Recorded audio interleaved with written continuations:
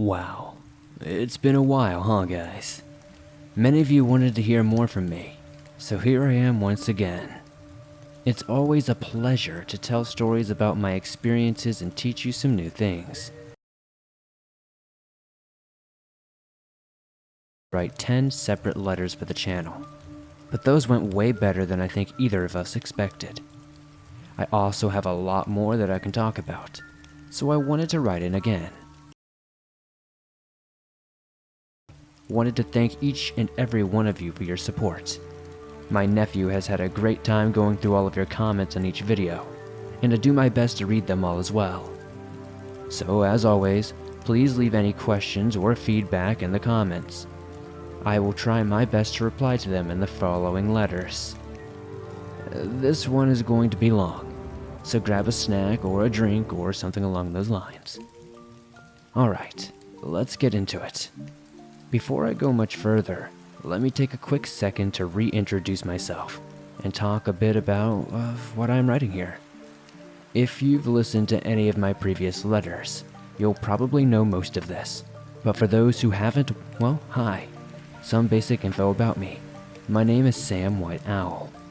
I turned 48 last year, and I am originally from Oklahoma. My dad's side of the family is black, and my mom's is Cherokee, which is where my name comes from. If you'd like a little more detail, I talk about myself and my job in the very first letter about Sasquatch. I belong to a group most simply known as the Hunters, capital H. To put it simply, our organization deals with cryptids, or monsters, to maintain balance in the world.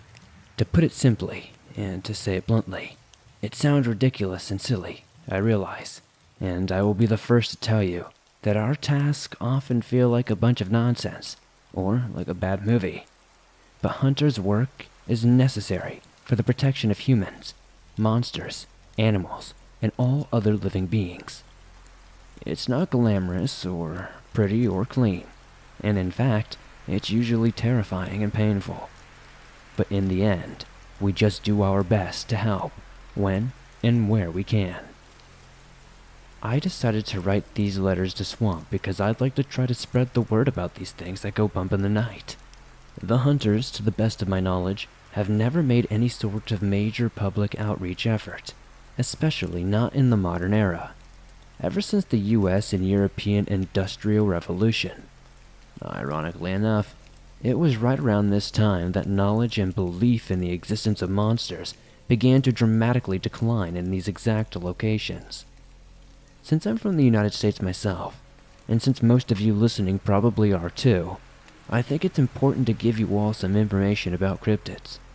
Even if you are aware of their existence, and even if you're from somewhere outside of the United States or Europe, you should still know about the creatures we share this world with. Knowledge is the first step to safety and peace. So let's start by dispelling one of the most common myths about monsters. Many people think that cryptids can only be found in relatively isolated areas, far from human settlement. This is only partially true. Monsters live just about everywhere.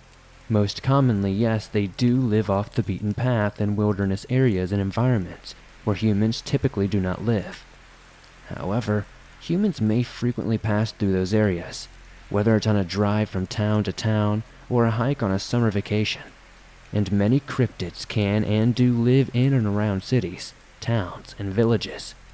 In fact, in this letter, I'll be talking about some of those. Making this even easier is the fact that a variety of monsters can pass as human, and many choose to do so that live in our society. This leads nicely into the second common myths about cryptids that I'd like to debunk. I hate to get too obvious on you guys, but give me a second and you'll see what I'm getting at. There's a lot of problems with pop culture and media, but one of the main things is that they rely heavily on stereotypes, which only tell one side of the story. You see it all the time, stereotypes everywhere, yada yada. In the case of cryptids, media portrays them all as dangerous, bloodthirsty creatures. And in reality, this is sometimes true, but the problem with stereotypes is not that they aren't true, it's that they only tell one, very limited side of reality. So just like people from lower income backgrounds aren't thugs inherently, or street gangsters, or whatever you want to call them, most monsters aren't flesh-eating slaughter machines. In both cases, the stereotype sometimes fits, but most of the time it's just not true. Cryptids are an incredibly diverse group of beings, including everything from arachnids, like the Shushigumo, to the human-like Vila, and the reptilian Tanifa. To say that all of them are dangerous man-eaters is like seeing Jaws and then deciding that all fish and all animals in general will come after you and kill you. Like, yeah, sure, watch out for that chipmunk, he'll rip you to shreds. Anyways, hopefully you've got a better idea of why not all monsters are stereotypical, dangerous killers. Just like many animals, most cryptids don't usually care about humans too much. Many even fear us, and for good reason. Nevertheless, even with all that said, there are many monsters that we humans fear, often also for good reason. These are the ones that capital H hunters like me must deal with. For the most part, the cryptids that I talk about are creatures that you should be very wary of and cautious of, if not fear. So yeah, I am a bit biased towards talking about the dangerous monsters, since there are many that can threaten you. I tell you about the dangerous stuff in the hopes that I can help you be even just a little bit safer. And at the very least, even if you don't believe a word I say, maybe you'll find this interesting. The least I can do is tell you some of my experiences and hope that you enjoy and heed my advice. It might just help you at some point. I also want to quickly point out that anything I say, people say out loud in these videos or letters is almost all just my own recollection of what had happened. I obviously don't remember every single word of what people said, or exactly who spoke at what time, and so on. I've just got a very rough memory of it. In other words, anything that anyone speaks out loud is usually just my reconstruction of things from what I do remember. I'm essentially trying to fill in the blanks for you guys. It's sometimes easier than just summarizing everything, and I've realized that it's also probably more interesting for you. Hopefully that makes sense. I have my journal, my memory, and other people's accounts to work with. So of course lots of the precise little details are going to be me filling in the details from what I can remember. Thankfully, I'm very good at picking up and remembering those kind of details. So I'm generally confident about what I'm telling you guys, and I try to tell you when I'm not. So, as Swamp says, without further ado, let me start in on the main stuff I want to cover in this letter. I know that a lot of you enjoyed hearing about some of the different jobs I did with Heather, so I figured that I would go back to one of those. I think I briefly mentioned this hunt, which was more of a large battle in a past letter. It made us and the other 2 hunters involved a little famous in the organization, at least for a little while. I know that I've talked about this monster in the past, just slightly. This time I'll be going into more detail about the cryptid known as the Chupacabra. Chupacabras are some of the most popular and yet some of the most misunderstood monsters among people in the Americas. First, as you may know, the name Chupacabra itself means goat sucker in Spanish, and this is an appropriate title. The name got popularized in newspapers and radio reports after one of the first major appearances of these creatures in the modern day.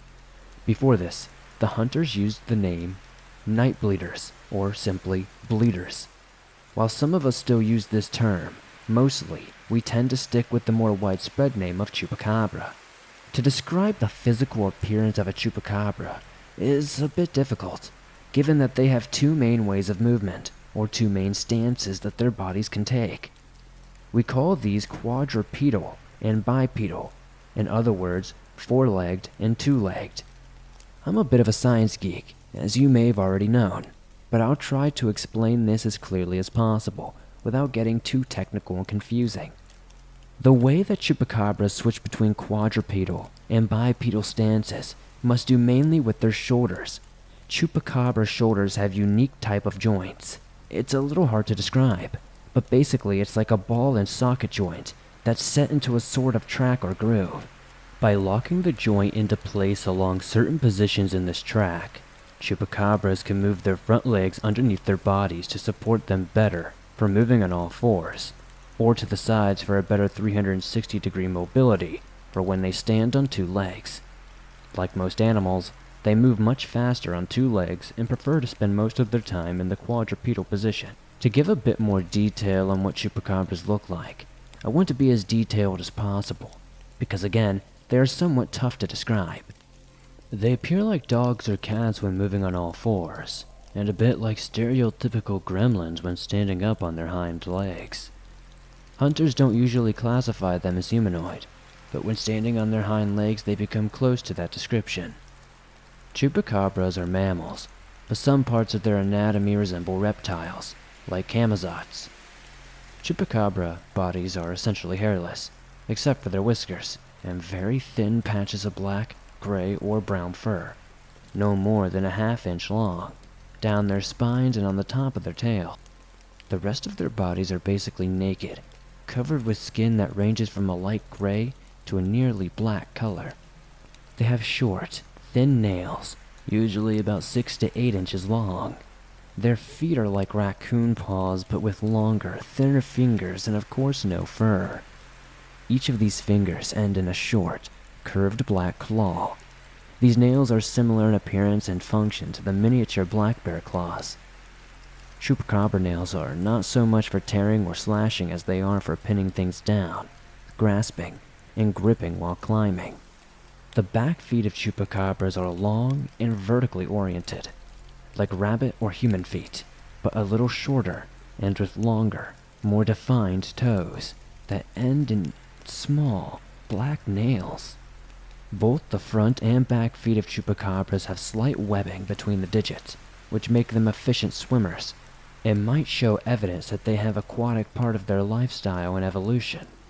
Chupacabras' front feet also have wrist joints like humans and other apes, which allow them to rotate which way their palms face. This is important when they shift between 4 legs and 2 legs.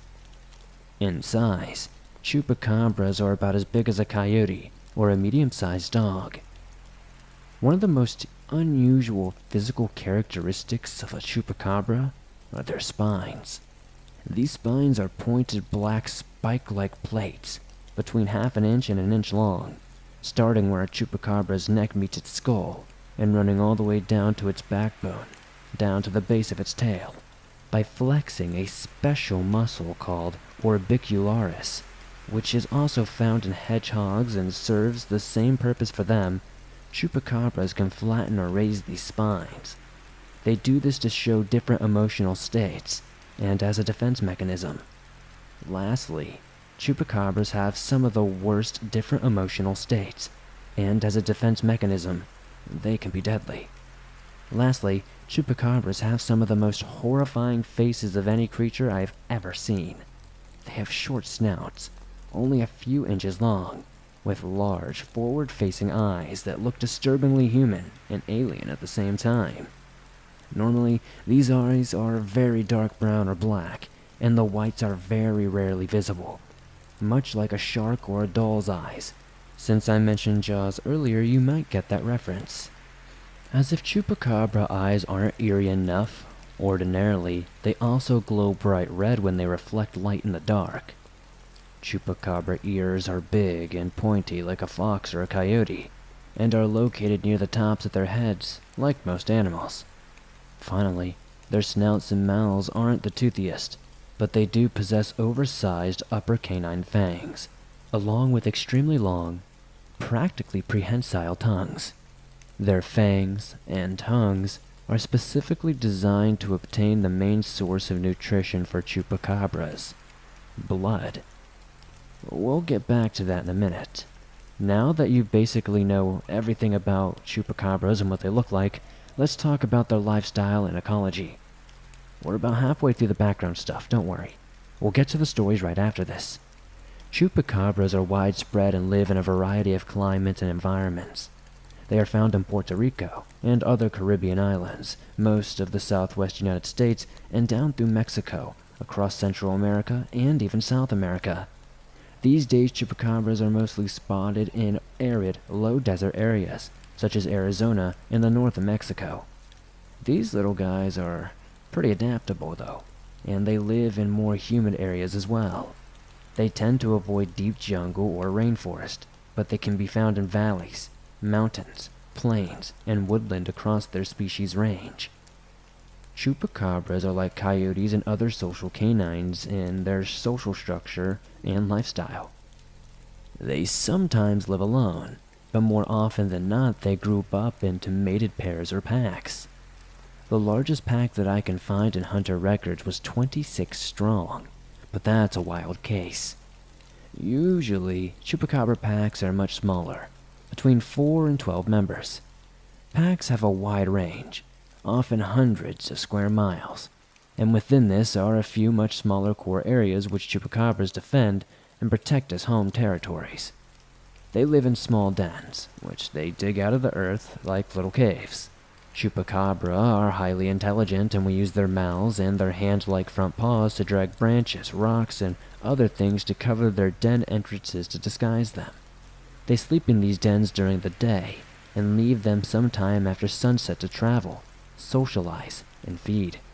Speaking of feeding habits, that's what most people know Chupacabra for, and that's what their name itself refers to. Along with vampire bats, actual vampires, and a small number of other species, Chupacabras are one of the world's few sanguivores. This is a term only used within the hunter organization, as far as I know anyway. And even then, it's uncommon, because it's so specific. Just like herbivores mainly eat plants, sanguivores only nearly get all of their nutrition from blood. This is a strange trait to develop in beings as large as Chupacabras or vampires, but in any case, sanguivores have some special evolutionary features to assist them with their unusual lifestyle. Mainly, these features include fangs with a special type of saliva. The upper 2 canine teeth of sanguivores have developed into fangs, which they use to deliver precise bites to key areas, usually large blood vessels in the neck and throat of their prey. This maneuver creates 2 puncture wounds, which allows sanguivores to have easy access to their prey's blood without spilling or wasting much. Sanguivores drink this blood from the punctures, and are helped in doing so by their saliva, which usually contains compounds called anticoagulants. These chemicals stop the blood from clotting or sealing the puncture wounds, so there is a constant flow of blood to drink. Chupacabras will also use their long tongues to help them drink. I'm almost done with the info dump, I promise. So, when hunting, Chupacabras will isolate and put down a target.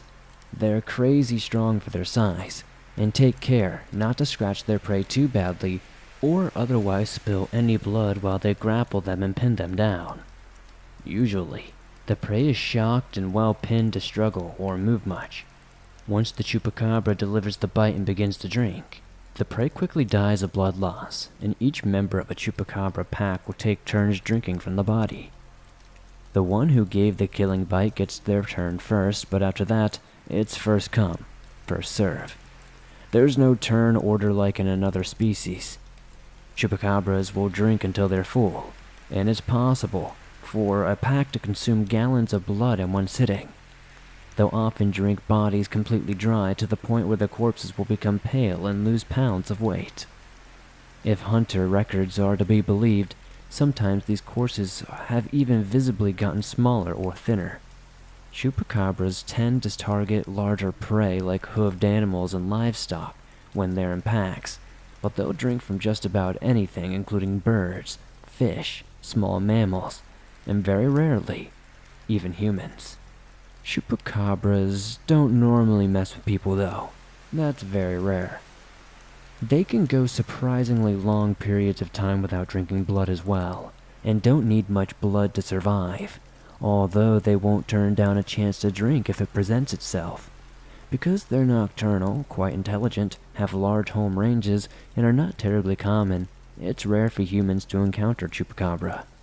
Most so-called Chupacabra photos are just cases of mistaken identity. Usually, these images are just coyotes, dogs, or cats with sarcoptic mange, which is awful stuff, but not a Chupacabra. What people typically do see of Chupacabras are the bodies of their victims, drained of blood through a single pair of puncture wounds. It's eerie, and it's no wonder the Chupacabras have captured people's imaginations for so long. Anyway, that was a ton of information, and thanks a bunch of you if you listened to all of it. props to you. Now let's get into my personal experiences with Chupacabras and talk about dealing with them.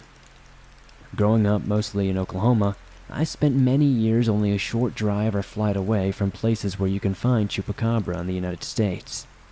In case you did not know, lots of people on my mom's side of the family are hunters, going back for many generations and at least a couple of hundred years. Before formally enrolling in the organization, our ancestors have been directly dealing with monsters for thousands of years. It's a big source of honor and pride for us. My mom was an active hunter for decades before she retired at age 55, which is incredible and not at all common in this line of work. I'm getting close to that age myself, though, but I don't want to push my luck too much. I'm about ready to stop myself. But back to my mom. We'll talk about a hunt I went on with her first, then the one with Heather I mentioned earlier. When my mom was an active hunter, her primary ports of calls for jobs were across the southern half of the United States. That meant she'd usually be in places like the Carolinas, Florida, Texas, and off in the states of the Southwest. She's taken lots of tasks in those two places, as well in Mexico and the Caribbean. A fair number of jobs involved Chupacabras. Lots of the time, this involved tagging the little guys so that they could be tracked remotely. Putting a GPS tracker on a Chupacabra can sometimes be a real pain because they have the intelligence to take off the tracking collar or pull up a tracking chip. The hunters don't always tag cryptids, but the big ones, particularly dangerous ones or big groups of monsters, we often try to. When my mom was doing most of her hunts in the 60s and 70s, modern GPS tracking systems didn't really exist. But later, when I was young, that stuff started coming around to the hunters. By that time, I already had been on a lot of hunts, always with my mom though. I didn't start hunting on my own until a little bit later.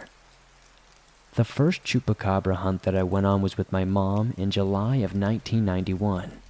This was 30 years ago now, and I kept less thorough journals and notes back then, because I was a lazy and angsty teenager, so please forgive me if this story doesn't have all the usual level of detail. The summer had been reasonably calm as far as jobs went for my mom, so I remember that we had been home for a lot of that time. When I was growing up, I went to school just like other kids, but on weekends, during breaks, and over the summer, I would do more intensive survival and combat training with my mom and other members of my family and community. Part of that training included accompanying and helping my mom in her task where it was appropriate. So that summer, my mom got a call from her guide that was saying something of an apparently untagged pack of Chupacabra had been picked up in southern New Mexico. I know this was a long time ago, but just to be safe, I'm still not going to give a more precise location than that. Hunters out on jobs or with local contacts were reporting tracks and a couple of drained corpses, pretty much all off the beaten path, but still within 15 miles or so of the reservation. It wasn't necessarily an immediate danger or anything, but we still wanted eyes on the cryptids. So my mom was offered the job of tracking down the pack and tagging them. I won't go through all the step-by-step details of this hunt, but my mom decided to bring me with her on the assignment, and we headed out for New Mexico with the usual assortment of gear. This time, however, we brought along two unusual extra types of equipment. First, my mom arranged a supply of trackers. These were basically little black boxes, only a couple of inches long, and maybe an inch or an inch and a half tall. They looked very similar to modern trackers or remote electric pet collars. I can't remember for the love of me if these were GPS capable or not. There were some other systems for location and positioning before GPS, so we may have been using one of those instead. In any case, these trackers were to be tied to cords made of flexible metal cord covered with padding. This construction made them strong enough to resist most attempts at removal, but comfortable enough to not bother the Chupacabra too much. The less irritating the collars were, the less likely the Chupacabras would be to try to take them off. Not a perfect system, but it was the best we had back then. Second, my mom and I both bought a set of body armor. I remember answering a question about armor in a previous letter, and I'll sum it up in a short answer.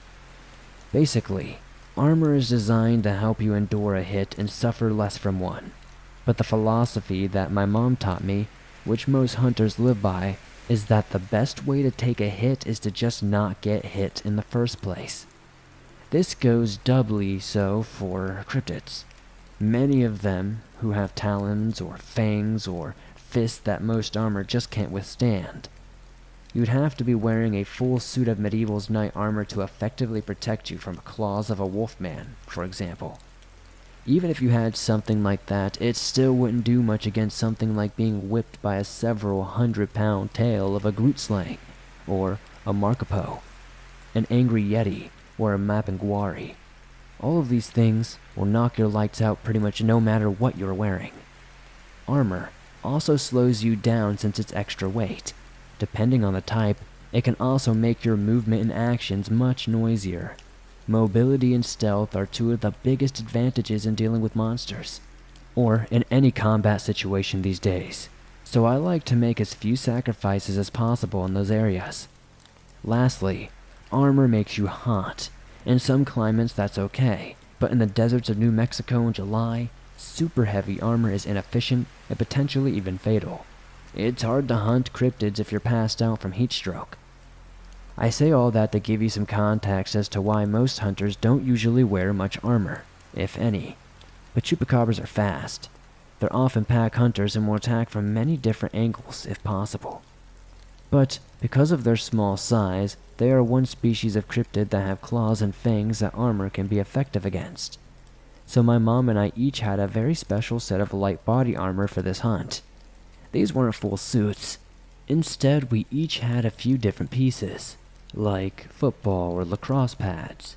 Each piece was black and made of tough, layered fiber that I guess was a bit like Kevlar, even though it could have been something like polyester over leather. Whatever it was made of, it was very strong and pretty effective. Even though it was less than an inch thick, I remember trying to pierce through it with a knife and failing spectacularly. There were 4 pieces to protect the lower legs, 2 for the front halves and 2 for the back halves. Then there were 4 similar pieces for the lower arms, and a vest protecting the front of the torso and the back. I think my mom had taken me to get measured and fitted for these a couple of years earlier, but I must have already had my big growth spurts, because my armor didn't seem to really fit well. When we got to New Mexico, my mom and I first did some interviews where possible sightings were. We tried to look for any sign of Chupacabra, to see if we could get as much info as possible. From doing a bit of field work for a few days, we were able to get a good general idea of where the pack's core territory may be. From footprints and other signs, we also had a good guess that there were probably 5 members in the pack, 2 full-grown adults for sure, and probably 3 younger ones of similar ages. This meant that this was probably a family unit of 2 parents and their 3 offspring. Our next objective was to find the den of the 5 monsters, which is nearly impossible. If you don't know what you're looking for, and even when you do, it's an incredibly tough task. The most surefire ways to find an animal's home is to follow and track them right to it, or have another creature, like a trained dog, lead you there by scent. Unfortunately, my mom and I couldn't do either of those things since we didn't find a clear path of footprints, or have a scent hound with us. But what we did have was a rocky and dusty desert environment with few trees and not many ground plants. Because of Chupacabra's tendency to cover their entrances to their dens, it was most likely that they'd use some sort of stick and branch from the sparse bushes to do so. So my mom and I, in the daytime of course, looking for any foliage that looked like it may have been dragged or relocated. In rocky and dry desert terrain, especially during the many long dry spells without rain, footprints and other tracks can stay around for a long time before disappearing. Lucky for us that summer, we soon found quite a few tracks to work with.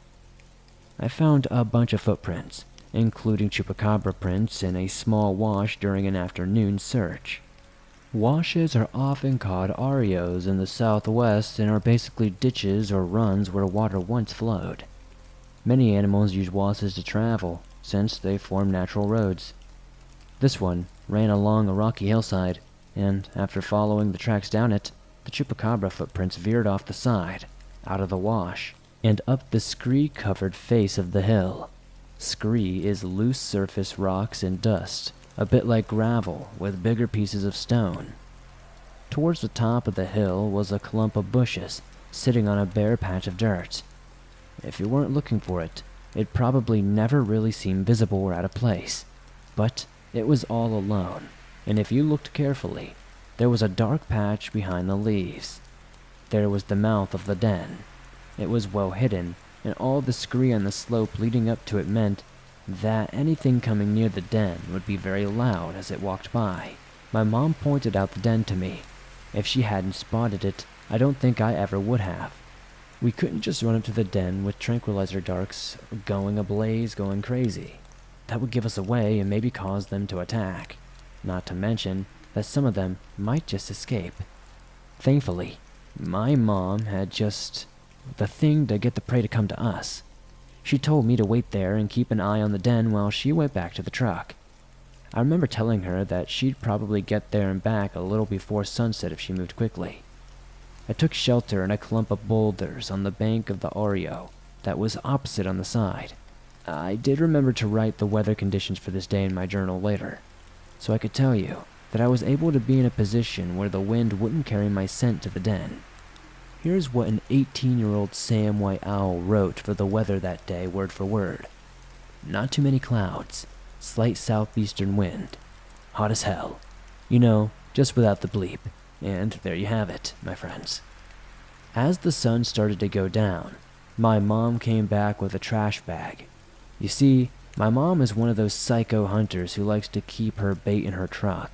The back of her truck contained a miniature freezer or cooler that she just jury-rigged so that it could be powered and kept cold in a few different ways.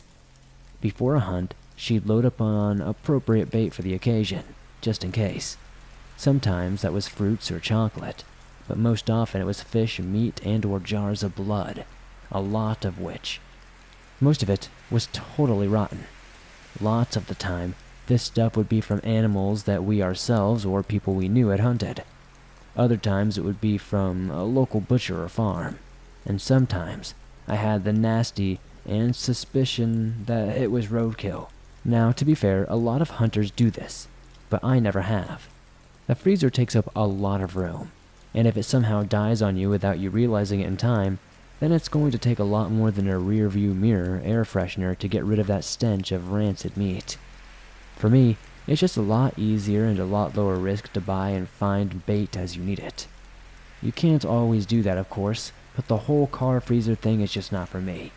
I have multiple freezers at home, and that's usually all I need. Anyway, my mom came back with her trash bag, which I soon discovered was holding half a haunch of venison and a gallon of deer's blood. You couldn't have asked for much better bait for the situation. The plan was to put down the bait where the wind would take its scent to the den. When the pack came to investigate and feed, my mom and I would take down the adults with tranquilizer darts. Hopefully the young would flee back to the den, where we could then get them as well. While my mom went to set the bait, I made sure to prepare all of our tranquilizer darts with the proper dosage of sedative. In this case, each dart would bring down an animal the size of a coyote or a medium-sized dog, which would be perfect for tranking a chupacabra. Meanwhile, my mom cut slits into the meat and poured the blood inside and on top of it. When she was done, she grabbed a few darts from me and went to hunker down behind a large rock a few hundred yards away from my position. By that time, the sun had started to set and turn everything a reddish orange. We didn't have to wait long, because even before the sun had fully disappeared, the plants concealing the den began to move. For only a quick moment I saw a little head stare out from the leaves, hairless, with short snout and huge black eyes. I vividly remember getting chills at the sight. The head disappeared, and a few moments later, one of the chupacabras emerged slowly from the den, pushing away the foliage with one of its hand-like front paws and raising its head to sniff the air. Soon, its oversized dark eyes must have seen the meat, because it gave a sort of gurgling sound and stepped to the side of the den, on all fours. At the signal of the first Chupacabra's gurgling croak, the other four began to cautiously exit the den. The three younger ones looked just like miniature versions of the first one, who I think we later found out was the father. If they were humans, the young Chupacabras would probably have been around 8 or 9 years old. Not babies, but not adults either. I personally find most young adults or baby animals cute, but not these things. At any age after opening their eyes, Chupacabras look like goblins, or aliens, or horribly mutated dogs or cats. On that day, I learned that they are not pleasant to look at. No offense to aliens, but I just don't like how Chupacabras look. The mother came out of the den as well, around the similar size as the father. All 5 Chupacabras stood there for a moment, outside the den, raising their ears and sniffing the air. One of the parents pulled the shrubs back over the den entrance with their front paw. Much like other cryptids, such as Sasquatch or crawlers, all this Chupacabra behavior showed how cautious and wary they are. But of course, once they thought the coast was clear, they forgot about being sneaky. One of them hissed, and they started loping towards the meat on all fours, moving quickly. Only the young ones seemed to make much noise, and even then, it was probably only because they were going downhill on a gravel-like surface. When they reached the bottom of the hill, they all seemed very excited. The father arrived at the meat and leapt on it, pinning it down with his front paws as if it were live pieces of prey. Even though I was quite a distance away, I could still hear him slurping and swallowing as he took big gulps of blood from the gashes that my mother had cut into the venison. The mother and 2 of the offspring stood back to wait their turn, but one of the young ones sprang forward and also began licking at the blood coating the meat with a tongue that looked like it was a foot long. I raised my rifle and aimed for the dark, hunched figure of the father. My mom and I agreed that I would go for the adults first that got to the meat, while she took down the other ones. The father's head was down, and I had an easy, clear shot on his shoulder, which I quickly took. As soon as the puffy red end of the tranq dart was sticking out of the father's shoulder, I heard the low thunk sound of my mother's gun, and then everything started moving very fast. All the Chupacabras scattered, with the 3 young ones bolting back to the den. I tried to reload and maybe take one of them down, but I was a little too slow. Before reaching the den, however, one of the 3 offspring gave a sharp squeal and changed course to run along the face of the hill. I saw the plume of smoke from my mom's second dart blooming from its rear thigh. It simply made it a few hundred feet before slowing down and falling to the side and then sliding down the hill a bit. I couldn't see the parents, but I trusted that they were knocked out somewhere. Now we had to tranquilize the 2 that had made it back into the den. My mom and I quickly climbed the hillside and approached the small opening. When she pulled aside the bushes, the den entrance wasn't very long, so I let her take the lead. She turned on the flashlight at the end of the rifle barrel and peered into the den. The pair of Chupacabras inside began to hiss, and the sound was long and defensive, much like a cat. I saw their eyes reflecting bright red in the light, but I don't think that I could make out anything else from where I stood. My mom motioned for me to step back, which I did, before her rifle gave 2 shots. She sprang backwards, and the 2 young Chupacabras burst out of the den. In hindsight, I shouldn't have jumped away. I didn't really realize that it wasn't going for an attack. The Chupacabra tripped and tumbled down the hill, got up and took a few steps on its hind legs, and then collapsed. That made 5 sedated cryptids. After congratulating each other, my mom and I went about putting the tracking collars around the necks of each unconscious monster. I think I mostly did that part, while my mom went around taking notes and measurements, things like age, sex, size, and health condition. Pretty soon all the collars were attached, and all the necessary info had been collected and recorded. We put the Chupacabras back into their den, so that they would be safe until they woke up. I put on gloves so I didn't have to touch their rank, hairless skin. We even made sure to tuck them in by replacing the scattered foliage in front of the entrance. As for the bait, I'm pretty sure we just left it where it was. If a coyote or something else got to it before the Chupacabras woke up, it didn't matter. The pack would wake up soon.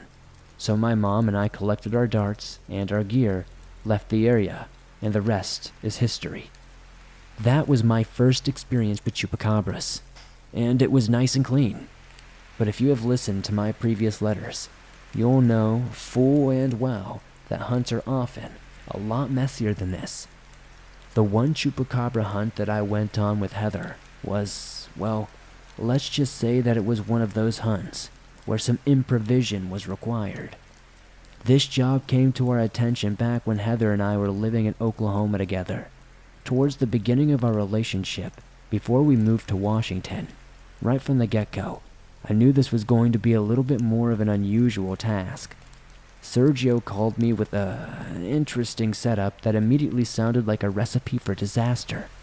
Pets and occasionally livestock were going missing in a suburban area around a place in Texas. Without telling you where I'm talking about, I'll make it clear that it's not some small country town in the middle of nowhere. It's one of the biggest cities in the state, and even the country. Some of my dad's side of the family lives in that area, so I've been there a couple of times, mostly when I was a kid though. So, animals are going missing, and it's a little concerning. But that's far from proof of a monster. But apparently, a local hunter had been looking into an unrelated case when he had found Chupacabra signs, and a lot of them, on some pasture land right outside the city. And this wasn't just a single mated pair or a family unit. Sergio said that the hunter's report guessed that there could be as many as 10 Chupacabras in that area. Apparently, this guy had found countless footprints of at least 2 dung middens, which are like latrines of poop piles, and numerous drained corpses, mostly of birds and other small animals. The hunter, who had submitted the reports, had gotten back to his previous job, but now, someone had to deal with these Chupacabras. Someone who had likely to be me. There were a couple of things that were off about this situation though. First off, none of these Chupacabra were tagged.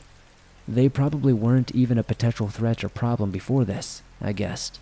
But still, it just didn't quite feel right for such a large group to be untagged. Next, connected to this first concern, these Chupacabras were acting very bold, which is almost out of character for their species. As I said before, Chupacabras are intelligent and elusive. Why would they be risking getting so close to such major human settlement and literally snatching cats and dogs from people's backyards? It seemed almost desperate. Last, I think it was Heather who got me to realize that the missing animals were also a bit strange. Most of the time, Chupacabras just find their prey and drink it on the spot. They don't usually drag their catches somewhere else, which is evidently what was happening in this case. Maybe the Chupacabras were concerned about getting caught if they just drank from their kills in people's backyards. Heather and I didn't know, but we both knew something about the situation was not normal. We would find out what was going on later though. I asked Sergio if there was anyone else he had signed up for the task, and he said no, but that there were a couple of off-duty hunters in the border areas who might offer to help to jump in. I thanked him and asked him to forward me the initial hunter's report, and then told him that I would get back to him once I thought things over with Heather. As usual, Heather and I looked over the report together, and that was when we thought about all the weird things that I mentioned before. We both decided that it seemed like a good job, though if we were aware that we might not have all the information yet. We worked together, and if we had another hunter or multiple others with us, we were confident that they would not negatively impact our usual dynamic. So Heather and I signed up for the job and made the drive south into Texas. I briefly thought about asking my family if we should stay with them, but I quickly thought better of it. It would have been short notice, and although I'm sure they wouldn't have minded and they probably would have let us stay with them, they also don't know about the whole capital H Hunter thing. Plus, my cousin AJ is a real goober, and I didn't want him telling Heather embarrassing childhood stories about me or something. Pulling off the road and sleeping in the car seemed great compared to that nonsense. During the trip, we got a call from a pair of fellow hunters named Anthony and Dan. They were close by and had evidently signed up to help with this job. Heather and I were both okay with that. The two of them had already linked up and were planning to head out to the site where the Chupacabra sign had been found. We all thought that was a good idea and a good place to start, so when they gave us a location, we put that into the car GPS and adjusted course slightly to go that way. We pulled off the highway sometime in the afternoon, and before long we turned onto some side roads. The buildings were a little scattered and spread out, but weren't too far from the limits of the big city, so this was a well-populated area. Not quite the country yet, but not quite the suburbs either. Our meeting point was right next to a residential suburb, though in a small lot that was thankfully empty except for a pair of trucks. Dan sat on the hood of his vehicle, talking to Anthony as Heather and I drove up. Dan was a white guy in his late 20s, with a cowboy hat and a short brown beard and a mustache. Anthony was a little younger than Dan, and was a medium-height, stocky Latino guy with short hair and a small goatee. They greeted us as we walked up, and I distinctly remember both of them definitely eyeing Heather, which made me feel a combination of annoyance and protectiveness. I wanted to roll my eyes, but I don't think I did. So the place we are told about is right up ahead. Somebody's farmland, basically, Dan told us, pointing off past the parking lot to a fenced-in grassy area.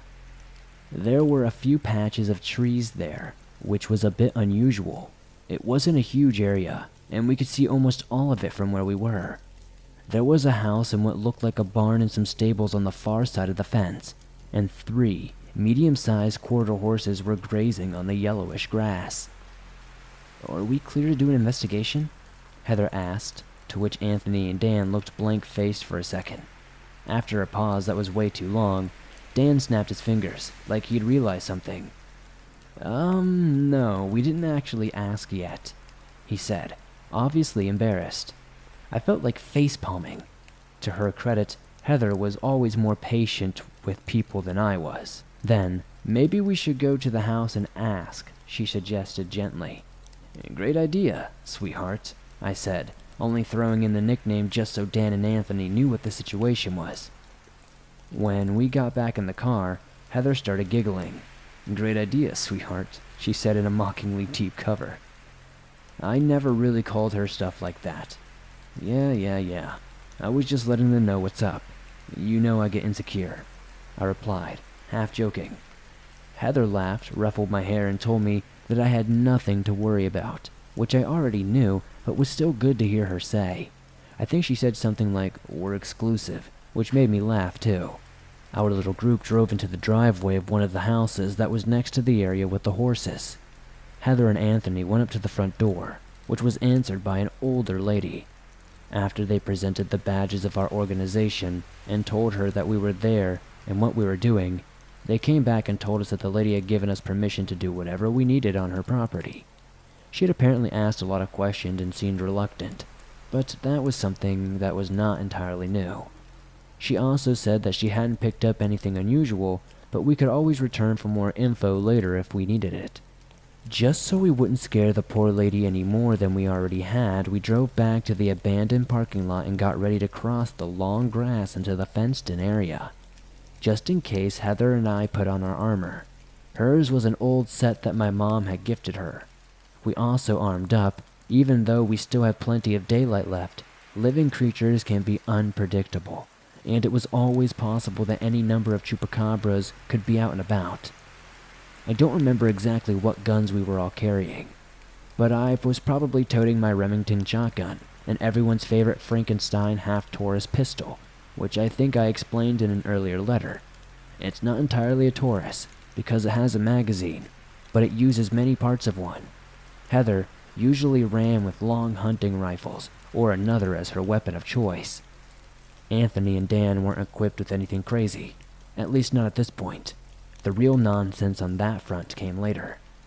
Usually my combat tomahawk would be the most unusual weapon on the field, but Dan would certainly put that to shame once the action started. But we'll get there. Right then, Dan was jealous just Heather and I had sets of armor, which matched, no less. "It gets better," I told him, grinning. as I showed him the underside of one of the pieces that protected my lower right arm. Fun fact, armor pieces that protect the lower arm are called vambraces. Lower leg pieces are called greaves. On the underside of all my pieces of armor, the people who had made them have emblazoned a style mark representing a barn owl in flight. If you weren't aware, the white owl part of my name refers to the barn owl. That part of my name isn't some ancient title passed down through the ages. It's a personal Earth name that I was given after a vision quest, which is a whole different story. The white owl mark isn't a traditional thing either. I just made it up because it looks cool. It also helps me identify my stuff. I have a version of it engraved onto many pieces of my gear and a metal one as one of my set of charms that I wear on hunts in a medicine pouch. Most of them aren't colored white though, so they won't give me away in the dark, which is where hunters spend much of their time. Heather also had a fox, her favorite animal, put onto her armor, which she also showed Dan. "Damn bro, you guys are all in on this," Anthony commented. "Well, I hope you both are too," Heather said, and I remember Anthony and Dan nodding enthusiastically, while still trying to seem dead serious. "Yes ma'am, and I'm more than ready to prove it if y'all are," Dan said. With that, we all fanned out and started across the tall grass toward the fence line, scanning the ground and our surroundings as we went. We got through the grass to the fence without finding anything noteworthy, then climbed over the fence and spread out a little wider to search this new area. The horses stayed a good distance away and watched us closely. After searching, it became clear that the horses' prints and scat could be blocking out a lot of Chupacabra sign. The Chupacabras were likely going to use this to their advantage. They likely were also going to have their dens in a sheltered area, so we decided to start checking the patches of trees and bushes one by one. At one of the first big stands of trees, we quickly caught the scent of rotting meat, and when we cautiously pressed forward, we came to a little patch of bare ground. Just like the report said, it was littered with traces of more than a few Chupacabra. "Yo, it is so goddamn rank right now," Anthony said at some point around here. He said it exactly when I knew we were all thinking it, so I almost started laughing, but I was able to hold it in. The scene wasn't too terrible, but the smell really was the worst part of it. The ground was pretty much just dirt, with a few bushes here and there. In the center of the area was a flat-topped heap of earth and matted dark brown dung all over a foot tall. An identical smaller pile sat off to the right rear of the clearing. Around the place were the half-rotted corpses of a few pigeons and squirrels and multiple domestic dogs and cats, both small and large, no doubt drained of blood. There was no entrance to a den that was immediately visible though, but it was bound to be close by. It had to be. You can often feel or sense if you're being watched or observed, and I think you can hone this ability over time. I've become sensitive to it over the years, and right then and there, it didn't feel like there were any eyes on us, but I might have been wrong. Usually, it's quite difficult to find animals, much less their home, but in this case the legwork had already been done by the previous hunter, so we were very fortunate. "Anyone see a den?" one of us asked. "It has to be nearby, but maybe we shouldn't push it right this second. They're probably in there right now," I whispered after a minute. People seemed to agree with me on this, and we concluded that we should probably back out and wait until nighttime. If we kept watch on the trees, we could potentially get a head count to see which way the Chupacabras went and how many we were dealing with. When we'd all decided that this was a solid idea, we pulled back a bit. We guessed that the Chupacabras would likely head in the direction of the highway in the main part of the suburbs, which was northeast, so we chose to keep watch from the northwest and southeast. The southeast was almost on the fence line, so Anthony and Dan kept watch from there, while Heather and I laid down in the grass of the northwest, a few hundred feet away from the trees. Thankfully, there was no wind to give our presence away. We laid there for quite a few hours, journaling a bit and whispering. Like practically every other hunter knows, even lowercase h ones, hunting tends to involve a lot of waiting around, and this was one of those times. You really must develop a lot of patience to be in this business, but it makes it a lot easier when you're with people you love and care about.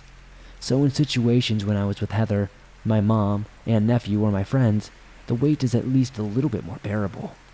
It's also usually not too hard to make a setup for the type of board game called Mancala, which I learned to play in Turkey and Tanzania. You can use pebbles and chips of bark to make the pieces, and depressions in the dirt or grass as the board. So I always keep that as an idea for when I was hunting, and I had a partner, and we don't have anything to do. Just not usually when I have to keep a super close eye on something. After a while, the sun went down, and half a moon began to rise. Before it had fully come up, I caught some movement in the trees. I tapped Heather and took out the night vision telescope that I sometimes bring if I'm expecting to be on a scouting operation like this. Heather usually carried a small modular night vision scope on her rifle, so she was probably using that, since I'm pretty sure that she never asked to borrow my telescope.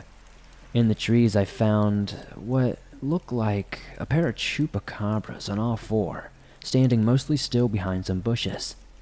Another one came up shortly, and it looked like they were urinating on what was probably one of the latrine piles. A couple of more came into view soon, but I couldn't see exactly where they were coming from. I whispered to Heather to stay put, and started inching along the ground to the side to get a slightly different angle and try to spot the den. After changing viewpoints a few times, I finally saw a dark spot under the roots of a tree that was biggest in the little grove. I watched another Chupacabra emerge from this hole, shake itself off, and pace over to the others. They seemed to be gathering northeast by the tree line, and trying to find a better vantage point. I'd stopped counting the members of the pack as diligently, but I remember seeing at least 9 individuals from where I had found the den. As I watched, one of the bigger Chupacabras set out from the trees, followed by the rest. Like we had predicted, they were moving across the area in a general northeast direction, moving with a trotting speed, which is the animal's version of a light jog. Because they had exited the trees almost opposite from where I was, I didn't have a great view of them as they went on their way. They were also on all fours and didn't move one by one in a single file line either, like some animals will. However, even with all that, I still managed to count 11 distinct monsters exiting the tree line. Once I couldn't see any more movement from the trees, I checked the time, waited for 5 minutes, then slowly crawled back to Heather, who was now crouching. The Chupacabra had vanished into the long grass past the fence, so we stood and made our way back to where Anthony and Dan were, at that part of the fence line. I counted 11. Did anyone else get something different? I asked. 14, Anthony said, which made my heart sink a little. 13, but I might have missed one, Heather admitted. Are you sure? I asked Anthony, and he nodded. I had not expected him not to be sure, but this still was not great news. That's a lot. Not a good number to take on in a straight-up fight, Dan said, and he was completely right. 14 was a lot, especially given how sly Chupacabra are known to be. Then there were still the head-scratching bits of weirdness that Heather and I had noted before taking on the job, none of which we had answers to yet. Why was every single member of this pack untagged? Why were they taking their kills all the way back to the den? And why were they using the city as their hunting ground? We can end this quick, people. I've got a couple of mines in my truck. All I've got to do is rig the den, Anthony started, but we all butted in to cut off. Are you kidding? You cannot use mines. You can't make this stuff up. Absolutely not, Heather said, although she used some more colorful language than that. We'll have the whole city on us if we do that. But there are a lot of Chupacabra, too many to tranquilize individually. We may have to eliminate them, I said. But now Heather turned on me. I don't think so. There's still questions that need to be answered here, she said. She wasn't wrong, but I was also thinking about protecting people now. We couldn't just relocate the pack, at least not easily. We have a chance right now. We can prevent any more bloodshed. We can just get rid of them here and now, I replied. Now, Heather got irritated. We may not even have to get rid of them. It would be hard to tag them and relocate them, sure, but we could do it, she said, which also wasn't wrong, but again, that would take time, and I didn't want to wait another night. There were so many Chupacabra. Heather, How are you going to relocate 14 of them? They are literally in the city right now. They could be killing more animals or even people as we speak, I responded. I'll spare you with the rest of the argument, partially because I don't even remember. But it got heated. Both Heather and I got very passionate, and our fight got quite intense. Hell, it's still like that with me and Serena from time to time. In any case, voices got raised, Heather's Irish accent came out a lot more, and things escalated quickly, as they can do when lives are on the line. At some point, though, Heather grabbed my hands the way she always did when she needed something from me. In the same context of this argument, I knew I had to take a step back, and the gesture calmed me down a bit. Sam, please, I need you to trust me right now, she said, looking into my eyes. Even in the dark, her gaze was always commanding, which was part of the reason I had fallen in love with her in the first place, and could usually get me to honestly give in to her. This time was no different. There was never a time that I truly doubted Heather's strength, courage, intelligence, or abilities, and as we would find out later, she would honestly usually be 100% right. We would indeed have our questions answered because of her call to wait. I groaned, sighed, and nodded, squeezing her hands in return. Okay, yeah, I trust you, I said, and she gave me a gentle, grateful kiss before pulling me back to Anthony and Dan, who had started retreating during our argument. Right, so here's what we do. Tonight, we stay and keep watch here until the little blighters come back. During the day, we get some sleep, and then tomorrow night, we follow the pack at a distance and get some more info. Where exactly are they going, and do they have a route? Heather laid out. We all thought that the plan sounded reasonable, especially since most likely we weren't going to be able to catch the pack this night. In hindsight, we could have tried to follow the Chupacabras that night as they left, but we needed a solid head count, at the very best, to determine our best course of action. We always could have tried to backtrack their activities during the following day, but we were all tired and needed sleep, and to be on our A game for the next day, we needed to rest. 2 days straight without rest is never good for anyone, let alone a hunter who needs to be ready for combat or other activity. As it turned out, Heather's plan never came to fruition completely, but the first parts did. I wouldn't say that she made a mistake, because it was a solid plan given the information we had at the time, but it didn't entirely work out. We staked out the same positions that night and watched the Chupacabra pack return, confirming that previous head count of 14 in the process. Then, as the sun started to rise, we all reconvened. We decided to leave one person on watch by the den while the other 3 of us went back to our cars to get some sleep. Every hour we would rotate out on watch, and we continued this until dusk. When the sun had almost completely set, Dan woke the rest of us up and we all started to gear up. Oh my god, bro, are you kidding me? Anthony yelled at some point during this process, and I turned to see Dan pulling what looked like to be a military-grade M4 assault rifle from the back of his truck. This was just ridiculous. There's a reason hunters don't often use these types of weapons. They're cumbersome, they're hard to aim consistently, and they just blast through ammo like a firehouse. I didn't know whether to laugh or get mad, or be impressed that Dan was even considering bringing along that monster of a gun. Are you daft? Heather shouted, her accent coming almost as thick as when she had been arguing earlier. Listen, I just got a feeling about tonight, okay? Hell, I shouldn't even have to shoot this thing if we're just doing a recon, okay? But I've got it just in case, Dan replied, and he did have something of a point. Heather looked a bit exasperated, and through that unique combination of gestures and lip reading that couples and friends often use, we figured that we couldn't really do anything about it, and that we had to move quickly, given the time. Heather gave a flustered sigh. Let's just pray that one of our guides has already called the authorities and gave them a warning, or we'll have police all over us, Heather said, which we really shouldn't be worried about, but, you know, things happen. Then again, this was Texas, so if we weren't setting off Anthony's landmines, we just might be alright. As it turned out, we were going to be shooting sooner than expected. Since I said Heather's plan didn't work out all the way, I would say that it took us no more than 15 minutes to gear up and get ready for that night's operation.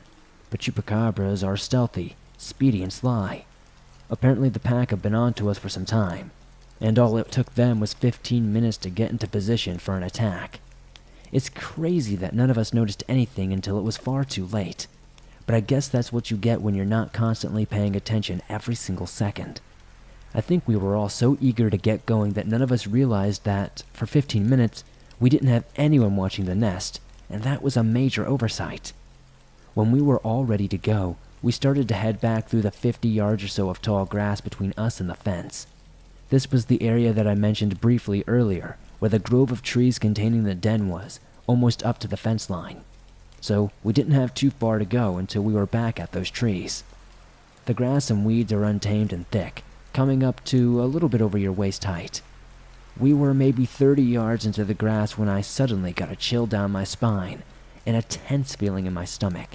I stopped for a moment and looked around slowly, trying to stay steady despite the sense I was getting. I was about to say something, and I just remember someone calling my name when, to my 2 o'clock, I saw the shadowy grass behind Anthony moving. I yelled out a warning, but as I did, the dark shape of a Chupacabra sprang up and collided with Anthony, hitting him hard enough that he stumbled and fell back into the grass. I broke into a sprint, since he was only about 25 feet away and in a very bad position, especially since he was unarmored. I had my shotgun. That was no use if he was pinned down. I couldn't risk shooting and having the pellet spread hit him. I also had my combat tomahawk, which would not be too easy to use with my heavy shotgun in my offhand, and there was no way I was going to abandon my main gun in this field of tall grass where I could easily lose it. All these calculations didn't occur consciously to me in that moment, I don't think, as I remember springing through the grass to the field to find Anthony on the ground, rolling away from a Chupacabra that was trying to pin him down. I think he was using a second gun to keep the one at his face at bay, because he didn't shoot yet, and I don't remember his face being badly wounded. I swung the butt of my shotgun at the Chupacabra by Anthony's head, knocking it backwards. The other 2 quickly bolted away in the surrounding grass, and I hip-fired after one of the paths of rustling plants. I heard a sharp shriek in the grass, and sudden movement stopped. One down. Maybe, anyway. I was in the process of helping Anthony to his feet, and Heather was coming up to us, when Dan shouted something and opened with his carbine into the grass. The classic rat-tat-tat-tat sound was incredibly loud, and I could still hear the shrieking and hissing cries of Chupacabras, hurt, scared, excited, or all 3. "I got hella Chupacabras over here," Dan shouted, which would have sounded ridiculous had he not been serious. I started moving towards him. "Save your ammo, pick your shots," I called to him. He was reloading and didn't look like he had any clear targets.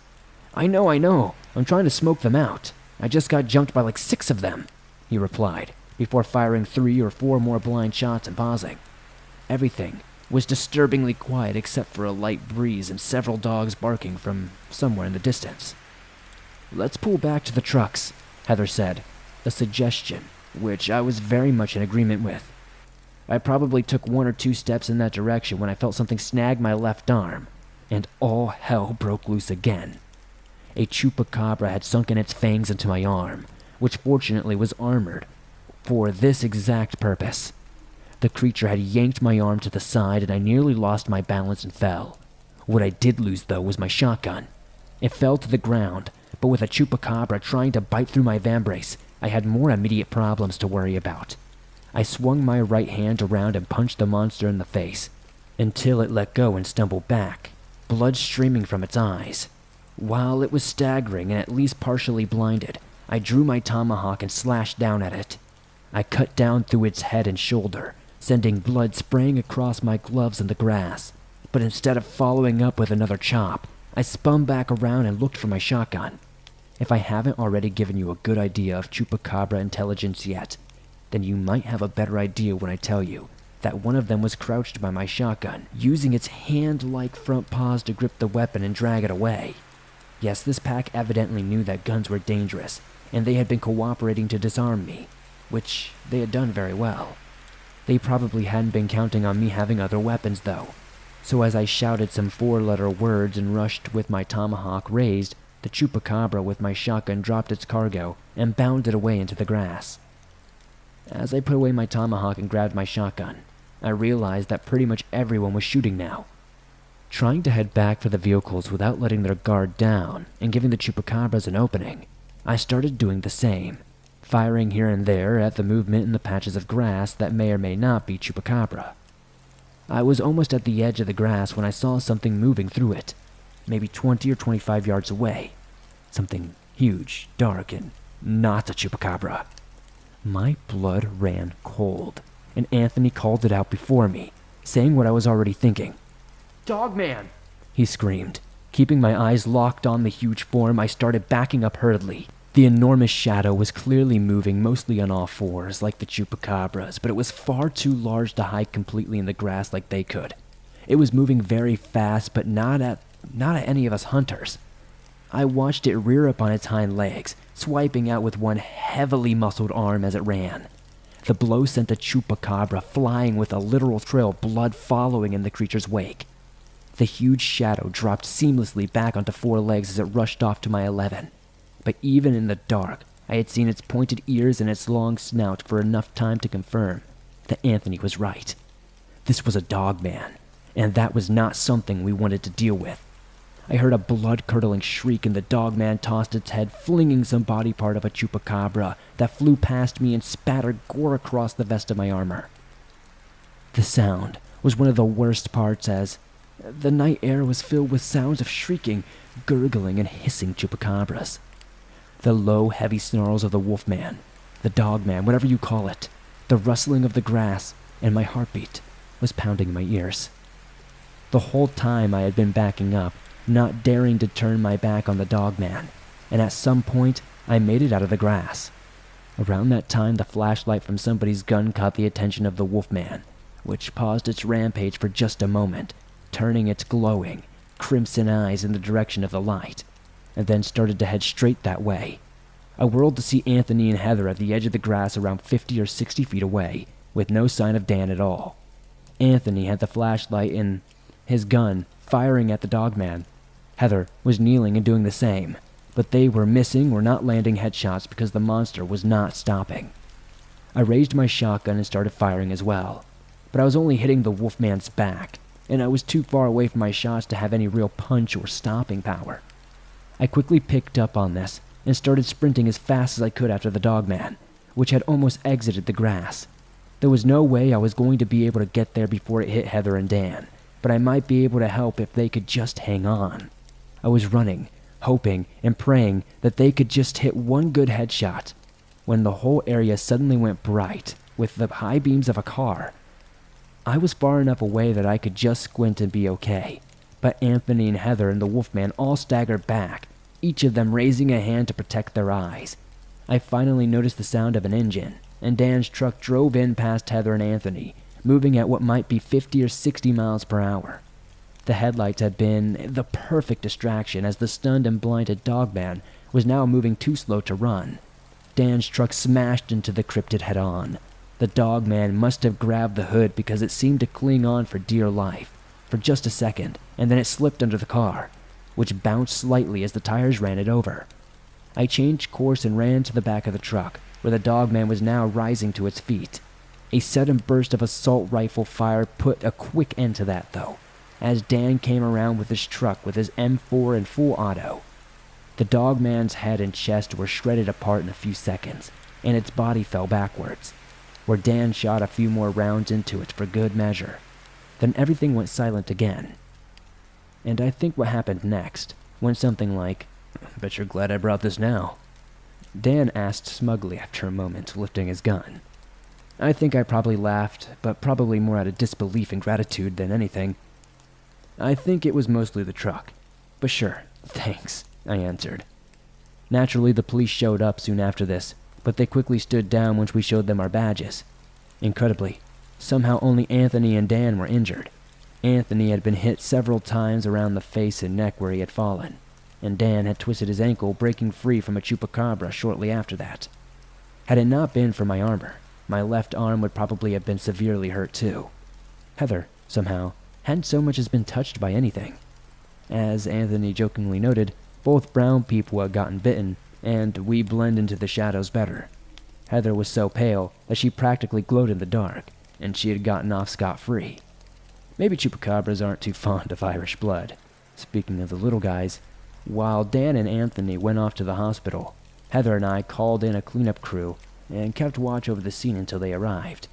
During that whole thing, we didn't see a living Chupacabra. It was like the pack had just vanished, and as far as we knew they did, and there hasn't been a Chupacabra report from that area in quite a few years now. This was more evidence to support the theory or explanation that we put together and recorded in our post-action write-ups. To the best of our knowledge, here's what we think happened. The Chupacabras we fought that night were probably from further south of the city, which is a significantly less populated area. They had never been tagged in this area because they hadn't been a problem. They likely weren't even noticed. At some point, it was that this dogman had driven the pack out of their home range and pushed them north towards the city. At this point, the Chupacabras had to find food where they could, so they resorted to the most accessible resources: humans, pets, and livestock. They'd been killing these animals and dragging the corpses away to feed on them in safety, protecting their kills and themselves from vengeful humans and the dogman, which had likely been stealing their kills. It's not entirely clear where the dogman had been at this point, but we guessed that it had found enough reliable food down south and probably pursued the Chupacabra pack north to the city for some reason. It had probably been watching the pack for a good while, at least between the initial hunter's report and our arrival, waiting for a good time to strike at the Chupacabras. The wolfman really seemed to hate the Chupacabras for whatever reason, because it had passed up the 3 horses and several other animals in favor of going after the pack. Evidently, all the blood and chaos of the night of the Chupacabras' ambush had sent the dogman into a frenzy, and you know the rest. As for how the Chupacabras caught onto our presence, I can only assume that one of us had been seen or smelled at some point. The pack saw us as a threat and decided to defend their new den. With the wolfman dead, though, it looks like they might have taken the chance to leave the area or maybe move back south. There have since been a few Chupacabra reports near that area, and I'd like to think that those are the survivors from the Battle of the Tall Grass, as Heather and I jokingly named the incident. As a matter of fact, I hear that some other hunters have taken this whole story as a lesson for their students, apprentices, and trainees. It's not an example of great form or technique, but it shows the intelligence and unpredictability of some monsters, the potential fluid nature of a hunt, and the importance of thinking on your feet and adapting to different circumstances. Like Charles Darwin said, it's not the strongest or fastest or even the smartest species that survive. It's the one that is the most adaptable to change. And that night, we all had to adapt or die. Literally. I also hope that this story sets the record straight on what happened, for any hunters who might hear this. I've heard a lot of BS about this night, but this is how it happened, to the best of my knowledge and memory. At no point were Heather and I distracted because we were doing stuff in the car, or anything like that. The Chupacabra that stole my gun did not shoot it at me, and nobody set anything on fire. I think the real story is crazy enough as it is, without any extra rumors and nonsense. So, there you have it. As for what you can do if you encounter a Chupacabra, my advice is that what I've said about crawlers, honestly, you can just leave them alone and walk away in most cases. They aren't likely to attack you, especially if they are not inherently in a large group. So, I'll say that most times you could probably ignore them, and they won't be much of a problem.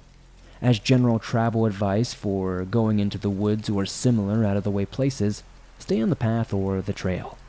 Take a weapon if it's legal and if you feel the need, even if it's just a knife or bear spray. Most importantly, bring more supplies than you think you're going to need, including a friend or 2. Dogs are great as well. Getting lost is more likely to happen to you than any cryptid encounter, but it can be just as deadly. Knowledge and preparation are the first and most simple things you can have to keep yourself safe. Anyways, phew, this was a long one, but I hope you found it both informational and enjoyable. I'd like to thank you for listening, especially for still here. I think it's been close to a year since I wrote the first of these letters to Swamp, and I really appreciate all of you who have listened to them. I have a good time writing them, for the most part, and it's helped me process even the more painful and bittersweet parts of my experiences too. I'll be writing in again soon, I think, but probably not as frequently as before. I suppose I have to think about the things I want to share with you guys and do a bit more planning. For my previous letters, I was able to talk about some of the things that you guys wanted to hear. So let me put it out for you again. If there's anything you'd like to hear about, like a particular monster, place, or experience, please feel free to let me know in the comments.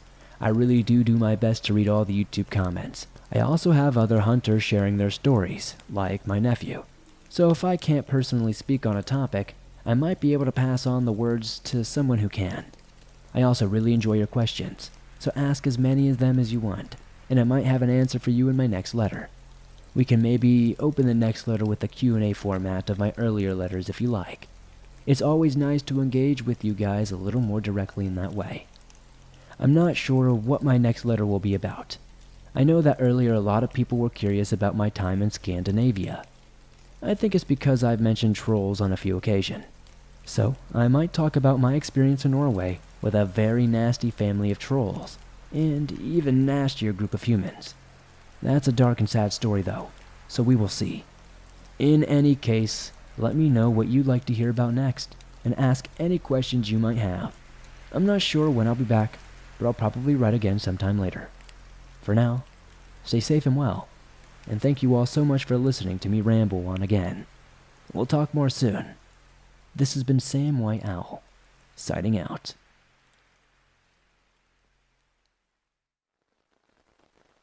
Hey everyone, it's Sam White Owl back again with another letter. I promise the intro this time won't be very long like the previous ones. I've already reintroduced myself, so there's no need to do that again. If you don't know who I am, feel free to check out my letter on Sasquatch or the one on Chupacabras. The last one seems to have gone over well, which makes me very happy. You guys are very welcoming to my return, and I hope to keep the knowledge and experiences coming. I haven't covered every single cryptid species that I've hunted just yet, but at this rate, we might be there sooner rather than later. I have said before that I might pass on some other hunters' stories, so maybe that'll be in the cards for the future. My nephew has been on board to share some of his experiences since I started writing these as well, so I'm sure he would be willing, and I can think of a few others who might be as well. Anyways, this will be a shorter letter, and I wanted to start by getting back to the Q&A format for my first set of letters.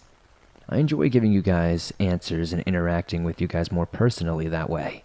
It's also nice to talk about some of your areas of interest. So, let's get started. And as always, feel free to skip ahead if you don't want to hear any of this. First question. Have I ever saved a cryptid's life from being taken by another, more dangerous cryptid trying to kill it? Well, yes. Ironically, this question was asked on a video of a letter where I did this very thing. Although our goal was not to save the Chupacabras, that was effectively what happened. And if you go back to my letter about dogmen, I also talk about how I helped a mother and a baby Sasquatch fight against one.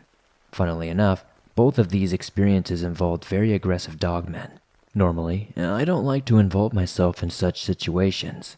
My policy is to generally let nature take its course. But when it comes to a dangerous or predatory cryptid that might go on to cause more harm, I have indeed stepped in at times. However, it is not very common to come upon cryptids interacting like this. It's not that it doesn't happen, but it's not often that hunters see it. So often, the quote-unquote saving takes place in a more indirect way, by dealing with a cryptid that might eventually endanger another in the future. This often happens with members of cryptids that put members of their own species in danger, which makes sense. For example, I've dealt with Sasquatch that have actively become a threat to their troop or others, along with vampires who have actively set out to harm their own clans. Speaking of vampires, someone else asked if some vampires are hunters, and if humans can become vampires. I believe that I answered the first question sometime before, but just in case, I'll say it again. That yes, there are vampires that have joined the hunters. Somebody else asked if they burn in the sun. No, they don't, and they don't sparkle in it either. They just have a stronger than normal dislike for sunlight. And can humans become vampires? Yes, although that is very rare, and there isn't a definitive known answer for why it happens, Vampires are a separate species from modern humans, Homo sapiens, and they can only have children with other vampires. This is where most vampires come from, regular old reproduction, just like anything else. However, a human who meets certain criteria can literally undergo a rapid genetic overhaul and become a vampire. It's an incredibly strange process that hasn't been documented very well, but it involves one or more of the following 3 conditions: excessive consumption of human blood, contact with vampiric bodily fluids, and/or being in certain areas. But people don't always turn into vampires from only one of these things. So much, like with Wendigo, it seems like location has a lot to do with transforming people into vampires. But it's unclear. I might devote another letter to vampires one day, but for now, I hope this answers your questions. How did the Hunter organization start?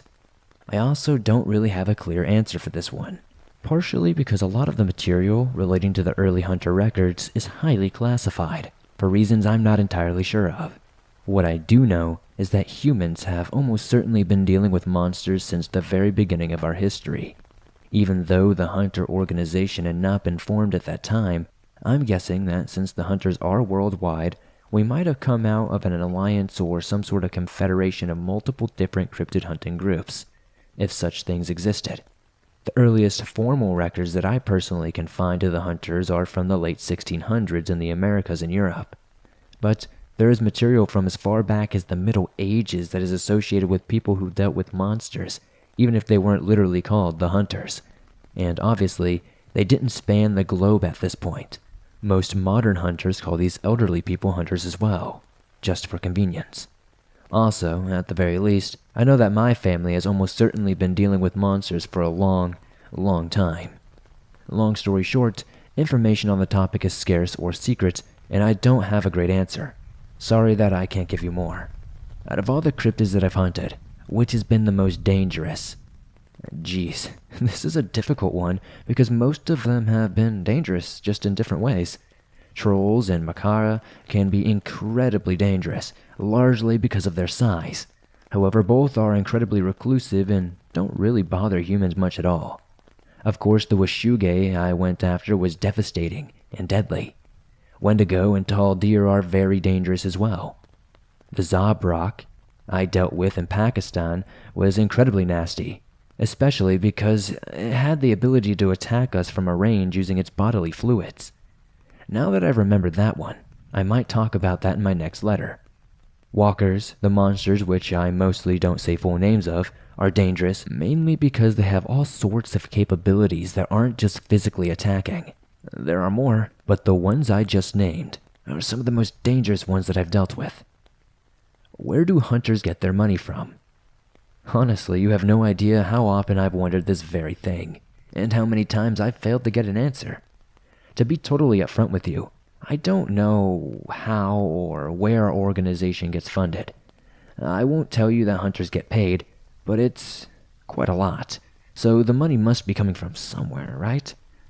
What I do know is that at least a few people in the circle are insanely rich or connected to other people who are absolutely insanely rich. I know, it sounds like a movie, but the circle is a governing body of hunters, and the identity of its members is top secret. I don't know the identity of all 9 members, but some of the ones that I do know are very, very wealthy. So that's got to be where we're getting some of our funding. But it can't be the whole answer. Our organization is just too big. It needs money for too many things. But I don't know anyone who knows more than I do, or anybody who's been willing to tell me more. For my part, I get paid per task, usually depending on the threat level of the cryptid that I'm dealing with. Most hunters also generally get a small stipend, so that's really about all I got for you when it comes to the money stuff. It's a massive question mark. Alright, last question. Are cryptid animals or supernatural, spirits, or anything of that sort? Well, good question. And the answer is both. There are monsters that are just animals, and then there are some that are in their own category of being. There's some that are related to humans, or were human once, or are still human on some level, although humans are still animals. And there are some cryptids that look like animals but have more of a spiritual component to them. The exact breakdown gets so much more complicated, and even the hunters don't agree on many of the single systems of classification. So I'll spare you the specific debate, although I find it fascinating, but we could be here for hours, and there's some people who don't want that. So there's all kinds of monsters in both varieties that you mentioned. Okay, that's where I'll stop the Q&A this time around. There are always more questions that I can answer while keeping these letters at a reasonable length.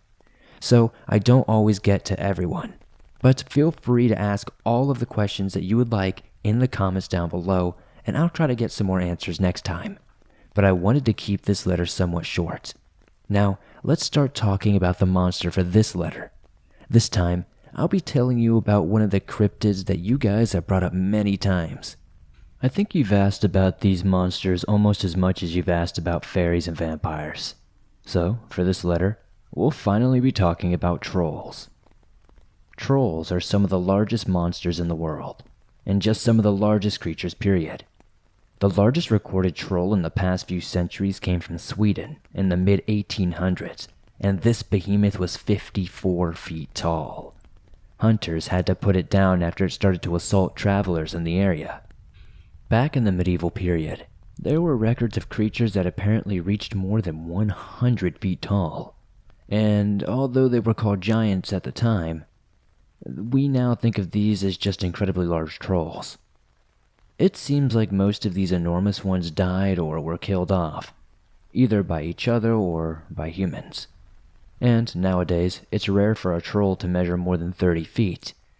Most are somewhere around the 12-foot range, but as you'll see, the one that I saw was probably about 17 or 18 feet. Something particularly weird is that, by the laws of physics, a bipedal two-legged creature that's over a certain height shouldn't be able to exist, or at least it shouldn't be able to survive. It would collapse under its own weight, essentially. But this rule, somehow, doesn't apply to trolls, and nobody really knows why this is.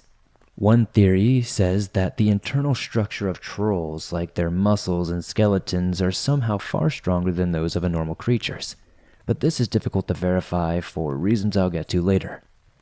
Let's talk about what trolls look like.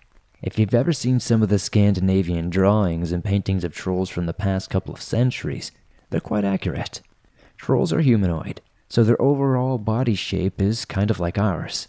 Although certain subspecies are a bit more stocky, rotund, or low to the ground, more like chimpanzees or orangutans. But they all have arms and legs and usually walk upright. However, troll arms are proportionally a bit longer than humans, and sometimes they will use them like other apes to move around. Their hands are just like human hands, with opposable thumbs. Nearly all trolls' body is covered in thick, shaggy fur, including the palms of their hands and the soles of their feet. This hair can range widely in color, from black or gray to brown or reddish, or even very rarely, white. They have tails that hang down to just a little bit past their knees and end in a tuft of hair. Troll faces are bare of hair, though, and they have large protruding noses, thick brows, and mouths full of teeth that resemble sharper versions of ours. In some subspecies of troll, 2 of the teeth have developed into tusks like a boar or an elephant, although interestingly, troll females have much larger tusks than the males, which is reverse of many animals. On the topic of the troll females, they are usually dominant to the males in situations where the two sexes meet. This doesn't happen frequently, however, because trolls are incredibly solitary and reclusive creatures. This is part of the reason why it's so incredibly rare for humans to see them, along with the fact that their populations are very small and isolated. Practically the only time that trolls come together is for mating, or of course, when a mother is rearing her young. Otherwise, they live completely alone. But on the uncommon occasion when hunters have observed them interacting, the females seem to have control over the way things go. As you will also hear later, troll mothers are exceptionally protective of their young, like many other animals. Trolls live exclusively in Norway, Sweden, Finland, and Russia, and most exclusively in the northern regions of those countries. As I mentioned before, their overall numbers are quite small, and hunters keep close tabs on all the ones that we can. Trolls mostly inhabit higher elevation areas such as mountains, cliffs, high tundra, and forest.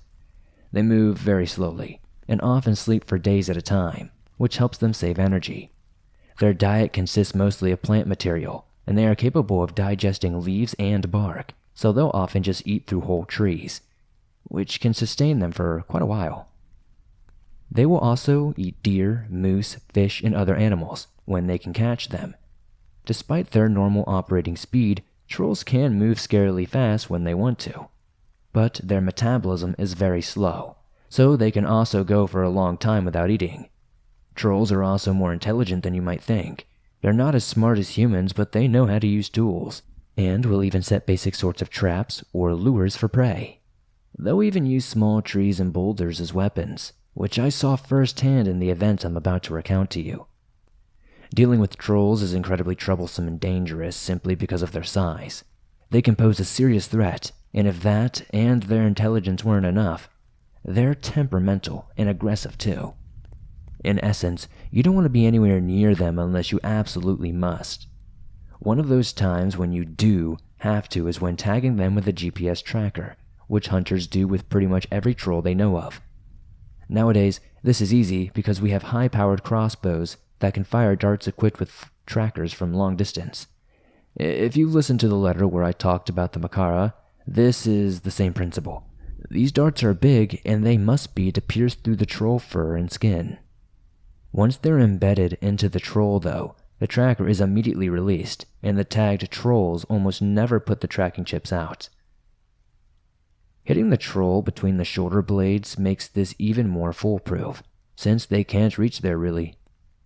But if you're looking to take down a troll, well, first I would say don't, and if you're stupid or delusional enough not to listen to me, then you'd better first use fire and or the highest caliber bullets you can buy, and pray to every god that there is that you can hit the troll in the eye. Honestly, you might as well just bring a bazooka. Back in the day, some material mentions people using traps to bring down trolls or incapacitate them. Sometimes people would then close in with swords, spears, and axes. But besides a few accounts of trolls being driven off cliffs with fire, it's not specified exactly what type of traps these were and how they were used. So that isn't too much use of us modern-day hunters. We also don't have any troll bodies to analyze because, well, some very strange biological processes. Here's what I mean. There are many traditional myths and folk traditions about trolls. Some say they can smell the blood of Christians or that they can speak human languages, but those are just both fiction, at least as far as we know. Although I guess they do sort of build houses, but they're much more like nests or small shelters that apes would sometimes make. Anyways, one of the most popularly spread myths about trolls is that they turn to stone in the sun. This is what happens in Lord of the Rings, for example. This is not entirely true, but like many myths, it does have roots in real-world stuff. Trolls are very much nocturnal, and they really do not like the sunlight. However, for live trolls, sunlight essentially has no major effects, apart from simply hurting their eyes a bit, but sunlight does strange things to their body once they're dead. If you've listened to any of my previous letters, especially the ones about walkers or the Maka, you may remember how the bodies of certain monsters become damaged when they encounter certain substances. With walkers, it's white ash that has been blessed by a medicine man. With fairies, it's salt and iron, and so on. With dead trolls, it's sunlight, to some degree. For some unknown reason, troll bodies decay incredibly rapidly when they die. They fall apart and basically disintegrate. As weird as it sounds when you put it that way, this includes every part of the body, from fur to organs to bones. Immediately after a troll dies, every part of its body turns to a white or ash-colored powder. This powder also essentially evaporates very quickly, but hunters have collected it before that point. Analysis has found that it contains all sorts of chemicals and compounds that make up a living troll. This rapid decomposition takes place no matter where a troll dies, but direct sunlight increases the speed of the process and makes the corpse give off a small amount of steam or smoke during it. And when I say rapid, I mean it. A troll can turn into a heap of powder in a matter of minutes after death. It's weird stuff, and nobody, especially not I, knows exactly how it works. So, that's about all the background I have, and I think that's all you're going to need to know about trolls. Now, for the one and only experience I've had with them. This was actually very recent, as it happened in June of 2019 when Serena and I went to Norway, pre-pandemic. How we ended up there was because of one of the hunter conferences that I've talked about before. Back in my letter on Camazotz, I told you guys about a sort of conference or seminar where the hunters hosted some presentations on indigenous people around the world and how their knowledge can help in our work. Being one of the more prolific native hunters, my mom was invited to speak at this conference. That's where I met my friend Ray, who I told you about in the letter talking about Camazotz. That's also where I met my friend Ingrid. Ingrid is Norwegian, and she's half Sami. The Sami are a group of people who inhabit the northern parts of Scandinavia, in Sweden, Finland, and Norway. From what I can remember Ingrid telling me, the Norse people who are the ancestors of most modern-day Scandinavians came to the area from the south. The Sami came from the east, migrating from what's now known as Russia to settle in northern Scandinavia, where they have lived for a couple thousand years. So, as Ingrid says, the Sami are not like the Vikings that people associate with Scandinavia. They have their own very different language and culture. When the other Scandinavians encountered them, the Sami wound up being heavily discriminated against and were often forced to change or abandon their traditional culture, which is a very sad and familiar story to indigenous people all around the world. But like many other groups, the Sami have managed to preserve many elements of their culture and can still be found across their northern homeland. Ingrid's father was a Sami reindeer herder from Russia, and her mother was a Norwegian woman. The traditional lands of the Sami cross national borders, and the easternmost part of Norway borders Russia, so this isn't very unusual. Ingrid looks pretty much like an average Northern European woman, with dark blonde or light brown hair, blue eyes, and a tall build. So, Ingrid was called to speak at the meeting I talked about, and I got to know her as well. She invited me to come to Norway, but it was a few years before I had taken her up on that offer. By that time, in the summer of 2019, I had already met Serena, and she was able to take off work for a while. So she came along with me to Norway. As for normal hunters, we flew into a little town that you won't find on anything except for the most detailed of maps, and Ingrid met us there. The place was in the north of Norway, and that's all I'll tell you. Ingrid came to pick us up, and she was super friendly, which lots of Norwegians are. Then she took us in her truck to get to the house, which was a few hours away.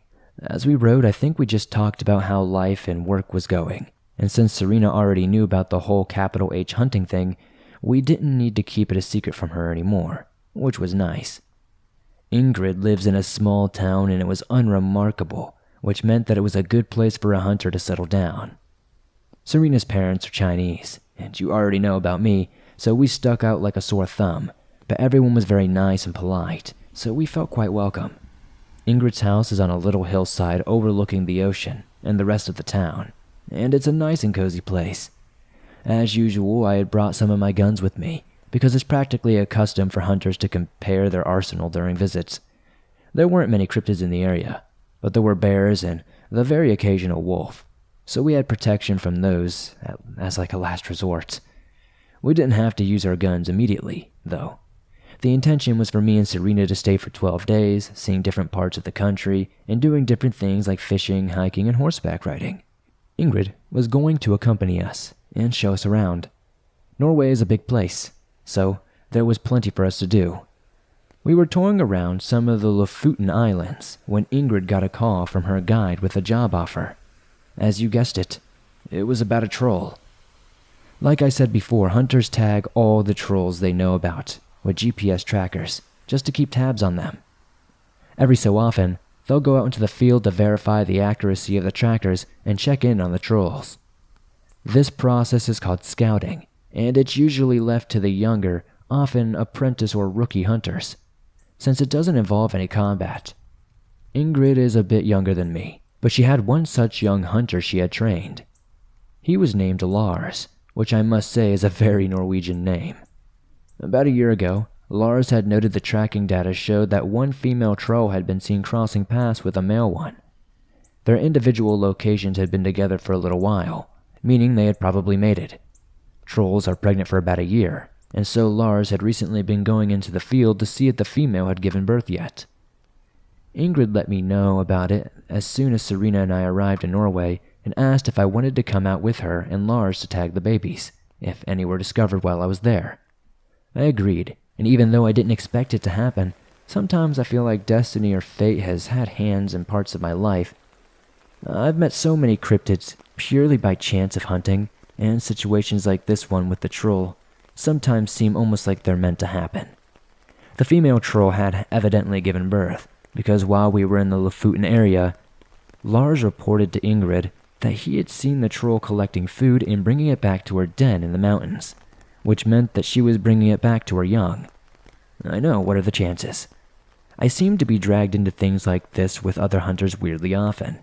In any case, Lars's report meant that it was time to go, so we cut our tour short and started prepping to tag some baby trolls. As usual, I'm not going to tell you the exact location of where the following events took place, but it was in the north of the country in a well-known mountain range. Serena was set up well at Ingrid's house, so she stayed there. Ingrid and I headed out to the coast in the truck early in the morning before sunrise. We met Lars in the foothills of the mountains, which isn't a very wide area, because the peaks come upwards sharply. To tell the truth, I'd expected Lars to be some stocky guy who looked like a Viking, but he's tall, lean, and clean-shaven, which was not at all what I initially pictured him as. He's got brown hair, darker than Ingrid's, and he's a serious guy, which is interesting considering that Ingrid is a little more on the serious side.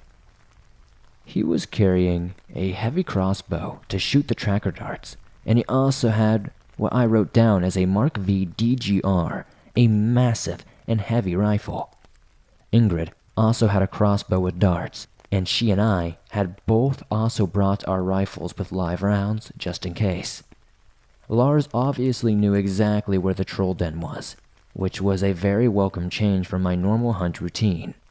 It was quite a way up the mountain, but when we met up with Lars, the sun was just starting to come up, so we had plenty of time. It's important to note that we had the local law enforcement mark the area as off limits to the public.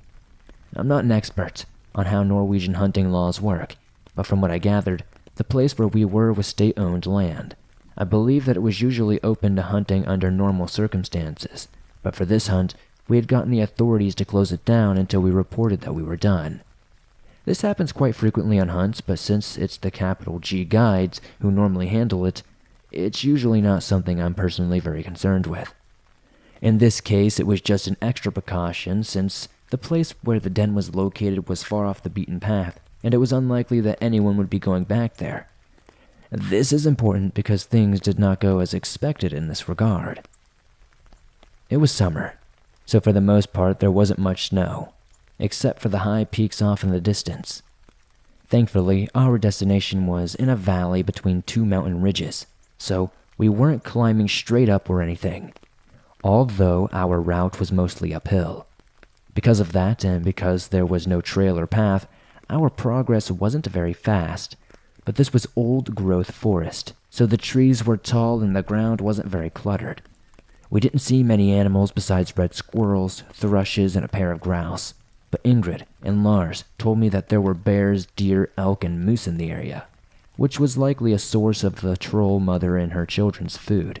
As we got closer to the den, every so often we would see toppled trees and broken off stumps, sometimes snapped off several feet above the ground, with paths of crushed foliage and flattened ground visible here and there.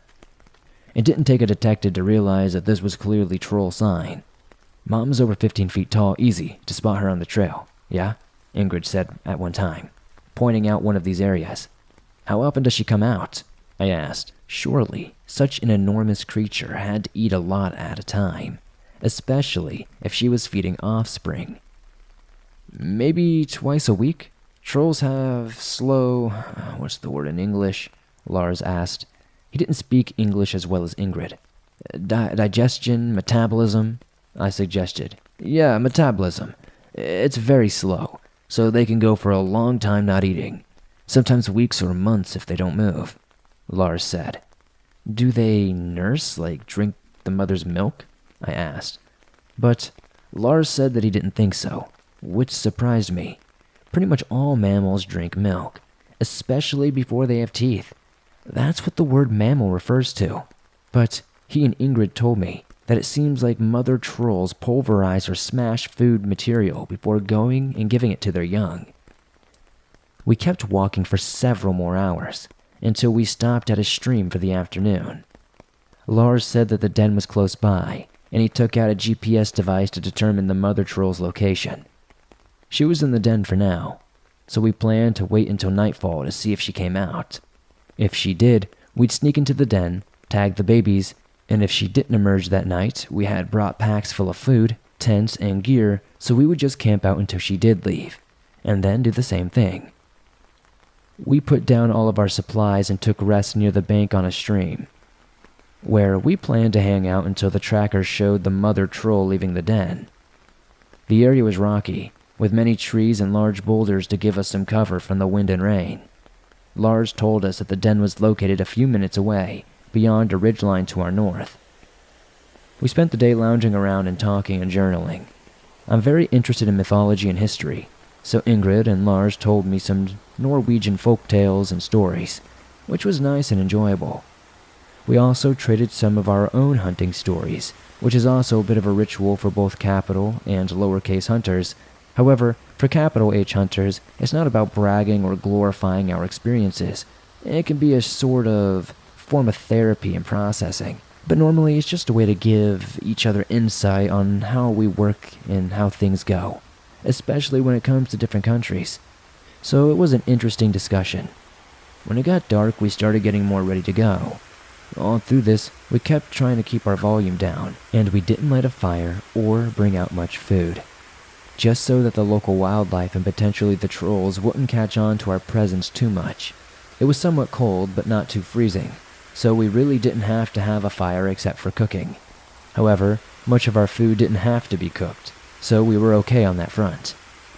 About an hour or two after sunset, we heard a small tree fall on the other side of the ridgeline.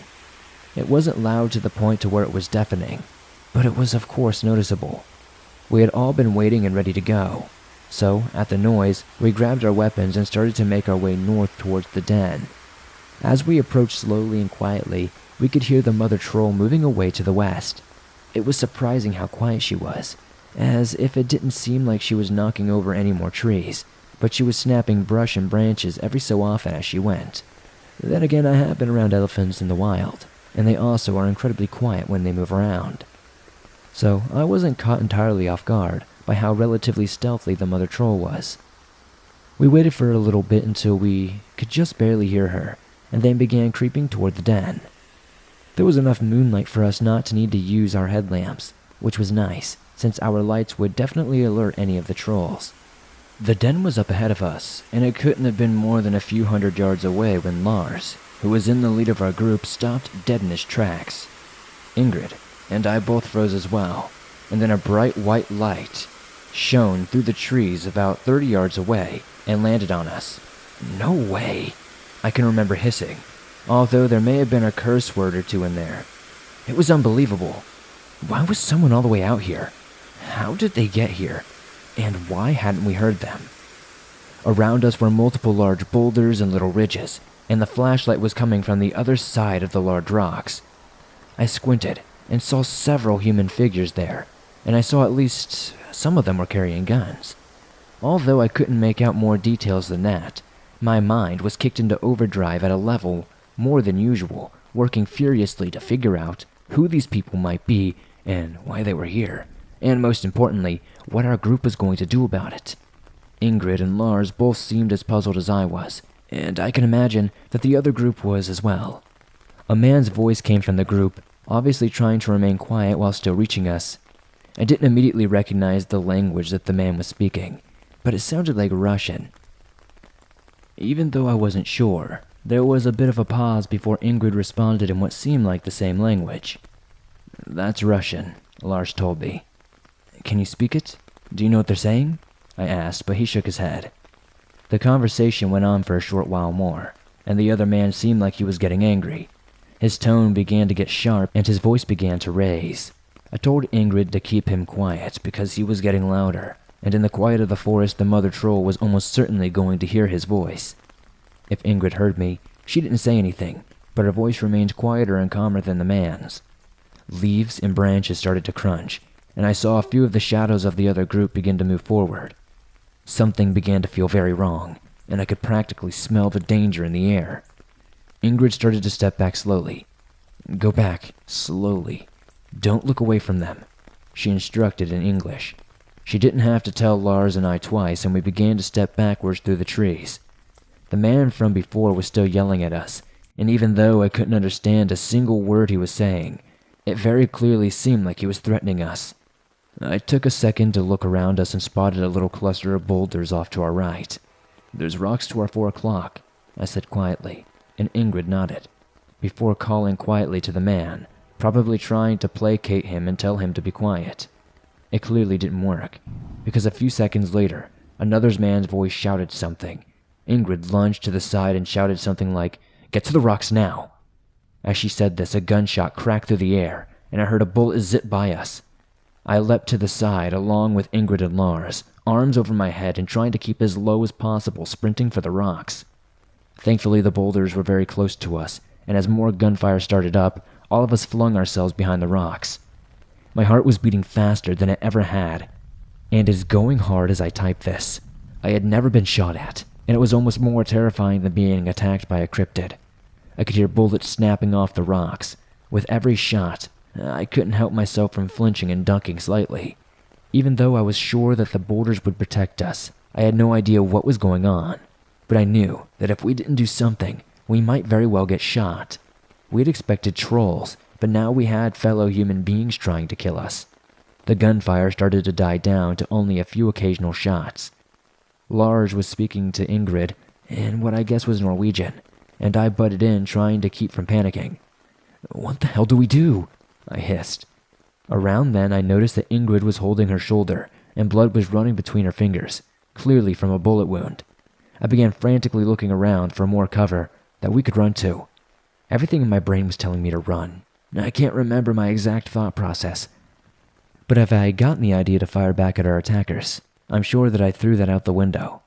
I just wanted to get out of that area as fast as possible. At some point, the gunfire stopped, and in its place, I could hear trees and branches crashing and snapping as something enormous came towards us disturbingly fast. I had completely forgotten about the mother troll when the shooting started, and when I heard her coming, I felt my heart stop and my throat go dry. There was almost certainly no way we would be able to outrun her, so I had no idea what to do. In hindsight, if we'd tried to run, she also would have seen us, so we did probably the best thing. Either Ingrid or Lars grabbed my shoulder and yanked me down to the ground. I rolled onto my stomach, still holding my gun in a vice grip, as it was all I had. There was a crack in the boulders from which I could see out into the area where we had just been, and all of us lay on the ground holding our breath and peering out of this opening through the plants. The flashlight that had been shining on us earlier had been dropped and was facing away from us into the trees. The ground was shaking like a stampede of a Melituka had been unleashed into the forest. In the distance, I saw movement in the trees heading away from us, which were people fleeing. I could see that there were 2 men a few yards away from our boulders, seemingly petrified. There was a sudden roar that I can't even describe. It was just noise, incredibly loud, like standing next to a jet engine or a spaceship lifting off, deafening to the point where I covered my ears immediately after the roar. Something enormous and dark went hurtling through the trees in the distance, which we later figured was a boulder that was something that the mother had thrown. Now, the pair of men in front of us seemed to snap to life and began running frantically in the same direction as the rest of their group. It was too late for them, however, because no more than a few seconds later, the enormous form of the mother troll came barreling through the trees. The flashlight was shining in this direction, so I saw clearly. The troll slammed into the first man, and I didn't even see whether it was a hand or a foot that hit him. It was just a mass of brown fur that collided with him and launched him like a rag doll into the trees. The second man was still running, but the troll whirled on him, slammed a fist down, and disappeared, like he crushed an ant. Then, I saw the troll reach down and pick up the limp mass of what was once the man. She raised him up to look at him with a rumbling growl that vibrated the ground. Then she tossed him aside, almost casually, and crashed off almost unnaturally fast, clearly going after the men who had fled. I felt sick, but I somehow kept myself from vomiting, because I didn't want the mother troll to hear or smell me if I did throw up. I hadn't even seen her that well. The flashlight had just revealed an enormous pair of legs covered in dark brown fur and long, elephant-like tail ending in a tuft of black hair. Other than that, she had just been a dark silhouette with a puffed long nose and 2 long arms. I'm both grateful and regretful for the large amount of moonlight that night. Without it, we would have never seen as much as we did. I think we waited for just a few moments after the troll had left the beam of the flashlight and gone storming off. I was almost too shaken to move, but Ingrid and Lars helped me up, and now it was our turn to go racing off. We made our way back to the camp at what seemed like the speed of lightning, and that was when I threw up. I've seen a lot of people die, too many, and it always shakes me up to some degree or another. But something about seeing the sheer size of that troll and the freakishly fast speed which she moved made this more terrifying than usual. What I just described took place in no more than a few seconds. I truly would not be surprised if it had happened in less than a minute or so. Think about how fast a fly moves in comparison to us. To a fly, humans must seem like slow-moving giants. So I imagine that a creature that's almost 20 feet tall would move somewhat slowly to us. But even though Lars and Ingrid had told me that trolls had moved pretty quickly when they wanted to, I didn't think they had any sort of capability of going this fast. I don't know if anything could have prepared me for that night. Even worse, those men were basically powerless. We later learned that they were quite well prepared, but against a troll, especially an enraged mother with children, they didn't stand a chance. So of course that made me think about Ingrid, Lars, and I, and how we frankly weren't that much better off. Lars helped treat Ingrid's wounds when we got to camp later. Eventually I learned, thankfully, she had only been grazed by a bullet. I think we were all pretty much silent for the rest of the night, and eventually I passed out from the adrenaline crash. The next morning we all sat down and tried to figure out what we should do next. My first order of business was to ask Ingrid what she and the man had been saying to each other. Ingrid told me that my guess was correct. They had been speaking Russian. As I said before, Norway shares a border with Russia, and Ingrid is half Russian, so nothing there was terribly strange. The concerning part was that Ingrid told me the man was saying some interesting things. Evidently, he had said something along the lines of, "This land belongs to the people," and had responded in a very hostile way when Ingrid had attempted to tell him that this area was off limits. He had yelled something like, "You can't stop us. We know what's out here." Before, one of the other guys had urged his group to shoot us, which was exactly what happened. We didn't know exactly what all of that meant, but it didn't take a genius with some educated guess that there was a group of multiple men, all armed, in a restricted area far off the beaten path in the middle of the night, saying that they knew what was out here. From that, I came to a clear conclusion that these people had somehow figured out about the trolls, and were probably out here to hurt them, or kill them. Pretty quickly, we also concluded that the mother troll was still going to be on high alert from the previous night. That meant that she'd likely be keeping a close eye on her babies, so it might not even be possible for us to even tag them. Lars and Ingrid had called a cleanup crew during the night, and had warned them to hold off until we could secure the area. In the night, Lars had also seen through GPS that the mother troll had been moving around quite a bit, probably agitated by the gunshots and the human presence so near to her den and her offspring. By that morning she had returned to the den, but we didn't know quite exactly what to expect. We decided to go up and scout the area where the events of the night had taken place, in the hopes of finding out more about what had happened, and what to do next. We had to be cautious as possible though, and not stay for too long. Obviously the forest looked like a very different and safer place in the daylight, but given what had happened the night before, I was significantly more on edge than normal. Practically all hunters can move very quietly when we need to, but on this occasion every little sound we made sounded louder than ever. When we reached our destination without a problem and immediately started looking around, because this was basically a crime scene, We did our best not to touch or disturb anything, and just tried to look around and gather information. We identified the cluster of boulders where we had taken refuge, and from there we started looking for anything else of note. The first thing that I noticed was the bodies were nowhere to be seen. I had clearly seen 2 men die, and I knew exactly where they had been. But all that remained of them now was a scrap of a jacket, a bent and twisted rifle, and a whole lot of dry blood, and some various pieces of their bodies which I couldn't identify and didn't want to. Further on we found a single corpse, which was one of the worst killings I had ever seen. The body was partially smashed into the ground, mangled and destroyed to the point to where it was barely identifiable as a human being. I almost vomited again, which is rare for me, but I managed to keep it in. When we were done, we didn't have much to show for it. There were multiple guns left behind and only 2 bodies, and we assumed that the mother troll had taken the others back to her den. This made the cleanup crew's job both easier and harder. On one hand, there were less people to deal with and a lot less bodies to clean up. On one hand, there was less for them to deal with, but on the other hand, there was less evidence for them to collect and use to cooperate with the relevant authorities and such in the area. At least, that's what I think. As I've said in previous letters, I don't entirely know what the cleanup crew does, but I can't imagine that they don't have to deal with the authorities in some capacity. This is where things honestly get a little messy, because we didn't have an exact plan for this turn of events. I don't think any of us ever considered that the mother troll might carry off the bodies, even though her doing that makes sense in hindsight. It also didn't seem likely that she would leave the remaining pair of corpses behind for long, so we made the decision to put on gloves and grab some pieces of evidence and take them back for the cleanup crew. A couple of guns, some bloody leaves, and a few pieces of clothing.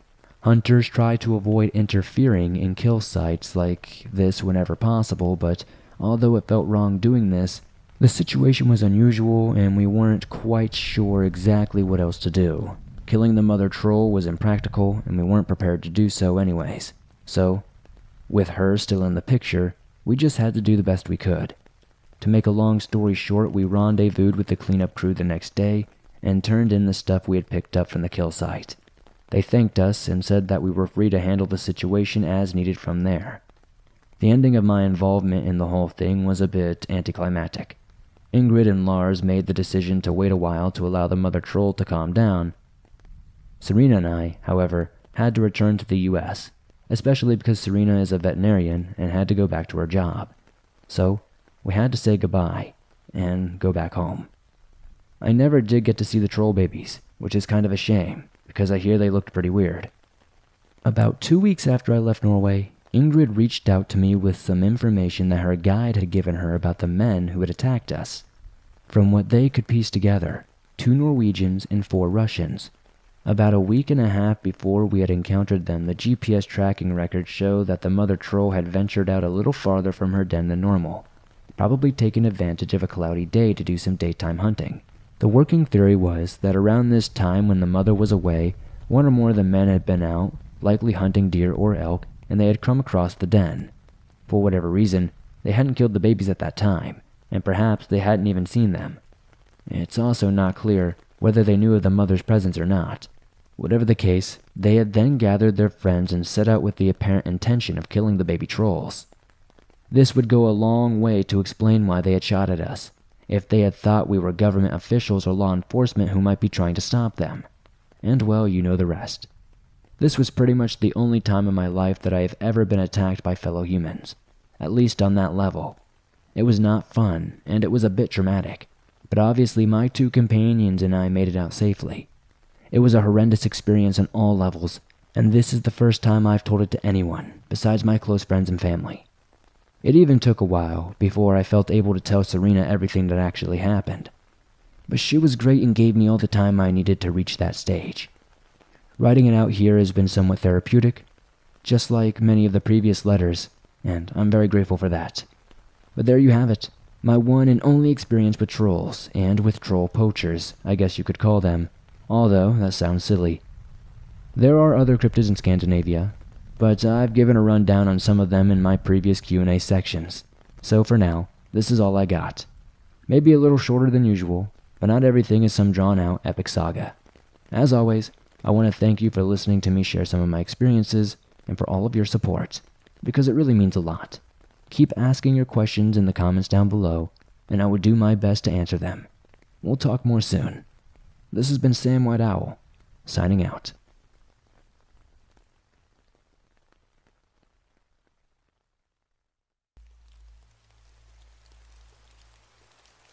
Hey everyone, it's Sam, back again with a fresh new letter. Based on the response from the first 2 letters in this new batch, I'm feeling like things are going well for you guys. I know they're going well for me, at least, and for my family and friends who have been helping and listening to this little project. So, let's keep going. I don't know how many letters I'll be writing for this new group, but in any case, this is the next one. As usual, let's start off with the Q&A section, which you can feel free to skip if you're not interested. Do I have any stories that keep me up at night, or that left a deep mental and emotional scar on me? I'm guessing this person who has asked this has never listened to a lot of my previous letters. To give a quick answer, yes, and you can refer to my letters on Wendigo and Washuge to see why. The Wendigo experience was horrific, and the Washuge hunt was too, but for a very different reason. I watched people die on both of those occasions. The troll experience that I talked about in the letter before this one was also quite disturbing, as was the hunt that I'll be telling you about in this letter. I have nightmares about these at least a few times a month, if not more. There are some others, but these are the ones that jump to mind immediately. Again, I'd point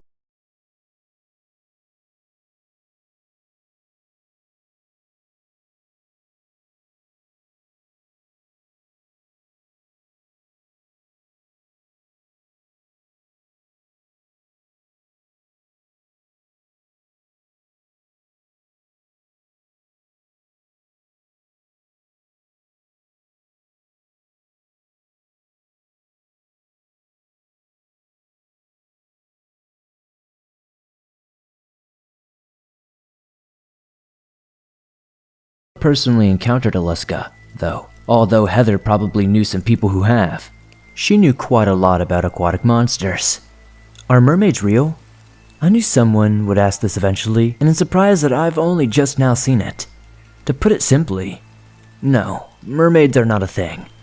Ariel does not exist, but if it makes you feel any better, there are actually a few varieties of humanoid monsters that inhabit freshwater areas. I've talked about a few of these briefly in other letters, and this category includes species like the Nixies and the Yara, and most of them look quite human, like the elves of Lord of the Rings or, yes, even the Disney version of mermaids. So, there are mermaid-like cryptids that live in lakes, streams, and very occasionally in bays or estuaries. But when it comes down to the open sea and ocean, you won't find anything there. Are there humans with superpowers? Man, I wish. That would make being a hunter so much easier. I don't want to crush your dreams, but no, humans absolutely do not have superpowers. I feel silly saying that. However, there are creatures that look like humans that have certain supernatural capabilities. Vampires, fairies, and the aquatic species I named above all look like humans but can do some extraordinary things that we cannot.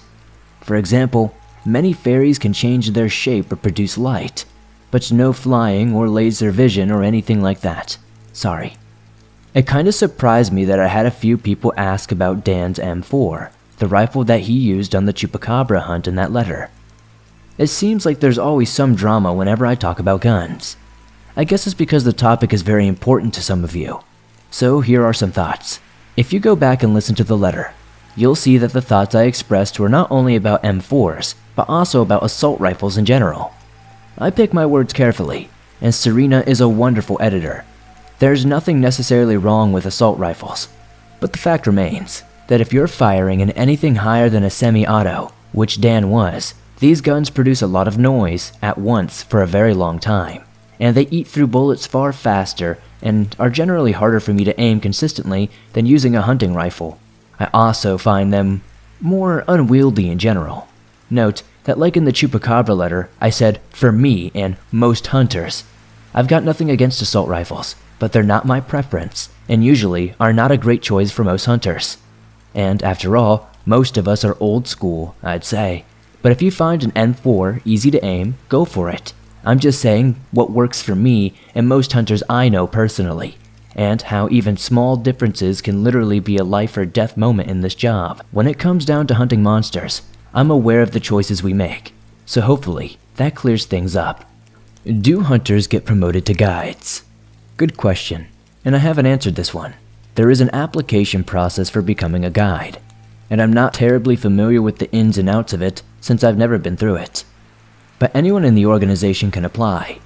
Guides do not rank above hunters necessarily, so it's not exactly a promotion. But many guides, maybe even most of them, were formerly hunters, who decided to retire and switch to become guides. The person who asked about this also asked if I would be interested in becoming a guide. I consider it often. But now that I'm getting older, I'm thinking about retirement and moving on to something else. But being a guide is definitely a possibility. I kinda go back and forth on the idea. I guess we'll see in a few years, huh? Are there subspecies of certain cryptids? Yes, indeed. For many monsters, it's quite difficult to determine the exact nature of their subspecies, or if there even are any. Usually, they can be quite elusive, dangerous, or both. There are a few that we do formally classify as subspecies though. Sasquatches are one of the best known monsters in general, and one of the ones that we know have several definitive subspecies.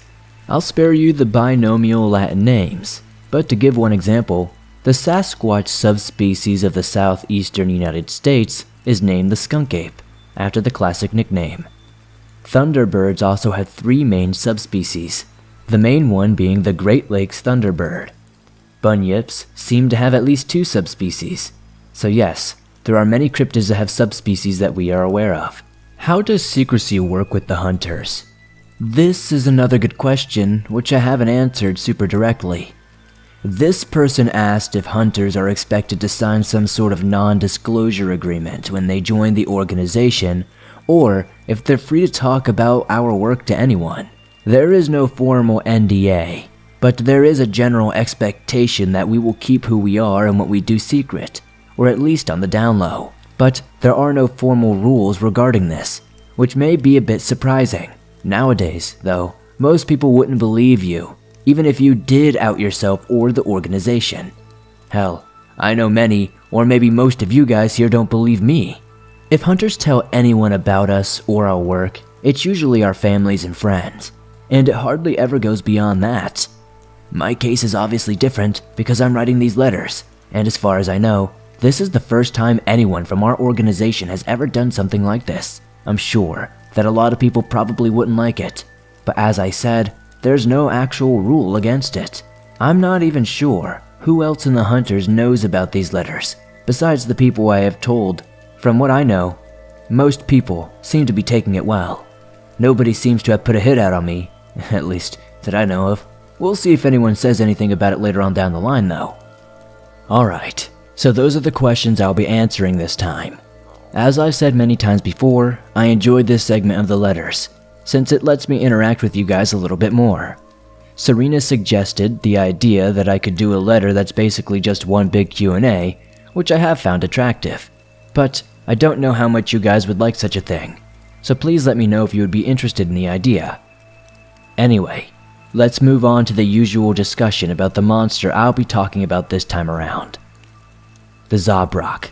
First off, you need to know that the Zabrak is incredibly mysterious, and relatively little is known about this species. The name Zabrak is Arabic, and like the word Wendigo, the plural of Zabrak is the same as the singular.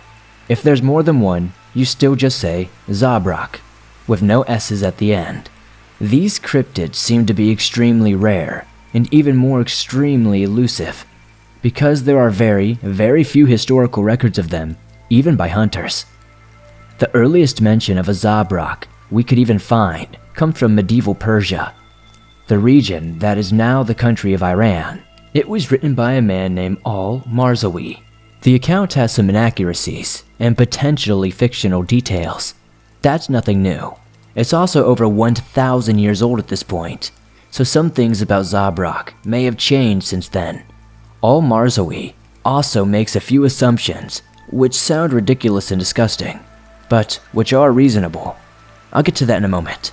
Besides this, there are a grand total of 6 hunter records on the Zabrak, all of them before the 1900s, so before our encounter with one. Zabrak were not on anyone's radar in the modern day, and might have been extinct for all we knew. Obviously, they are not. Zabrak are bizarre-looking creatures, and most documentation on them struggles to describe them accurately. I'll be doing my best here, though. Zabrak look like a bunch of different creatures got thrown into a blender together.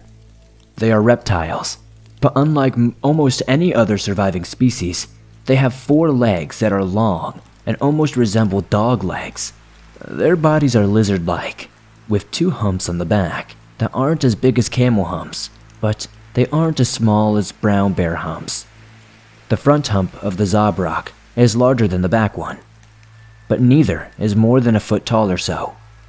Zabrak have long, S-shaped necks with heads that almost resemble those of carnivorous dinosaurs, except that Zabrak have a pair of tusks, one on either side of the mouth, which are curved outwards and down. They remind me a little bit of elephant tusks, but just shorter in length. Zabrak tails are long, thick at the base, and thinner at the tip, and ending in a shape like a spoon, or the end of a kayak paddle, long and curved slightly. These tails are very mobile, and serve a strange purpose that I'll get to in just a second. The front feet of the Zabrak are like paws, and end in sizable, curved claws that look like a black bear's. Their back feet have much shorter nails though. Zabrak can open their jaws very wide, and much like snakes, their lower mandibles are made up of 2 separate halves, meaning that their bottom jaws can basically stretch out. The skin of a Zabrak is leathery but scaly, much like a lizard, and the one that we encountered was a muddy, yellowish color, almost like a dark shade of gold. Size-wise, the Zabrak we came across was 8 feet tall at the top of its biggest hump, and when standing up, that's where its head was too. All Marzowi's record that I mentioned earlier says that they're smaller than a cheetah, but unless the one we encountered was an absolute giant, that's not true whatsoever. Now, let's talk about lifestyle and the weirder and more dangerous aspects of a Zabrak. As far as we know, Zabrak live exclusively in Iran, although at least one account mentions them living in India, so perhaps at one time they might have lived there as well. They favor dry environments like deserts and high mountains, and they're almost scarily mobile, able to leap and scramble over cliff sides and rock faces almost as well as a mountain goat or a lizard. It's quite terrifying to see something that big move over such difficult terrain so easily. Zabrak seem to be primarily carnivorous, and their size is usually more than enough to bring down the different hoofed animals that form their main source of prey.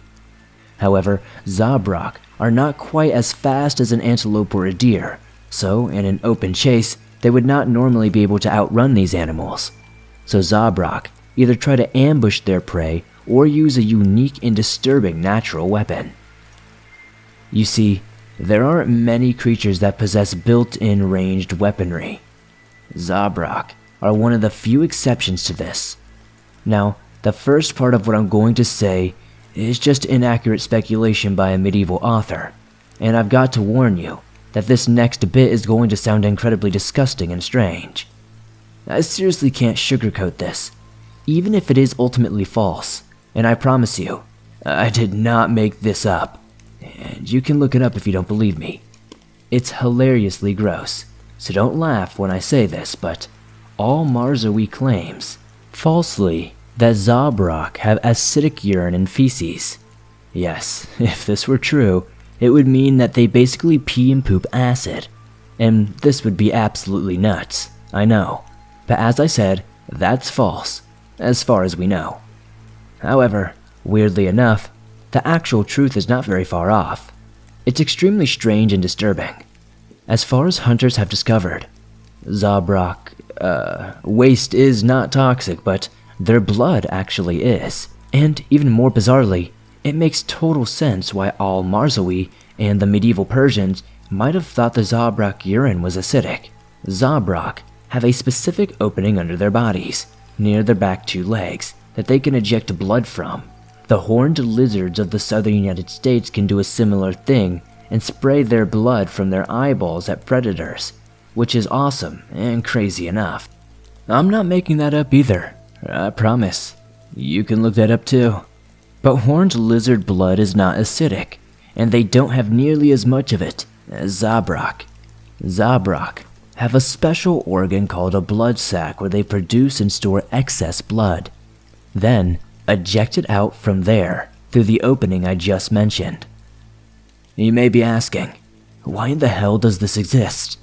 Well, remember the shape of the Zabrak's tail that I was telling you about?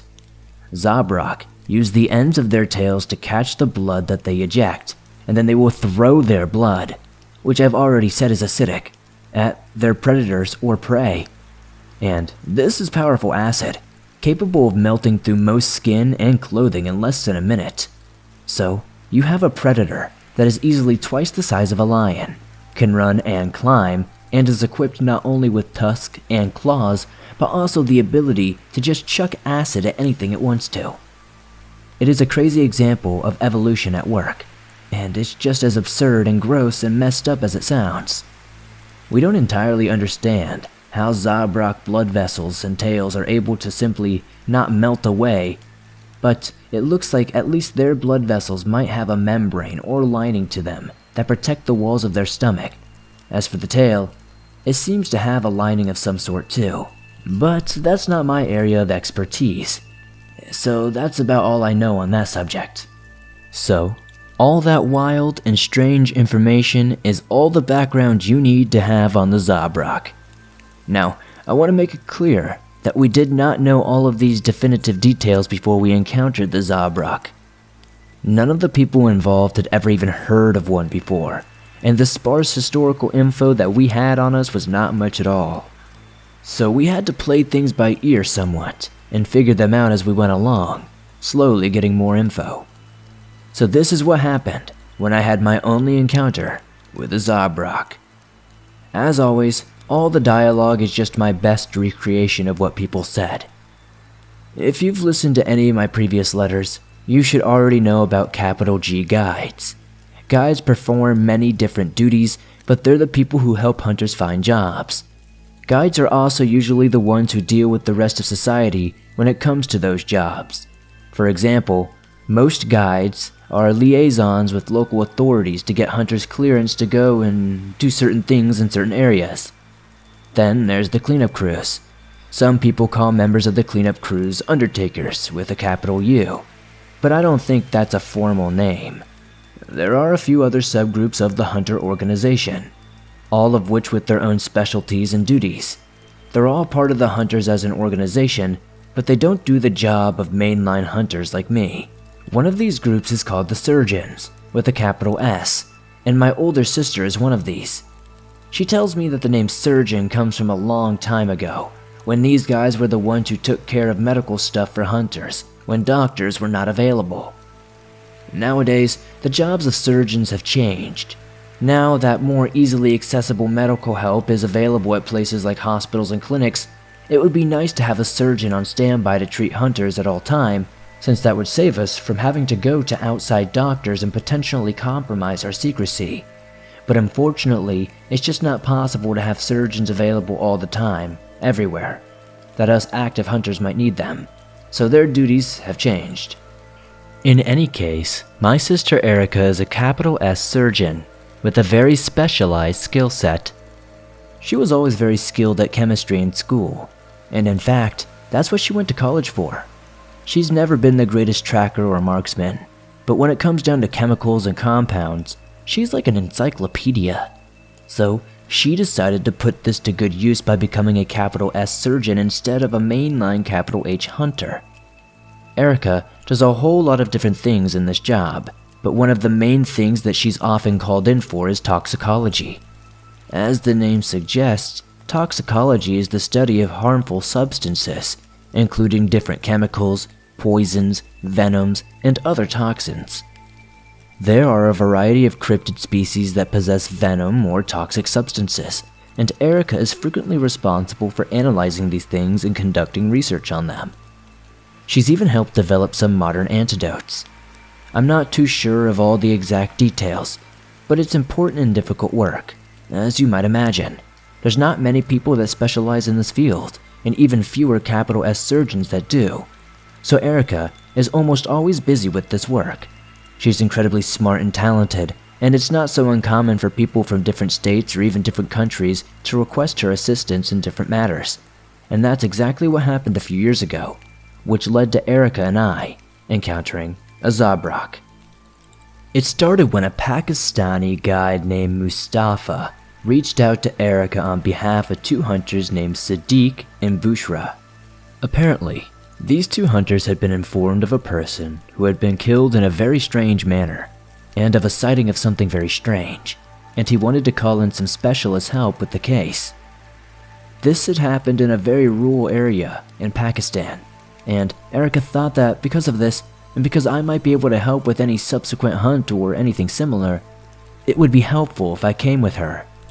I had accompanied her a few times before on these sort of trips, so I was more than willing to come with her on this one.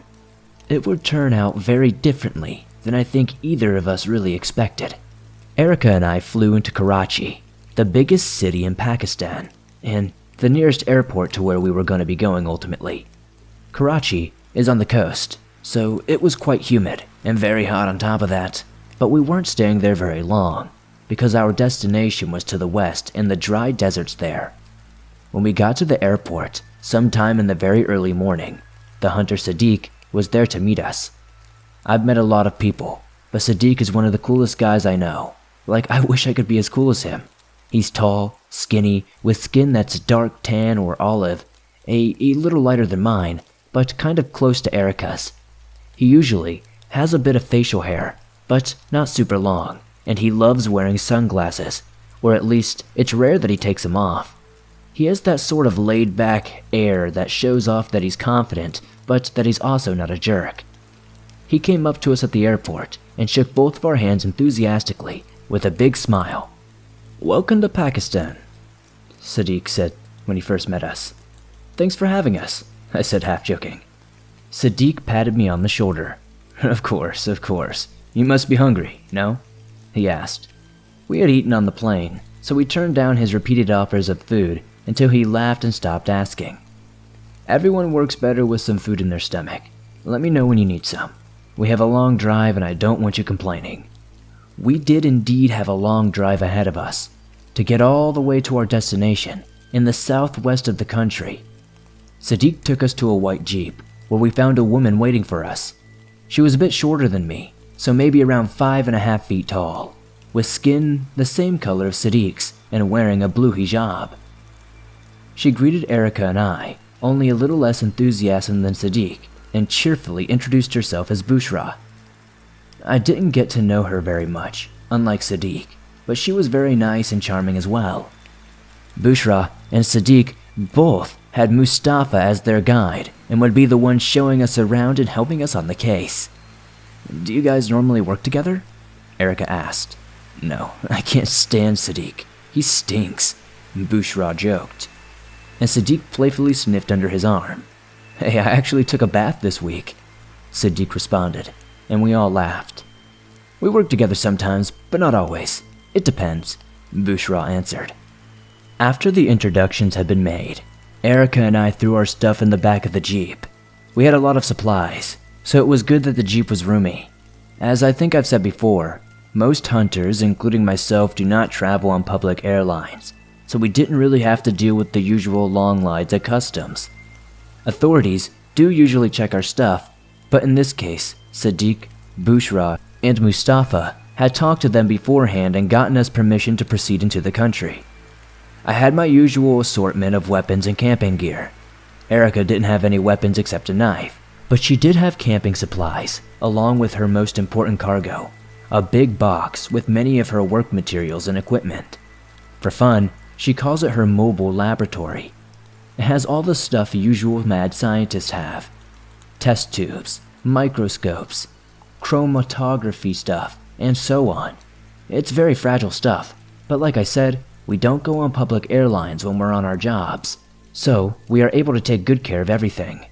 We got on the road while it was still dark, and as we got out of the urban center of Karachi and onto the country highway, we were treated to a sunrise over the rocky landscape, which was a gorgeous sight. In my experience, some of the best sunrises are desert sunrises. Although we weren't quite in the heart of the desert when we saw this one, it was a nice way to start our time in Pakistan. Sadiq and Bushra are Muslims, as you might expect, and they stepped out of the car to say a quick prayer. But then we were back on the road right after that.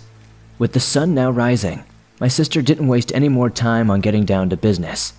"Tell me everything," Erica said to our new companions after we had been on the road for a little while. Bushra did most of the explaining.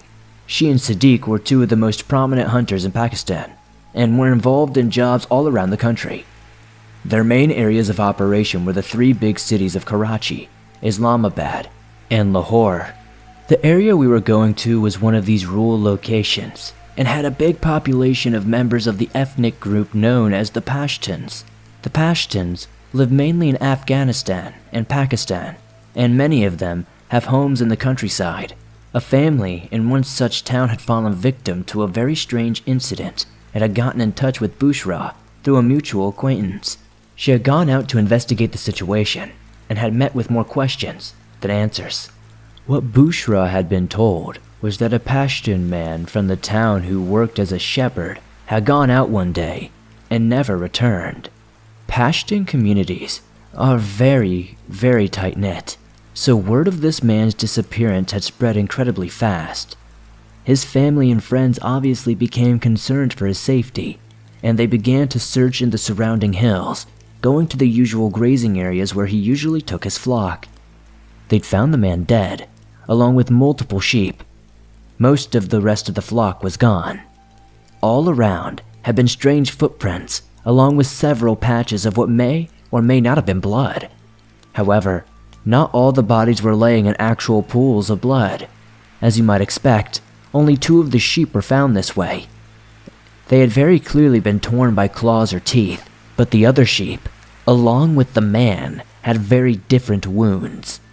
Ones which looked like they had been inflicted by acid and had melted away their flesh.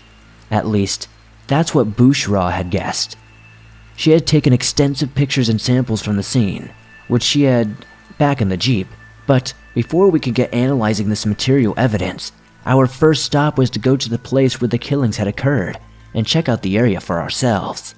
I think the drive took about 8 or 9 hours, and we stayed on the main highway pretty much the entire time. Eventually, we arrived at the town, which was set near the side of some small hills. It was not big, so when we arrived, I felt conspicuous. As often happens, we stepped out of the car and were greeted by a flock of kids who came up to us. It seems they already knew Bushra and Sadiq, because they had immediately started talking to them in a language that I had guessed was Pashto, or maybe Urdu, staring at me and Erica while they spoke.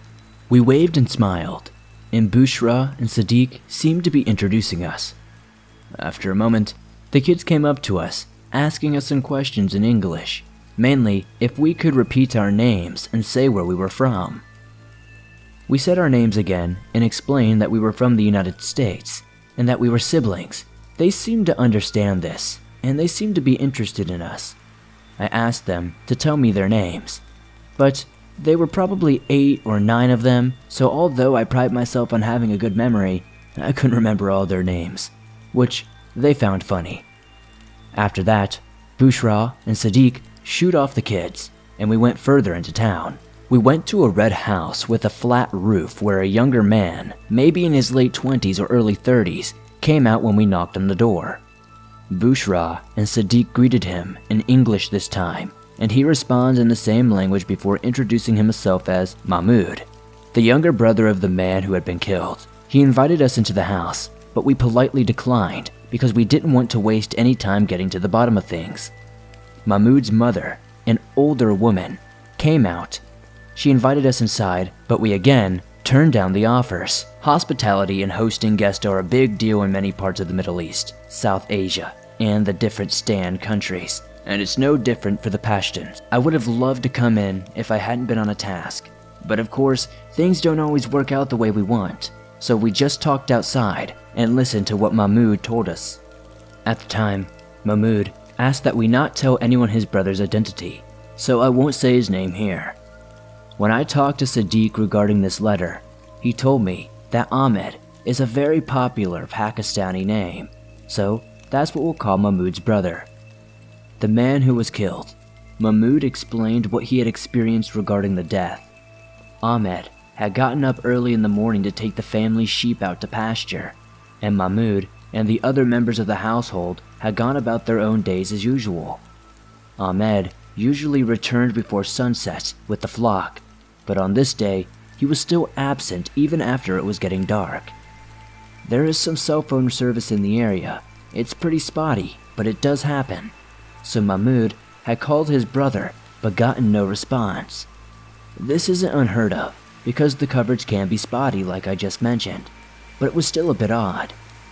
It was theoretically possible that Ahmed could have stayed overnight with the sheep, because some of the grazing spots were some distance away, so Mahmoud decided to wait until the following morning before deciding that anything was wrong.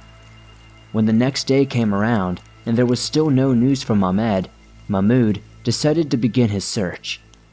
He started letting the residents of the town know that his brother was missing. Many communities in the Middle East and South Asia are tight-knit and supportive, so it's no surprise that almost everyone in the town knew Ahmed, or that many of them joined the effort to find him. It was a touching show of community and cooperation, but as you already know, it was met with a grim result. Mahmoud had been informed by a group of the searchers that they had found Ahmed's body, and he had rushed over to the scene. We asked him to give all the detail he could remember, to get as much information as possible before heading out to the location ourselves. He had a lot of a description to give us, and he was able to express most of it in English, which helped me and Erica greatly. Ahmed's body had been found in a hilly area where he often took the family sheep to graze. The land had some patches of grass, but much of it was rocky and bordered by some cliffs and crags. Ahmed and the dead sheep had been near the base of one of these cliffs, and some of the rest of the surviving flock members had been found nearby. Most had been scattered though. Around the area had been patches of dried, dark brown liquid that Mahmoud thought was blood. However, as I said before, only 2 of the sheep had been mauled or torn to death. Ahmed and the others had wounds that looked as if their flesh had been melted. This was when Bushra showed me some of the pictures she had taken, which were incredibly disturbing. I got chills looking at them. The upper half of Ahmed's body looked almost as if it had been rotted. Parts of the skin were missing, and in some areas, much of the muscle was too. The bones were showing in several places, especially on his face, where much of the flesh was simply gone. The edges of all the wounds looked blackened, almost as if they had been burned or cauterized. It was sickening and extremely confusing. I had never seen anything like this, and I had no idea what could have caused it. It seemed like select key parts of the corpses had decomposed extremely rapidly, while the rest remained intact. But of course, this was not naturally possible. Certain parts of corpses will decay faster than others, yes, but this was not in any normal pattern or form. And of course, Ahmed had only been missing for a day and a half, far too short of a time frame for this level of decomposition to occur. It looked like someone or something had practically burned him and the sheep to death. The wounds looked almost like they had been made from a blowtorch or, as silly as it sounds, a laser. Or in any case, by something incredibly focused with a ton of penetrating power. Really strange and awful stuff. Mahmoud naturally got a bit emotional as he talked to us, and his mom sat by him and held his hand. Even she started to cry silently at one point. I've talked to a lot of people in situations like this over the years, but the sheer strangeness and all the unknowns of this situation really bothered me and made this one difficult to see. Eventually we thanked them for their time and the information, then said our goodbyes and left. Now, it was time to go to the kill site. The day was hot, and seeing as it was the desert, it was also a very dry heat. We had prepared by putting on light, long-sleeved clothing and pants, and by putting sunblock on our exposed skin. We also wore sunglasses, and Erica and I had wide safari-style hats. Even so, it was still not a very pleasant climate, especially since by this time, the sun was around its peak. Thankfully, we were able to drive most of the way to our destination. There was no road out there, but Sadiq's Jeep was a tough enough off-road car that the terrain wasn't too bad. We got out a short way away from the site and walked the rest of the area.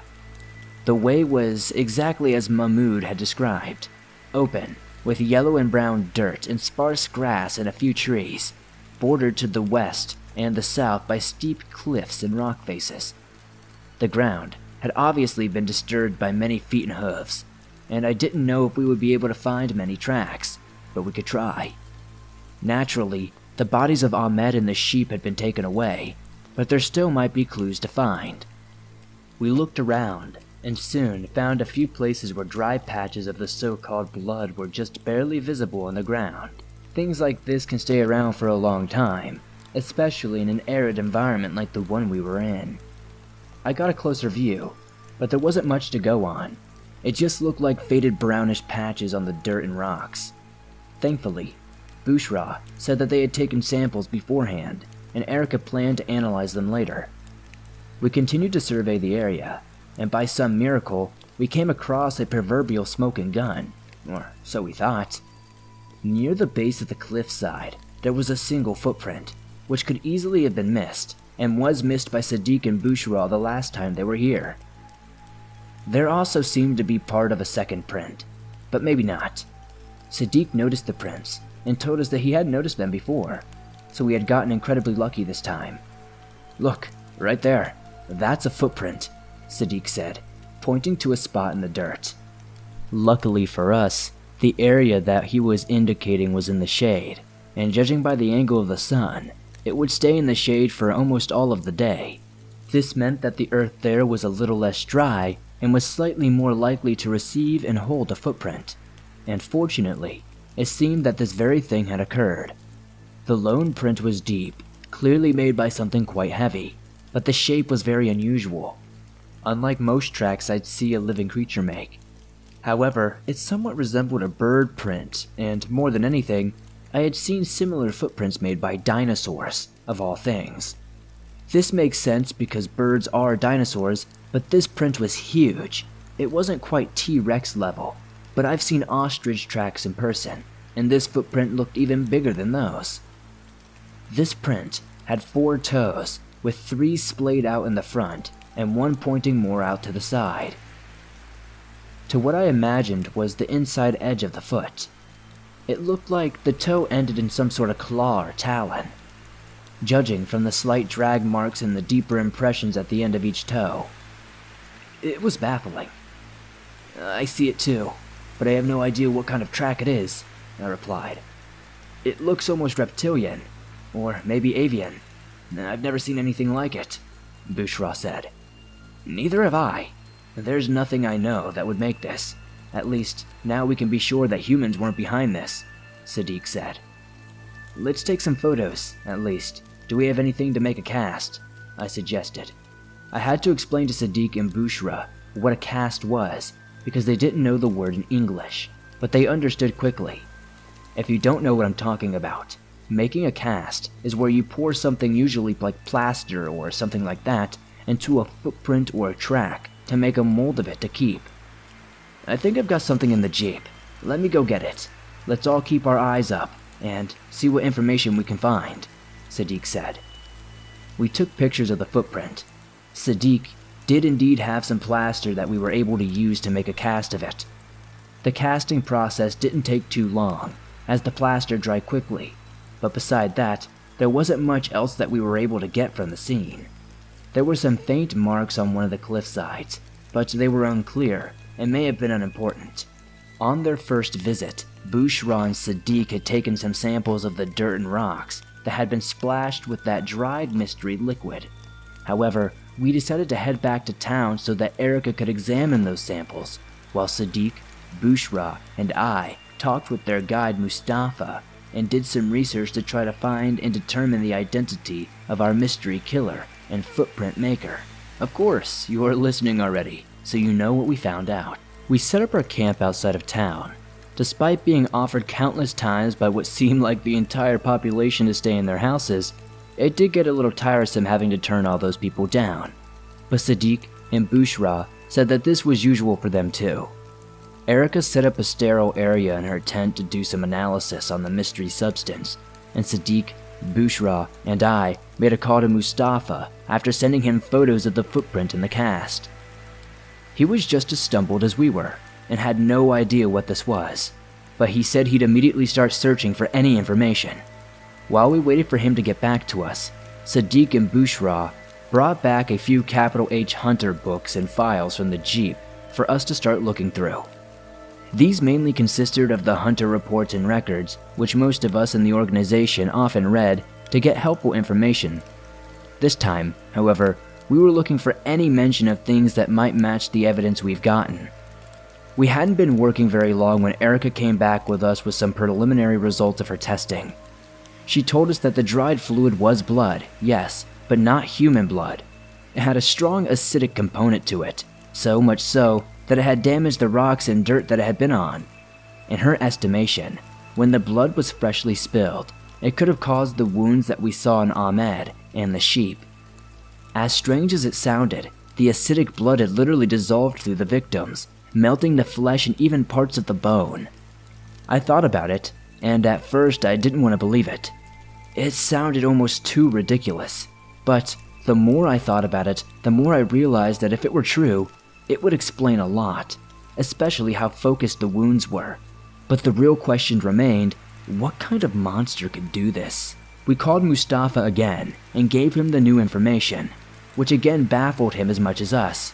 But he said that the new findings would obviously help narrow down the search, as he promised to get back to us with whatever he found.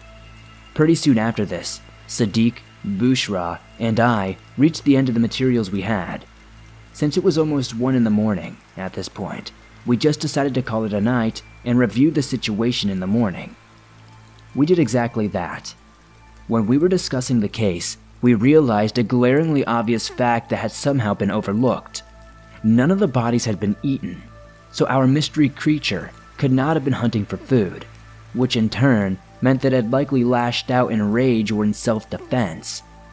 Exactly how Ahmed had provoked it wasn't clear, but many animals are simply very territorial or temperamental, so we decided that we could be dealing with one such creature.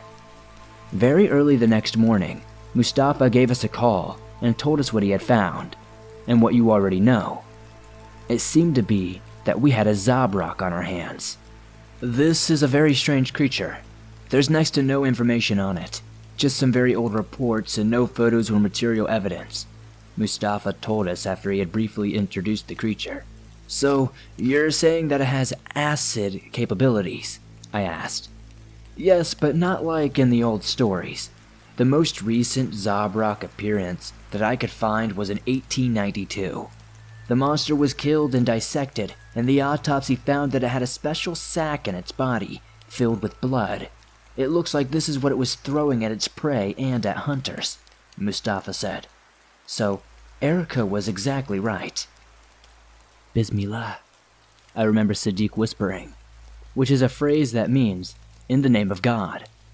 A bit of a short prayer. I'm not Muslim, but if I was, I probably would have said something similar, because with our theory being confirmed, it would mean that this creature is extremely dangerous. We need to find this creature and bring it down. How can we track it? I asked. That will be hard. We could start by going back to the scene of the attack, Sadiq suggested.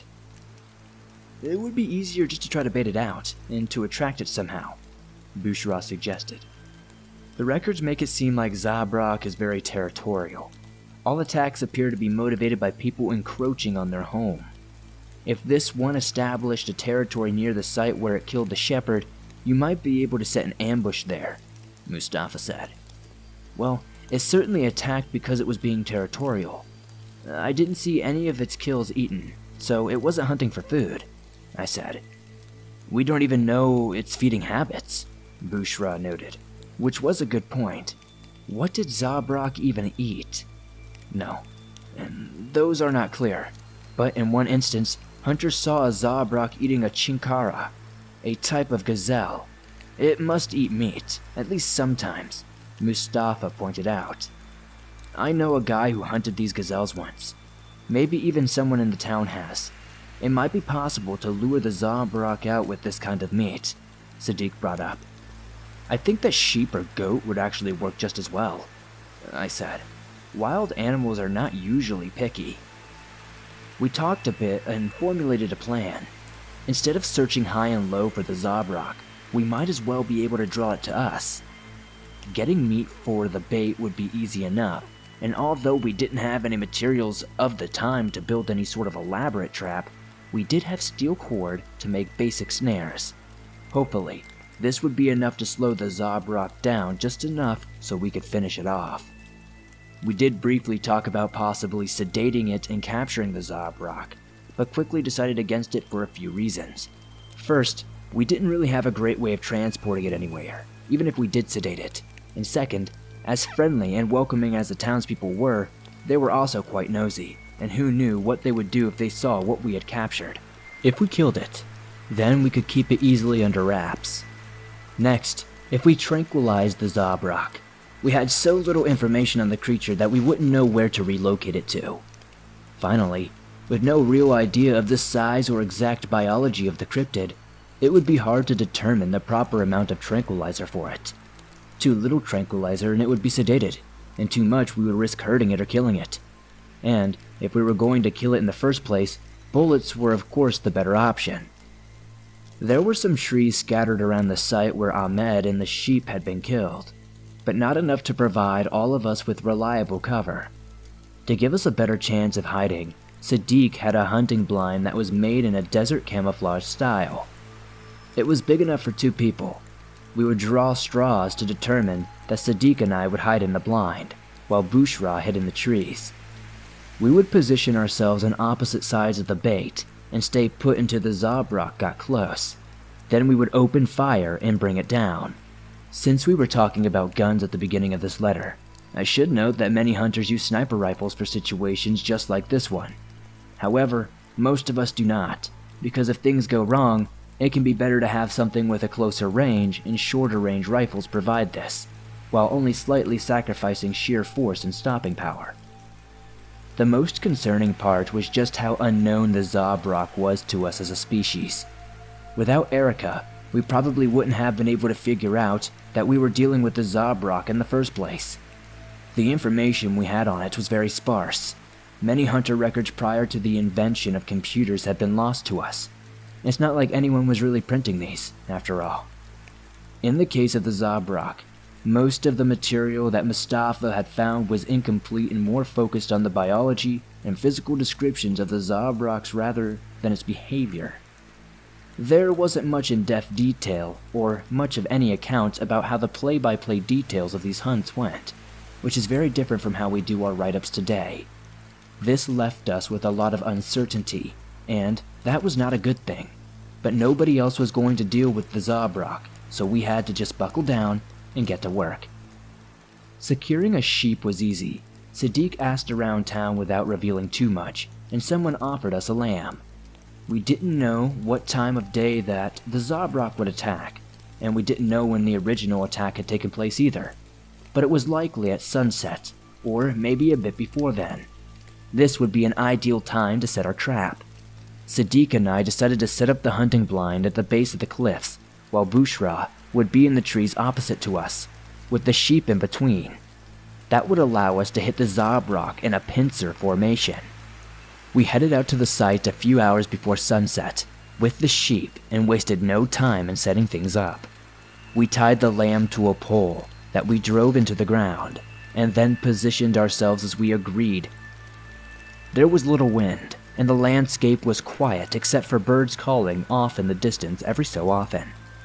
This meant that we had to be quiet as well to avoid being heard, so Sadiq and I were quiet as we laid in the hunting blind. It was hot, but since the sun was already getting low, we weren't roasting or anything. We had checked and double-checked the blind beforehand, partially covering it with dirt. We wanted to look well concealed, so I wasn't worried about being discovered per se, especially as the light got dimmer. I was mostly concerned with the fact that, again, we just didn't have much information about what we were dealing with. The sun went down, and there was no sign of the Zabrak.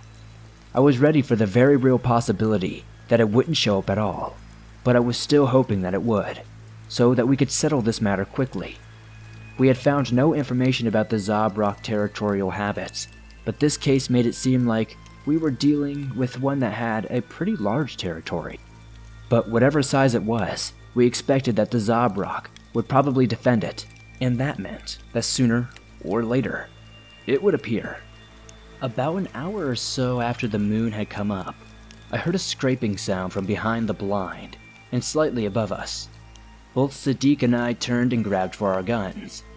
The moonlight was low, so it was hard to make out exact details, but there was an unmistakable large shadow moving down the nearly vertical face of the cliffs, descending with frightening speed. Sadiq started praying, so quietly that even I could only just barely hear it.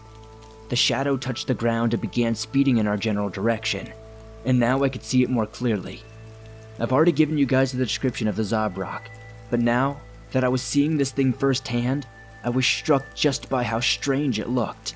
Even its gait was very odd, and I can only describe it as something between a dog's and a lizard's, like it was scuttling and loping all at once. I realized how impossible this sounds or how hard it might be to visualize it, but it's genuinely very difficult to describe verbally. We watched the Zabrak hit the ground and drop onto a crouch, which only made it about 5 feet tall rather than 8. It whipped its head from side to side, and I got a good view of its tusks as it did so. The sheep started to bleat, and almost as soon as it did, the Zabrak lunged forwards and began to run at it. Sadiq and I raised our rifles, and then everything started to go sideways. The Zabrak slashed at the sheep with its tusks, knocking it to the side. But the monster did not stop there.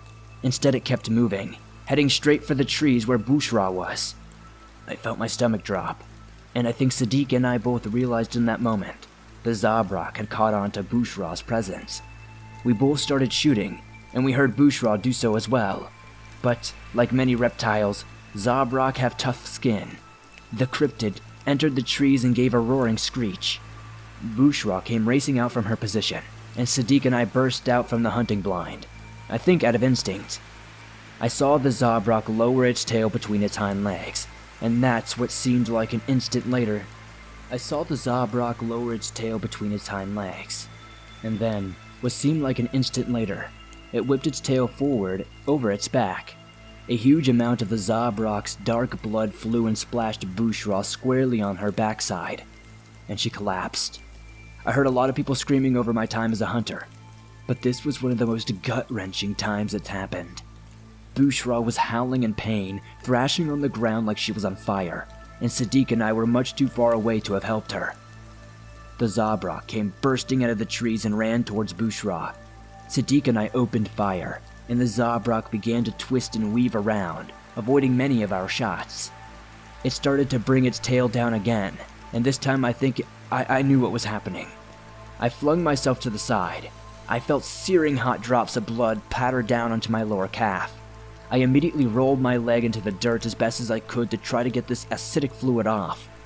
It seemed to maybe work just a bit, but a wave of burning pain still ran through my leg. The Zabrak flung its tail out again, and this time at Sadiq, and I saw him writhe around onto the ground as well. I couldn't tell if he had been hit or not. All of this happened so fast. Even retelling it may be wrong, but this is the best I can remember. My eyes weren't on Sadiq as much as they were on the Zabrak, though, and when I saw it begin to lower itself again, I started shooting. The Zabrak flinched as I shot it, and seemed visibly shaken, but that didn't stop it from starting to rush me. I hadn't brought any close-range weapons except for my knife, and if the monster closed in on me, I doubted that I'd have a chance against it. But if I ran, I didn't have anywhere to go, and the Zabrak was unquestionably faster than I was. As usual, none of these calculations consciously ran through my head, and so it was mostly gut instinct that drove me to hold my ground. Maybe, if I could land one good shot, I could bring down the Zabrak before it hit me. I got up to one knee and started firing. The Zabrak's charge was straight on, and its head was lowered, meaning that I was able to put a bullet through the back of its neck and into its first hump when it was about 30 feet away, much too close for comfort. It screamed in pain and staggered to the side, exposing itself. At the same time, though, it lashed out with its tail, which it must have been stalking with blood as it ran. I later realized that I must have gotten incredibly lucky and interrupted this process, because the amount of blood that the Zabrak threw this time was significantly less than before. Only a few drops splattered across my rifle and my gloves, but I did not stop firing. I saw the Zabrak reel as I hit it repeatedly, and then I heard Sadiq's gun come to life as well, each shot loud as hell in the desert night.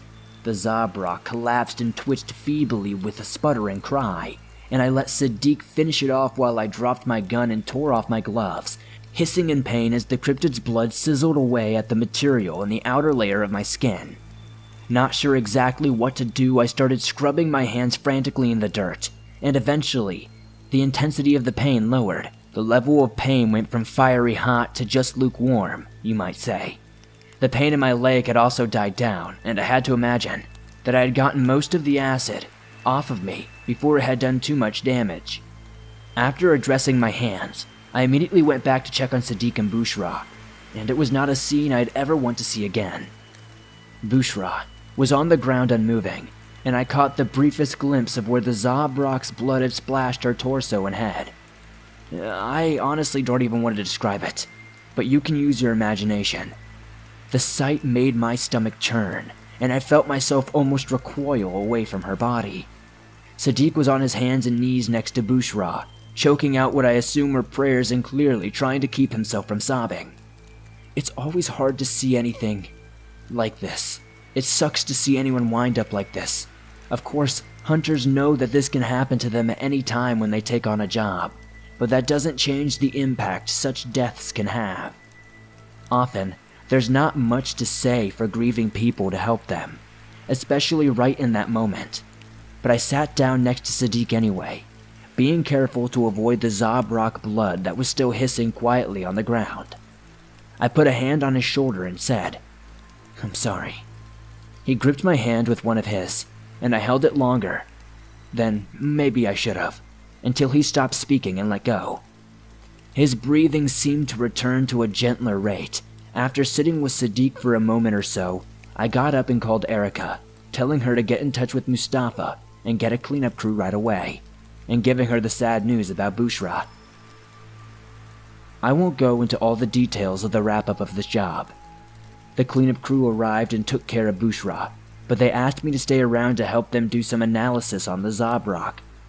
Erica came there as well, and we gave Mustafa and the cleanup crew all the information we could. There were some measurements taken on the spot, along with hundreds of photos of the scene, and even though he was devastated by Bushra's death, Mustafa congratulated us on taking care of the situation. He also stressed the importance of what we had done. We had brought down a monster thought to be extinct, and we could get incredibly valuable information from it.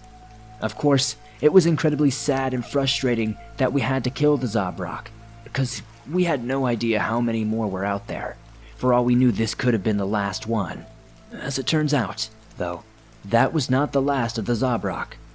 I'm not going to give you exact numbers, partially because there isn't an exact count, but since this hunt, hunters have discovered that more Zabrak are alive and well, mostly in Pakistan.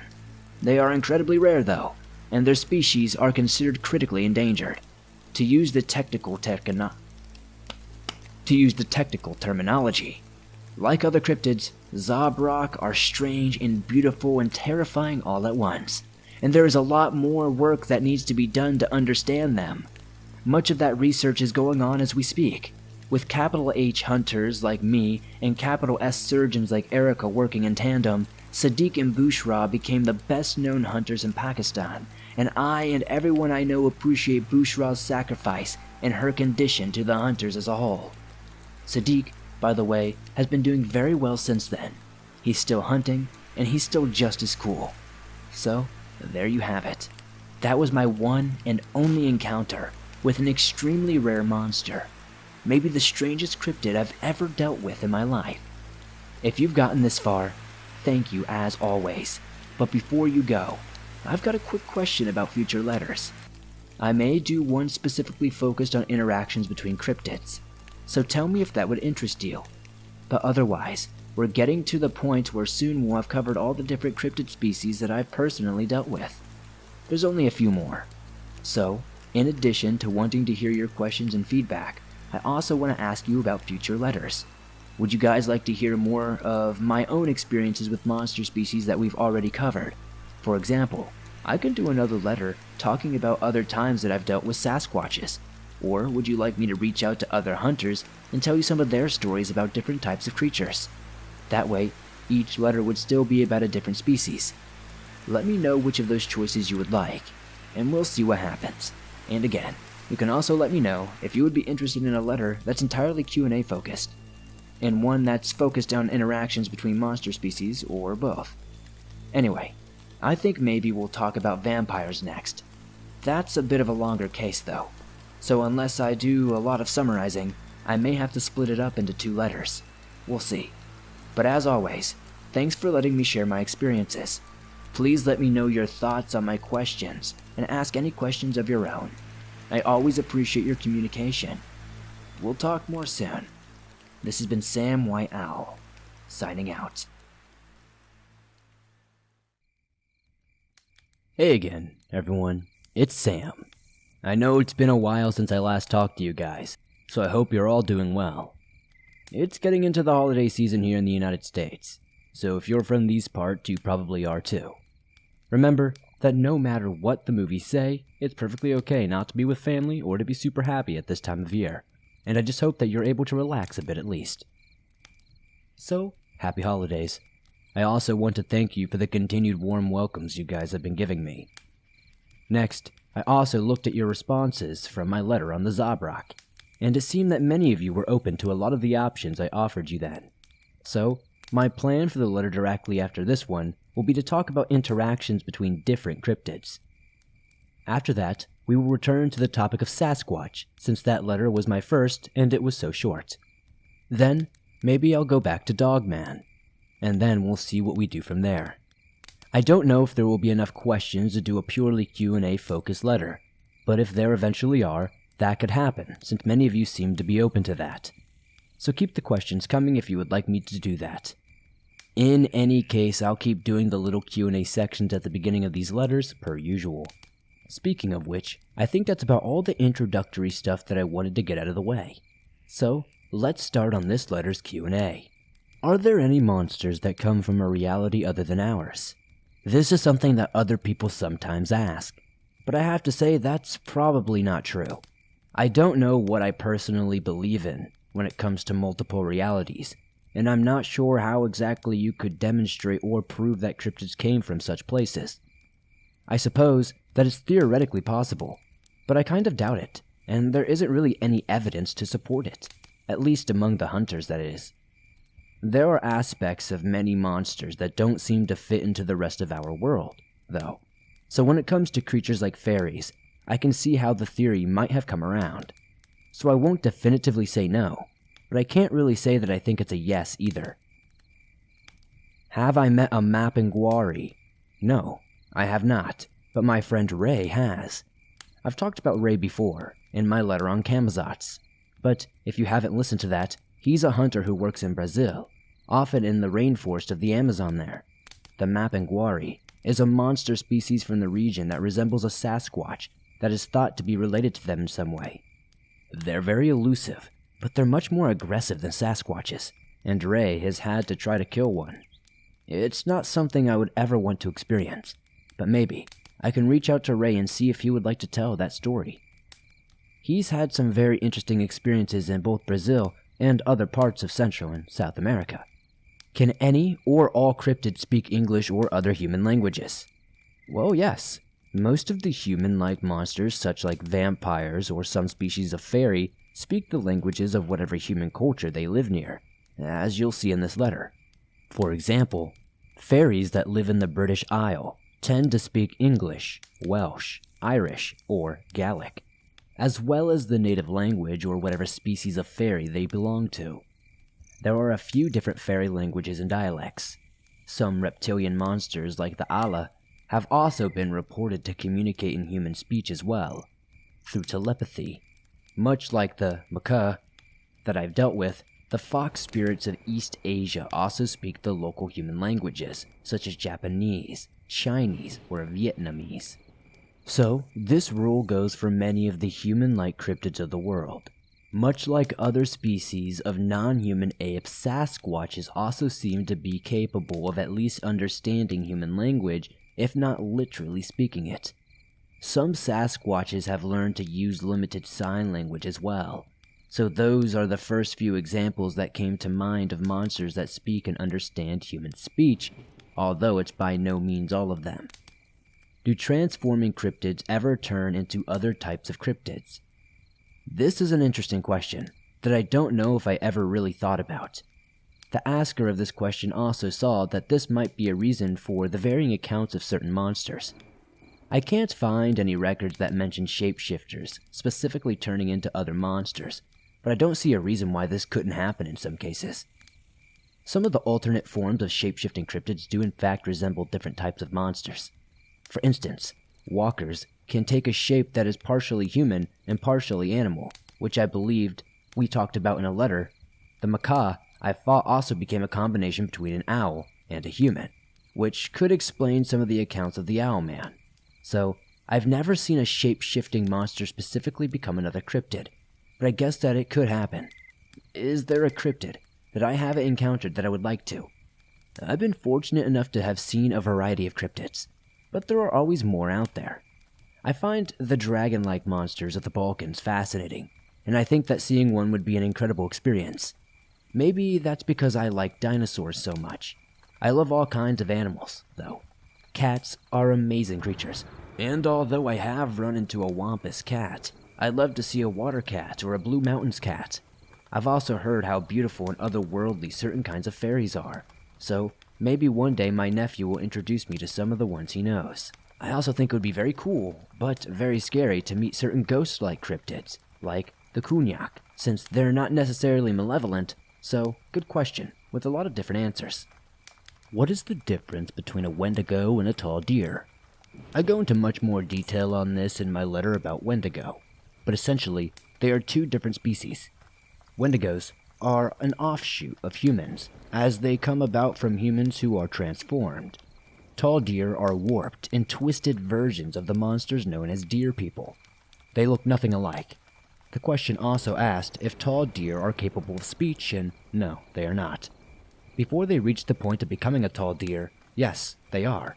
But they seem to lose this capability once they transition. Wendigo cannot speak traditionally either, but they are known for their disturbing mimicry abilities.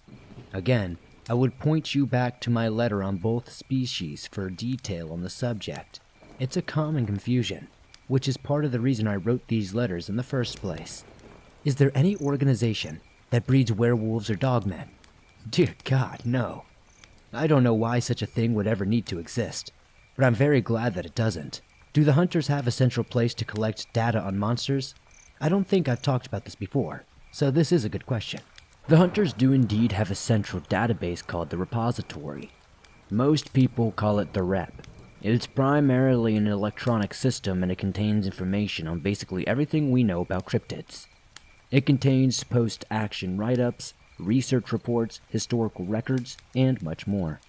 It's very sensitive stuff, so while guides have 24/7 access to the rep, the rest of us must get permission before we use it each time. There's stuff that's not in the rep, particularly older material, but these days pretty much everything goes in there. This is one area where I can't share a lot of stuff because the rep and its contents are treated as very confidential.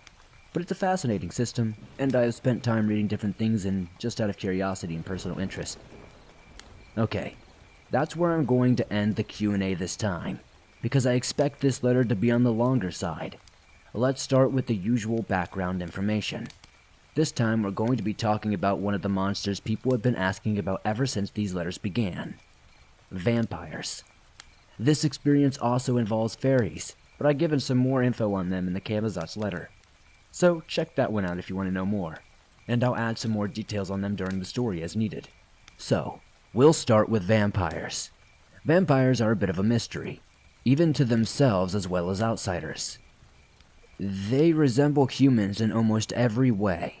However, they are a good deal stronger and faster, and they live for a significantly longer time. Although they are not immortal by any means, much like walkers, vampires have the innate ability to influence others to a large degree, even though it's not total mind control or hypnosis. They are also sanguivores, which means that they feed primarily on blood, and they need to drink a certain quantity of it to survive. Vampires are capable of eating and drinking other things like humans, but they don't need to. Beyond this, vampires are remarkably like humans in most ways. They have reflections and mirrors, they don't burn or sparkle in the sunlight, and some of them even love to season their food with garlic. But they do have some unique cultural traits, which I'll talk about in a bit. If you've listened to my previous letters, you may remember a bit of what I've said about vampires' origins, but if not, I'll copy and paste exactly what I said in a previous letter to refresh your memory. Vampires are a separate species from modern humans, Homo sapiens, and they can only have children with other vampires. This is where most vampires come from. Regular old reproduction, just like anything else. However, a human who meets certain criteria can literally undergo a rapid genetic overhaul and become a vampire. It's an incredibly strange process that hasn't been documented very well, but it involves one or more of the following three conditions: excessive consumption of human blood, contact with vampiric bodily fluids, and or being in certain areas. But some people don't always turn into vampires from only one of these things. So, much like the Wendigo, it seems the location has a lot to do with transforming people into vampires. But it's unclear. Vampires are mostly well integrated into the human society around them. After all, there's not many huge differences between the two species. Like other minority communities, vampires tend to stick together, and most know of each other's presence in each area. This is helped by the fact that many vampires in an area are related to one another, so the main social unit for many vampires is the extended family. From what I know, many of these families are somewhat nomadic. By this, I mean that they often move to different cities, towns, states, or even countries. Because, as you might imagine, it might not be great if people around you notice that you and your family live for decades or even centuries longer than them. For this same reason, many vampires often change their identities quite often to keep from the radar. It's not a steady or easy lifestyle, but it seems to work well for most of them. Usually, vampire families have one or several main leaders, but it's usually not a formal position. Please note that everything I've just said is very generalized. Like humans, vampires are found worldwide, and like humans, different groups and families all have distinct and unique cultures and ways of living. I think this is a beautiful thing, but it does make it a little tough to establish overall rules. So I think that's all you need to know about vampires before we get started. The story I'm going to tell you took place when Heather was still alive, and when she and I were living together in Washington. It was a very unusual hunt, because it was not so much of a hunt as it was an investigation. As I said before, there are some vampires who are part of the hunters, and although most of them are in Europe, there are also a number scattered around the United States. But one of them is named Rebecca, and she lives in Portland, Oregon. She knows my mom. Although I'm not exactly sure how, maybe they met when my mom was in Washington with my dad's side of the family. Rebecca works many cases up and down the West Coast, and she is in Southern California when she was contacted by a vampire family from Seattle. Because they often try to avoid bringing too much attention to themselves, many vampires that have relationships with hunters often come to us with certain problems, especially if the relationship is with a hunter who is also a vampire, like Rebecca. Since Rebecca was busy at the time, she passed the case on to me and Heather, since she knew that we were in the area and my mom had vouched for us. Rebecca called us and gave us the broad details of the case. Essentially, there had been a pair of murders. Yes, I did say murders. And, like I also said, many vampires or other cryptids dwelling within the human world tend to come to the hunters for this sort of thing, rather than getting implicated with the police. More on that in a bit. 2 bodies had been found soon after each other, both of vampires belonging to a certain family in the Seattle area. I don't want to give you the actual name of the family, but the name Tosca is from a similar part of the world as the family originally is, so let's go with that. I'll add that from here on out. All the names I'll be giving are not real ones. I was given permission to share these events specifically under the condition that I change the names of the people involved. Each of the Tosca victims had been clearly killed, and things got even more complicated when it turned out that a family of fairies were the prime suspects. Much like vampires, many fairies live in human societies as well. These are the type of Dina-Shi that can pass for human, and they have many names in the different fairy languages. Other fairies simply look far too different to secretly live among humans.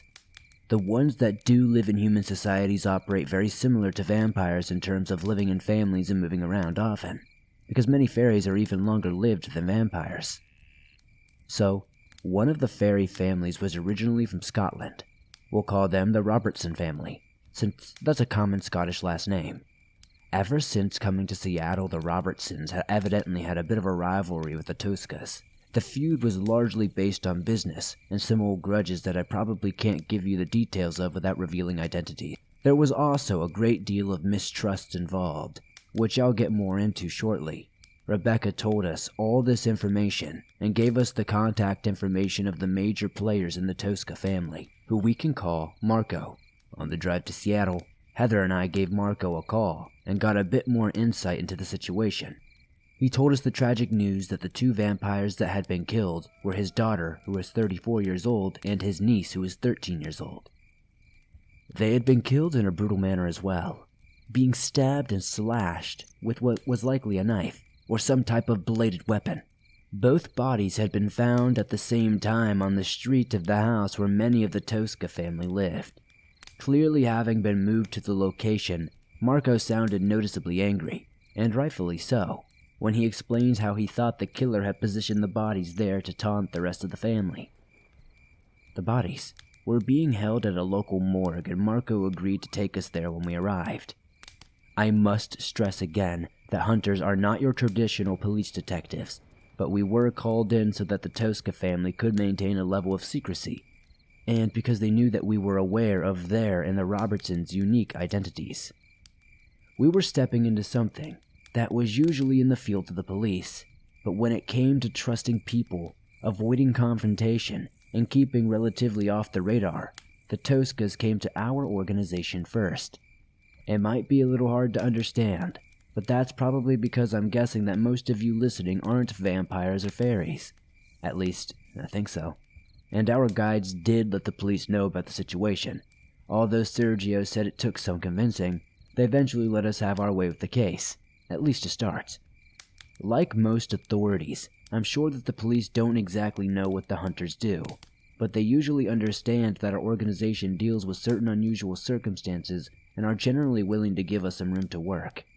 In any case, I'm not a private investigator or anything like that, and neither was Heather, and we treated this just like any other hunt. When we got to Seattle, we went to the suburb where Marco and his nuclear family lived. It was big and quite nice, but it did not stand out much. It seemed to be mostly in line with what other houses around the area were like, which of course helped to make the Toscas less conspicuous. Marco was waiting for us when we arrived, and he met us at the door. He was a tall guy, skinny and clean-shaven. He had slick brown hair. He had grayish eyes that were nearly the same color as Heather's, but looked older. Maybe in his late 40s or early 50s, of course. Being a vampire, he was probably a good deal older than that. "Thank you for coming, and welcome to our home. Please come in and I'll introduce you to the others," he said. He had a slight accent that sounded like it was from somewhere in Eastern Europe, and his style of speaking was a little formal. We entered the house to find a bunch of people in and around the large living room. There were probably roughly 20. They were all of varying ages, but most of them had a similar physique and appearance to Marco, and that made us realize that he had called the whole family to discuss the situation. This obviously wasn't necessary, but I guess that they all wanted to know everything about what was going on with the investigation and to give all the information they could. It was odd, but Heather and I just agreed to roll with it. Marco had us sit on one of the couches, and he placed himself on a chair across from us. Beside him were his wife, and we'll call her Lisa, and another couple who Marco introduced us as his sister and her husband. They were the parents of Marco's niece, the younger girl who had been killed. He introduced them to us, but not everyone else, just saying that the others were also members of the Tosca family. As usual, all the dialogue I'm about to share is from the best of my memory and reconstructions of things. Heather and I took notes, and I wrote down a bunch in my journal immediately afterwards, but I'm filling in some gaps here and there too. I have to ask you not to record us when we talk, please, Marco said when we were all situated. You must understand, we don't like to deal with the authorities. It's a miracle that so many of us are here, Lisa said. She had a similar accent and a way of speaking as her husband did, but she was still perfectly understandable. Got it. It's all good you're here, even if we didn't expect it, Heather said. I often let her start things off, especially when meeting with witnesses or contacts like this. We explained to our audience what Rebecca had told us and then asked them to tell us everything that they knew, in their own words. Rebecca gave you the heart of the matter. Someone killed Maya and Marco's daughter, and we don't know who it was, Marco's sister replied. Not for certain, but we have a damn good idea. It was one of the Robertsons or somebody working for them, someone else put in. I understand why you might think that, but how do you know? What gives you such a good idea? Heather asked. There was a long silence, during which somebody started crying. Because we found the Robertson family mark on the bodies, Marco explained. I remember my stomach churning, even though I didn't know exactly what he meant. What mark? Can you give us some more details on that? Like a description? What about this mark? Heather asked. I got the feeling that she knew that Marco was talking about something that she knew about, but still, she seemed to pry for more information. Many groups of fairies have symbols, a bit like flags. The Robertsons have one, and it was carved into both of the girls, Lisa told us. I cringed at the thought of this, and I was dreading having to see it when we went to the morgue later. So you believe that they were marked by this symbol by the killer? Heather asked softly. The others responded with heavy nods. That's not an easy thing to do. Do you think they were trying to send a message? I asked. Of course, that they were the ones responsible, and we need to act, Marco's brother-in-law said, and a bunch of people started to murmur and whisper. It sounded like some of them agreed and others were not fans. Marco held up a hand. No, we are not going to do anything right now, except let the hunters do their work, Marco stated, very firmly, and everyone else went quiet. Thank you. I promise that we are going to do everything we can to help, Heather said. I say the same sort of thing too, and with her, it usually seemed to reassure people quite a bit. Do you know why the Robertson family would have done this? What do you think their motive might have been? I asked. At this point, I hadn't yet made up my mind as to whether I thought that the Robertsons had committed the crime, but never did I see any reason yet to believe that they hadn't. The Toscas answered my question by giving me some details that, again, I can't really tell you guys without giving their identity away. But suffice it to say, as I said earlier, that there had been some sort of significant business conflict between the Toscas and the Robertsons. But we never imagined that they would go so far as to murder our children. There's no words for it, Lisa said. There's also animosity between our races, someone said in the background. Once again, Heather nodded and seemed to know what they were talking about. But I felt so out of the loop, so I spoke up. Can you explain that a little bit more? I asked. The Toscas were patient, and they told me that there was, historically, some bad blood between the Dinashi and vampires. Many fairies, and of course all vampires, resemble humans, but their relationships with humans over time have been quite different. Vampires have often turned to humans as a source of blood, and in rare cases when they become blood-starved, this happens even more frequently. Many vampires, maybe most of them, live very peacefully with mankind, but there is a prevalent stereotype of them being aggressive and dangerous cryptids. Fairies, on the other hand, have historically seemed to have a bit of a soft spot for humans. There are some groups among the Dinashi who behave aggressively towards humans, but most of them are far more interested in playing pranks and tricks than doing physical harm. There are some fairies that will hurt or even kill humans, but most others are more likely to take your money, your clothes, or your sense of direction than your life. Many of the Dinashi will even go out of their way to protect and help humans. Because of this, many of them feel like they are natural enemies of vampires. This mostly goes for the fairies that resemble humans, but it applies to some others as well. Because of this, you think that the Robinsons may have wanted to hurt your family? I asked Heather and the Toscas after they all explained this to me. Maybe not just because of this, but it may be a factor of why they don't like us, Marco answered.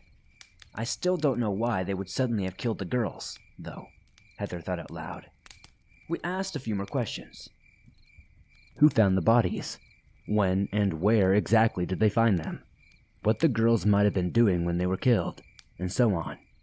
Marco's daughter had been at a play date at a nearby friend's house and her older cousin had picked her up on her way home. They never made it back there. Marco and Lisa walked us to the spot where the bodies had been found. It was a side street that wasn't terribly busy. Marco's son had been driving back to the house at about 9 p.m. when he had found the two victims at the side of the road. The houses on this street weren't as large or as expensive looking as the ones on the Toscas street, and I imagine that it would be less likely for the ones here to have as many security cameras. In any case, most people don't even know how to recover video files from those sorts of devices, and I wasn't sure if I was ready to be a practical door-to-door person asking for that. This was a shame, because with video evidence we might have a much more likely way to find out our culprit. When I asked Marco and Lisa about this possibility, they both shook their heads. We've already asked all the people on this road. No one knows or has seen anything. It's a miracle that our son was the one to discover the bodies, one of them said. With no further leads in that direction, we asked to go to the morgue to see the bodies, so Marco and Lisa took us there. When we arrived, Heather and I didn't even have to show any of the usual identification to the employees. Evidently, it was enough just for us to be with the family of the victims. We went to the room where the bodies were being held and started taking pictures and making observations. I'll spare you most of the graphic details of what we saw, but I already told you the main parts that you need to know. The two bodies were stabbed and slashed in a horrific and unusually brutal manner, almost as if they had been mauled by animals. The wounds had been made by a blade, though, although there were no precision to the blows. It looks like the killer wanted to cause them as much pain as possible. This looks like pure hatred, Heather said. Or inexperience, I said, because my initial thoughts had gone into a different direction. Heather gave a thoughtful, and pointed to the foreheads of the two victims. There, literally carved into their skin, was a symbol, purposely outlined and highlighted with blood. To me, it looked a little like the letter W, and Heather thought it was somewhat resembling a pair of flowers. But Marco and Lisa told us it was a representation of the antlers of a stag. This is the symbol of the Robertson family, of their clan, you might say. It's only used with others of their kind, to identify themselves in this world, Marco told us. If he was right, which I assumed he was, then this was a huge mark against the Robertsons. Note that there is an actual human clan in Scotland named the Robertsons, and they have a symbol of their own. But again, those are humans, and as I've said, Robertson is just the name I'm choosing to use to refer to the fairy family involved in this case. This means that our killer had time on their hands, enough time to carve the symbol, Heather pointed out. It wasn't a particularly complicated design, but to create it, you would have to take a lot of care and effort. They were coming back from the house of your daughter's friend, walking. You last heard your niece was going to pick up your daughter at around 8, and if your son found the bodies at around 9, then that gives a window of plenty of time for the killer to do this. It checks out, especially if the killer had been following them from the start. I put together. We need to talk to the Robertsons. We can't just go in there and start capturing all of them, so I think it's best to just approach them and talk, Heather said. I didn't like it, but we really didn't have any other choice. As she'd stated, we didn't have the numbers or even the best justification to go apprehend the whole family. The best we could do was to try to get some more information, and the whole family presumably wouldn't be able to just uproot and leave just because we came investigating. If one or more of them did wind up disappearing because of our visit, that's when we would update the police, because at that point, the case would become bigger than just the two of us could handle. We were treading further and further into the purview of the regular civilian authorities, but for the sake of general secrecy, we wanted to do what we could for ourselves. It would cause a huge stir if a horde of cops showed up to the Robertsons, and it would put them heavily on the police's radar, which would ruin their secrecy and protection. If they were innocent, then we would have outed them for nothing, and regardless of whether they were innocent, it would have an enormous blowback for the entire fairy group, the hunters, and if their secrecy was compromised, it could even potentially lead to people losing jobs. Of course, you might say that this is what happens when you live in a human society as a cryptid, but I would reply that even cryptids like vampires and fairies don't generally expect to be caught up in double homicide cases. It could happen, of course, but nobody wants it to, and most people also don't expect it to. And for many of the Dinashi and vampires, it usually seems worth taking the risk to live in society rather than alone or isolated. Anyway, after we felt that we had gotten all the information that we could from the Toscas, we thanked them and said goodbye for the moment. Now, it was time to pay the Robertsons a visit. Marco knew the house where most of them lived, as he had been invited over there on a few occasions to attempt to talk things out with the Robertsons. As you might guess, these meetings never worked out quite the way either family would have wanted. The Robertsons live right on the other side of the city from the Toscas, so it took a while to get there. When we eventually did arrive, I noticed that the neighborhood was quite different from the one where the Toscas lived. There were more apartments alongside the houses, and the homes themselves were smaller and less ornate. The Robertsons' house wasn't much different. It was brick and tall, but not very wide. It was getting into the evening, and we saw lights on in the house, but when we knocked, at first, there was no answer. Heather and I looked at each other for a moment and realized that we might not be getting an answer, before knocking again. This time a young woman greeted us, but she opened the door less than halfway. She had reddish blonde hair, and I could see in her eyes that she was suspicious, as many of the people we first meet often are. "You're not just here bringing us the good news, are you?" she asked. I had to stop myself from laughing, both from what she said and from her very generic American accent. It made sense, but in my head, I had been expecting some sort of Scottish brogue. No, I don't think we look like doorbell preachers, right?" Heather asked lightly, but the girl remained totally serious. "I can practically smell your intentions on you. Something is wrong, isn't it?" the girl asked, and I guessed that she had some sort of fairy intuition that was telling her that, because I don't think Heather and I looked terribly grim or anything. Somewhat. We're here to investigate a case. A murder case. I know it seems bad, but we're not the police. I spoke up, pulling out my badge and showing it to her. That seemed to get her attention, but she also seemed like she didn't quite know what to think. "Right.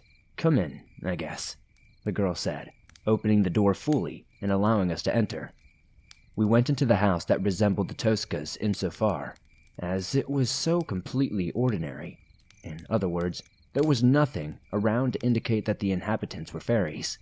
If you didn't know that piece of their identity, the house could easily have belonged to any standard American human family. I'll let you use your imagination to fill in the details for yourselves. The living room was immediately inside after the foyer, so the girl ushered us in and offered us to sit down. As we were taking our seats on one of the sofas, another lady came in and stopped when she saw us. She looked like the girl who had greeted us, just older and taller. There was something about the way she moved that was a bit different, though. I'm not sure how to describe it. But it was almost like she walked with a sense of nobility. It was proud. A little like the way Heather carried herself, and how Serena carries herself now. They're all strong women, and the way they move immediately gives you a sense of that. We'll call this lady Susanna. The girl who had let us in, who we had learned was Susanna's daughter, explained to her mother who we were and what we wanted, and Susanna introduced herself to us. She seemed less cautious than her daughter, but still a bit guarded. Her daughter ran off and soon came back with a man who we learned was her father, Susanna's husband. We'll call him Edward. He also resembled his daughter and had the same sort of energy around him as his wife. Maybe that energy is a personality thing, but I don't think it's also because they're fairies. Unlike many vampires, the Robertsons are not offshoots or very close relatives of humans. And even with the ones that look like us, such as the Robertsons, something about them just seems very unusual or different. So, you're from the Hunters. It's been a long time since I sat down with one of you, Edward said, and at first I couldn't tell exactly what he meant, or what I was supposed to make of it. From what I saw of the guy, he doesn't seem to have many ranges of expression. We're sorry to bother you, we just need to ask you some questions, Heather said. We explained the situation as frankly as possible, and straight up asked them if they had anything to do with it, or at least knew anything about it. Of course, it wasn't likely that they would have admitted it even if they had committed the crime, but you never really know. But judging from their reactions when we told them about what we had learned, they were quite surprised and saddened. They may have been acting, and apparently many Dinashi are very good at doing so, but both Heather and I felt their sentiment was genuine. I don't know whether I had suspected the Robertsons of the murders or not, and I'm surprised I didn't write that down. Whatever the case, their response to the news alone left me much more confident that they were not responsible. We don't like the Toscas, it's true, but we would never resort to such violence against them, Susanna said. Someone killed a woman and a child. To the Dinashi and the vampires, and even to you, 13 and 34, so young. It's despicable, Edward added. Well, you're suspects in the murders mainly because of what was found on the bodies. This was carved into both of their foreheads, I said, showing them the photos of the Robertson symbol that had been found on the bodies. Both Edward and Susanna initially looked shocked, but then Susanna started to shake her head. No, that's not our crest. Not exactly. It's missing the flower, she said, which made me frown in disbelief. Was she trying to lie to our faces? She seemed genuine, though, and as I watched her expression shifted from shocked to angry. Very angry. I started to get confused. What do you mean? This is what the Toscas told us about the symbol of your family, I said. But now Edward had started to shake his head too and began to seem equally as furious. Both looked beyond angry, and it was honestly a little scary. As I said before, many fairies are well known for being talented at acting or feigning different emotions, but neither Heather nor I got the sense that this was a sham. No, that is not our crest. Ours has a flower. It's small, but it's an important part of the symbology. It has a meaning.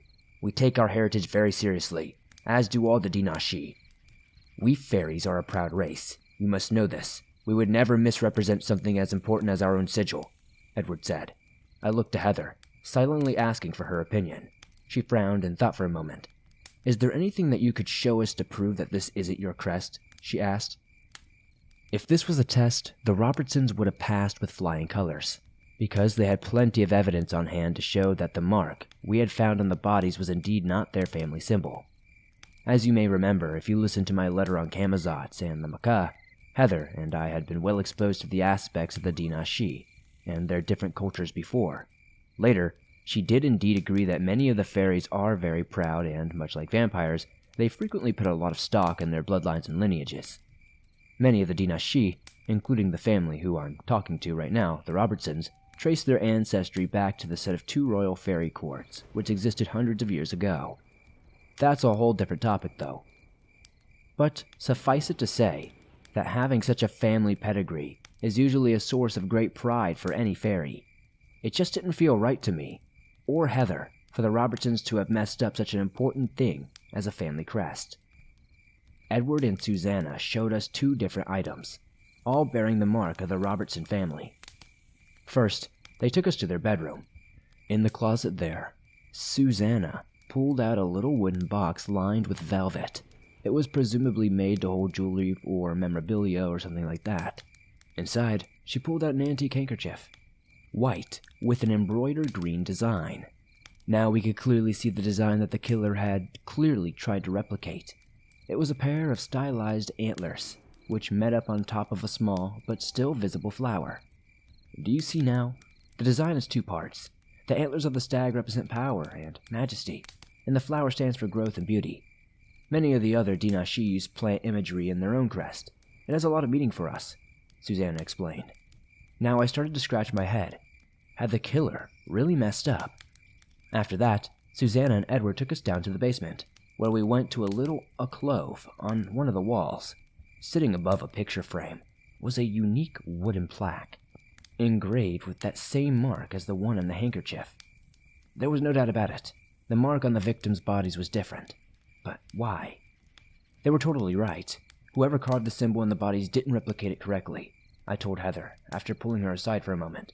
But was it just some moron who didn't know what they were doing? Heather asked, and although usually her Irish slang made me smile, this time I just shrugged. I didn't know. We went back to the Robertsons and asked them a few more questions, including an important one. Do you know anyone at all who might have committed this crime, or anyone who might have reason to do so? At first, they both said no, but then Susanna whispered something to her husband, and they had a short exchange before coming back to me and Heather. Maybe there is one person that the Toscas may not have told you about. He was Marco's son, and he was essentially disowned by the family. We don't know why, but the parting was certainly not pleasant, Edward told us. Now the plot was thickening even more, and I couldn't help but wonder why the Toscas hadn't told us about this before. In any case, now we had to go back to them and see what was going on with this son of theirs. It is possible that the Robertsons could have purposefully botched the symbol when cutting it into the bodies, but the items they showed us, combined with their apparently authentic reactions, made Heather and I both think that something different was happening. We thought the Robertsons were in fact being framed. Edward and Lisa said they really didn't know anything else about the situation, so we said our goodbyes and left their house. It was late, and we had been on the road and working the entire day, so we headed to a hotel for the night. I don't know much about the vampire sleep habits, but I imagine that the Toscas were also in bed as well, so it worked out. The next day, we got up bright and early and headed over to the Toscas' house once more. When we got there, we found that Marco had already left to go to work and Lisa was still home. She invited us in again, and we gave her the rundown of what we had discovered at the Robertsons' household. At first, she seemed very confused, and when we mentioned her son, her expression suddenly became very dark, and suddenly the room became very, very chilly. They were talking about my son, Tristan. We wanted to forget about him. I haven't even said that name in years, she said, and she seemed so incredibly bitter about the topic. What happened with him? Why might he want to hurt you, and why didn't you tell us before? I asked. She shot me an icy glance. Humans are always asking questions. We didn't tell you because we were convinced that the Robertsons were behind everything. We never thought that our son could be involved. I still find it hard to believe that he could do something like this. 12 years ago, we ordered Tristan to leave the family. Call it exile or banishment. Lisa answered us. Right.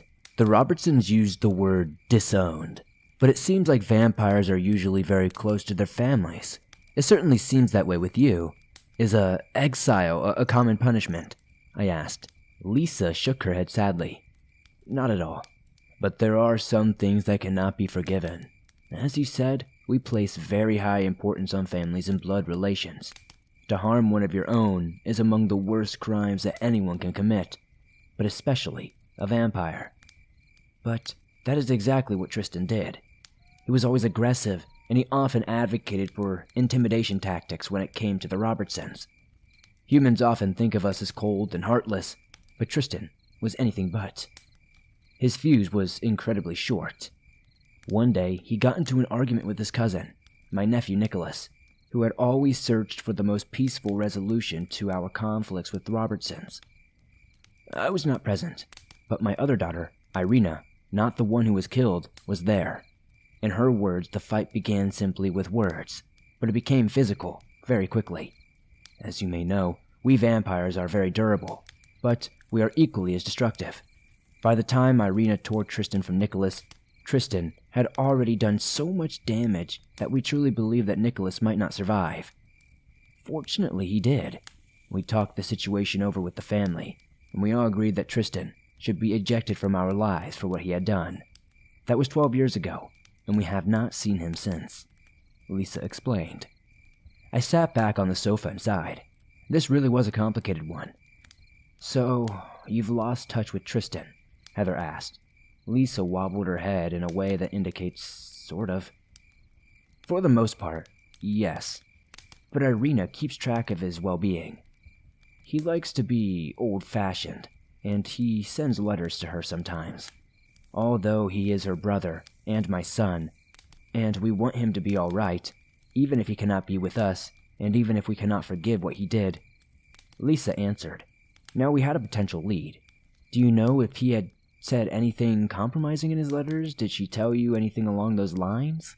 I asked, and Lisa shook her head. I suppose I should have known that we weren't likely to find such a blatant clue. No, but you can ask her about this. She was at our meeting yesterday, and she misses the girls who were killed just as much as any of us. I'm sure she'd be willing to help you with anything you need. I'll give her information, Lisa said. Lisa wrote down Irina's phone number and address on a piece of paper for us, and with that, we were on to our next stop. We hopped in the car and started heading to the address, and on the way, we gave Irina a call.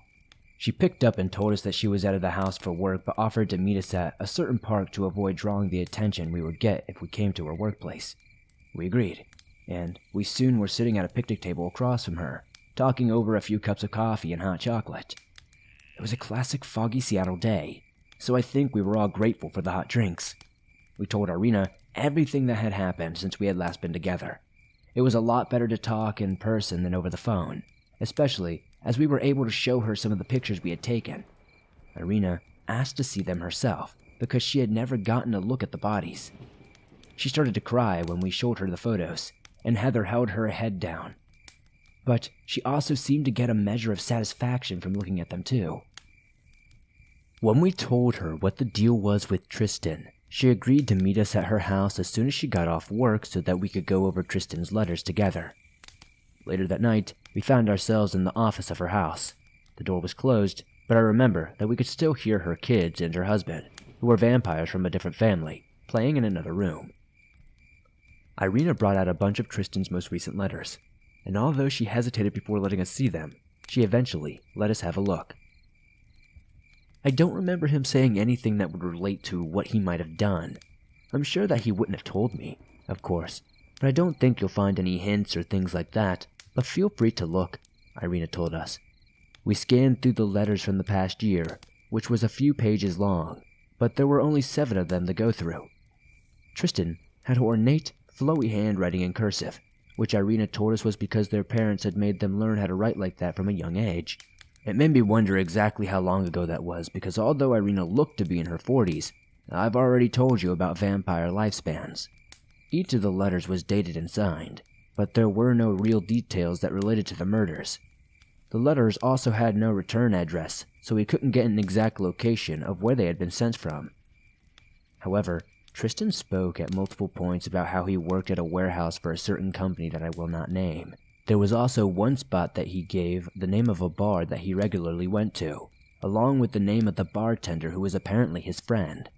Heather and I immediately called Sergio and started doing some research of our own. Between all of us and Irina, we managed to determine that Tristan was likely residing in a small town to the southeast, which I also will not name. Heather and I talked it over and decided that our best bet was to go to the warehouse and see if we could get the address to Tristan's house. then go there to confront him. Please, I beg you, do not hurt my brother if you can help it. I know him. He could very well be the one who killed them, but I still do not want to see him killed either," Irina said as we were getting ready to leave. "If we could do anything to prevent bloodshed and still accomplish our goal, that is what we will do. We always want to come out with that outcome. I promise," I said to reassure her. Heather put a hand on her shoulder, and she nodded after a minute. Heather and I jumped in the truck and headed out to the town that we had identified, alternating driving and napping, and stopping for a quick dinner at a roadside diner. Our destination was far away, so by the time we got there, it was very late at night. And was well after the workday had finished. We pulled off into an empty lot and snuggled up in the back of the truck, which, by the way, is a very convenient place to sleep when you are on the road for a long time. I always keep a sleeping bag and multiple blankets in the back of my truck for this very reason. In the morning, we found the warehouse and parked a short distance away from it, where we could see it but weren't conspicuous ourselves. To avoid attracting any undue attention, Heather went into the warehouse alone. 2 people would be more likely to be seen than 1, as you probably know. I'm also black and native, which means that I have brown skin, and in this town, that was basically an anomaly. So we figured that Heather would seem less out of place. Heather could also perfectly imitate an American accent, so there was no worry that anyone would pick up on her Irish one. I hung out in the car until Heather came back. "Okay, he's working today. I got a good look at him, and I know which car is his. Let's wait here and tail him when he leaves at the end of the day," Heather told me. "Did he see you?" I asked her. "No, I don't think so, and if he had the same sort of sense as the Robertson's daughter, he didn't give any indication of it. I think we are in the clear," she answered. I went to grab us some food, and for the rest of the day we just sat in the truck talking and watching the warehouse. Eventually, as the sun began to get low, we saw people beginning to leave the building. One man came out, dark-haired and thin, and I was surprised at how much he looked like a younger, bearded version of his father. It seems like both vampires and the Dinashi side often bear a strong resemblance to their family members. Tristan had a very different body language than Marco, though. He looked haggard and worn out, and he walked to a gray sedan that didn't look much better than him. Heather pointed him out, but she really didn't need to. As he began driving away from the warehouse, we waited for a moment and then began to follow him. Thankfully, Tristan didn't go far, and he never seemed to catch on to our presence, because he went up the driveway of a single-floor house and disappeared inside.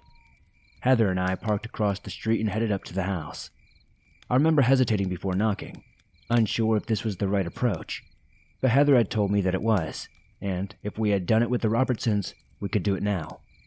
After all, we didn't know for sure if Tristan was even guilty. So we knocked, and Tristan opened the door, glaring at us with what was clear suspicion. For some reason, I decided to speak up and cut to the chase. "Are you Tristan Tosca?" I asked him, and his eyes narrowed. "Why are you asking?" he responded. "We're investigating a pair of," I started to say, but I didn't even get a finish before Tristan lashed out and pushed me with a hand. When I say that vampires are fast and strong, I mean it. I went careening backwards and almost broke my neck falling down the stairs of the front porch. I saw stars as I hit the ground, and the wind was knocked out of me, stunning me for a good few moments. By the time I staggered to my feet, I heard crashing and slams from inside the house, and Heather and Tristan were nowhere to be seen, and probably inside. It looked like Heather had left me in favor of going after Tristan, which was a smart move. Usually, she and I had prioritized checking on our teammates over chasing down a target, but in this case, I had only been pushed, and I think she knew that it would take quite a bit more than that to bring me down. As I started for the door, I heard 2 gunshots from inside. Heather and I had brought our guns, as usual, and she wouldn't shoot without reason. That meant there was a fight going on. I pulled out my pistol and ran into the house, heading straight for the direction of the house. I came through a hallway and almost collided head-on with a bloody Tristan, who was rushing full speed through a sort of middle room that connected 2 halls. I managed to jump aside, just in time to avoid Tristan's incoming left hook. I was still in his way though, so I tried to level my gun and take aim at him. He full-on tackled me, knocking me backwards. It felt a lot like the time I've told you guys when I was hit by a dog man, and that's saying something. It was almost unbelievable how much force was contained in that body that appeared to be so human. If I had hit the floor or a solid wall, I could have been hurt a lot more seriously, but instead I fell through an unsupported portion of the wall, and that served to soften my fall somewhat.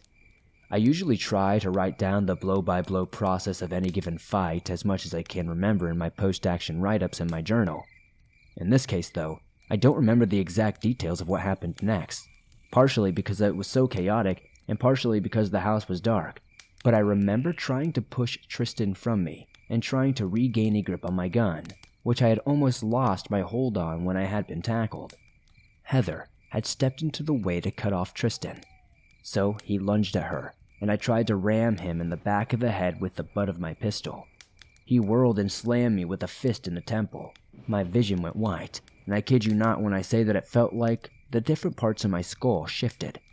I was barely standing, and another hit like that would probably have knocked me out, if not killed me. I was reeling, unable to do anything as I tried to recover from the hit, and then Heather squeezed off another pair of rounds. I heard Tristan cry out and hit the floor, knocking me over again in the process. I really couldn't stay upright that day now that I'm thinking about it. I laid on the floor for a good few moments, dazed with my head pounding with pain each time my heart beat. Heather came over and helped me to my feet, and we both caught our breath while looking at Tristan, who had dragged himself into the next room and was sprawled out on the floor, bleeding from what we learned were 4 separate gunshot wounds. He was still breathing though, so we called Sergio and said he had to deal with it. The police were already on their way. I felt bad that we had to hurt Tristan, but it's not my place to pass a sentence on him. Holding my head, I sat down on a chair across from him as we waited for the police to arrive. He was groaning in pain but still clearly alive, and I had a feeling that he was going to be fine. "I've never been shot before," he mumbled at some point, and I didn't know what to make of that, so I didn't say anything. "Stay quiet. Talking isn't going to help," Heather told him. He didn't listen. "I hope you're happy. You're hunters, right? Keeping the peace," Tristan said, and I could practically feel the hatred covered in his words. This made me mad, so I looked up at him. He was curled on the floor holding a hand to his wounds and sneering up at us with his beard. "Why did you kill them?" I asked, because even though he hadn't told us what he had done, we knew he was guilty from his actions. He wouldn't have attacked us otherwise, and I'm betting that he didn't know we were hunters until we started fighting. Heather grabbed my shoulder after I asked the question.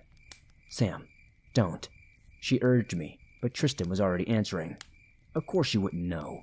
Like I said, you're peacekeepers, and I wanted to start a war. Simple as," Tristan muttered, before closing his eyes and turning away. The police showed up afterwards and took Tristan away without any further questions, as usual. Sergio had worked his magic and gotten them not to bother us, so everything went smoothly. What Tristan had told us was disturbing, though. He evidently wanted to start violence between the Robertsons and the Toscas, and he had resorted to killing his own sister and his own niece to do it. It was merciless and horribly wrong, and for both families, it was unforgivable. Heather and I told all the various people involved what had happened, and the Robertsons offered their condolences to the Toscas and offered to help with whatever they may need in the aftermath of all of this. They still don't like each other, though, and I think the Robertsons took Tristan's insane crime almost as proof that the Toscas are bad and not to be trusted. But that's out of our control, and I'm just glad that nobody else was hurt, and that we were able to wrap up things without anybody's secrets being revealed. So that was one of my hunts that was more of an investigation than anything else. It started and ended in a brutal fashion, but it was interesting to say the least. It's also a good example of how hunters and cryptids are pretty much everywhere, not just in the backwoods, the wilderness, or the bush. We're a versatile bunch, and I proved to myself on this hunt that in addition to tracking and biology and combat, I'm also not too shabby when it comes to working and interacting with people. Rebecca, the hunter who I mentioned gave this case to us, tells me that the Robertsons and the Toscas still remember Heather and I fondly, and that they gave their condolences to me for her loss. Let's hope that they continue to get along with each other. Anyway, I think I've gone on long enough. I thought about splitting this into 2 separate letters, but you guys seem to enjoy the long ones. Hopefully you enjoyed this one. Next time I will probably do a letter discussing interactions between monsters or maybe a Q&A, if there's enough material for that. So keep the questions coming if you would like to see that. Otherwise, I think that's all I've got for this letter, so I'll stop here. Take care, stay safe, and we'll talk more soon. This has been Sam White Owl, signing out. Hey again, everybody, and Happy New Year! Serena and her family are Chinese, so at the time I'm writing this, we haven't had the Lunar New Year celebration yet. But we already have had the usual Western New Year festivities for 2022. I hope you all had a good time as well, but if you didn't, that's perfectly fine too. Regardless of what the movies and society say, you're not obligated to be happy during this time of year. I say that because I know that many people are not, and that's okay. Regardless, I hope 2022 is a good year for you. For this letter, I figured that we would talk about interactions between different types of monsters, both ones that I have witnessed and ones that other people have. It's a fascinating topic, and one that you guys showed some interest in when I asked about it last time. Thanks for all of your responses, by the way, because I always enjoy those. Before we get started, I want to give a quick PSA.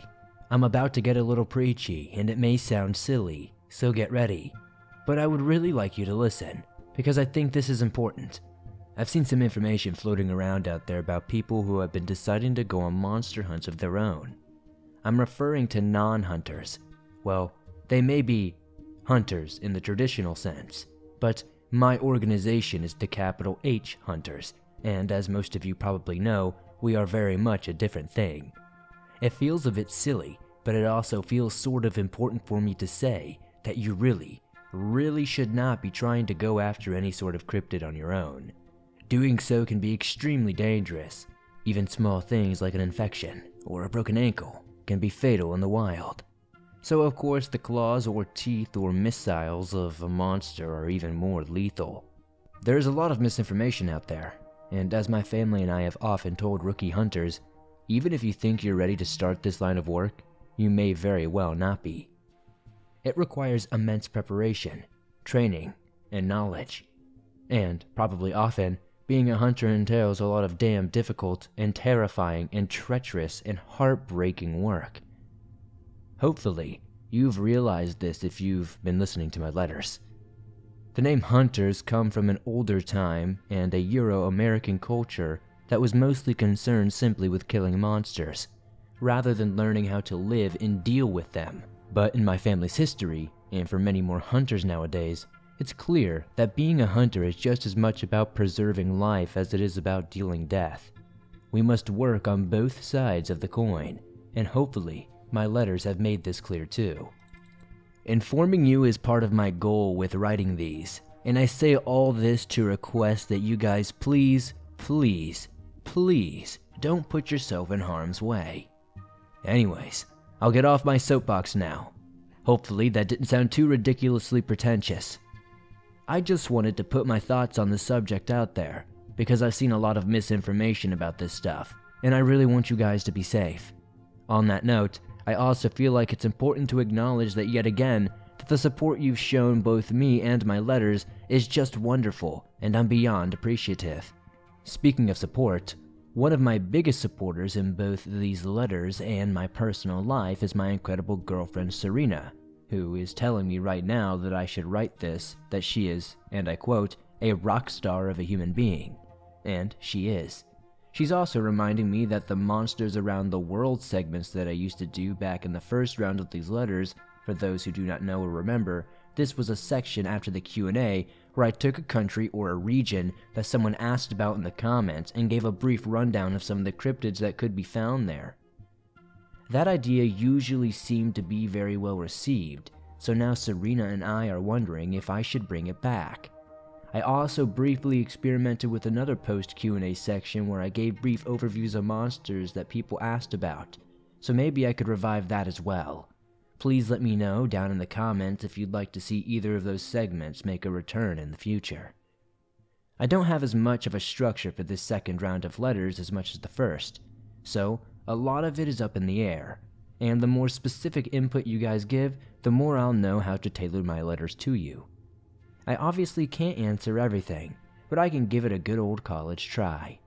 Anyway, with all the housekeeping type stuff out of the way, let's get into the rest of this letter. I'm going to take a break from the normal format of these letters this time, because I'm not going to do a Q&A section for this one.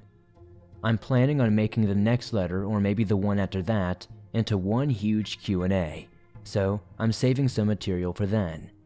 On that note, keep the questions coming in the comments if you like this idea. As usual, pretty much anything goes. Feel free to throw out any questions or concerns you might have, even if you just want me to clarify or elaborate on something I've said in the past. Hell, even if you want to know something that has nothing to do with cryptids, I'm more than happy to try and answer for you. I love the silly or fun questions as well as the serious ones. For now, let's just get started on the main topic of this letter, which is interactions between monsters. If you've listened to my previous letters, I've talked about several cryptid interactions already. For example, in my Dogman letter I spoke about how I helped the mother Sasquatch and her child fight off a dogman. Back when I forgot to mention the fact that the day afterwards I found a special gift waiting for me on my doorstep. 12 smooth river pebbles, arranged in a perfect circle on the doormat. I suppose the Sasquatches had left them there as a thank you, and I still have those pebbles in a box at home somewhere. I've also talked about how we witnessed a clash between a dogman and a pack of Chupacabras in the so-called Battle of the Long Grass, as we jokingly named it. And of course, in my last letter I discussed relations between a family of vampires and a family of fairies. My nephew has witnessed some of the more magical or supernatural elements of fairies, so to speak, but during the case I'm referring to here, I just saw some of the more human-like aspects, so to speak. I've been fortunate enough to see a wide variety of monsters throughout my career, including witnessing them meet with each other. Two of the stories that I'll be relating here are from other hunters though, both classic and modern. Sergio provided me with multiple sources when I asked him for some help on the topic of this letter, so I'm kind of crowdsourcing information here to give you guys a broader range of experiences other than just my own. This is my first time taking this kind of approach, so let me know how it goes over with you in the comments. If you don't like it, I can go back to just telling you about my own experiences. But, even for this letter, don't worry too much. I'll drop in the usual personal stories of my own throughout it. I could go on and on about cryptid interactions forever, but here are some ones that I think you'll find interesting. First, I'll restate that monsters come in all shapes and sizes, and levels of intelligence. Some are more animalistic, such as the Dean Gonek, while others like fairies are as smart as humans, or even smarter. Second, monsters have all sorts of social structures. Some are solitary and some live in groups. What these facts mean is that interactions between cryptids take all forms, in all sorts of places, at all sorts of times. Not everything is a fight, but a lot of times conflict is the result when different monsters encounter each other. I've seen a few of these myself. Let's start with one of the more intense monster-on-monster encounters that I've witnessed. This was when Heather and I were in Libya with a friend of hers named Malik, who she knew from before she met me. Malik is from Tunisia, and he specializes in dealing with desert-dwelling cryptids. In case you weren't aware, much of North Africa is made up of vast tracts of desert, mainly the Sahara. Malik has a particular interest in carnivores, of which there are a few in the Sahara Desert. Two of these are the ajule and the crocodile. I won't go into a ton of detail here because this letter isn't really about just these two monsters, but here's a quick rundown on both species to help you understand them. Ajule are relatives of African wild dogs, which are beautiful wolf-like canines that live in parts of that continent. If you're not aware of what an African wild dog looks like, I highly recommend a quick Google search. They have gorgeous coats of fur and are unique and incredible animals. Ajule are close relatives of theirs, and Malik believes that they share a close common ancestor. Much like humans and chimpanzees, Ajule look a bit like a cross between African wild dogs and wolves. They are around 2.5 feet tall, with tall, pointy ears and short fur that ranges in color from tan or golden to reddish orange or medium brown. Part of the reason why they are considered cryptids is that they're often mistaken for very oversized jackals or foxes. Like many other canines, Ajule are social creatures. living in mated pairs or packs of up to 12 members.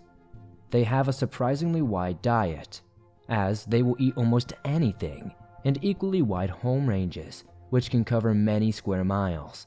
They defend the cores of these ranges as territories, and this is one reason why Heather, Malik, and I were able to witness the conflict that I'm about to describe. When we were in Libya with Malik, we saw what I can only describe as a battle between a pack of Ajule and a clan of another monster species known as the Crocutta. If Ajule's closest living relatives are African wild dogs, then Crocuttas are easily closest to hyenas, which, by the way, are not actually canines. Crocuttas are mentioned as far back as ancient Greek sources, and nowadays they can be found in North Africa. In appearance, they look like slightly larger versions of striped or spotted hyena. Crocuttas have long manes that run down their spine, and a combination of black stripes and spots along their tan or brown fur of their bodies. Because of their appearance, Crocuttas are often simply mistaken for striped hyenas, but they are larger and much more aggressive. Crocuttas also have a weird feature in that they don't have a bunch of separate teeth. Instead, they have 4 fangs and some long ridges that are like single teeth. Imagine if you had one unbroken tooth that ran where your teeth are now, instead of multiple individual teeth put side by side. That's what Crocuttas have, for some unknown reason. Crocuttas also have the disturbing ability to mimic sounds, including human speech, almost exactly like parrots or wendigo. They live in mated pairs or clans that usually number up to 9 or 10 members. They are almost exclusively carnivores, and, like Ajule, they have wide home ranges and defend the core areas of these as territories. On rare occasions, the territories of Ajule packs, Crocutta clans, or both, overlaps, and when this happens, it can come to blows, as we witnessed on this occasion. Both Ajule and Crocuttas are primarily nocturnal, and it was about 2:30 in the morning when we saw the clash. Malik had been following an Ajule pack for probably several days at that point, and there were about 8 members. He was trying to make some records and studies of their behavior and habits. When not actively dealing with actual hunts, capital H hunters will often go out into the field to do research, and this is what Malik had been up to. He had invited us to come with him into the desert to help him out, so we had taken an off-road, safari-style jeep into the Libyan desert to track down the Ajule. Malik had tagged a dominant male of the pack with a tracking chip, so it didn't take us too terribly long to find their location. We arrived at a big bluff covered in some rock formations in the late afternoon. From a distance, we could see a few of the Ajule lying in the shade on top of the rocks, peering at us with intelligent yellow and orange eyes. After staring at us for a minute or two, they put their heads down and went back to sleep, although occasionally one of them would get up and pace around a bit before lying back down. Malik said that they had grown accustomed to the jeep, so they weren't bothered by our presence too much.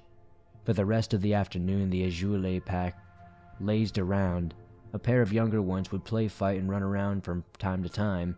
Every time they got close to one of the ones that were sleeping, they would get growled at, which was somewhat amusing. It seemed like a slow day, but a little after dusk, the pack began to stand up and move around, evidently preparing to get moving. We also got ready to start following them. They didn't seem too concerned even as the jeep started up. The Ajule came down from the rocks above us and headed off through the rocky landscape, eventually coming into a shallow valley or basin. A little brook, not much more than a trickle of water, ran through the area, and they stopped to drink at it. We pulled up on the side of the valley and turned on a spotlight that sat on the top of the jeep. We shone it on the pack, but the Ajule didn't seem to mind, because they were accustomed to it by this point. Suddenly, out of nowhere, the sound of an assault rifle firing burst through the air. The Ajule all started to scatter, and all of us humans instinctively began to duck and cover. I had no idea what was shooting, or who was shooting, where they were, and why they were. The sound stopped after a few shots, then went off again, and when it sounded the second time, I realized that it sounded off. It was very hollow and sounded softer than I would expect. It lacked that sort of snapping or cracking element that gunshots have. I lifted my head to see 5 large shapes coming down the other side of the dusty valley floor. Each had the classic hyena body shape with high shoulders and sloped backs. Long manes hung down their spines, and as I watched, the lead one lifted his head, apparently making the assault rifle sound with its mouth. "What the hell?" I asked, and Malik gasped from beside me. It was hard to see outside the area brightened by the spotlight, but we could see the 5 strange creatures coming closer. Crocutas. They're very skilled mimics. I've never seen them before. They must have moved in recently, Malik whispered. The clan of Crocutas went down to the water and started to drink, but soon we began to hear growls from outside the spotlight, and every now and then a hoarse coughing bark. The Ejule began to creep closer from beyond the periphery of the area, approaching the water slowly and cautiously, baring their teeth at the Crocutas. The Crocutas continued to drink at first, but their manes began to stand on end, making them look bigger than they really were. However, even without their manes standing up, they were still a good bit larger than the Ejule. Even if they were slightly outnumbered, the lead Crocuta snarled and made the gun sound with his mouth again. But the trick evidently was not going to work twice, because the Ejule only flinched and stopped briefly before continuing. The Ejule came into the bounds of the spotlighted area now, and they looked mad. If you've ever seen an angry dog, then you know how scary they can be. The Ejule were just as menacing, not to mention that there were 8 of them. Heather, Malik, and I were in no danger, of course, but I still felt my heart racing, and I think I knew that there was going to be a fight. The Ejule got very close, and there was a standoff for a few minutes before the Crocutas started to pull back from the river. 3 Ejule were loping around behind the Crocutas, while the others were closing in from the front in an arc formation. This was classic pack hunting tactics at work. One of the Ejule in the rear snuck up and was about to snap at a Crocuta when another one spotted it and rushed over to defend its clanmate. The Ejule bolted, and the Crocutas chased after it for a few yards before stopping. Having been separated from the rest of their clan, the pair of Crocutas were now vulnerable, and the Ejule seized the opportunity. All 3 of the Ejule that had been sneaking in from the rear now ran at the 2 Crocutas that had split off from their clanmates. One Ejule snapped its jaw around the hind leg of a Crocuta, which screamed in what sounded like a humanly voice, and started to whirl around and bite at the Ejule. The second Crocuta started to run over to help its friend, but the other 2 Ejule had flanked it and got in its path and started barking ferociously, stopping it in its tracks. Amazingly, none of the other monsters moved much, instead just watching as one of the Crocuta grunted and snarled, spinning around as it tried to get the Ejule off its leg. Eventually the Crocuta managed to twist in such a way that it was able to bite its attacker on the shoulder, and the Ejule abruptly let go and trotted away. If it had hands, it probably would have been dusting them off in satisfaction. Malik tells me that the bite force of Crocutas is a great deal higher than that of the Ejule, but that didn't seem like it mattered much in this instance. The Crocuta had been bitten, and it was limping pretty badly now, bleeding across the rocks as it made its way, panting back towards its clanmates. It had only made it about halfway there before all 3 Ejule in the rear came running at it. They jumped on it, and some of the other Crocutas came rushing in to help their clanmate, but they were swiftly cut off by a few other of the Ejule. The Crocuta was now limping and had 3 Ejule on it, snapping and tearing at whatever part they could reach. Because of its injured leg, it couldn't spin around like before, and in any case, it wouldn't have been able to keep track of 3 enemies all at once. The Ejule kept jumping at it, and every so often the Crocuta would scream in its human male voice again, which was incredibly disturbing. After a few moments, one of the Ejule grabbed the Crocuta's uninjured hind leg, and one of them grabbed the side of its neck, and the Crocuta fell to the ground. Just then, one of its clanmates managed to essentially juke out the Ejule that was confronting it, and run over to help. The Crocuta that came to help seized one of the Ejule by the back with its neck and its jaws, and now the Azule was screaming, which sounded much more like a high-pitched yelp that we are used to hearing from dogs. Around this point, things became too chaotic for me to keep track of it all, because a few of the monsters that had so far not been fighting started to attack each other now, and that seemed to send all the others into a frenzy. Dust started kicking up everywhere, making it hard to see, and much of the fighting was taking place outside of the spotlight, so it was hard to tell exactly what was going on. The noise was awful, because all the monsters were growling and snarling, the Azule were barking and baying and yipping, the Crocutta had made the gunshot noises starting up again, and some of the other Crocuttas started shouting in what I assumed was Arabic, which Malik later confirmed for me. These new vocalizations sounded angry rather than in pain like that first scream had been, and Malik later told me that they had heard of one of the Crocuttas shouting a phrase that essentially meant, "get back" or "stay away" in Arabic, which was very freaky to hear coming from a Crocutta, especially one that was in the middle of a battle.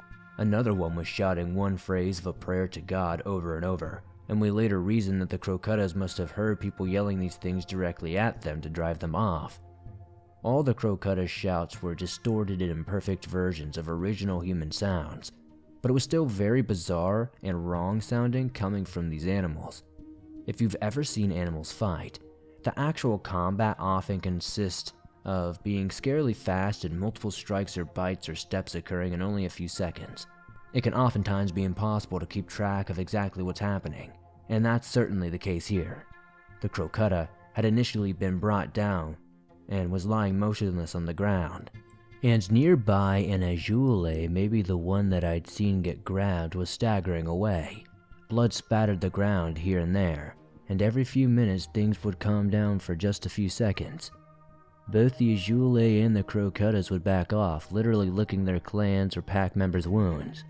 They would stay apart for a while, barking and snarling and shouting at each other. Inevitably, the two groups would start creeping closer to each other, and the Azule would fan out to surround the Crocuttas with their superior numbers. Usually it would be an Azule that would attack first, leaping in and taking a snap at a Crocutta. If the Azule's attack missed or if it lost its hold, then it would leap away, yipping a few times on the occasions when the attacking Azule did manage to get a grip with its jaws on the Crocutta. Then multiple other Azule would come close, either to help in the attack or to keep the other Crocuttas at bay to prevent from helping their clanmate. After almost an hour of back and forth fighting, it was clear that both sides were getting tired. 2 Crocuttas laid on the ground, dead or dying, and 2 of the surviving 3 were bleeding. Many of the Azule had also been wounded, and one of the pack was dead. I hadn't seen how it had gone down, but Malik and Heather told me that a Crocutta had bitten its back and shaken it, probably breaking its spine or its neck. All of the surviving monsters were visibly exhausted, and when one of the Crocuttas made a charge at the Azule lines, the pack broke and scattered away from it. With a clear path now open, the other 2 surviving Crocuttas followed behind the first one and went loping away across the rocks. The Azule paced around for another few moments, nuzzling and licking each other, before starting to make a meal out of the dead Crocuttas. They didn't eat the member of their pack that had been killed.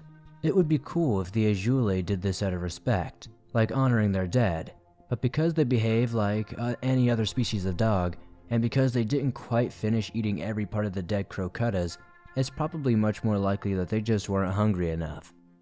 After that, the Azule returned to the rocks where we had first met them, and we returned to our camp for some much needed sleep. We did a few more observation trips, but that was the most intense one. It was more like traditional animal combat than some of the other experiences I've told you about, but it was so vicious and large scale that I figured I'd include it here. It's also a good example of how many monsters, and in fact maybe even most of them, are very much like any other animal. Of course, humans are animals too, just obviously a bit different from others in many ways. Azule and Crocuttas are good examples of more beastly cryptids. We hunters do have some loose categories or classifications for different types of monsters, including animal-like monsters, humanoid monsters, shape-shifting monsters, and more. As you may already know, I'm a big science geek, so I'll spare you the taxonomy lesson here. If you'd like to know more, feel free to ask, and maybe I can go over it in my Q&A letter. As far as the Ajoulay Crocuta fight went, it was relatively light in terms of the lasting impact it caused on the environment around it. The effects of it were mainly limited to the pack and the clan involved. Other monsters, however, have had much more widespread influence. In the past, I've already talked about how cryptids like Wendigo can really destabilize entire ecosystems through their actions. And there are other monsters that can cause similar or even greater levels of havoc if pushed. I've mentioned before that Eastern Europe is home to a few species of reptilian monsters. Some of these rank among the largest cryptids in the world, and could really be considered dragons. In fact, many sources, including the one I'm about to tell you, use that very term to refer to them. These are incredibly long-lived and mysterious creatures that live in and out of the way places, most commonly remote bodies of water or mountains. They survive off fish, birds, and other wildlife, as well as some types of plant. Like crocodiles or snakes, these reptilian monsters all have very slow metabolisms and equally low levels of activity, and they rarely leave their homes. This makes them very secretive and poorly known, but when they do emerge from their hiding places, they can cause enormous problems. One of these situations occurred in Serbia in 1907.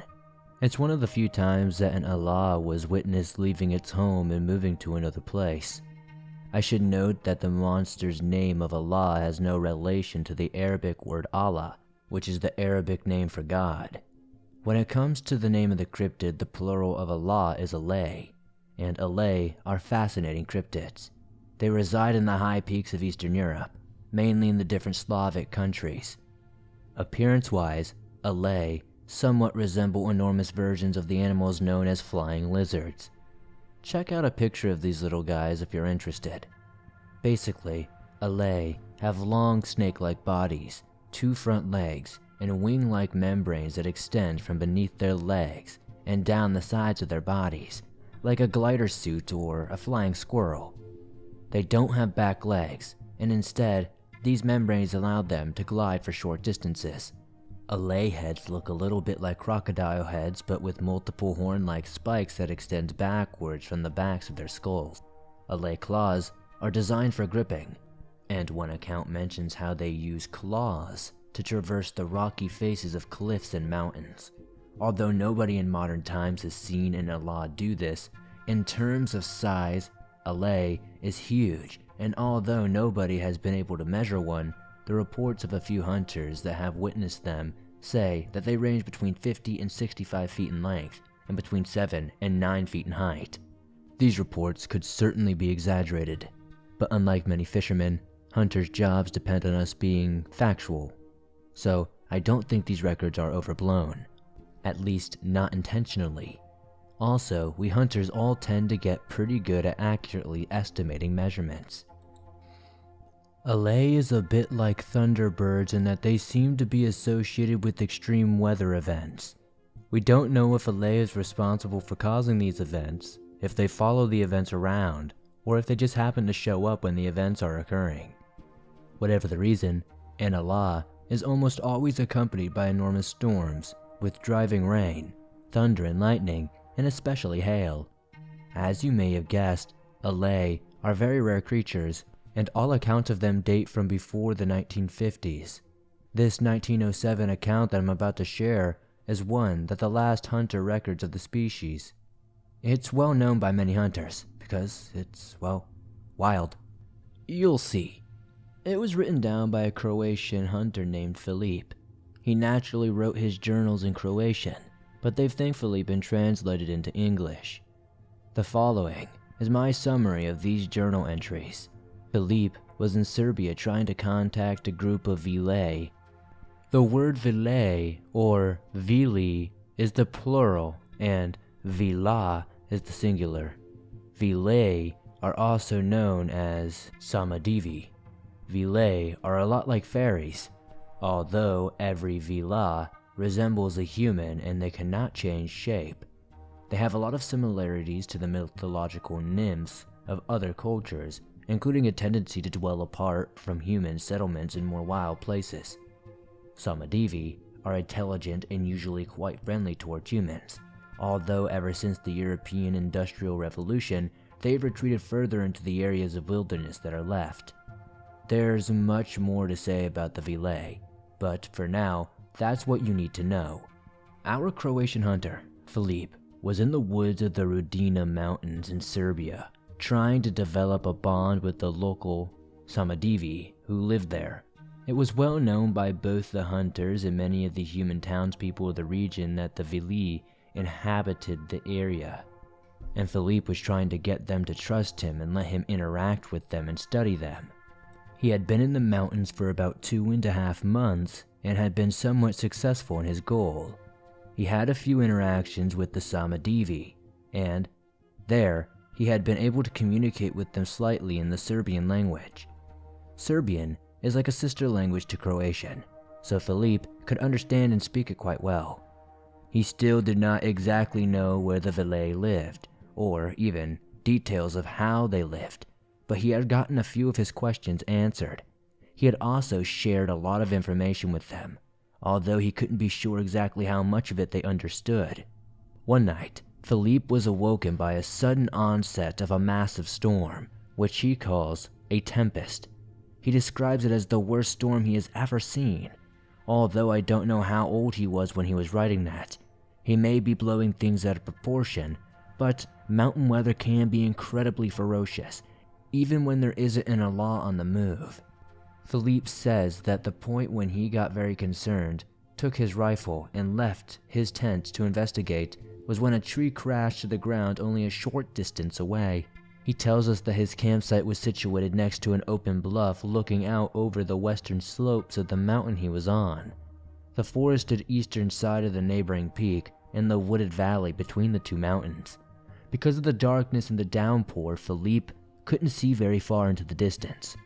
However, almost immediately after he exited his tent, he saw an incredibly rapid series of thunderbolts light up the woods across from him, hitting and illuminating the eastern side of the adjacent mountain.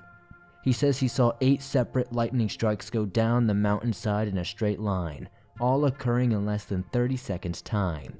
He saw trees shifting and collapsing in the exact area, but no wildfires flared up there, likely because of the torrential rain. Filip began to suspect that something was very wrong and tells us that he was reminded of the traditional legends of the Alay.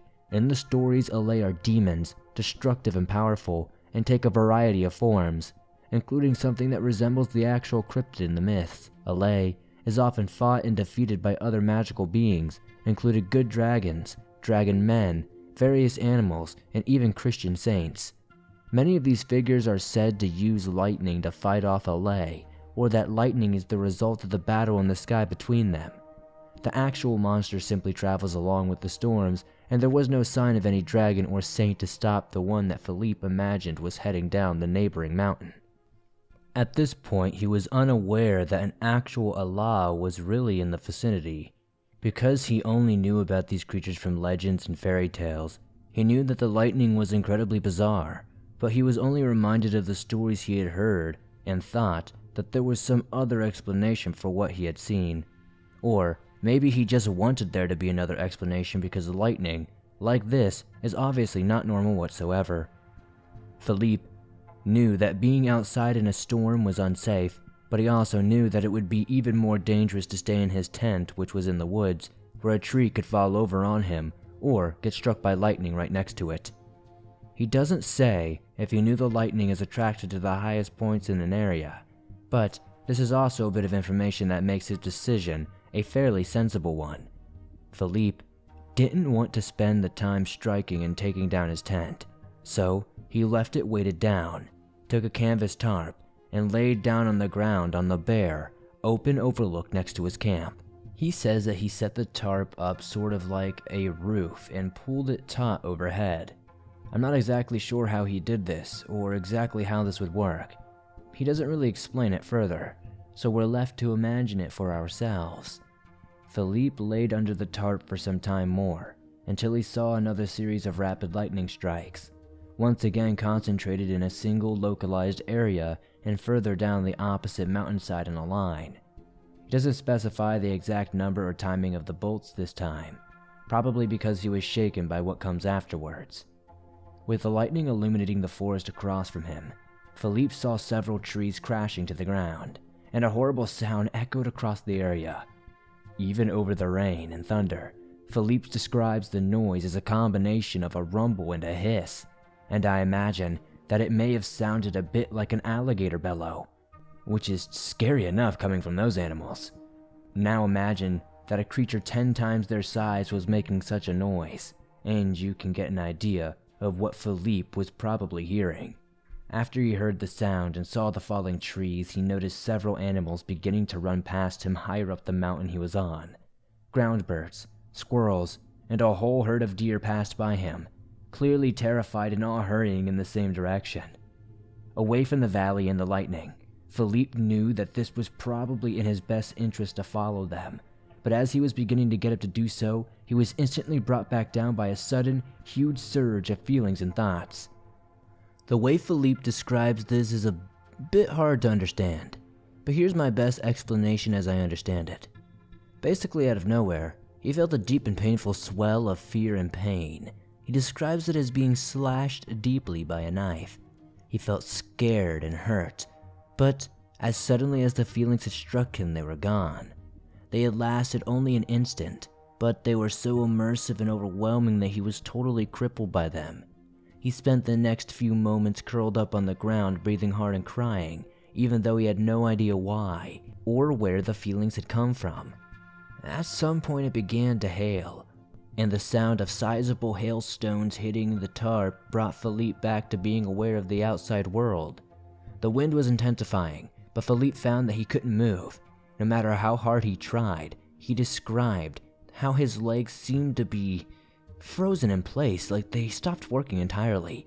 I should note that although Philippe was a relatively new hunter, he was not completely inexperienced. So, even though he was afraid and in a totally unfamiliar situation, I'm not sure he was freezing up purely due to fear. I think the feelings that had suddenly hit him basically crippled him. You may understand why in a bit. With hail pelting down around him, Philippe laid on the ground, looking off in the darkness for the third time. Lightning bolts came snapping down in quick succession, making a line down in the valley between the mountain where Philippe was and the one to the west.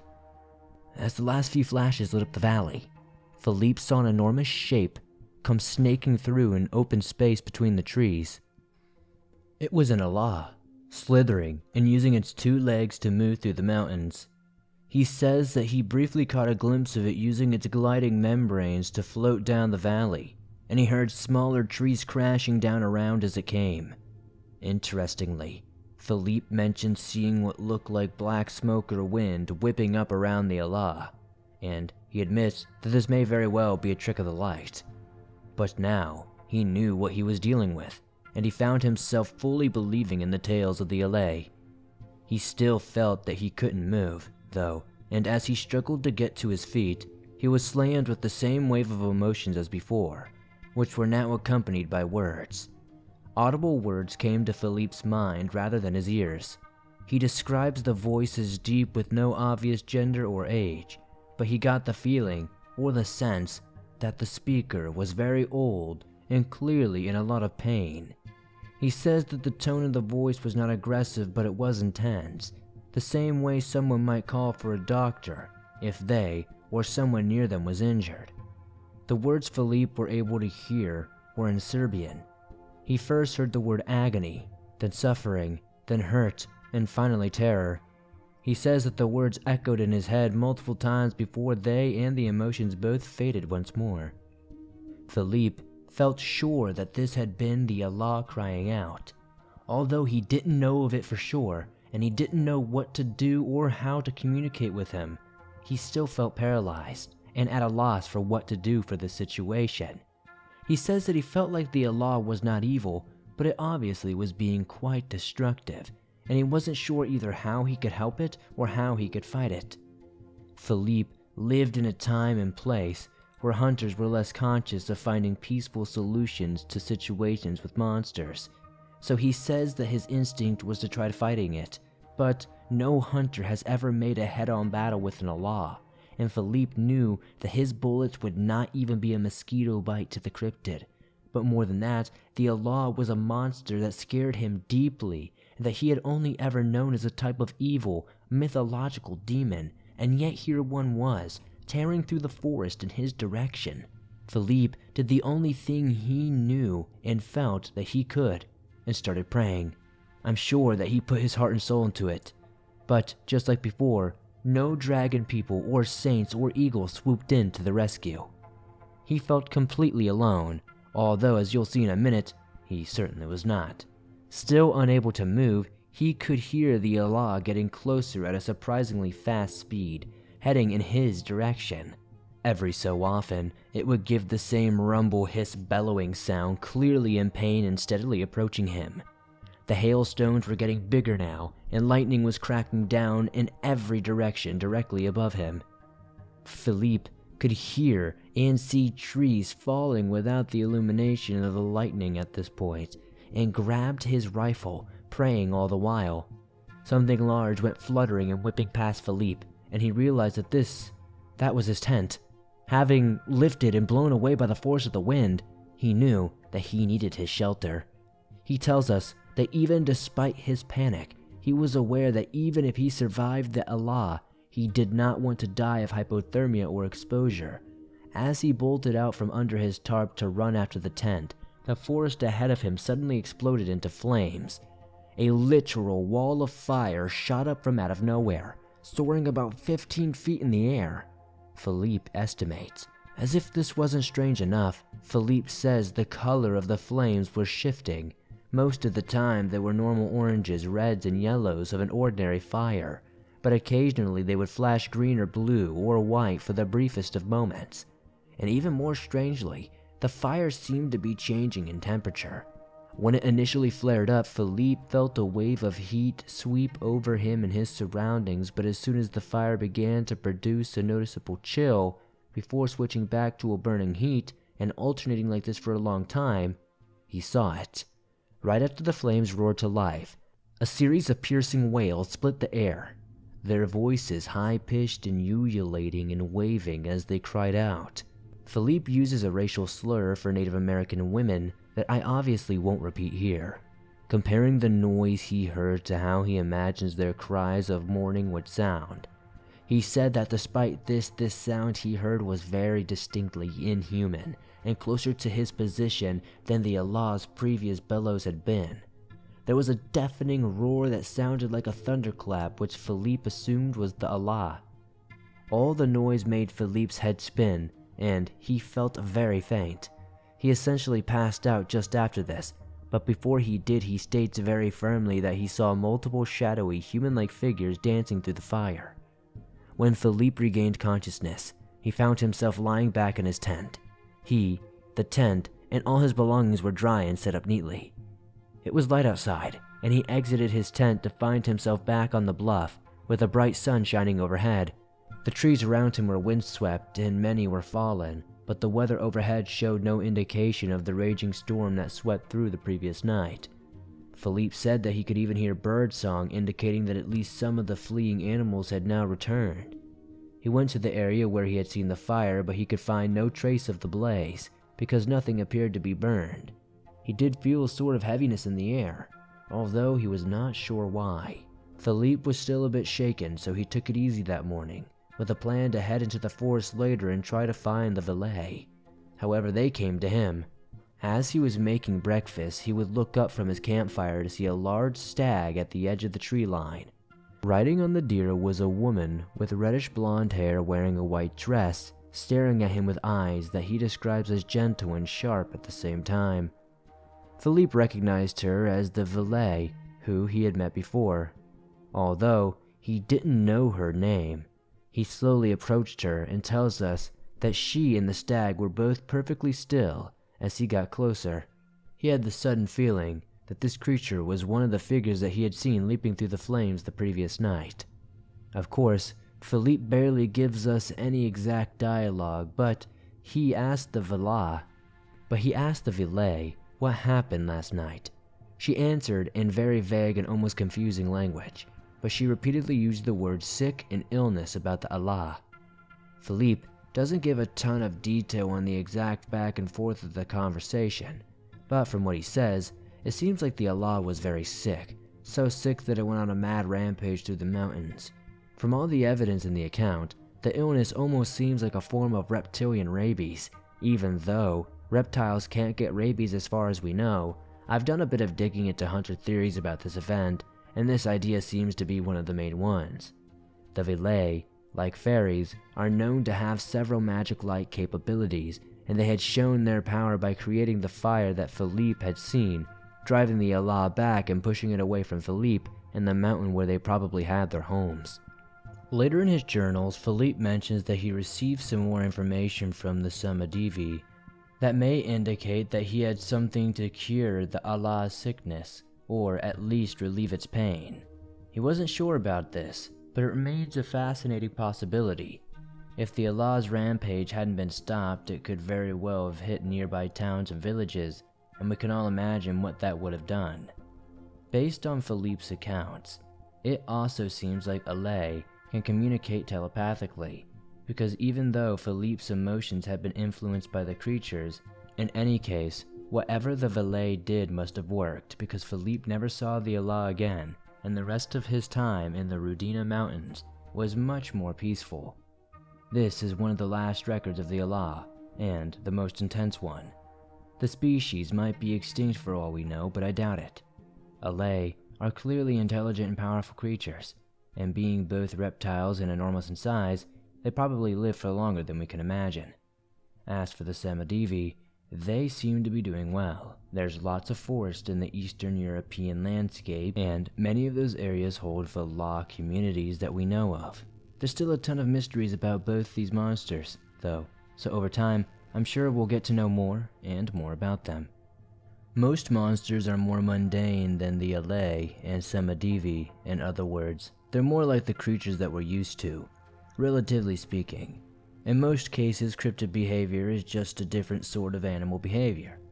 I'm very into that sort of thing, and so is Heather, and I've mentioned in the past that aquatic monsters were one of her main areas of expertise. Water is a bit of a mixed bag for me. I consider myself lucky that I can swim, because of a surprising amount of people can't, but I'm not a huge fan of it. I also consider myself lucky that I'm not afraid of many things, but deep and open water is one of the few things that can occasionally scare me. This pretty much only goes for dark water that I can't see far in, but that's still not great. So, it's a little ironic that I ended up with someone who thrives in those environments. After coming to the United States, Heather was offered the opportunity to go to Alaska to help with some ongoing research into aquatic cryptids in the area. Naturally, I tagged along and we wound up staying out there for nearly a year. There were a ton of weird and unique animals that lived in the water, and this includes monsters too. I might talk about some of these in other letters, but for right now, I'll just give you some detail on the Paurayuk. I had previously encountered a bunyip with Heather in Australia, and Paurayuk are similar cryptids in some ways. They are both predatory, aquatic mammals with long furry bodies and strange, usually misunderstood appearances. Legends from different native groups of Alaska speak of the Paurayuk as having 2 heads, 6 legs, and horns, but the truth is a little simpler. Paurayuk have long, somewhat serpentine bodies, but they only have 1 head which resembles that of a fox or a dog, with much smaller nubs for ears. They have 4 short legs, but they do have small flipper-like body parts behind their back legs, so this is likely where the whole 6-leg idea came from. On their backs, Paurayuk have 3 humps that contain fat and muscle, which is almost certainly where the myth that they have 3 dorsal fins originates. Their tails end in large, flat, paddle-like shapes that vaguely resembles that fluke of a whale's tail. The whole body of the Paurayuk is covered in white or gray fur, and their mouths have 4 fangs and plenty of teeth, along with a long, almost chameleon-like tongue. From nose tip to tail tip, Paurayuk are usually about 10 to 12 feet long. Paurayuk are considered by the hunters to be members of the group of animals known as pinnipeds, which includes seals, sea lions, and walruses. Paurayuk are also similar in ecology to these creatures. Paurayuk spend most of their time in the water, mainly hanging around bays and coastlines rather than open ocean. Some of the members in the species even come up rivers and inland every so often. They feed mostly on fish, but they also frequently go after seals, sea lions, walruses, and even the porpoises that come off the Alaskan coast sometimes. Paurayuk are fast, and in the past, they were said to hunt and attack humans, rearing up out of the water to come crashing down on Alaskan natives' kayaks. There's quite a bit that I could say about the time that Heather and I spent in Alaska, because we encountered multiple types of cryptids there. Maybe I'll do a letter on this, because we had a few particularly scary and intense encounters. On one occasion, we got to watch a very interesting interaction between a pair of Paurayuk. We were with our friend Caroline, who is a member of the group known as the Unangan, or Ailot. Caroline is a two-spirit, a role which is a bit like being transgender. In many native cultures, including this one, some men take on women's roles and behave as they do, and vice versa. For groups where this is a thing, it really isn't socially or politically controversial. These are just normal people who do different things. For Caroline, she was born male but behaves in most ways like a female, and everybody treats her as a woman. Again, for many native groups, this is usually just how things are and isn't very weird or negative at all. Caroline is more like a research-oriented hunter rather than a combat one. Although, like my sister Erica, she can certainly shoot better than most people if need be. She was the one who invited Heather to Alaska to help her with her observations. We went all over Alaska while we were there, but towards the beginning of the time we were in and around the southwestern portion of the state, for most of our time on the coast, there was at least a bit of sea ice, and on this occasion there was some, but not enough to seriously affect our progress. Caroline has a decent-sized boat equipped with a pair of kayaks, so most of the time we used one of these to do our research. To find water cryptids, you obviously must get out on the water. This time, we were out on the boat, hanging around near some ice floes where Caroline had seen a Paurayuk hunting seals in the past. An ice floe is a floating piece of ice in the water, like a smaller and usually flatter version of an iceberg. Our goal was to tag, then gather behavioral data and information on the Paurayuk. Our hope was that eventually the Paurayuk might end up and come to that spot once again, where they were to prey on seals.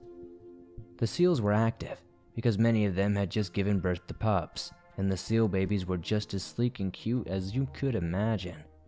Lots of seal species use ice floes and icebergs as a spot to give birth and raise their young, because floating ice is relatively safe from predators. However, there are periods where the pups can be vulnerable as their older relatives go out to get food, and that's when we figured the Paurayuk might make a move. I don't like watching any animals get killed, especially babies, but nature can be very harsh. At the same time, I also don't like watching any animal starve either. So carnivores, like Paurayuk, must get their food somewhere. If this Paurayuk came out of the water to get the seal puppies, then hopefully we'd be able to tag it while it was on the ice. Caroline had seen it from the boat before, and it hadn't been bothered by the vehicle, so we weren't too concerned about it running away, especially not if it was going to get a meal. When we got out of the water just off the coast a little before dawn, the sea was calm. Floating on the water were several large, flat ice floes. I counted 21 harbor seals lying on the ice, just lounging around and being their usual peaceful, roly-poly selves. There was even a pair of bald eagles resting on a nearby floe, which was an unusual sight even though we were close to the shore. We had enough food to fuel and stay out there for a while, so we settled in for quite a while, getting ready for one of those long periods of waiting that often accompanies any hunt, even if it's not for cryptids. We wound up staying out there for 4 days, shifting position occasionally to follow the seals if they or their ice happened to move. Caroline explained to us that harbor seals can swim within just hours of being born, and they only need the direct care of their mothers for about a month or 2. So this group of them would often shift members and locations. On the fourth day, it was getting into the late afternoon, and as the sun was setting lower in the gray overcast sky, we began to see movement in the water on the opposite side of the ice floes from us. The water was quite still, so it wasn't hard to see that something was starting to come towards the surface. I wrote down that there were 17 seals that we could see at this point, and most of them didn't seem to notice whatever it was. The movement seemed to circle around twice before starting to approach the ice floe where the seals were. As whatever it was came closer, the seals now began to become aware of it, and a few started making hoarse barks. One plunged into the water, which set off a chain reaction where all of the seals dove off the ice and into the ocean. If you looked very closely, you were just barely able to see their forms swimming away. The initial movement in the water was not tracking after them, though. Instead, it stayed on course for the ice floe. When it arrived, a Paurayuk raised its long weasel-like body out of the water and hauled out onto the ice. At first I couldn't see the cryptid's head or face, and I thought it might have growth on it. But that's because it was holding the upper 2/3 of a dead seal in its mouth. When the Paurayuk emerged from the water, it laid the carcass down on the ice and pulled itself around to lay beside it, seeming almost protective. This monster's coat of fur was snow white, so for identification purposes, let's call him White. I'll talk about the usual naming protocol for monsters later, but for now, just so you know, that this was just a personal nickname that I used to distinguish this Paurayuk. As we soon found out, White was a male, and there was a very specific reason that he was saving this seal body. At first, we of course believed it was his food. "Why isn't he eating it?" I asked. "He might just not be hungry," Caroline pointed out, which made me feel silly for even asking the question, because she was probably right.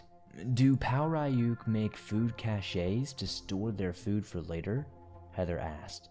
"I've never seen them do that, but it's always possible. But usually, animals that do that bury their food to protect it from scavengers. To leave it out on the ice doesn't seem right," Caroline thought out loud.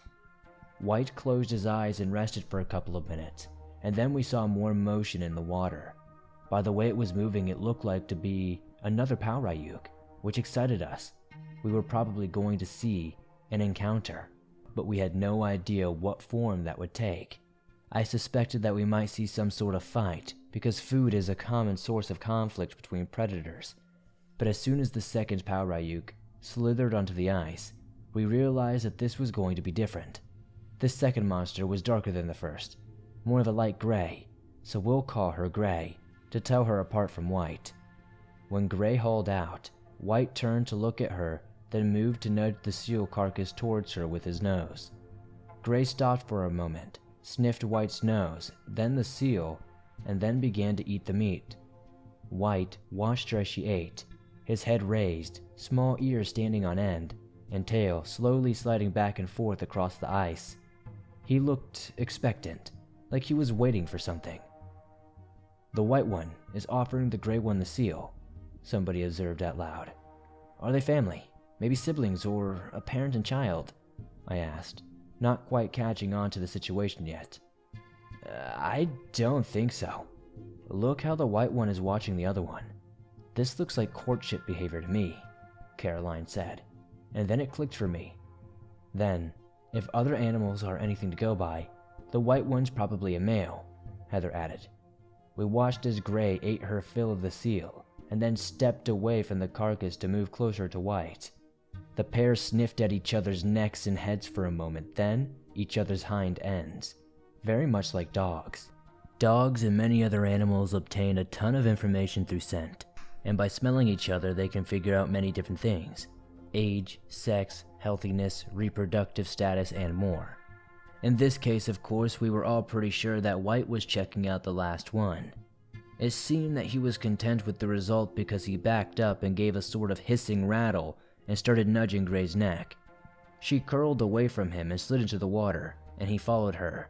We all looked down into the water where we could see their forms twisting and spinning around each other, doing a dance that was mesmerizing to watch. It reminded me of the so-called sky dances that some birds of prey will do as a courtship custom. except that it was underwater in this case. After a few minutes of swimming together and coming together and apart, the two Paurayuk returned to the ice floe and started to eat the rest of the seal together. Now, it was time to tag them.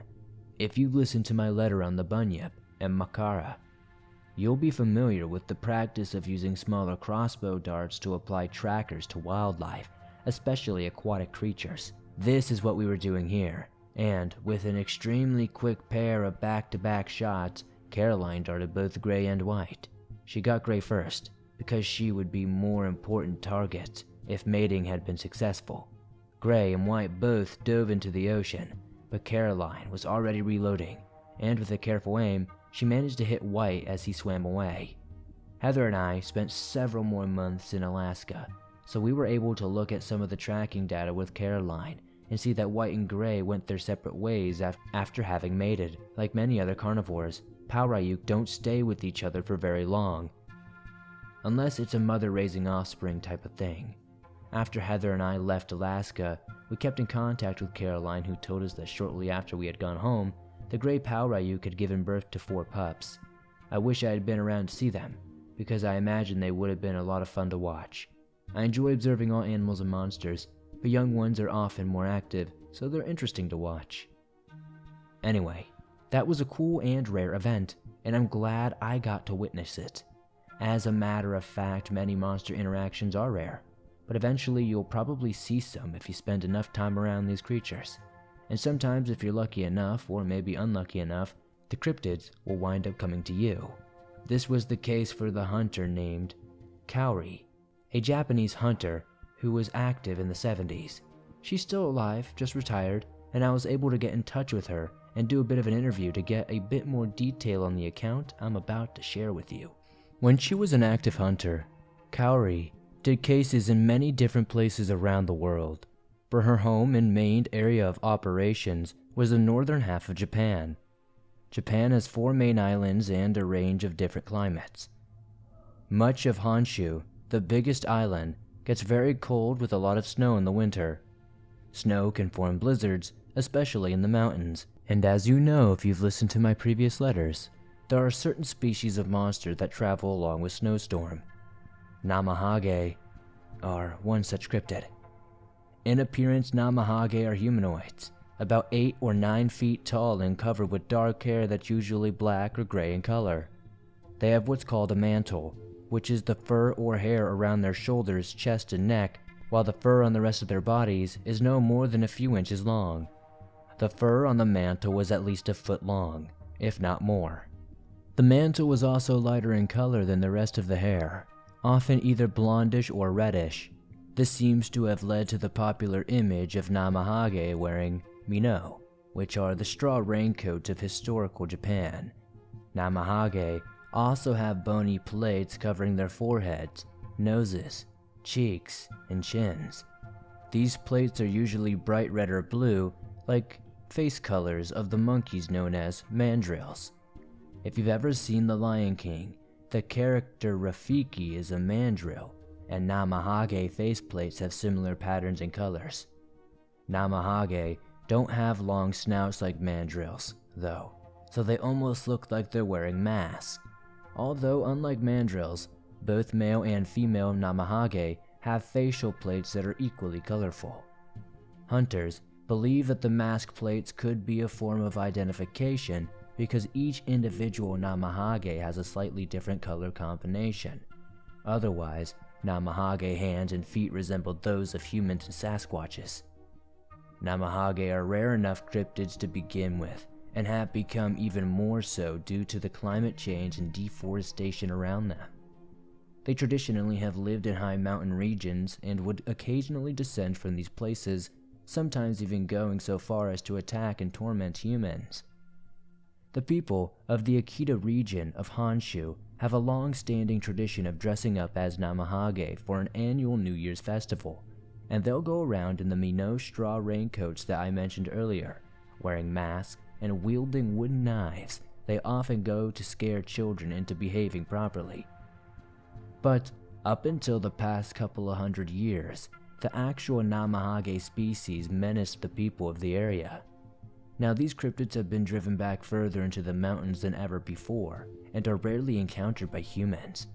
But in 1974 such an encounter did occur, and that's where Kaori came in.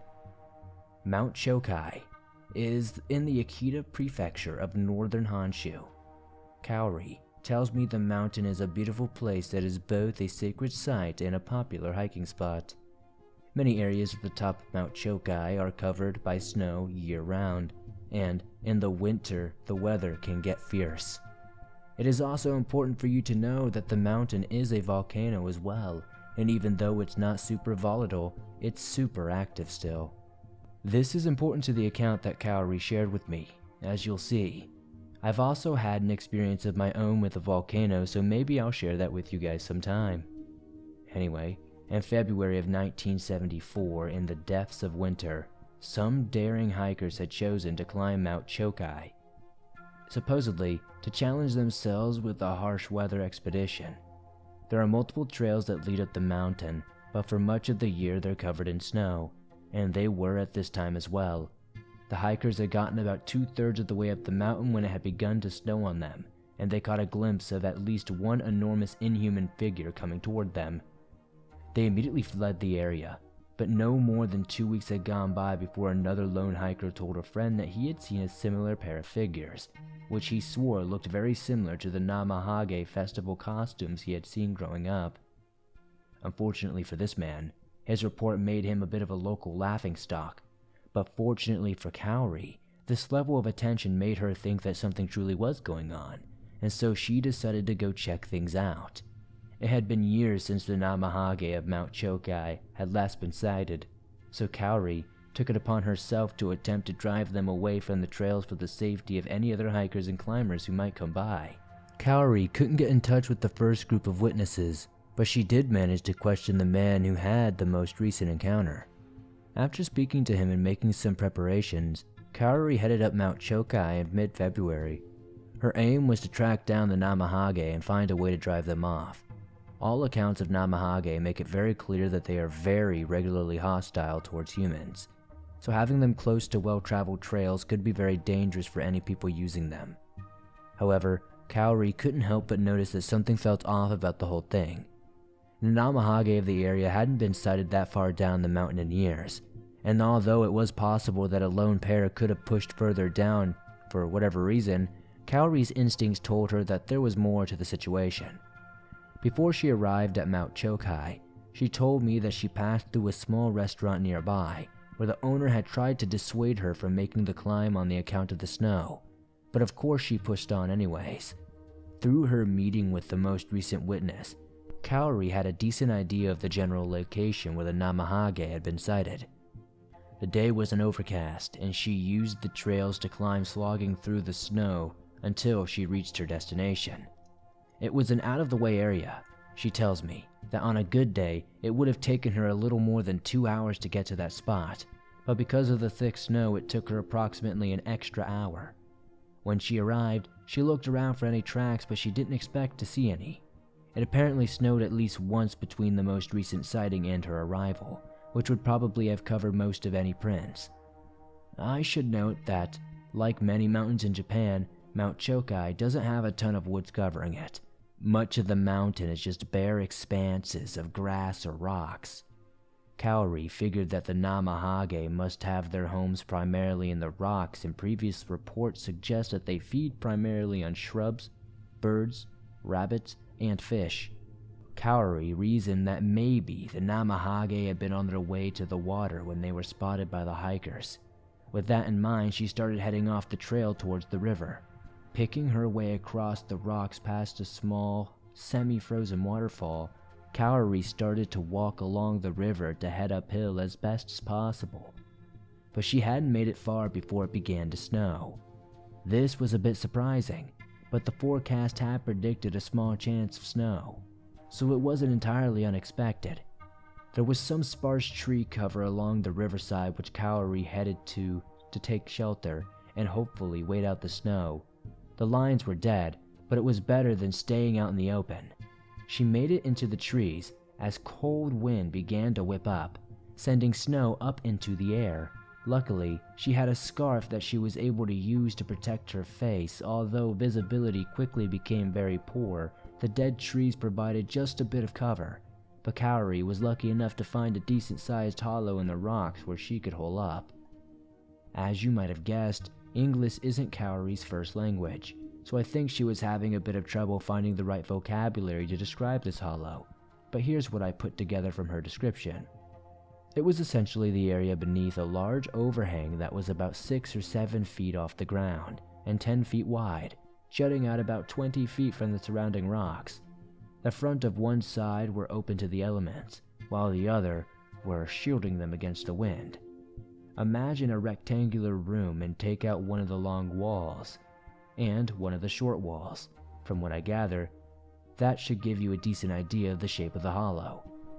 The snow and wind began to intensify dramatically after Kaori entered the hollow, but she guesses that she had only been in there for about 20 minutes or so before she thought she heard something approaching.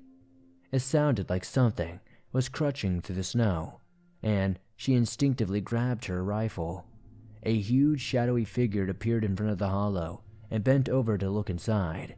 Kaori clearly saw the blonde mantle, gray body fur, and deep blue facial plates of a Namahage, and she froze as she and the creature locked eyes. It was the first time she had ever seen one of these creatures in person, and she told me that she was genuinely afraid for her life, when she saw this one. However, the Namahage seemed just as surprised to see her, and it took a step back from the mouth of the hollow with a grunt. Kaori was raising her gun when the Namahage lifted a hand and held it out, displaying the jet black skin of its palm. She then tells me that the gesture was almost completely identical to how a human might reach out a hand to calm someone down or tell them to relax. Kaori told me that she didn't know if the creature recognized exactly what a gun was, but even if it didn't, most animals don't like having a big stick being waved or pointed at them. The Namahage obviously sensed Kaori's defensiveness, and she very clearly got the impression that, by raising its hand, it was urging her not to attack. Kaori couldn't explain entirely why she did what she did, but she told me that the Namahage's gesture seemed so human and so genuine that she knew that it meant her no harm. She lowered her rifle and stared at the monster for a few moments more, until it slowly began to approach the hollow again. It was slightly hunched over, with its shoulders up by its ears, and Kaori realized that despite its fur, the cryptid was cold.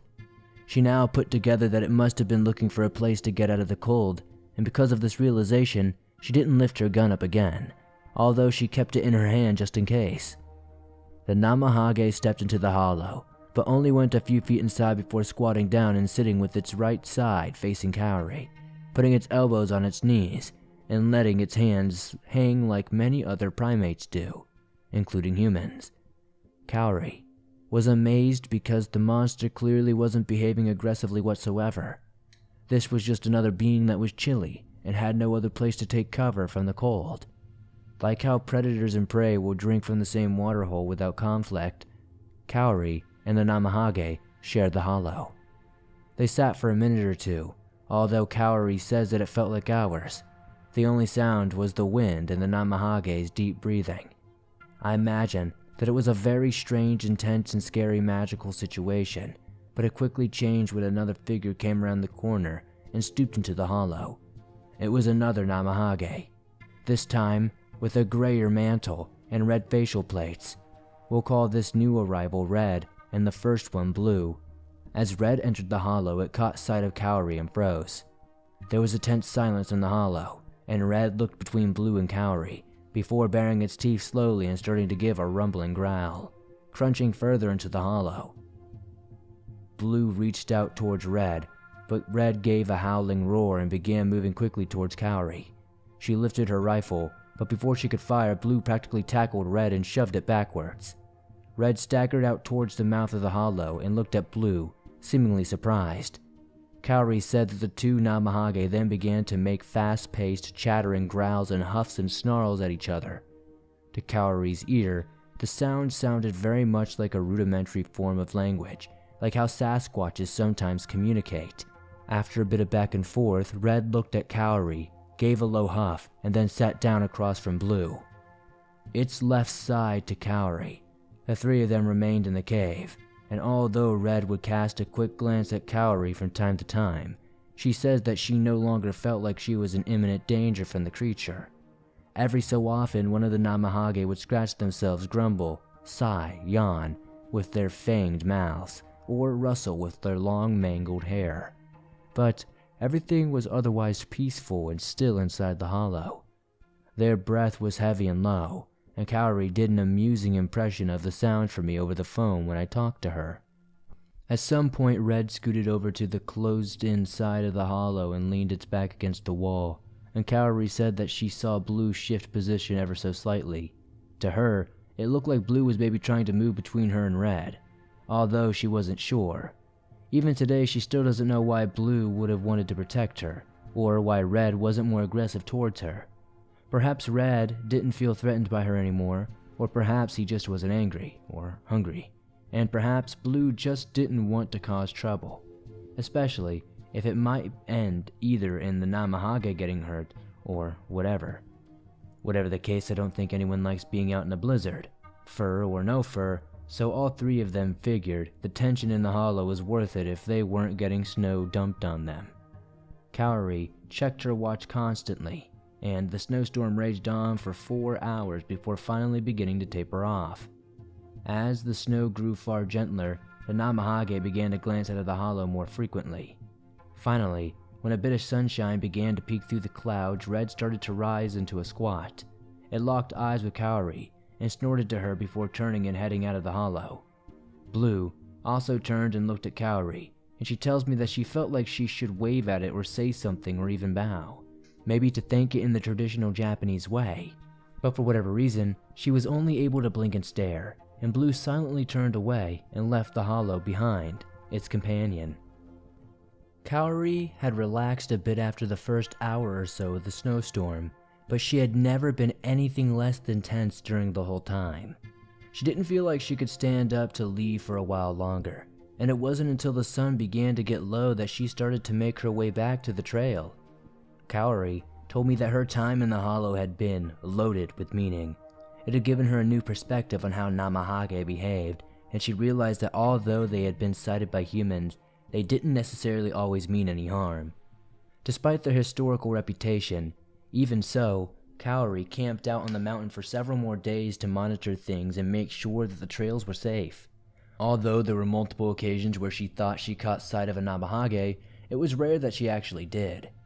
She told me that it might be possible that after Red and Blue had encountered her and seen her as a potential future danger because of her being armed, they might have taken care to stay even further away from the trails. Maybe even somehow warned other Namahage to do the same.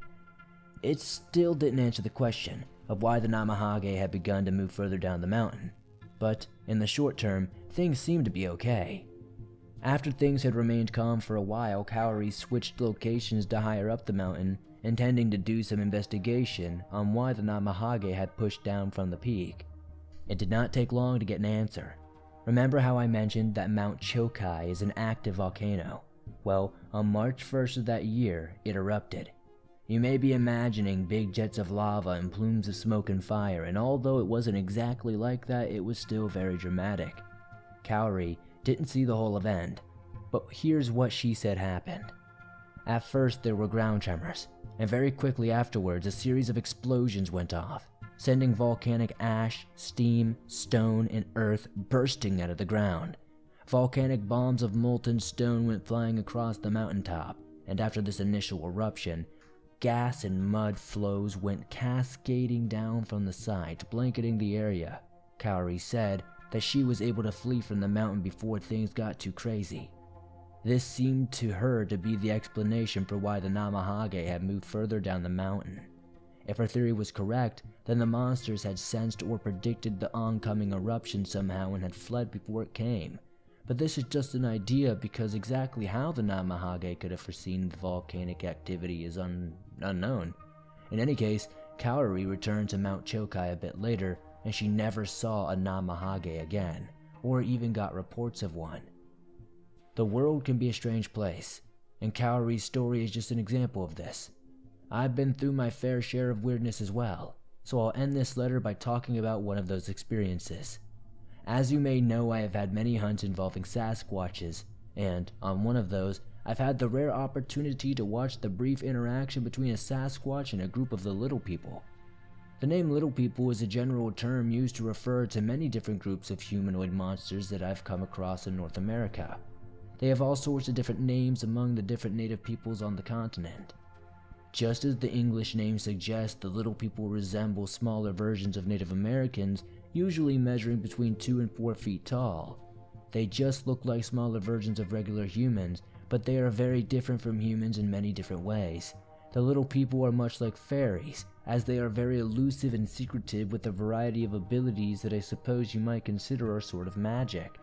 We humans best know the Little People for their ability to conceal themselves and for their often standoffish relationship with us. Again, much like fairies, the Little People are pranksters, and they will frequently mess with humans, for a lack of a better expression. They will cause humans to get lost in the woods, cause them to hallucinate, or rob them of their possessions. And like fairies, the Little People can be fickle. They seemingly change their feelings and habits on a dime, sometimes without any apparent reason. However, a little differently from most fairies, the Little People's mischief can very quickly turn into open violence. On many occasions, the Little People will flat out kill people, particularly those who come too close to their grounds or homes. Therefore, on the occasion I'm about to speak of, I played things very cautiously. The background for this one is that I was tracking down a Sasquatch in Kansas.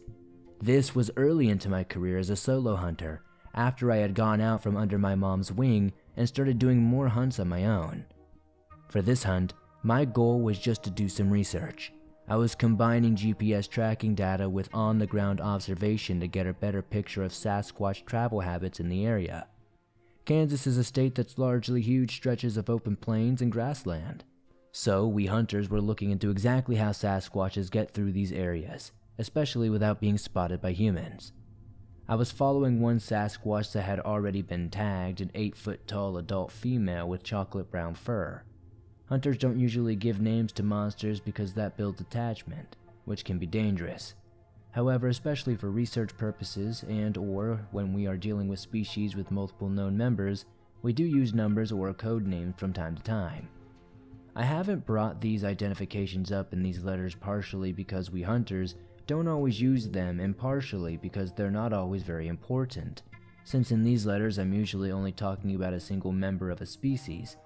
For the most part, it's the humanoid cryptids that get names, and even then, it's usually the ones that are tagged and are social or active or have different members that we need to tell apart.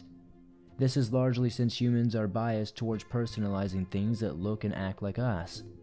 For instance, the 2 Sasquatches that I talked about hunting in my very first letter each had code names, as did the mother troll that I saw in Norway. The mama troll's babies all also got tagged and named as well. Other cryptids might just have numbers. Anyway, now that you know all of that, the Sasquatch that I was following on this occasion in Kansas had code-named Grace by the hunters who had tagged her, although, like I said, that's not vital info since she was the only Sasquatch who was there in this story. I had never personally seen Grace myself, so I only knew about her from data that had already been previously collected. However, I could see the GPS tracking information from her tag. When I had driven as close to her as possible, I started following her on foot. I didn't necessarily expect to catch up with her, but by being on the ground on her trail, I'd be able to get more clues about her behavior. Where she was eating, sleeping, and stuff like that.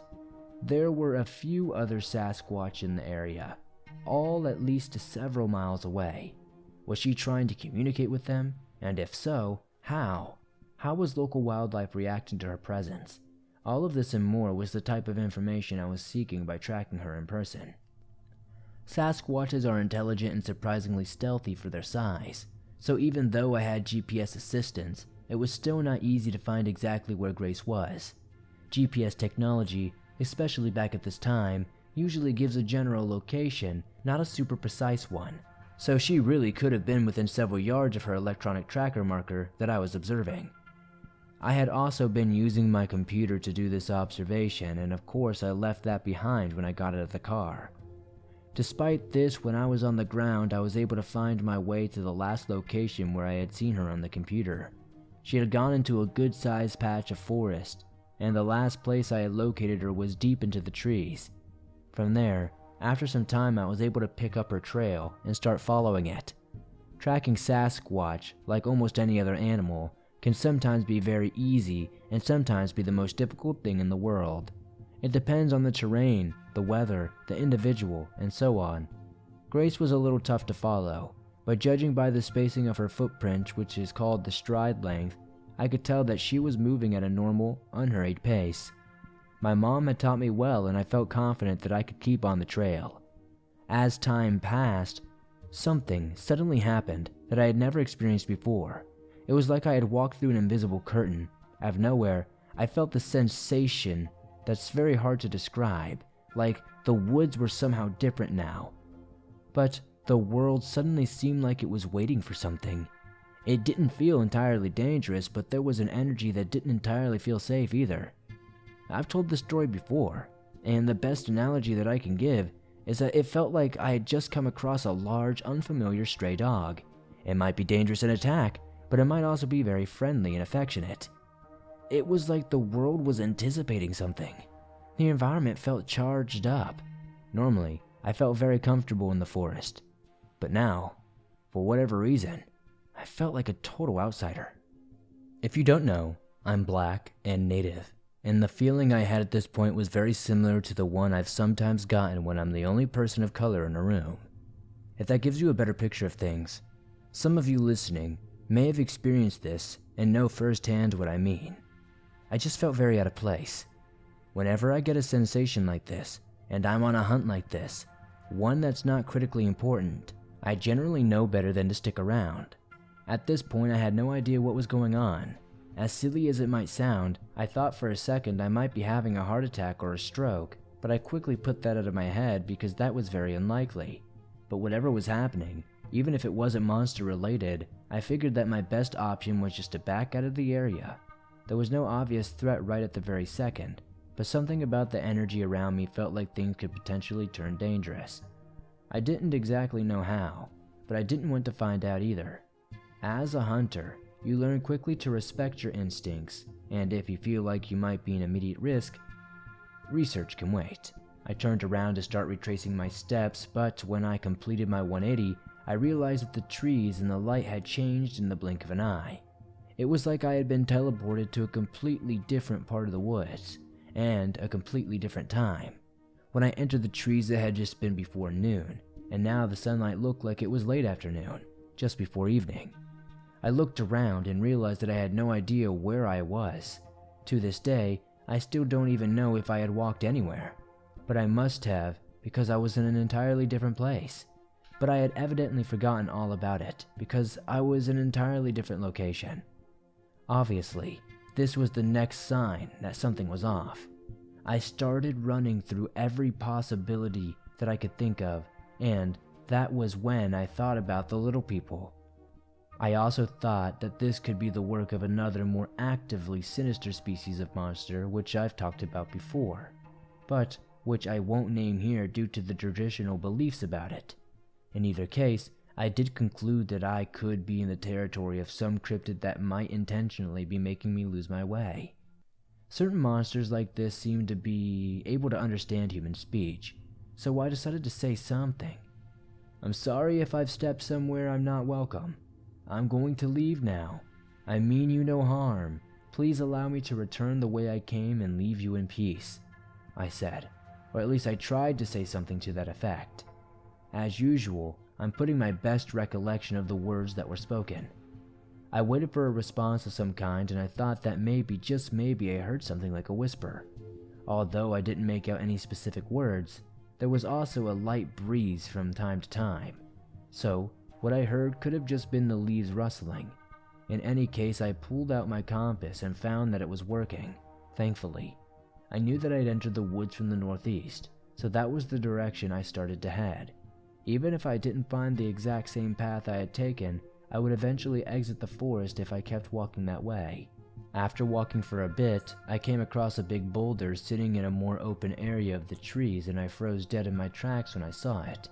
Leaning against the large rock was Grace, clearly relaxing and unconcerned. I was about 20 yards away, so I wasn't sure if she saw me.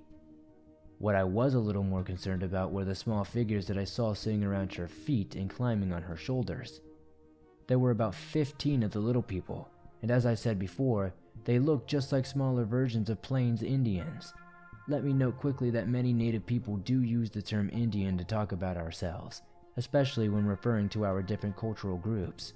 I generally won't say Indian, given that it's loaded with historical baggage and inaccuracies, but in this case, I'm using it to speak about the general Plains cultures. Because the little people even wore traditional Plains Indian clothing like breechcloths, buckskins, and moccasins, many of them were sitting or standing on the ground next to Grace, but a few were on her shoulders or her head. I have an older and a younger sister, and between them, our mom, and their friends, I've seen girls braid each other's hair quite a few times. Braids are also quite popular hairstyle for both black and native people. My sisters and I are both of those, and my mom is native, and they all frequently braided their hair and helped each other do so. And as silly as it may sound, I swear that it looked like this is exactly what the little people were doing with the fur of Grace's head and shoulders. I was speechless and stuck in place for a moment, but if Grace had noticed me, she gave no indication of it that I could see. All the little people on the ground turned to look at me, however, and that's when I noticed a few of them were holding long wooden objects that may have been spears, bows, or axes. I could not see if the things were weapons, or, if so, what kind, but I knew better than to stick around to find out. As I've said, many accounts of the little people speak of them behaving aggressively, and their arrow and spearheads are said to be poisoned, cursed, and or reinforced with magic, which are all reasons why they can kill quite easily. That was one of the first thoughts that I had when this group turned to look at me, and even though I sensed no hostility from them, I knew quickly enough of the stories and accounts to know that their tempers could change very quickly. I didn't run or turn my back on Grace and the little people, but I began to back away slowly. None of them made any move to stop me. When I could no longer see them, that was when I took a deep breath and checked my compass again. It seemed to line up with the position of the sun, so it was probably correct. I felt distinctly unwelcome, but I also figured that maybe I was being played with. This made me worry about being able to get out of the forest, but I didn't really seem to have any other choice but to keep heading northeast. As I headed in that direction, I very distinctly heard laughter, like a rapid, echoing giggle that probably lasted for about 4 or 5 seconds. The sound didn't seem to be coming from any direction, so although I instinctively began looking around for the source of it, I quickly realized that was going to be futile. I had my rifle in a sling, and although I felt like taking it out and holding it, I decided that that might not be a great idea. So I just continued to walk away as quickly as possible and vacate the premises. Thankfully, I got out of the tree safely, although I couldn't help but turn around and look back into the woods. I also wondered if the little people could somehow have been helping Grace move around unnoticed, and that's still a question that we capital H hunters haven't been able to fully answer. There are certainly many Sasquatch sightings in areas where there are also little people, but it's still unknown whether there's a bigger connection between the two. It's just another mystery to add to the long list. If you've listened to any of the Q&A sections of these letters, you'll know that even though hunters have more answers than most, there's still so much that we just don't know. But that's okay, and I think that makes the world a far more interesting place. Anyways, this is getting a bit long, so I'll wrap this letter up here. I have many more, both of my own and other hunter stories that I can share with you, so let me know if you've enjoyed hearing about something other than me for once. Hopefully, this approach wasn't a huge flop. As I said before, I think the next letter, or the one after that, may just be one long Q&A, so let me know if you guys would like that. And in any case, I hope the new year has been going well for you guys so far. We'll talk more soon. This has been Sam White Owl, signing out. Hey everyone, it's Sam again. I hope you guys have been doing alright since I last talked to you. I want to start off by saying that I'm not feeling too great right now, and there's really no point in stalling on telling you why. A little while ago, I had only gotten a short bit of way into writing this letter. I got some bad news that made me scrap the original idea. If you've listened to my previous letters, you may remember me talking about my friend William. He's a hunter from Australia who I've known for a very long time, and we're very close. For a long time, we visited back and forth in each other's countries, and we make it a point to get together at least twice a year. Even with an ocean between us, we talk to each other very often. His family history is rough, and I think it's largely because of this that he's not a super social guy. William and I are alike in a lot of ways, one of those being that we both lost significant others in very sudden ways. William retired from being a capital H hunter after he lost his right leg after going after a blue mountain cat. That was only a few years ago, and with being a hunter off the table, he was able to settle down and wound up getting married to a woman named Kristen. They had a daughter, a girl who they had named Rain, a little less than a year ago, and they were happy for a while. Not too long after Rain was born, they were all going down the highway when a cargo truck on the opposite side of the road lost some of the crates it was carrying. One of the cars behind it swerved to avoid the crates and wound up crashing into William and his family.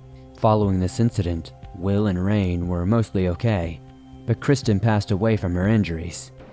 It really wrecked William, and I think because of that he's been a lot more reclusive for the past long while. He really doesn't talk to many people, with me being one of the very few exceptions. And as if he and Rain suffered enough, William gave me the news a few days ago that he just got diagnosed with stage 4 lung cancer, and it's terminal. He's been a smoker for a long time now, and even though I've told him so many goddamn times that he needed to quit, he never did. And he went on for years before his diagnosis. I know that Kristen's death made his habit worse, but I don't think either of us really expected it to get this bad. I guess a lot of people don't expect it either. The doctors told William that he had around a half a year left, and probably less. It really hurts because this guy has gone toe-to-toe with some of the most terrifying and powerful creatures on the planet, and his life is ending because of something so much smaller.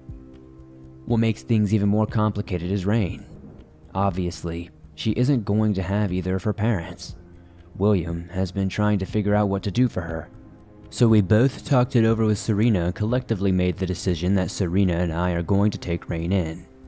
We've got plenty of animal friends in our family, but Serena and I are getting a bit old to have kids. We think that Rain would fit right in with us, and I know that Serena is going to make an amazing mom. Hopefully, I can do half as good of a job as a dad. So, it's a whole lot of emotions and multi-layered situation. I've been consciously grieving William and getting ready to welcome Rain at the same time. It's a huge amount of stuff to wrestle with, but I've found these letters helpful with processing things in the past, and they've at least been a decent distraction too. So I'll keep writing them for as long as I'm able to, although eventually I'm sure I'll have to say goodbye again. For now, Serena and I are getting ready to head out to Australia, so that we can start getting this thing in order.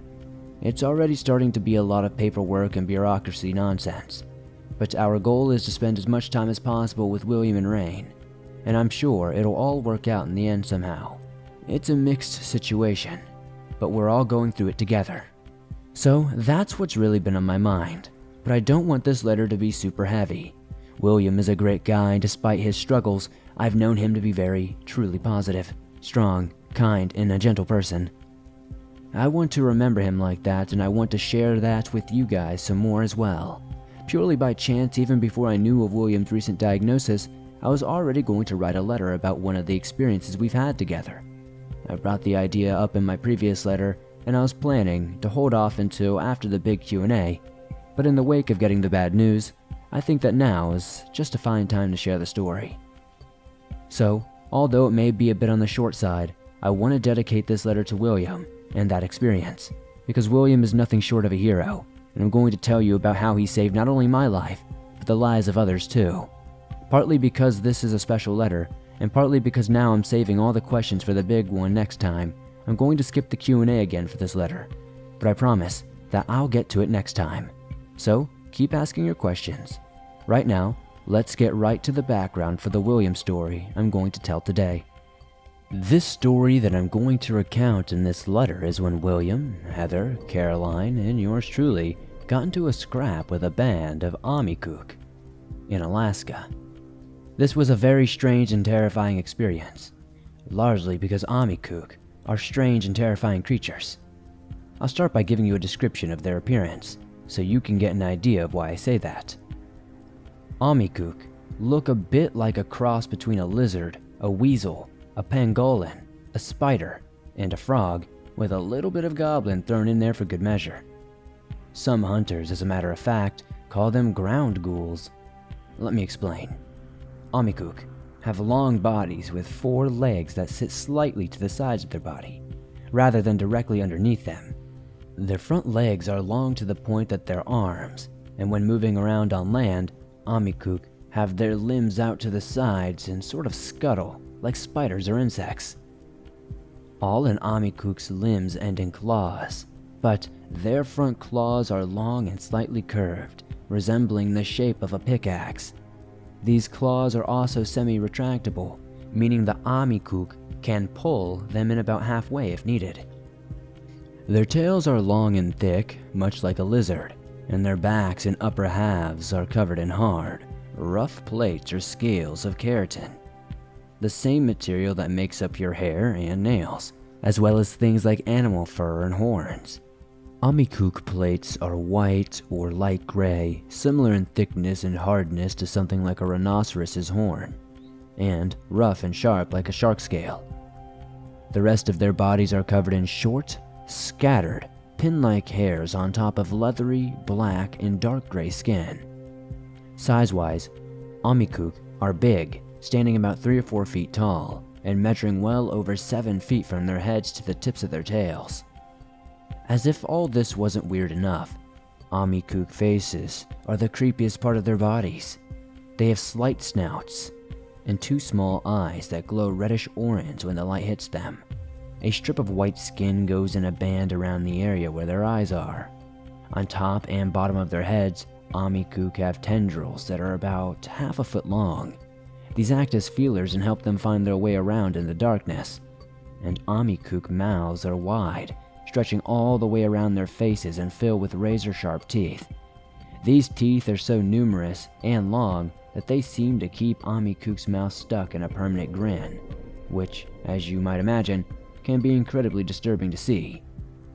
Their claws and facial tendrils are key parts of their anatomy because they allow them to navigate their underground habitats. They live along the edges of Alaska, both around the coast and more inland. Because of this, they are semi-aquatic, spending much of their time in the water as well on land. But when on land, Amikook don't spend much time above ground. This is because they're excellent diggers, and much like a prairie dog or ant, Amikook excavate tunnel systems that span huge distances, carving through ice, stone, and soil to create these far-reaching burrows. Because of this, Amikook are poorly understood.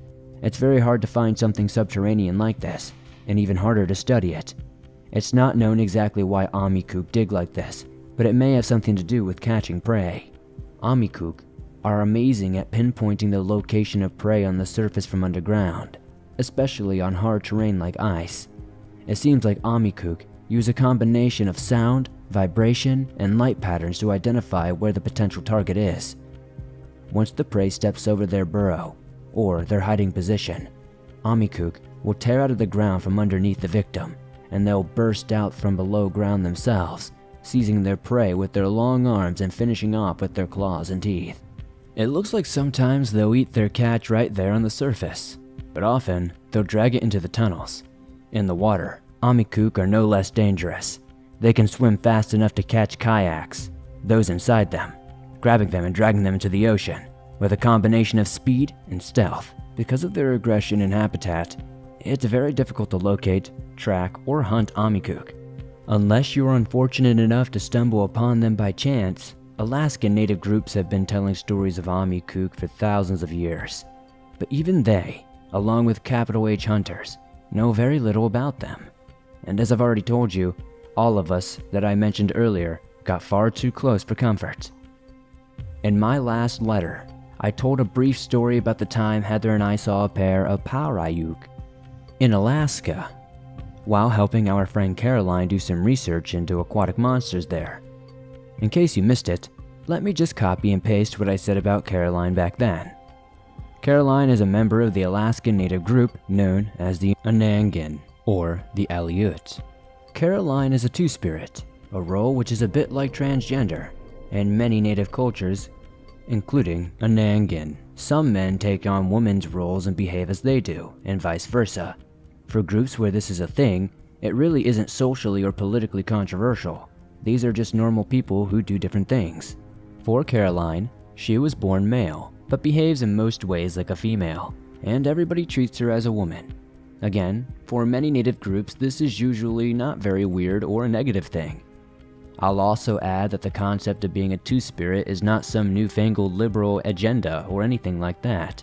It's been around for at least several hundreds of years, possibly even several thousands of years, and it's an important and awesome part of many Native cultures. Caroline is more of a research-oriented hunter rather than a combat one, although like my sister Erica, she can certainly shoot better than most people if need be. She was the one who invited Heather to Alaska to help her with her observations. I'll add that she invited Heather not because they knew each other, but because Caroline heard that a new specialist in aquatic cryptids had arrived in the United States and wanted to do some research with her. I also mentioned that Heather and I were in Alaska for almost a year, most of which the time we spent with Caroline. However, as you may remember, way back from my letter about water monsters, I met Heather while on a hunt with William in his home country of Australia. He was one of the first people to kind of push Heather and I together, so to speak, and even though I was closer to him than Heather was, we all got along great. So when I spoke to William to get together that year, he offered to come to Alaska to help us out. The intention was never to do any serious hunts or combat, but just to help Caroline with her studies. As you already know, things didn't stop there. Being from Australia, William obviously isn't very experienced in cold climates. But again, this was supposed to be a research and observation experience, and half the time we were on a boat. Anyways, on such a day, we were out on the water counting seals to determine whether the area would be suitable for any predators to hunt, including cryptids. Fun fact, counting animals like this is called doing a game count. While we were on this game count, Caroline got a call from her guide, who doesn't want to be named here. I'll just call her Mariah. We all hung out while they were on the phone with each other, and we began to see Caroline's expression gradually becoming one of concern. After a moment, she put her phone on speaker and placed it on the lid of the bait and tackle crate, and we all gathered around to listen. "Mariah, you're on speaker. I've got everyone here. Can you tell them what you were telling me?" Caroline asked. As always, I'm doing my best to recreate the exact dialogue and events from the best memory I have. Sure, I'm the guide for several other hunters besides Caroline. If you didn't know, Alaska has some of the highest numbers of hunters anywhere in the world, if you're going on a per capita basis. Many of my hunters work the coast, just like Caroline. 2 of them have been hunting a problem wahila in the western part of the state. Wahila rarely leave areas with thicker timber, but this one is prowling the coast of the Bering Strait. My 2 people were out there tracking it when they came across a big ice canyon with some holes down the sides. It's the kind of thing that you wouldn't really notice unless you knew what it meant, Mariah said. William, Heather, and I all looked at each other, equally stumped. So what does it mean?" William asked. "Amikuk, maybe. We can't be sure until we get out there and see," Caroline said. "What is Amikuk?" William asked, but I had no idea, so I could not answer. Nobody seemed to hear his question. "It could be natural. Ice and snow make weird shapes all the time," Heather commented. "Maybe, but from the way my hunters described it, there's enough cause for reasonable doubt," Mariah said from the phone. "What's an Amikuk?" William asked again, but still nobody seemed to hear him. "So you need us to get out there and verify?" Heather asked. "Yes, those other 2 are still busy hunting down that razor wolf. So I'm asking you all if you can look for any Amikuk sign," Mariah answered. "Hey, what in the God's name is Amikuk? What the hell does that mean?" William blurted out. which finally got the others' attention. "Easy there, cowboy," Heather remarked, which made me burst out laughing, considering what had just happened. We got off the phone with Mariah, and Caroline gave us a crash course on what Amikuk were. Heather had heard about them too, but only in passing. Through Caroline's impromptu lecture, we got a decent idea of how these things operate, and why they could very well be in the area. If they were there, then any human watercraft in the area would be in danger, as would wildlife, including at-risk species like polar bears. As a hunter, one benefit to being a part of the larger organization is having many people who you can consult for advice. This was one way that Heather and I prepared for our trip to the Congo, for example. And on many tasks, including this one, other hunters can already give you a massive and much-needed lead by telling you about any sign they've seen or sightings they've had. This obviously makes tracking down monsters far easier than starting from scratch. It's also especially beneficial when trying to locate or go after creatures whose traces are hard to find, such as Amikuk. We were almost a full day south of the coordinates where the ice crevice was, so our initial plan was to go through the night to arrive at the area by morning. Before we headed out, however, we started thinking about supplies we would need and setting things together. It turns out that we were short on a few important items, namely ice axes and some climbing gear.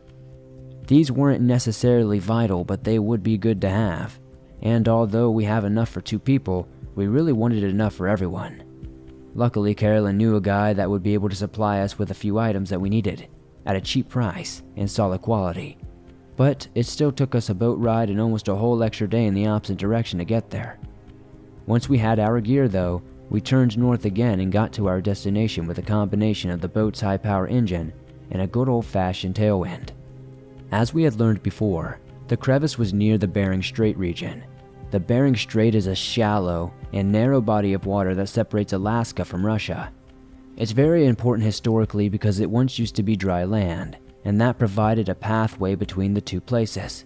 Most anthropologists and historians agree that this is the way that humans arrived in the Americas, crossing over from Asia. So it's cool that some of my ancestors came through here long, long ago to arrive at their new homeland. The western portion of the strait is off limits to civilians, but since we were on the Alaskan side, we had no problems getting up the coast and where we needed to go. After mooring our boat in a calm and isolated little cove, we disembarked and started to head inland on foot. The journey mainly took us to the thick sea ice, but occasionally we had to cut through some snowy and rocky areas too. We were heading towards the area of decent elevation, where a cliff bordered the ocean and sea ice formed a small sort of glacier against the shore. This was the tail end of winter, so the sun rose late and set early, giving us around 7 hours of daylight. We arrived at about 2 hours after dawn and took a little less than 4 to get to the crevice. So when we arrived, the sun was already getting low. We decided to do a quick check on the area before coming back the next day to do a more in-depth investigation. After clambering over the ice, which was taller than the rocky ground in most places, looking around for a while, Caroline found the canyon and called us over. We arrived to see a large cleft in the ground, maybe 15 feet across and twice that in depth, stretching off into the distance for many yards. I didn't take any exact measurements, of course, so these are just guesstimates, but I feel like I'm pretty confident in them. The whole crevice was irregular in shape, so instead of 2 walls sloping down to form a clean V, it was more jumbled and twisted. The base of the canyon was also wide, so there was a bit of a floor at the bottom. When we spread out to look at the crevice from another angle, we saw that the lower part of the wall dipped back underneath the ice, so that we couldn't see straight down all the way at the very bottom. Although the floor was about 30 feet down and visible, it could have been deeper than beneath the wall. Most notably, however, there are multiple large holes that were on a few of the canyon walls. It was tough to tell between the light and the angle, but the holes appeared huge, most of them seemingly measuring about 5 feet across. They were mainly set towards the bottom of the crevice, but some were higher up than that, at all different angles and different lengths apart from one another. "Looks like a damn brown snake made these." "A big brown snake," William commented after we all had taken in the scene. Now I see why they thought this could be an Amikook handiwork. Because this isn't something that just normally happens, Caroline said, shaking her head in disbelief. I couldn't help but note how many holes there were. If each of them was an entrance to a different tunnel, then the overall tunnel system probably was quite extensive. This could mean that there were many Amikook, but we had no idea. In any case, it was getting darker and darker, and the last thing we wanted to be was out on the ice after dark. We had passed an area where some big chunks of ice and ground against the rocks had formed a jumbled area where we could make camp. By the time we headed out there and set up camp, it was already almost dark, but we were able to get a fire going with some wood. That night, we sat around and eating dinner and talking about how we wanted to approach the situation. They call me the king of the Barbie back home. I make burgers into art form, William bragged as he started handing out ground turkey that he had cooked. Behold, the Australian man in his natural habitat, I joked, or at least something to that effect, because everybody laughed. Not enough sand or kangaroos, and just a few degrees too cold, William replied. I don't remember him saying that, but he tells me that he did, so I believe him. In any case, it was a laid-back and enjoyable night bonding around the campfire until we settled in for the night. We tried to sleep on the rocks as much as possible, rather than on the open ice, and we left the fire smoldering overnight for a bit of warmth it provided. Most importantly, we had a cold weather tent and Arctic sleeping bags, and we slept close together so that our body heat was able to keep us warm inside those. It was very snug, and I was sleeping soundly before I woke up as Heather started moving around beside me. I remember mumbling something like, "Hold still," or "Stop moving," before Heather put a hand over my mouth to keep me quiet. That got me concerned, and I sat up quickly but quietly, listening intently. Something was moving around outside, shuffling across the ice over the rocks. Outside, the fire glowed very dimly from beneath the large log we put over it to keep it fueled overnight. The moon was getting towards being full, and through the boulders and ice chunks around us, it was blocked out slightly. There was still some natural light to see by though, but none of this was enough to see through the thick canvas of the tent, so I really had no idea what was outside. The sound of something stepping across the ground was soft but large. We all know large predators can move surprisingly quiet, so that wasn't much to go by. Everyone was awake at this point, sitting up in our sleeping bags. To listen, our guns were right outside, and I thought about opening the tent to lunge for mine. We all were looking at each other, pantomiming and mouthing words, but it was so dark inside the tent that this was very ineffective. I wasn't sure exactly what to do. I've had animals go through my camp before, but it's always been for food, and we didn't have much of that to spare right then. On the other hand, I've usually been able to scare animals off, but that was never in polar bear country, or Amikook country, for that matter. Granted, I have shooed creatures away from my camp in areas where other dangerous animals like big cats and elephants are, but I had no clue how a bear or an Amikook might react. Pretty soon we began to hear metal clinking. That was almost certainly something rifling through our cooking utensils, and we all froze. Knowing that we had to do something before whatever was outside broke into our food, Heather started to reach slowly for the headlamp, and we all stared in silence while she did so. She flicked the light on and moved closer to the tent window. The headlamp was bright, and I knew that whatever was outside could see the light through the tent wall, because it stopped moving and went silent. We all waited, holding our breath and debating what to do. I was still considering going for my gun and was starting to lean for the door when William waved his hand through the air in a cutting motion, clearly telling me no. He then pointed at himself and at the tent door. Although none of us nodded, we didn't refuse him either. I was ready to jump out right behind William, and Caroline and Heather were too, because all of us started crouching by the tent entrance waiting for him to go. He held a hand up with 3 fingers raised and put one down, then another, and then tore open the tent and sprang out. I was right after him and I leapt for my gun, grabbing it, switching the safety off, and raising it to aim at whatever might be there. In the darkness, I just barely caught sight of something moving off, something shadowy and fast. It was moving off behind a boulder, and I heard William yell something like, "What the hell?" Neither he or I went after it, but I ran forwards and tried to get a better look. By the time I got there, however, whatever it was had vanished. I think all of us were a bit rattled, because we all went up to William asking, "What was that? What did you see?" and so on. I have no idea. It was at least a little bit white, whatever it was, and fast, maybe 3 feet off the ground, William explained. He'd only seen it for a second longer than I had, so that was all the information we had gathered. To this day, we still don't know for certain what was in our camp. It could have been a freakishly large Arctic fox or a wolf, a small polar bear, or even an amikook. None of these possibilities, especially the last two, were anything to be content with.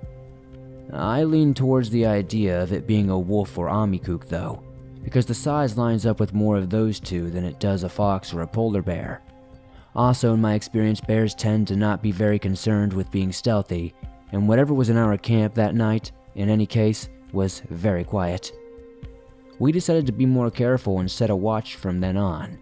Usually, we do take turns on watch, but on this occasion we had figured that we were reasonably safe. Even though we still didn't sense any imminent danger, it was better to have someone on guard just in case.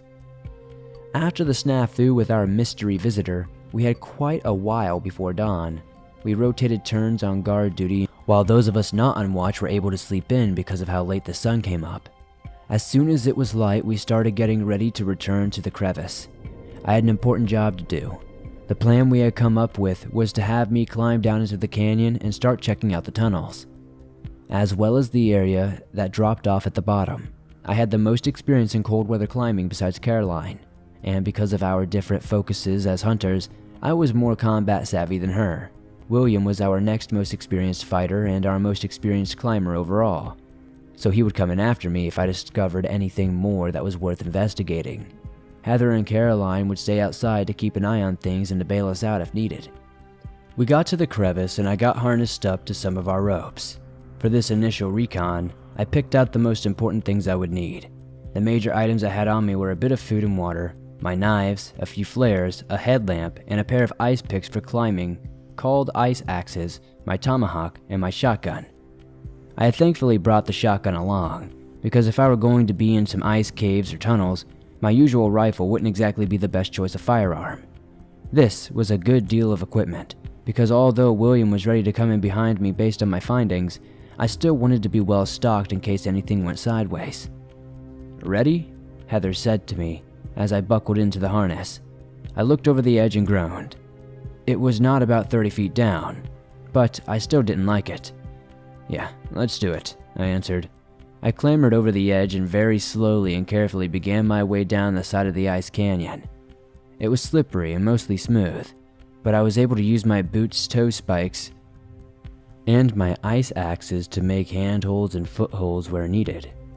The harness was only for an emergency, so that I could be snagged if I fell.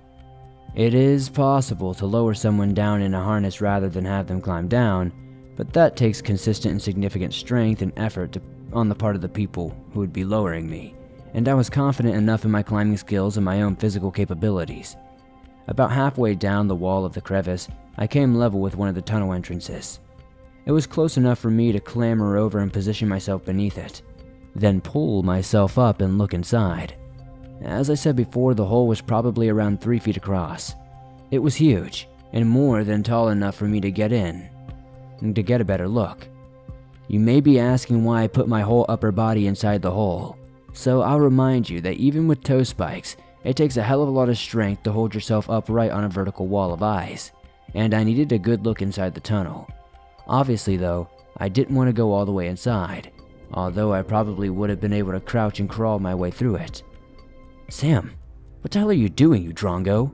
William shouted out from above. I don't even remember him saying that exactly, but he assures me that he did indeed use the term drongo. "Don't worry, I'm not going in," I called back.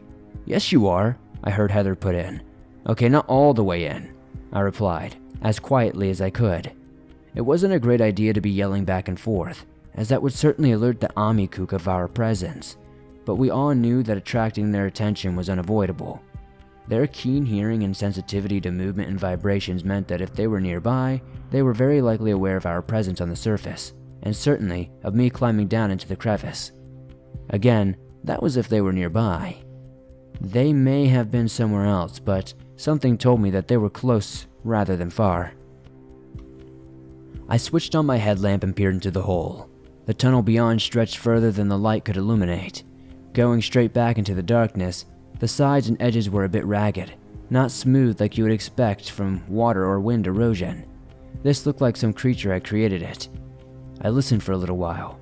A light wind was blowing past above the crevice, but that sound was somewhat muffled this far down, and all I could hear besides that was the distant creaking of ice in a direction that I could not pinpoint. It could be that nobody was home, or maybe that they were just hiding. After some time, I pulled myself out of the tunnel and started climbing down the canyon once again. On the way, I took a detour to the right downwards to examine another one of the entrance holes, but I met the same results as before. After that, I climbed down the full way to the bottom of the crevice and arrived without any incidents. After that, I climbed the full way to the bottom of the crevice and arrived without incident. As I said before, the walls of the crevice didn't come down to touch in a straight V shape. There was a wide floor at the bottom, which was relatively flat, although it was a little uneven. I looked around and made sure that everything seemed to be safe before I let go of the canyon wall. The area that curved inward at the base of the other crevice wall I mentioned was almost directly across from where I was, and now that I was on the floor, I saw that the other wall curved back into a cavern. I don't remember what I had been expecting, but the sight of the cavern still made me a bit nervous. Enclosed spaces can be dangerous even if you aren't hunting monsters, and especially when they're primarily made of ice. Ice is obviously more prone to shattering and falling apart than stone, and if we were shooting, that might make things even more treacherous. I suppose that dying in an ice cave collapse would at least be quick, but obviously I didn't want that to happen. In any case, the cavern was worth checking out, so I stepped forward and looked inside with my headlamp. Just like the tunnels, the cavern stretched back further than my light could illuminate, and I just had a feeling that it was much bigger than I could see. Okay, it's a cave worth checking out. William, come down here and let's do this, I said, walking back to the main floor of the canyon. William made his way down in his harness while I got out of mine. I had left it on until just now, just in case. But if we were going to go into the cave, there was no use in staying attached to the ropes. Not much could be worse than getting tangled up in ropes in a dangerous situation, or being tethered to ropes that aren't long enough to allow you to move freely if you need to. When William got down to me, he unclipped from his harness as well, and we switched on our lights and started making our way into the cave. From the beginning of this whole thing, I had been hoping that we could find a nest or something of the sort.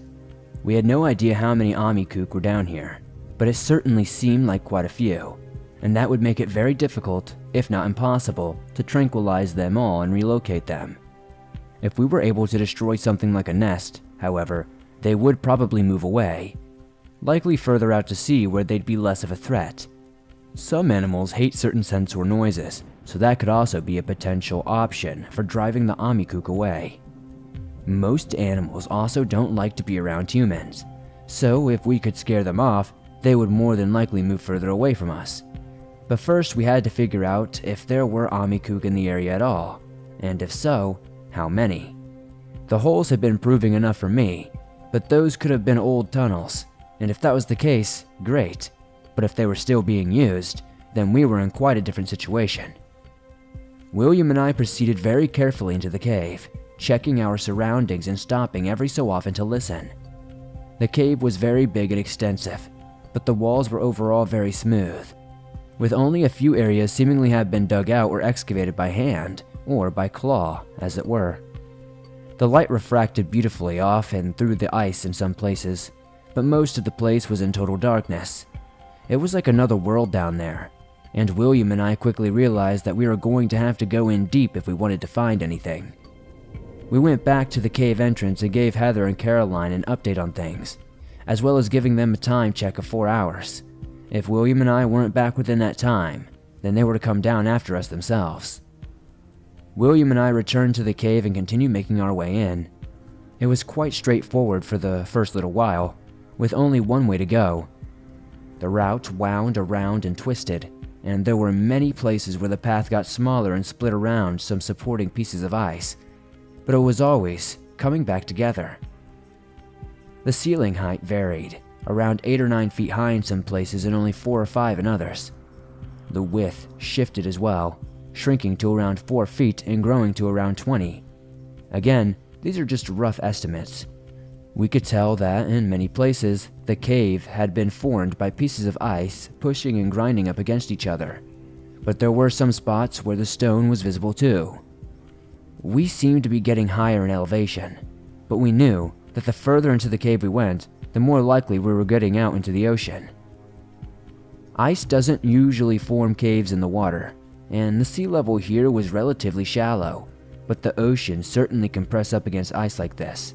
A couple of times I had to stuff down the nightmarish and maybe unrealistic thought of a wall bursting and the whole cave flooding with seawater. That would be an awful situation, and I didn't even know if it was possible, but I wasn't going to even entertain the notion. The cave began to split more into separate branches as we went on, some of which led to dead ends after only a few yards.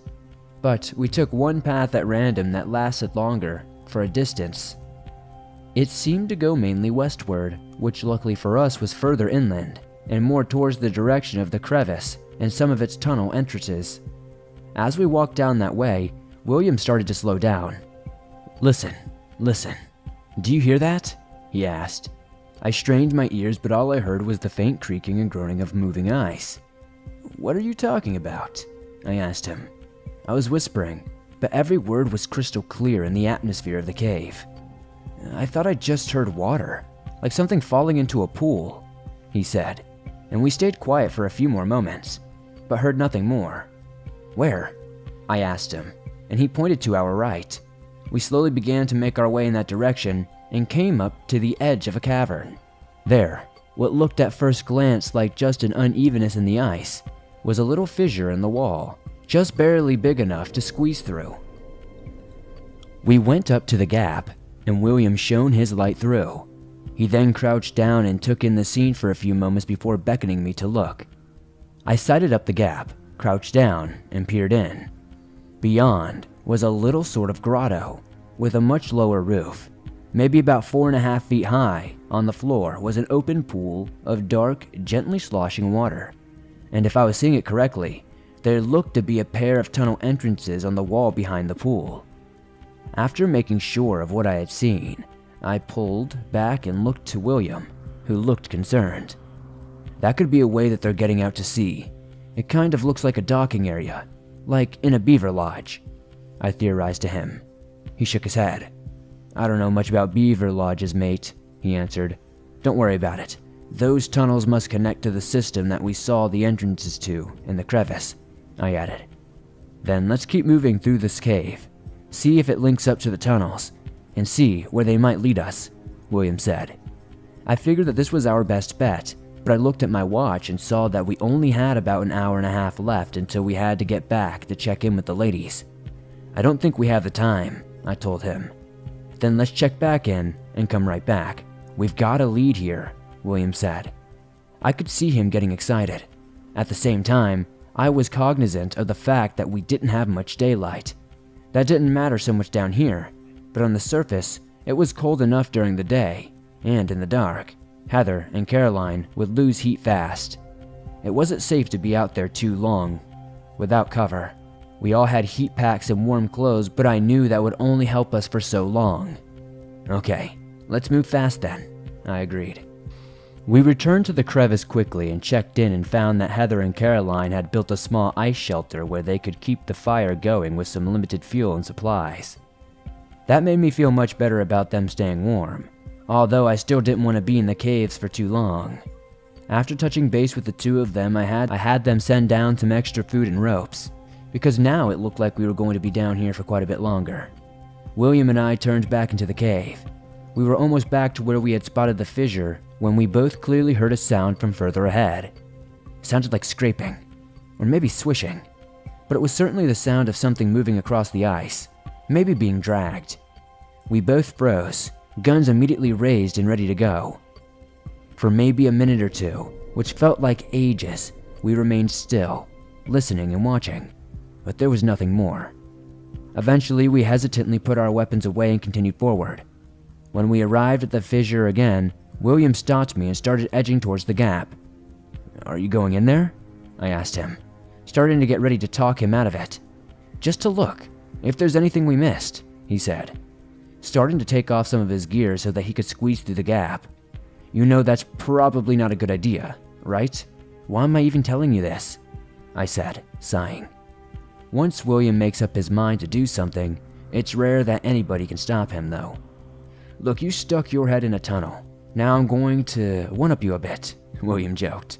Passing me his ice axes, I took the ice picks, and all I could really do was shake my head and watch as William slid into the fissure and into the small cave beyond.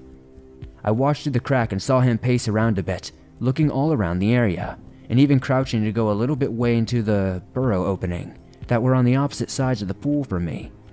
He looked into the water as well, but not for long. It was probably too dark to see anything. After he was done searching, he squeezed back out of the fissure and came back to me. "Nothing new. Let's keep going out of here and see if this path takes us any closer to those tunnels," he suggested. We resumed our journey through the larger, main cavern area, but we hadn't gone very far before we came across a strange and gruesome sight. William was slightly ahead of me, and he stopped and reached for his gun, which made me do the same, before I heard him make a noise that was halfway between a gasp and a surprised, nervous chuckle. No, look at this right here," he said, waving forward. Lying on the ice smack dab in the middle of the cave was a dead Amikook, or what was left of one.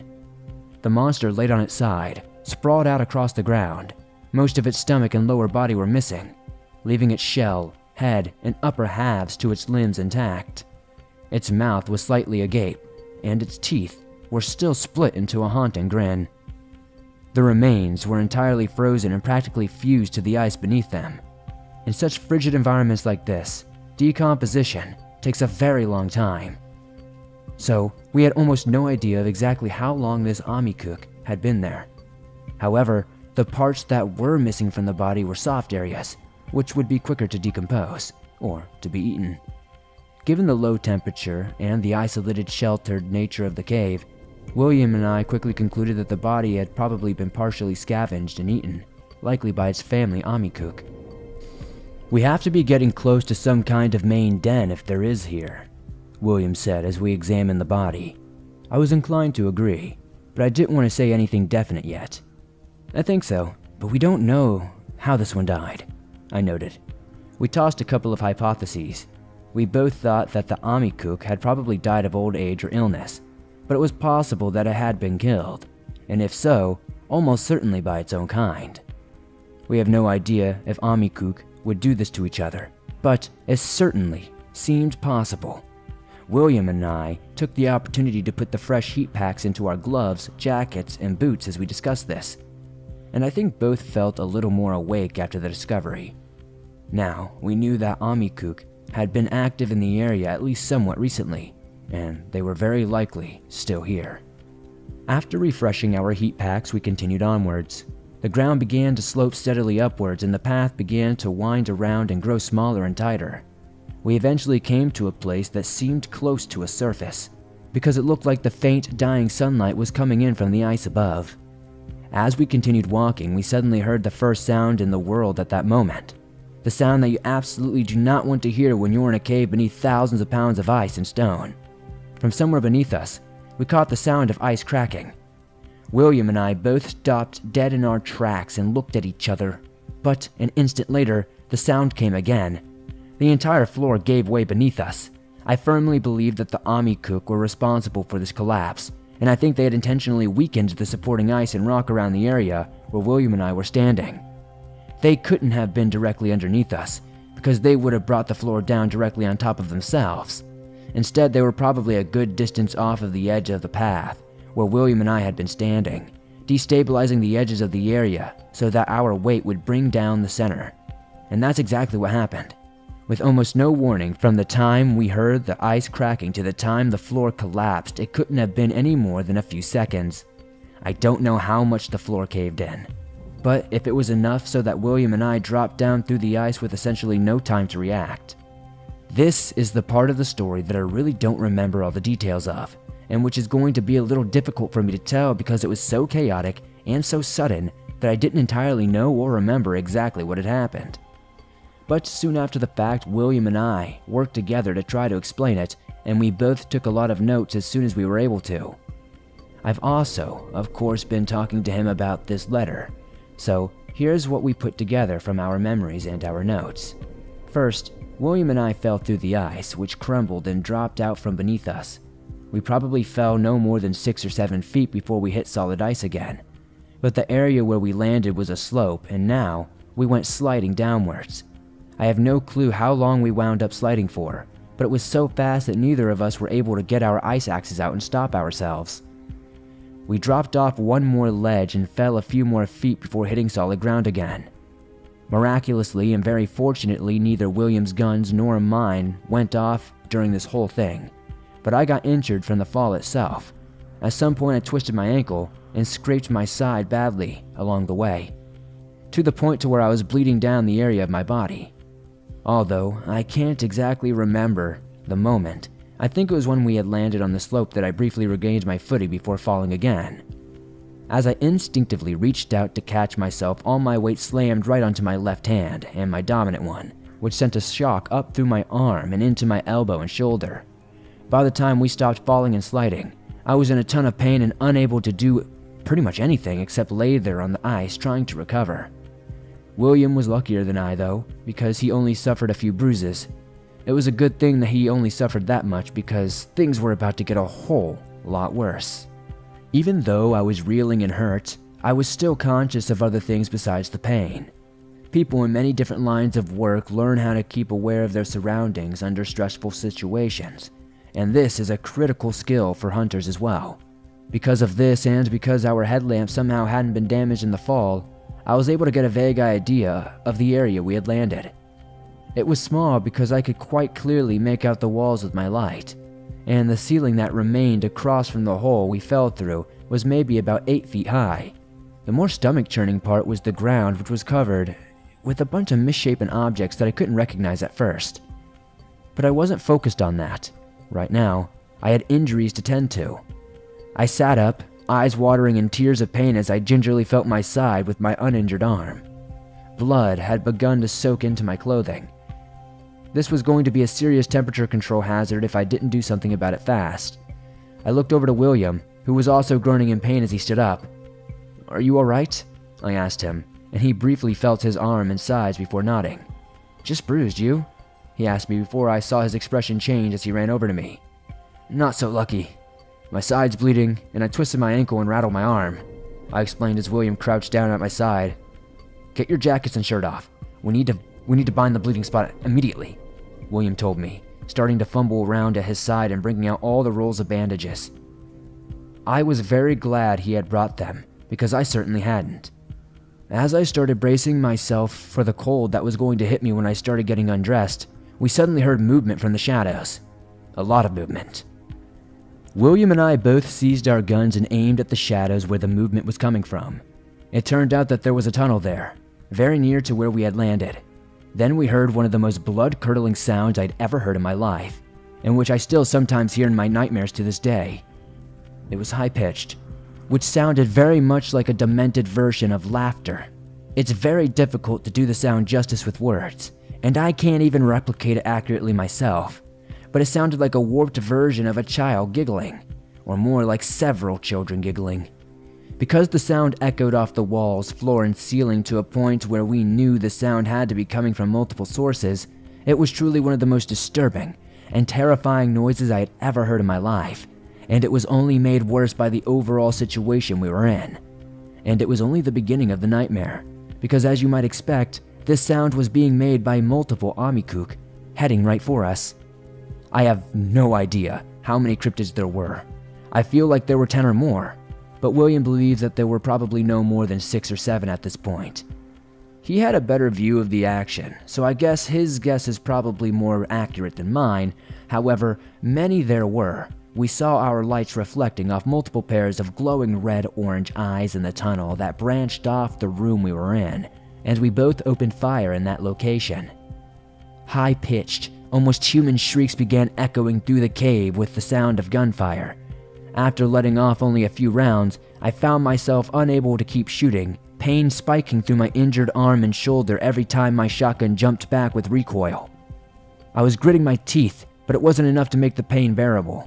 After maybe 3 or 4 shots, I inadvertently lost my grip on the gun, and I tried to grab it with my unhurt arm, knowing that I probably wasn't going to be able to shoot much more. All this happened in maybe about 10 seconds. When I turned back to the tunnel, I saw a pair of Amikuk scuttling towards us, their long and spindly limbs and grinning faces now very clearly visible. One flinched backwards as blood from William's bullet sprayed from its face, and I managed to get off another shot at the other Amikuk before I collapsed in pain. There was no way I was going to be able to keep shooting like this, and I was in the act of pulling my tomahawk out when I suddenly felt a pair of cold hands grab my shoulders, and long claws pressed down on my jacket. Somehow, despite having my back against a wall, an Amikuk had gotten behind me and burst out the ice. I struggled against its grip as hard as I could, but almost as soon as it had gotten a hold of me, the monster yanked me backwards, throwing me onto the ground. I hit the ice, seeing stars as I did, and was able to raise my tomahawk over my face just in time for the weapon to collide with some part of the Amikuk, presumably its head, which it was probably lowering to bite me. I shoved my tomahawk up, out, and as hard as I could, but I only hit empty air, and I saw the Amikuk's face out of the corner of my eye, teeth bared. I finally thought to call William's name, but before I could do so, I saw my friend's ice axe sink right into the Amikuk's head. William had brought no weapons beside a few knives and a carbine, and in order to not hit me with his bullets, this fearless madman came at the Amikuk, swinging his goddamn ice pick like a medieval warhammer. I didn't have the time to move, but I felt proud of him. But boy, do I feel proud now even more. It was a crazy, desperate move, but somehow it worked. William saved my life right then, and saved it afterwards too, as you'll see, and I'll never forget it.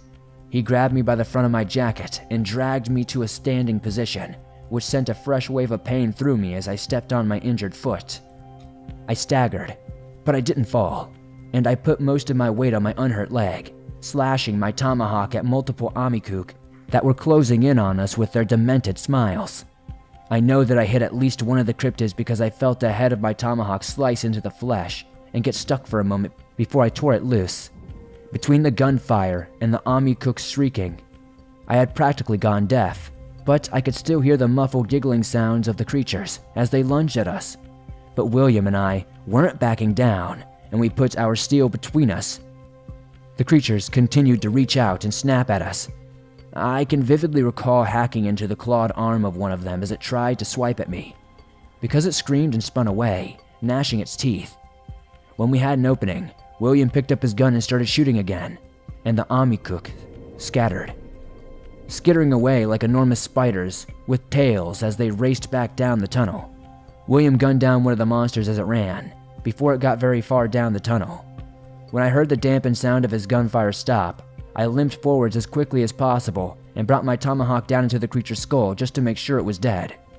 I dropped to my knees after doing so, breathing hard and feeling the blood surging through my body and streaming down my side.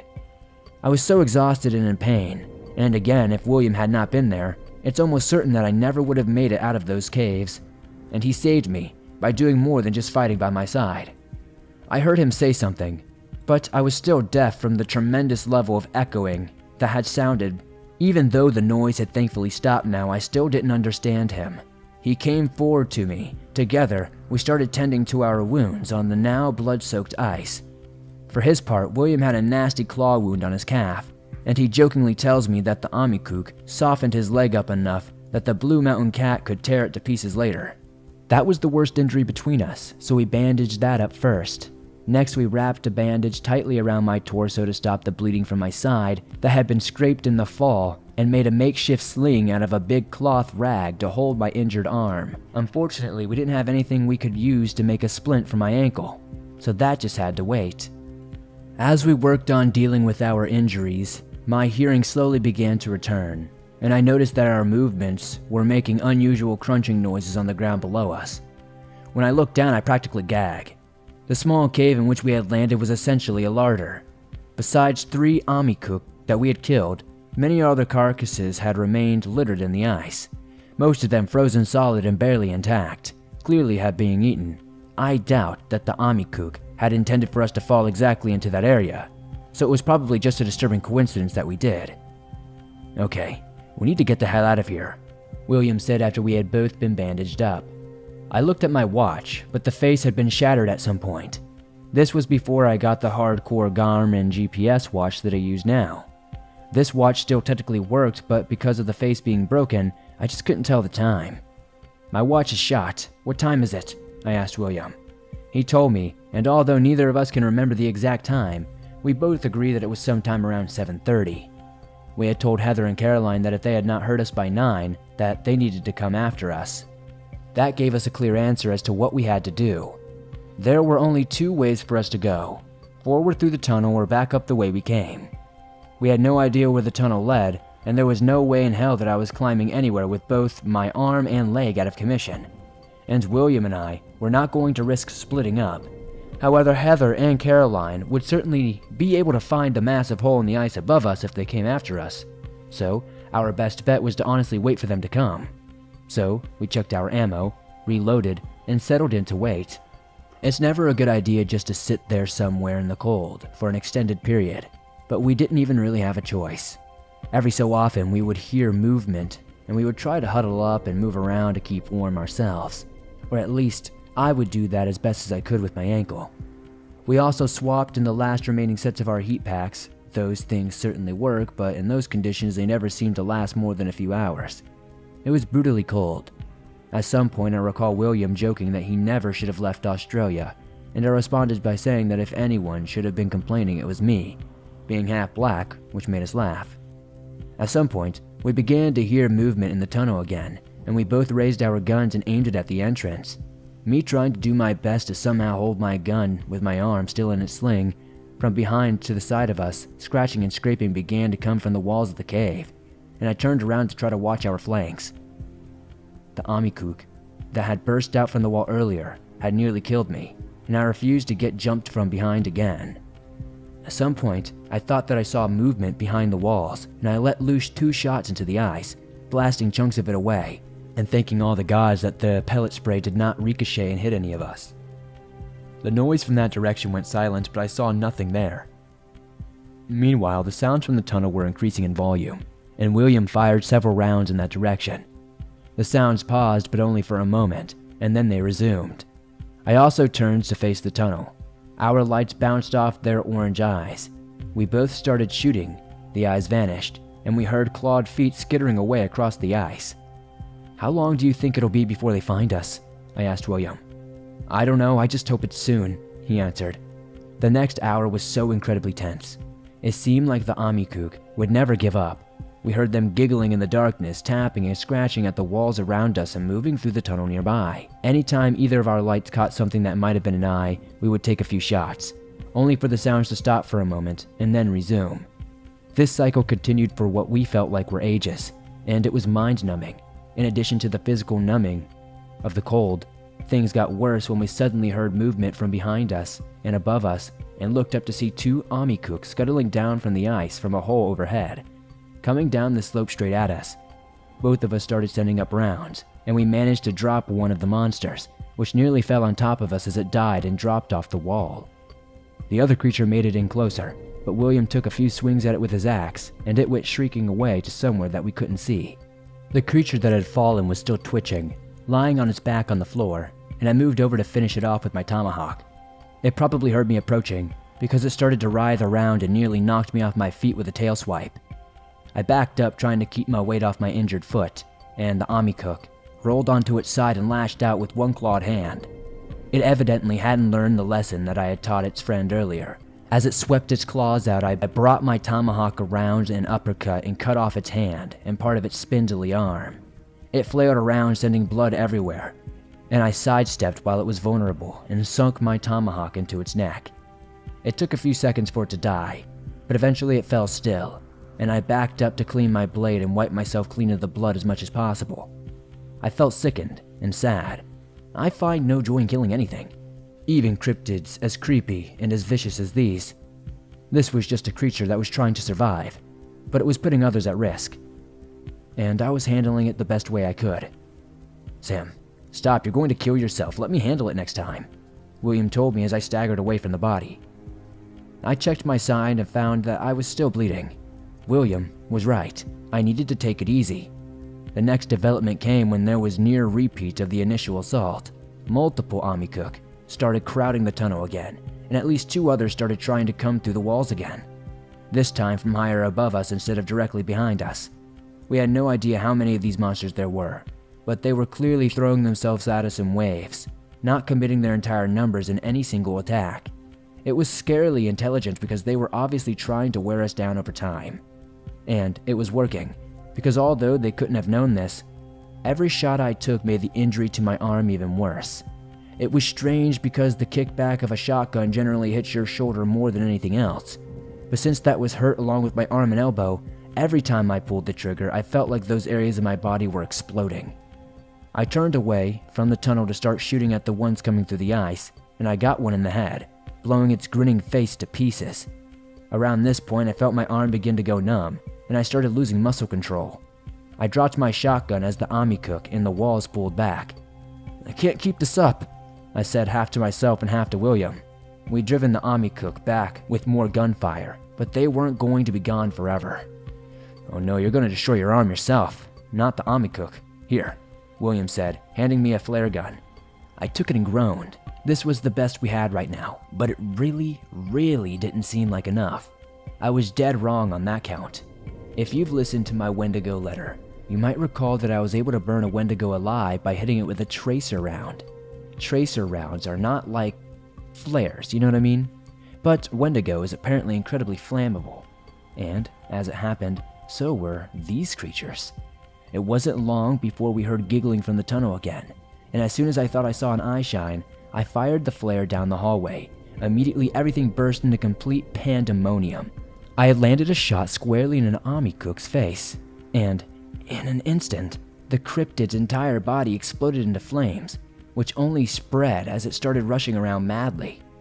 In the light of the flames, we could see multiple other creatures and their corpses in the tunnel, most of which quickly caught fire as the burning Amikuk met them.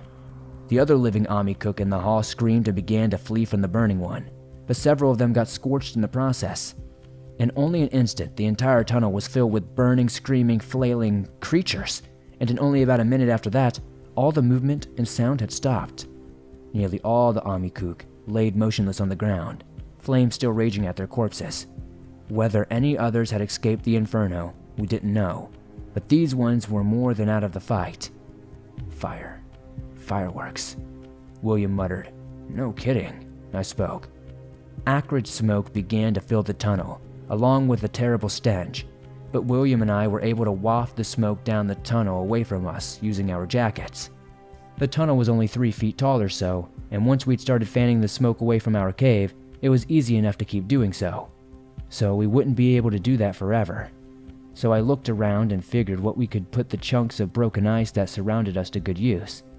While William continued to blow the smoke away, I started collecting pieces of the ice with my good arm. I wrapped my face wrap around my nose and mouth and squinted my eyes as I squatted into the tunnel and started piling the ice between us and the flaming corpses.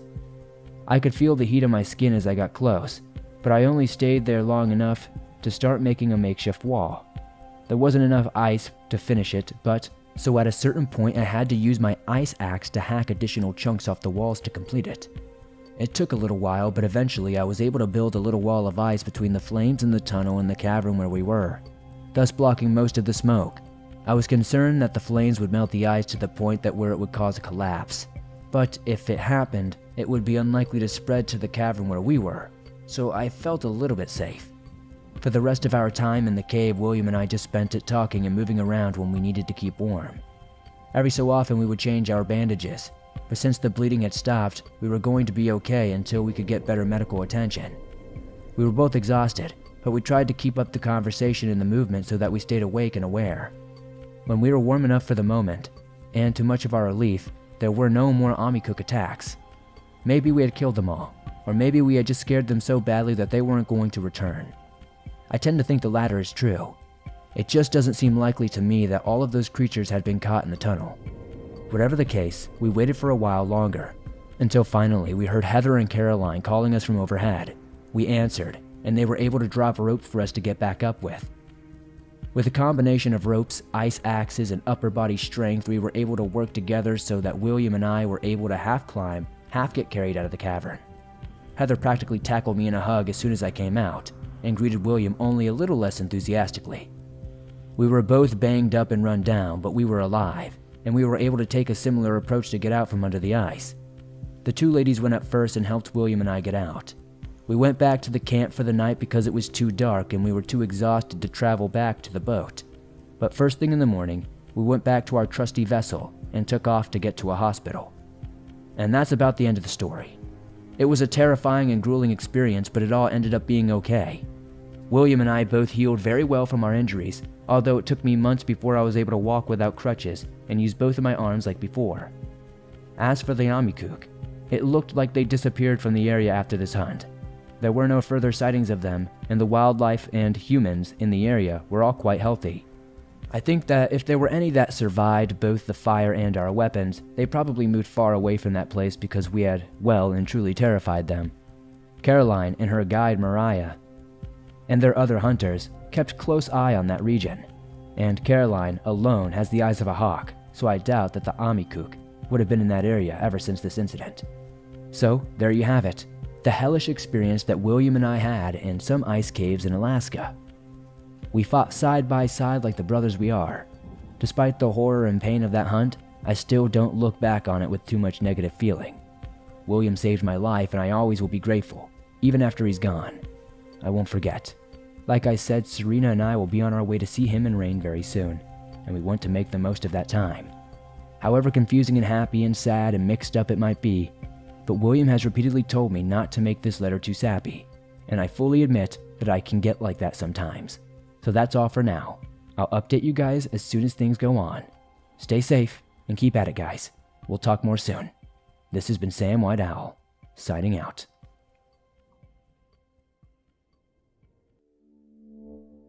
Hey everyone, it's Sam White Owl again. This one took a while to write because I've been pretty busy with Rain, Serena, and William. It's all going as well as expected, but it's already a lot of work, and we haven't even finished the adoption process. I guess this is good training, though. I should also add that since things are getting so busy, I'm probably going to have to end this next batch of letters here soon.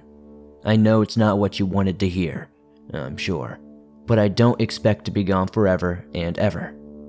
As usual, I may pop in now and again with an occasional update or new letter, but if I do, it just won't be as regular as these have been. I think either the following letter or this one after that will be my last one for this round, so we'll see. As I've said before, I get a ton of value from writing these letters, and just as much from your response to them. I'll miss you guys, but I'm getting all emotional again, and William and Serena started more or less shouting at me as they read this part, telling me that it's not even over yet. So I'll save it for the actual end, because I'm still here, for now. And to make up for my leaving, this letter is a bit of a special one. You guys have been asking for quite some time. So here's my attempt to deliver. It's been in the works for a while, and now it's finally time for me to get around to it. I feel like saying, "Behold," or "Hear ye," because I know some of you have been waiting for this for quite some time. So here's the big question and answer letter, meaning that this entire letter will just be one colossal Q&A.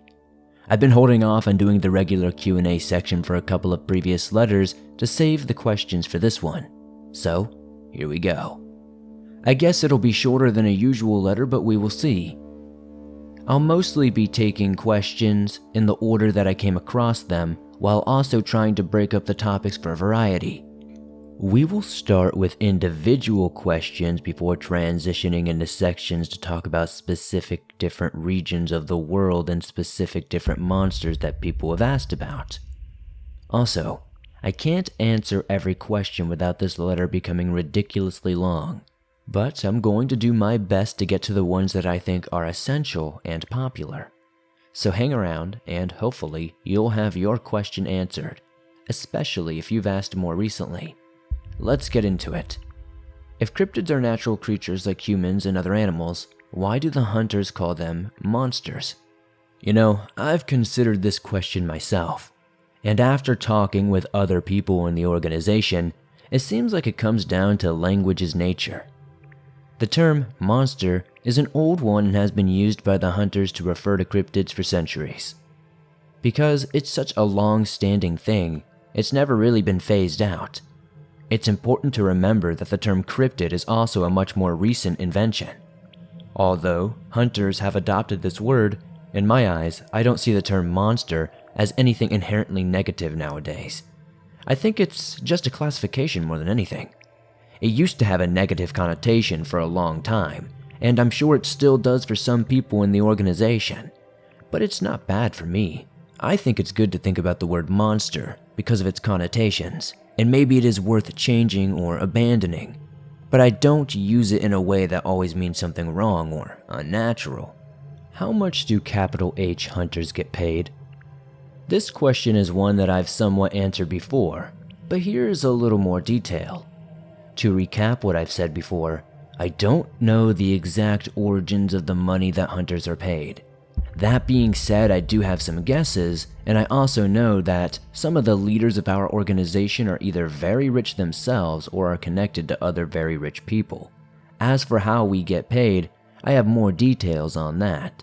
As I've said before, lower ranking, combat-focused hunters like myself get paid per job. I'm not going to tell you how much, but let's just say it's nothing to sneeze at. Whether that reward makes the task worth it, it is up to you to decide. So we get rewarded based on our completion of jobs. The amount we are paid varies according to the danger or the threat level of the cryptid or cryptids involved in the task. More dangerous or threatening monsters means more money. There's no difference in payment based on how we dealt with the situation. For example, the price is the same regardless of whether or not we killed or captured a monster. For the cleanup crews, however, it's a different story, because transporting and relocating a live cryptid that may or may not be sedated is a much more complicated task than simply disposing of the remains of a dead one. Capital U undertakers get paid a much more significant amount for doing the former. In addition to getting a per-task reward, most hunters also have a regular stipend, regardless of their job. This usually gives us more than enough to pay the bills between jobs. Research-oriented hunters like my sister Erica or my friend Caroline are also given funding for most of their projects. This money covers the cost of gear, equipment, transportation, and other things. After successfully concluding a study or a project, they are paid, usually based on their work entailed and provided. Since the many studies and projects are ongoing, the hunters involved in them usually get a reward once they meet a specific agreed-upon goal. For instance, I've helped collect observational data in countless hunter research studies. Whenever I finished the central part of my work there, I was paid, even though I didn't get the initial funding that the leading researchers did. Hopefully, that gives a better and more detailed answer to the money and payment question. On the topic of questions that I've already answered that keep coming up, a lot of people have been asking about aliens.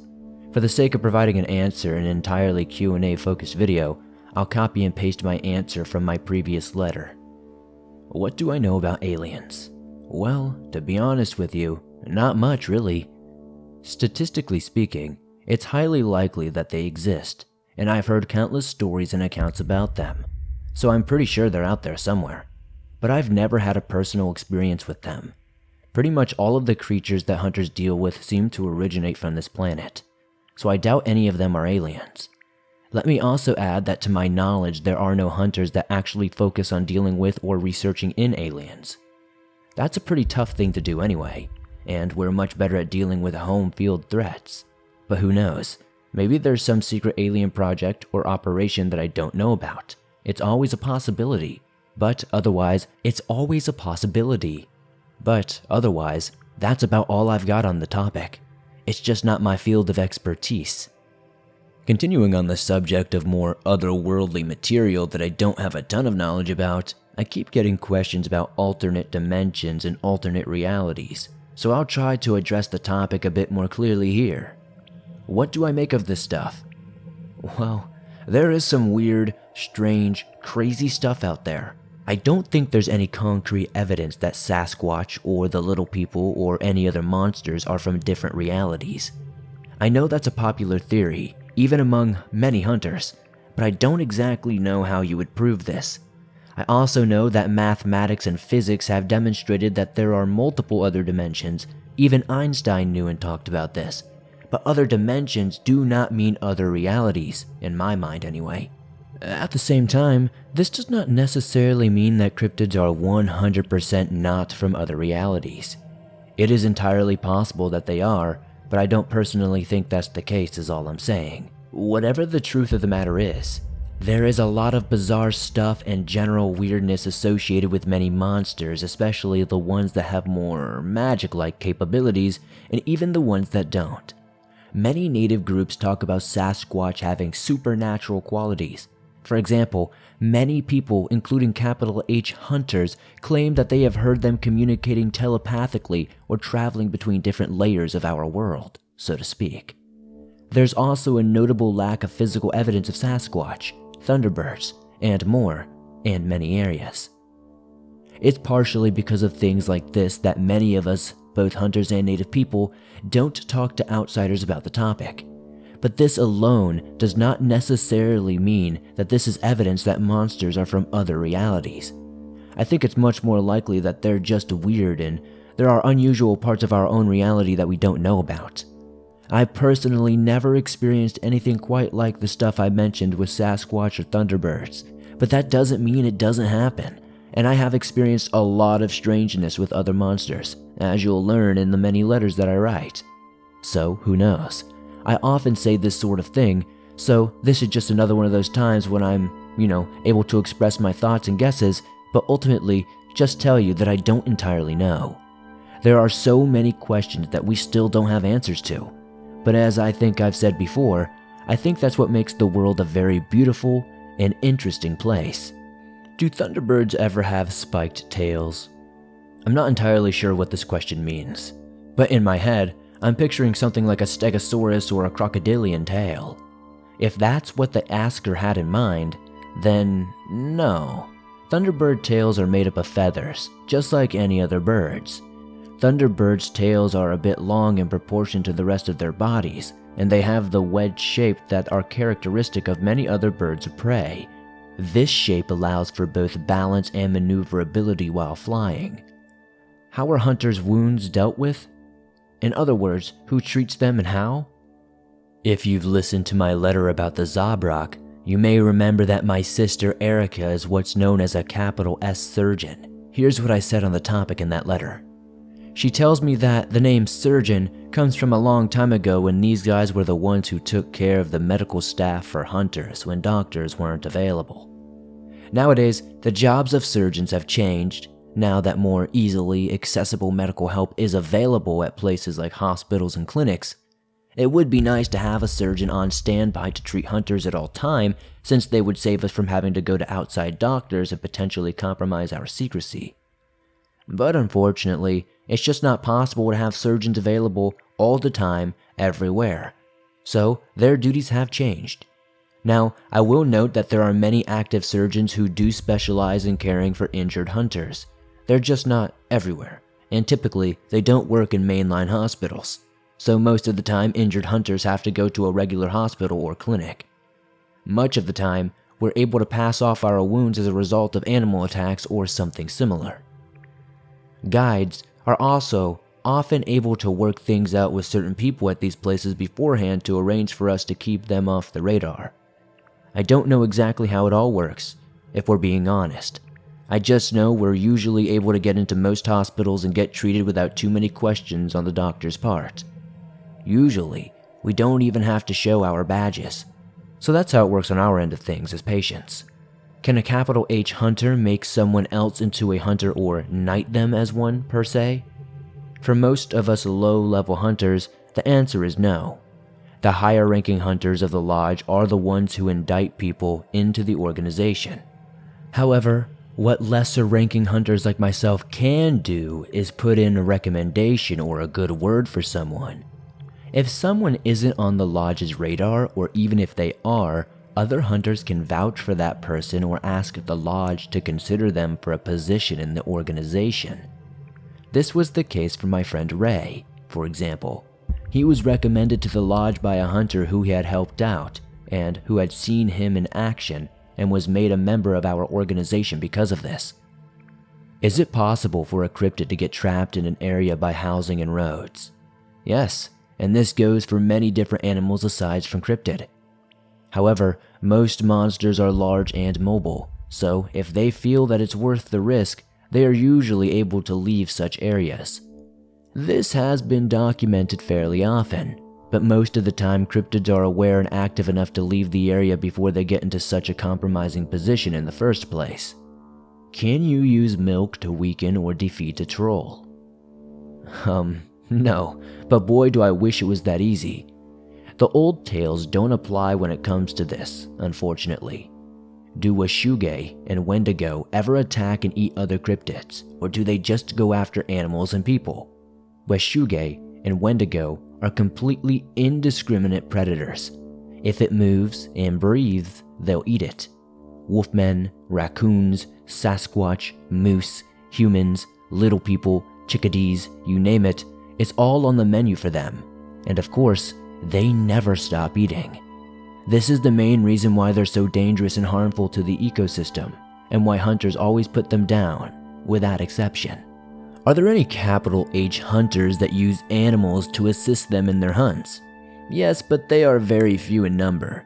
This is because animals are important beings that can do specific jobs very well, but are very vulnerable to being hurt or killed by monsters. Because they don't have ranged weapons, animals are limited to close combat, and in those situations, they are often terribly outmatched. Dogs don't understand the concept of a headshot, for instance, and their teeth just don't have the penetrating and high-velocity force or safe range of a bullet. It's also difficult to convey very precise or complicated plans to an animal at the moment. Animals tend to have select tasks that they are very well suited for, but just aren't as versatile beyond that. And again, without any sort of weapon beyond their built-in natural ones, animals are just not always able to fight back effectively. Back in the day, some capital H hunters did use trained hounds or horses, just like when hunting regular game, but only when in large groups. Having numbers on your side is a very good way to protect yourself and any animals you might be bringing along, but I just would never feel good leading an animal into dangers that can accompany hunts. I have many animal friends at home, and they're much safer there. That being said, I have used horses before, but only on research expeditions, and only to get into rough terrain inaccessible by a motor vehicle. I've never exposed an animal to a hostile or dangerous situation. I have heard of some hunters who also use dogs or even birds of prey to help them, either to track down a target or to help them catch food if needed while in the field. But this is so rare that it's almost non-existent. As cool as it would be to have an animal buddy by your side on a hunt, it's far cooler and better to protect them by not bringing them when you go on a hunt. How big are the biggest ocean and sea cryptids? Well, to my knowledge, the Macara is the biggest marine monster that we know of. They routinely measure between 65 to 85 feet in length, bigger than some kinds of whale, which Macara actually prey on as one of their main food sources. The biggest one that hunters have on record was a whopping 92 feet long, but that was a really big one. Normally, they're more around 60 to 70 feet. Check out my letter on this and Bunyip if you'd like to know more about it. Is there any cryptid poaching that I've dealt with?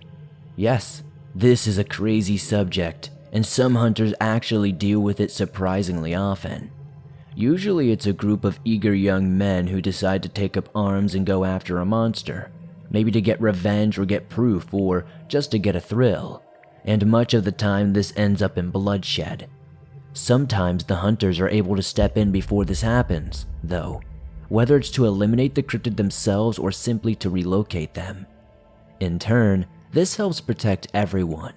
One of the only times I encountered a case of monster poaching or ordinary people trying to hunt a monster was when I ran into those guys in Norway who are going after the trolls. If you're curious about that story and haven't heard it, go and give it a listen. It's one of the more horrifying experiences I've had, and not just because of what happened to me. People have also asked a few times about a question that I have spoken about briefly in the past, but I'll repeat my answer here. Why do cryptid sightings and encounters seem to be more prevalent than in the past? A closely related question is if I think that cryptids are becoming more common. No. Data collected by the capital H hunters doesn't show that there's been any real population boom among any species. In fact, there's been a decline in the numbers of most monsters more often than not. And I don't know if cryptid sightings and encounters are necessarily more common. I imagine that they probably are, but what may just be the case is that now people are sharing and hearing about these events more often due to human technological advancement. The answer I originally gave was that there are a lot of possible reasons for this. Humans have been running into cryptids pretty much forever, I imagine. But as cities and towns expand, humans push more into undeveloped land, we encounter all sorts of creatures more commonly, including monsters. In the modern day, technology, like the internet and the cell phone, has helped people share their stories with a much wider audience. It also helps fake, made-up stories gain traction as well. Travel and wilderness journeying has also become much more easy and safer. So more people are getting involved with it, and thus more people are likely to meet monsters. Why do so many capital H hunters, including myself, opt for more conventional means of taking down monsters, such as guns, rather than using things like traps or explosives? I love this question, and I've considered it many times. Let's start by talking about traps. The main reason why we don't often use traps is because of mobility. Half of the time, hunters are sent out to some remote locations where the supplies to make complex traps and the means of transporting them are not readily available. Traps can also be a little unreliable and are hard to make sturdy enough to contain a cryptid and more specific conditions to work. However, they do indeed work sometimes, and I have used them before. You can see that in my letters about wolfmen and Amelatuca. But for me, bait usually works just fine. Not to mention that it's easier just to tranquilize a monster, rather than trap them and keep them conscious. As for explosives, these are definitely a viable option, and I've only used them before on one occasion. I also know hunters that use them pretty regularly. Even so, explosives are more hazardous and indiscriminately damaging than guns. It's also easier for things to go awry with them.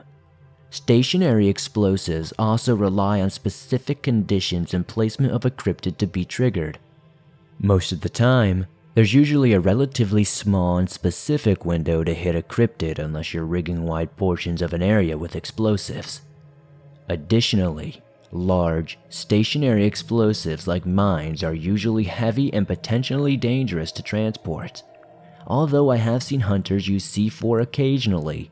So, to summarize, traps and explosives are a bit of a mixed bag, but neither is off the table, and I have personally used both and also know many hunters that have too. Here's another question that I've answered before, but only very briefly, which I know people are probably quite curious about. What do I think about the missing 411 phenomenon? Well, I was just talking earlier about general unknown weirdness associated with monsters, and the whole missing 411 thing is another one of those things that falls solidly into the category of strange. I honestly have no idea what's going on with it.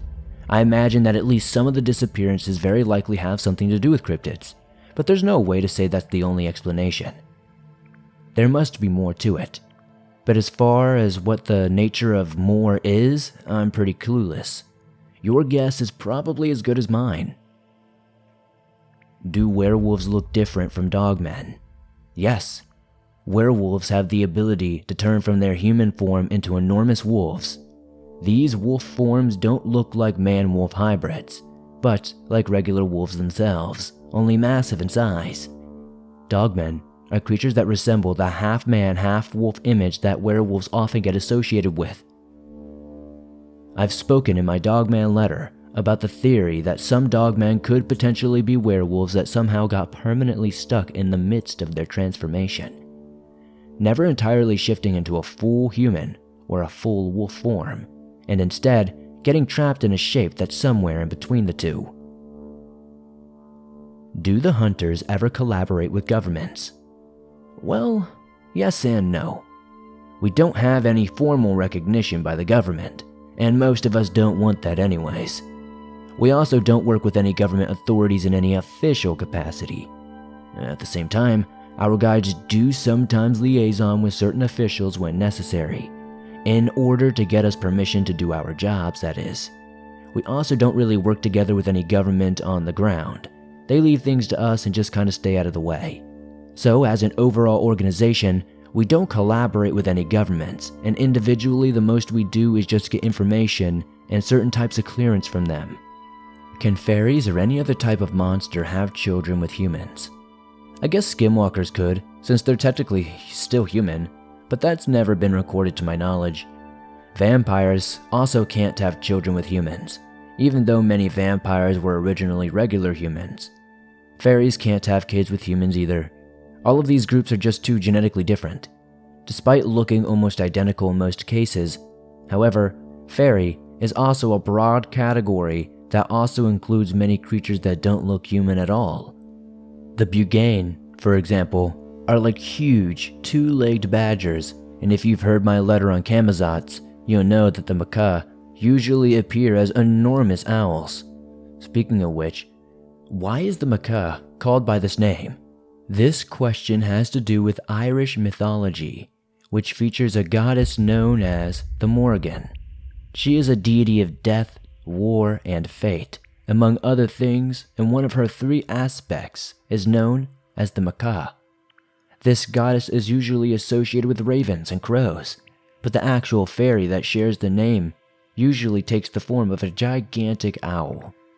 So, why did this name come around? And if we're talking about two different birds here, there's not an explicit answer that I could find for this. But, from what I've researched, the name first appeared referring to the fairy in records from English, aka British hunters, not Irish ones. They probably just figured that since it looked like another type of bird that can be associated with death and eats dead things, the goddess's name would be close enough. Later on, Irish hunters also used the name, but it is possible that it could have originally been an Irish naming convention that the English adopted, rather than vice versa. The goddess is an ancient Irish one after all, and we might just not have the Irish accounts that came before the British ones. So anyway, it's not entirely clear who came up with the idea, but the reasoning is probably just because of what I said before. It's also worth noting that many of the different fairies' native languages have their own names for the ones known to us. But, of course, since the vast majority of capital H hunters are humans, and we usually just use the name that we know from our own mythology, that's what we go with. On the topic of owls, where does my name come from? Well, as you may or may not know, because I think I've mentioned it to you guys before, the white owl part of my name was not actually given to me at birth. I'm not going to tell you my birth surname because that's what I'm pretty sure a lot of the records on me use, and I don't want to get stalked or anything. That's also why I always avoid using last names. You might also find it interesting that my first name is not actually an abbreviated version of anything. For a lot of people named Sam, it's usually short for Samuel or Samantha, but my name is actually just Sam. That's it. The white owl part of my name is one that was given to me after a very special event called a vision quest. You may be thinking that the term vision quest sounds like the title of an 80s cult film, and I guess you'd be headed in the right direction because it's originally an English term applied by white researchers to native traditions that had their own names. Not all of these traditions were even about visions or quests, so it's a very broad umbrella term that refers to a bunch of different rituals and practices. In its most basic form, a vision quest is a type of coming-of-age tradition, usually for young men, but sometimes for young women too.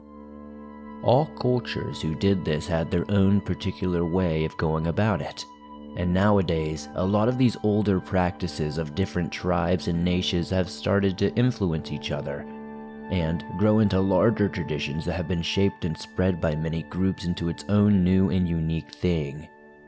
This newer tradition is where I come from. Because I'm from the Cherokee Nation in Oklahoma, and many of our original Cherokee practices from the southeastern United States have been influenced by the different Plains Indians who live with and around us in Oklahoma. And yes, I said Indian. To briefly repeat myself from a previous letter, many people in the Native community actually do use the term Indian to talk about ourselves, especially when referring to our different cultural groups.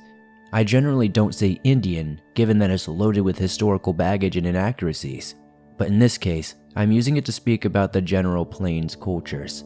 So, as I said, a vision quest can mean a lot of different things to different Native peoples, but the one I did was based on the traditions of the Plains and Plateau Indians. Basically, it involved 2 days of fasting followed by a runoff into the hills. When you're out there, you solicit the powers that be for help and guidance in your life, which often comes in the form of visions and dreams. Some tribes have people specifically ask for a spirit helper or a spirit guide, but I mostly just called for general guidance and direction. I was exhausted from fasting and running, so when I went to sleep, I was out like a light. That night, I had vivid dreams, and in one of them, I was on some kind of gray, smoky hillside with a dark blue sky full of stars up above. The smoke was shifting and moving, and some of it rose into the air and became a white owl with dark black eyes. It looked at me, flapped its wings and flew away. No words or voices or anything else. It was very abstract, but it's the one dream I can most clearly remember from that night. Because of this, when I got back, I was given the name White Owl by some of the older people in the community. This was also the name of another person from a long time ago, so it was pretty cool to have a connection like that. Owls represent both death and stealth, because they're silent flyers and night hunters, and that's something that I of course work with. This doesn't necessarily mean that they're bad luck though, just different from other beings. They also represent intelligence, skill, and precision, which are things that I try to emulate whenever possible. They also represent magic and owl medicine, or owl power, and it's very strong. So that's a bit more detail on where my name comes from. Where was William when we saw the Parayuk mating? Well, he was still in Australia. He came up to Alaska to join us a little more than a month after that experience. Heather and I were in Alaska for almost a year, and William was only there with us for about 3 weeks. The guy has a job of his own back home, after all. Are there separate organizations aside from the hunters that deal with cryptids? Yes, there have been smaller groups who do similar things, but they always get absorbed into the larger capital H hunters after some time. We have just so much information and connection, and we've been around for so long, and we try to link with these other groups whenever possible. So whenever one crops up, it's usually not long before they merge with us. I've also been asked if I run into any military or government units that hunt cryptids, and that's a no. I don't know of any other major organizations that do this job, although I suppose that it's not impossible. Is there a cryptid that I thought was mythical that I was surprised was real? I guess maybe trolls or dragons like the Allah. I never really thought that there were any reptiles that big besides dinosaurs. And there are certainly some monsters that really seem like they ought to be mythical with how weird they are, like Amikuk, Zabrak, or anything that shapeshifts. Then, there's some weirdness with monsters that we're much more familiar with. There are times when wolfmen seem almost impervious to gunfire, as if they're not even being hit by the bullets. I may also have briefly mentioned that weird orbs of light that often hang around the woods and how sometimes Sasquatches are said to speak telepathically to people. So, that stuff sounds like it would be fake, and I've personally never experienced anything like it, but countless others have. I have also said that saltwater mermaids aren't real, and that is true as far as we know, but I guess it's not completely impossible that something like that could be out there. If those were real though, that would be a pretty mind-boggling experience. Are there any cryptids that could be kept as pets or friends? Sure, I guess, but nobody really does that. Animal monsters like the Indonesian Veo, or even larger ones like the Amelatuca, could at least be kept in captivity since they're a bit like a larger version of a pangolin or a rhinoceros, both of which humans have in zoos and rescues. But there's no real reason to keep most cryptids beyond just wanting to have a unique pet. It's a lot easier and more reliable to get meat, eggs, and fur from already domesticated animals like cows and chickens, or from the much less dangerous wild animals like deer or elk. Many monsters, maybe most, are actually quite peaceful, but usually it's best to just leave them alone. They're often endangered or rare species, so hunters do not want to mess with them unless it's absolutely necessary. That's why even a lot of the hunters' research and studies are as hands-off as possible. But yeah, I suppose you could make friends with certain cryptids, at least as much as with any other sort of wild animal. Do capital H hunters have a special hangout spot, like a hunters only bar or club? I can't think of any specific one off the top of my head, but there's got to be some kind of movie where the people pull aside a bookshelf or a hidden door in a regular bar, and there's some kind of secret spy lounge behind it. That's what I'm imagining with those questions, for some reason. But no, we don't have any specific spot for just us. However, there are certain bars and pubs where the owners know us and are able to help keep us on the down low as much as possible. For instance, by deflecting questions from other patrons, if they come up. And in certain areas, we do have safe houses, which are places where either hunters or people aligned with us have agreed to open their homes or properties up to members of the organization. A place for them to stay, store items, or recuperate. I've actually been to some of these, but often it's after a hunt, and in these letters I usually don't want to bore you guys with all that wrap-up stuff. But anyways, no special hangout spot. Usually, we keep our job-related stuff very private from the outside world. Have I, or anyone else, done a job where there were high casualties among either hunters or civilians? Jeez, all the time. Hunters get killed on the job fairly regularly, which is upsetting but is just a fact of our line of work. Of course, combat-focused hunters are the ones who suffer the most from this, but even research hunters are often put in danger. The worst casualties for us obviously come when we're dealing with dangerous, aggressive cryptids. Monsters like Wendigo or Dogmen are incredibly aggressive and deadly, and these are the sorts of creatures that we generally have to fight, which means that they're able to harm us as much as we can harm them. But overall, in terms of our success rate as hunters, we're very effective. Although I'm not trying to brag about that. Once we've spotted and engaged a monster, it's pretty rare for anyone besides us hunters to get killed or injured. We're pretty damn good at protecting people and minimizing damage after we have a monster's number, so to speak. So, of course, there are exceptions to this, and maybe I'll tell you about some later down the line. Which cryptids usually battle each other when they meet? This usually just goes along with what monsters are highly aggressive in general. There are some that will fight just about anything, like Amelatuca, Wolfmen, and Wendigo, to name a few. Dogmen, in particular, seems to have something against Sasquatch, for reasons that we hunters don't entirely understand as of yet. But most monsters are just like any other living creature, in that they generally don't want to fight unless they have no other option. Hunting for food is something different, but when it comes to straight up open battle, the majority of cryptids aren't usually fans of this, unless they're defending something like territory, resources, or family members. Would I encourage a child of mine to become a capital H hunter? I've thought about this a lot before, but after Heather, it never really seemed like a possibility until I met Serena. And even then, it only hit me truly seriously in this past while when I and Serena started the process of adopting Rain. The whole thing is going very well, by the way, in case you were interested. But you know, there are some things you can't fully understand until you actually live them, and kids are one of those. Anyway, now that I'm essentially about to be a dad, I have a new perspective on this question. But my answer remains the same. I wouldn't encourage my child to become a hunter, unless A, they truly wanted to, and also B, I knew they had what it takes. As I've said countless times in these letters, and outside of them, Being an effective hunter requires you to have a lot of skills, smarts, adaptability, strength, and maybe most importantly, a lot of heart and courage. It's not enough just to be interested in cryptids, and it's not enough just to be able to want to help people. Even if you're a hunter who isn't involved in active combat, you still need nerves of steel to do this type of work. It can always be incredibly dangerous. As I've said before, in many places that hunters go, a broken ankle can easily just be as deadly as claws or teeth. And I haven't had any of these stories in my letters, but I wet my pants many times when I was starting out as a hunter. And yes, a few times after that as well. But I stuck with it, because I knew it was important to my family and many others, and to me too, and because it was worth it in the end.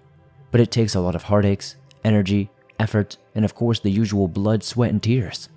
And when I say a lot, I mean a lot. I know most of this will be repetition for many of you, but I say it because it's important, and it's the only reason why certain people make good hunters.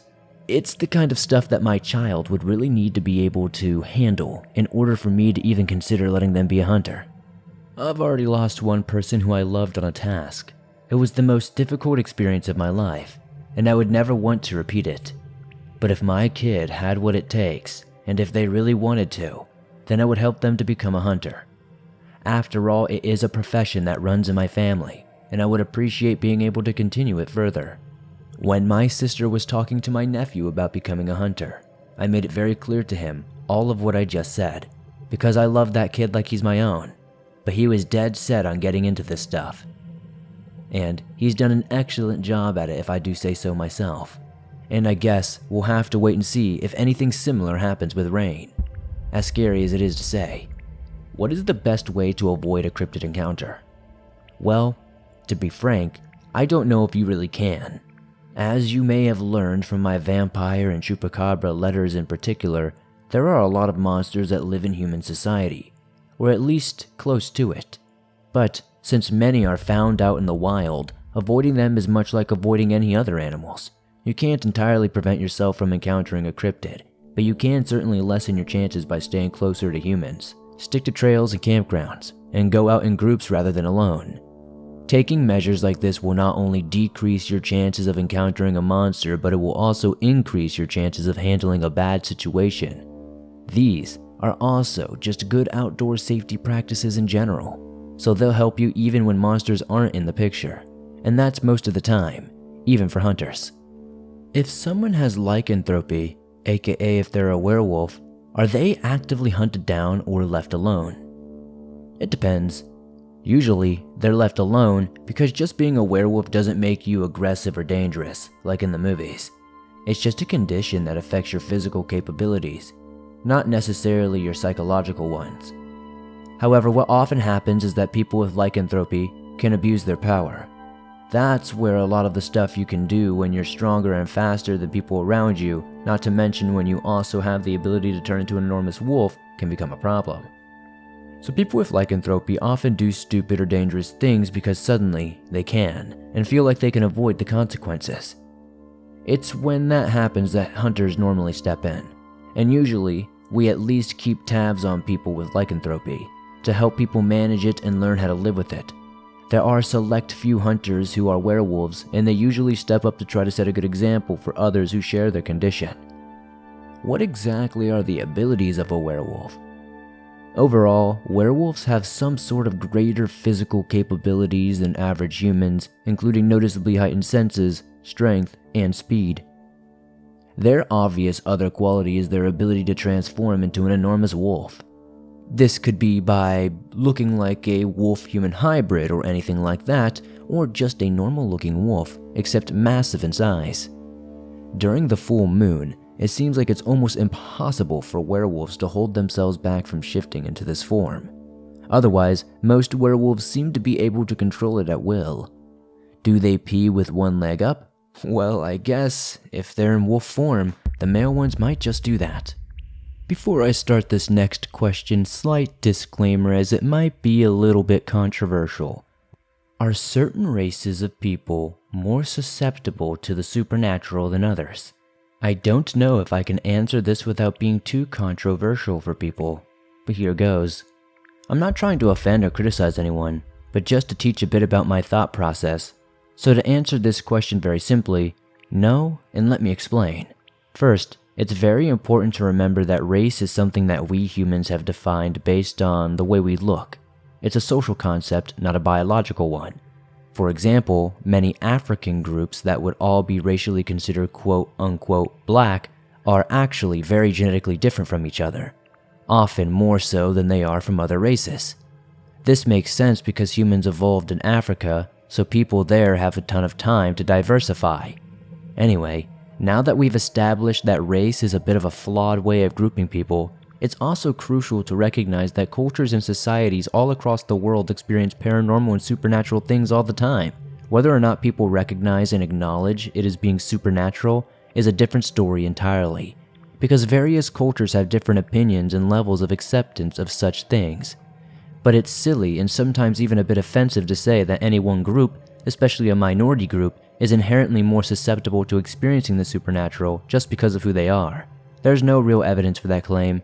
It's also where the damaging stereotypes and monikers come from, and I think we can all agree that those aren't too great. When you say that a certain group of people is in a certain way by nature, it can very quickly lead to othering and fetishizing them.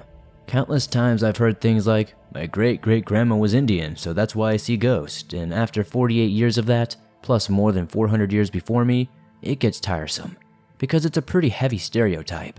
All that being said, different families and different societies are certainly more or less open and willing to understand and learn about what we could call the supernatural. But simply experiencing the supernatural is not specific to any particular group. Even culture has its own stories about ghosts, shapeshifters, giant animals, and so on. What's different is the amount of understanding and faith that people still put into them. Hopefully, that wasn't too rough. Do I know of any historical figures who were capital H hunters? Yeah, there's plenty, but nobody super famous you would know of. We've definitely had close contact with some famous people though. One of us was a guide for Teddy Roosevelt on a number of his lowercase h hunting experiences. There were also a lot of Chinese hunters who say that way back when, there were ancestors of capital H hunters who were actually monks that came into contact with different royal and noble courts. I'm sure there's been a bunch of famous people who were hunters, but we've remained secret for a reason, and even our own records don't tell us about every one of our numbers. We've definitely lost a lot of material too. It's usually held to be true that the Great Fire of London destroyed the majority of hunter libraries in the old part of the city, and during World War II, a bunch of hunter record keepers in Malta and Rangoon vanished completely off the map, along with the work they had compiled. I don't think the last part was any kind of conspiracy. I imagine that they probably just got killed in the fighting, and now we can only wonder what type of stuff we might have lost along with them. I am almost certain that there was a whole lot of information on famous hunters and whatnot in those places. But even so, I doubt anyone who's very well known in the history books today was a hunter. We like to keep very off the radar, as you probably know by now. Are some cryptids friendly towards humans and or won't go out of their way to attack them? Yes, and this is the case for most monsters actually. Like I've said before, most cryptids are not a lot different than animals, and both they and other animals usually want to have nothing to do with humans, if at all possible. Even many dangerous monsters tend to stay away from us when they can. Same with pretty much any other animal or predator. You always hear about the people getting mauled by bears, but nobody really talks about the other 99.9% of people who encounter bears, since those people usually move away and wind up being perfectly fine. Hell, most of the time the bear runs away too. So I tell you about the aggressive and dangerous cryptids because those, by and large, are the ones that hunters usually have to confront. Animals and monsters alike are much more likely to attack when they feel like their families, territory, and or themselves are being threatened. Other than that, they are not usually out to do harm. There are exceptions to every rule, but this is generally the case. The other part of the question was whether some monsters will actively help humans. Absolutely, and you can listen to my letters about the Vile, vampires, fairies, and Namahage for some examples of that. I was also planning in one of my next and final letters to tell you about an experience I had where one type of cryptid helped me defeat another. This has happened to me multiple times, oddly enough, although a few of those times the monster that was helping me would have killed me just as readily as the other monster. You can hear about some of these occasions in my Chupacabra, Vampire, Camazotz, and Dogman letters. On 2 of those times that I've written about previously, it was fairies who helped me. I know that fairies, as a species, have certainly assisted many other hunters as well, including my nephew, who interacts with them quite a bit. Do hunters have a personal bestiary of sorts? Well, it's not really personal, but yes. I've answered a very similar question to this before, so here's the answer that I gave back then. The hunters do indeed have a central database called the repository, with a capital R. Most people simply call it the rep. It's primarily an electronic system, and it contains information on basically everything we know about cryptids. It contains post-action write-ups, research reports, and historical records and more. It's very sensitive stuff, so while guides have 24/7 access to the rep, the rest of us have to get permission each time we want to use it. There is stuff that's not in the rep, particularly older material, but these days pretty much everything goes in there. This is one area where I can't share a lot of stuff because the rep and its context is treated as very confidential. But it's a fascinating system, and I have spent time reading different things in it just out of curiosity and personal interest. Do I have any more detail on humans transforming into vampires? Well, we were just speaking about the repository, and there are some documented cases of this that have been logged in the system. If you remember, most vampires come about through normal reproduction when 2 vampires have a child. However, a human can become a vampire under certain circumstances, and although we don't know why this happens, it's always associated with one or more of the following: excessive consumption of human blood, contact with vampire bodily fluids, and/or being in certain areas, potentially at certain times. Strangely, the transformation itself seems usually to be accompanied by a powerful period of amnesia. All the vampires that I could find documentation from do not remember the transformation itself, but they do remember the aftermath. They all describe getting very sick, feeling extremely fatigued and lethargic, followed by becoming feverish and vomiting. This can go on for several days, and when it passes, it becomes replaced by a dramatic increase in energy, almost like having a manic episode. This period is also accompanied by an immense craving for blood. Oddly, vampires report that any amount of blood seems to satisfy this craving, regardless of if it's a few drops or a whole cup. This marks the transition to vampires only needing to consume blood, and from this point on, the craving gradually becomes less compulsive until reaching the same intensity as hunger and thirst for humans. How do capital H hunters find all these cryptids without working super hard ourselves? Well, some of us do have to work super hard in the first place, but once we've already located a monster, then it's much easier to keep tabs on it and relay this information to others. I've mentioned a few times, but maybe not very explicitly, that the capital H hunters have that name capitalized for a reason. We're an organization, and with that comes connections and the ability to network with the people in our group. So we don't always have to chase down monsters completely from scratch on our own. We often have general areas where they might be, or even more specific ones. In addition to having these specific leads, we also learn what to look for and how to read an area to find our objectives. But there are frequently times when we have to run around tracking down cryptids for a very long time. In these letters, I tend to cut out those parts of the search or investigation for you guys since I doubt you'll find them interesting. Is there any truth to the hollow earth theory? Not that I know of. For those of you who aren't aware, this is a bit of a conspiracy theory along the same lines as the flat earth thing, basically stating that the earth is hollow inside and contains some sort of lost world or undiscovered continent. It's been a pretty popular concept in science fiction movies, but it is indeed just fiction. There's a lot of evidence that firmly discredits the hollow earth theory, with the most obvious one to me being how the Earth's gravitational pull works. If the planet was hollow, then gravity as we know it would be drastically different. Plus, any life below the surface would be absolutely insane and foreign to us if it existed.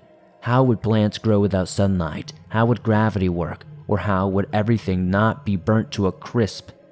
Now, I would say that there could be, and there probably are, a few parts of the earth that are somewhat hollow, but there are no lost worlds full of prehistoric creatures or anything like that. How could there be? Are there any cryptids that don't die of old age?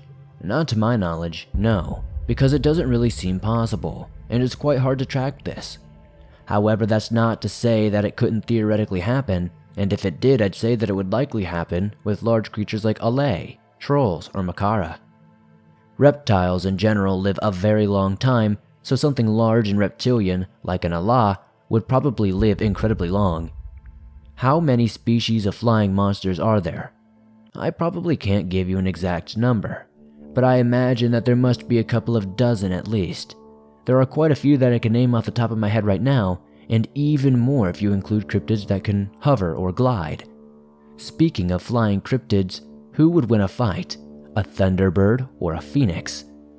Well, considering that phoenixes are mythical, I'm going to have to back the thunderbird on this one. Any update on the Sasquatches that I helped when they were fighting against the Wolfman? Well, I haven't seen them for a while, but I imagine they're doing okay.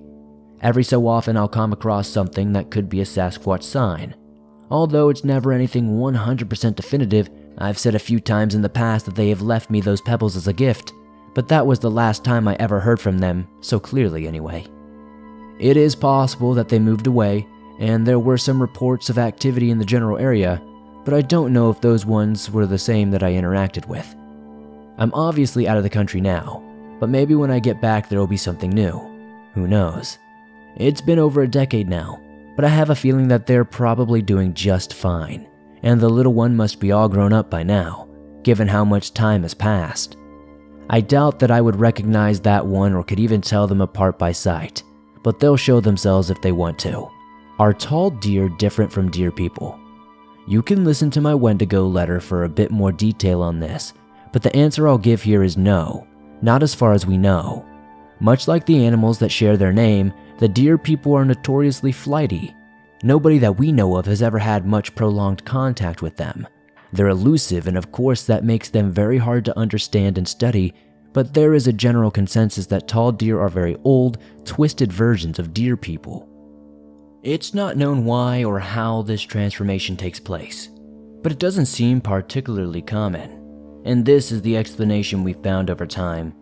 No other monster resembles a dead, rotting deer like this, and tall deer resembles deer people in their intelligence and some aspects of their physical appearance. As I've said many times before, this looks very different than a Wendigo, but it's still very disturbing. Partly because it's almost as if nature itself reverses its course when a tall deer comes into being. A quite peaceful herbivore that's known first and foremost as a prey animal turns into an enormous, hyper-aggressive, ravenous predator that only feeds on meat. The deer-like body features of deer people also become exaggerated in this transformation, to the point where fur spreads from their legs to grow all across their bodies and their heads become those of huge deer. Not to mention that tall deer look like they shouldn't even be alive, as if they've returned from the dead like a zombie. What actually seems to happen though is that a deer person undergoes this transformation, their body starts to suffer necrosis, meaning that parts of it literally rot away while they're still alive, all while they grow in size, strength, hunger, rage, and madness. The face and head are where most of the decay occurs, which is why most tall deer are left with partially or fully exposed skulls with empty eye sockets, while the rot on the other parts of the body is relatively localized and small scale. It's incredibly disturbing, and particularly for certain native hunters, including my other Cherokee brothers and sisters, tall deer are especially feared because of the normal boundaries and rules and laws of nature that they seem to be corrupt and pervert. Deer almost never eat meat, and things that rot to the point of having exposed skulls and other bones are almost never alive, much less actively predatory. But tall deer are the main reason why I use the word almost. It's chilling stuff. Tall deer are very dangerous monsters, and some of the ones that I personally dread the most. I think I've said before that there are very few living things that I actively dislike. That doesn't mean that I necessarily like everything, but I believe everything has a place in nature and deserves respect. That doesn't mean that I like tall deer anymore though, because they are one of the few creatures that I genuinely truly dislike on a base level. Thankfully, I've only had to deal with tall deer a few times because they're quite rare. Still, dealing with them is an experience I would much rather not repeat. Are fairies only native to Europe? If by native you mean originally from, then yes. But if you mean do they only live in Europe, then no. Like human groups that initially came from Europe, fairies have spread out almost everywhere just without the violent colonization and such. So just like the recent ancestors of white Americans or Australians who came from Europe originally, it's the same with fairies that live in the other regions of the world. Also, although the hunters and sometimes fairies themselves use the term fairy, the more formal and proper term is Danashi, which we both actively use. Additionally, the Danashi speak several different languages of their own. These have their names and their terms used to refer either to the fairies or to the other groups that fall under the umbrella. For example, the most common fairy language is called Vertala. Its version of the term Danashi is Vertala, which my nephew tells me translate to earth people or earth folk, with the idea being that the fairies are the people who belong to Britain and Ireland, as a part of the land itself. According to fairy histories, the Danashi were said to have been on the islands for a little while before the big wave of modern humans arrived in 10,000 BC, so this name makes sense. Verla also had a different word for various subdivisions of the fairy kind. It's also a quirk of human language that non-hunters sometimes use the word fairy to refer to other, non-related types of cryptid, such as little people of North America. But for hunters in the Danashi, the term fairy only refers to the specific groups from Britain and Ireland that I was talking about. Have I ever been asked on a task in Oklahoma? Of course, we have monsters here just like anywhere else. Much like other regions in the United States, the primary cryptids here are Sasquatch, little people, and dogmen, although we do get thunderbirds from time to time. Do I like green eggs and ham? I got this all the time as a kid, and I used to hate that book because of it. I like eggs and I like ham, and I don't know if I like them being green. I think most food coloring is tasteless, so I've never had them, but I'm always up for trying new things, and I imagine that I would probably like them. What's my favorite color? Actually, completely coincidentally, green, or maybe blue. What's a cryptid that hunters won't deal with because it's too dangerous? Nothing. That's a bit like asking what is a war with a soldier that won't fight because it's too dangerous. We do our job precisely because certain monsters are dangerous. There are many cryptids that we don't hunt because it's not necessary and because it's the right thing to do. But the danger is never a reason for us not to do something. It comes in the job description. Have the hunters ever found a baby cryptid that was orphaned? Unfortunately, this can happen at times when a monster that we need to hunt has offspring. When we relocate a cryptid, we generally take their young with them. If you have to kill a monster, however, and we later realize that it had offspring, then there are a couple of options. The first is that the cleanup crews can take the young and figure out what to do with them. The second is that, as unfortunate as it is, we may just have to put the young down or leave them to fend for themselves. By and large, the times when we have the cleanup crews take the young monsters away are when the species is threatened or endangered, or otherwise has a low population that we would see fit to maintain. Otherwise, though, we usually just let nature take its course with the offspring. It's never easy, whichever of these things comes to pass. As for finding a young monster that was orphaned even before we came into the picture, I can't find any records or anything like that, but I assume that possibility has probably happened a time or two. Have I ever witnessed a monster interacting with known animal species? Yes, all the time, but this question specifically mentioned large carnivores and predators. The one time that comes to mind for me is when I went out on my second hunt for the Washuge, where we found a brown bear that it had killed, and where we at least heard it encountering a pack of wolves. We never saw whether it was actively fighting the wolves, but it almost certainly was coming after them, at least, and they wouldn't have lasted very long if they tried to stand up to it instead of running away. I've also seen the remains of other carnivores that monsters have killed, although this is much rarer than finding prey animals that they have. Then, there are certain animals that don't really have many natural predators, but which I have seen cryptids go after.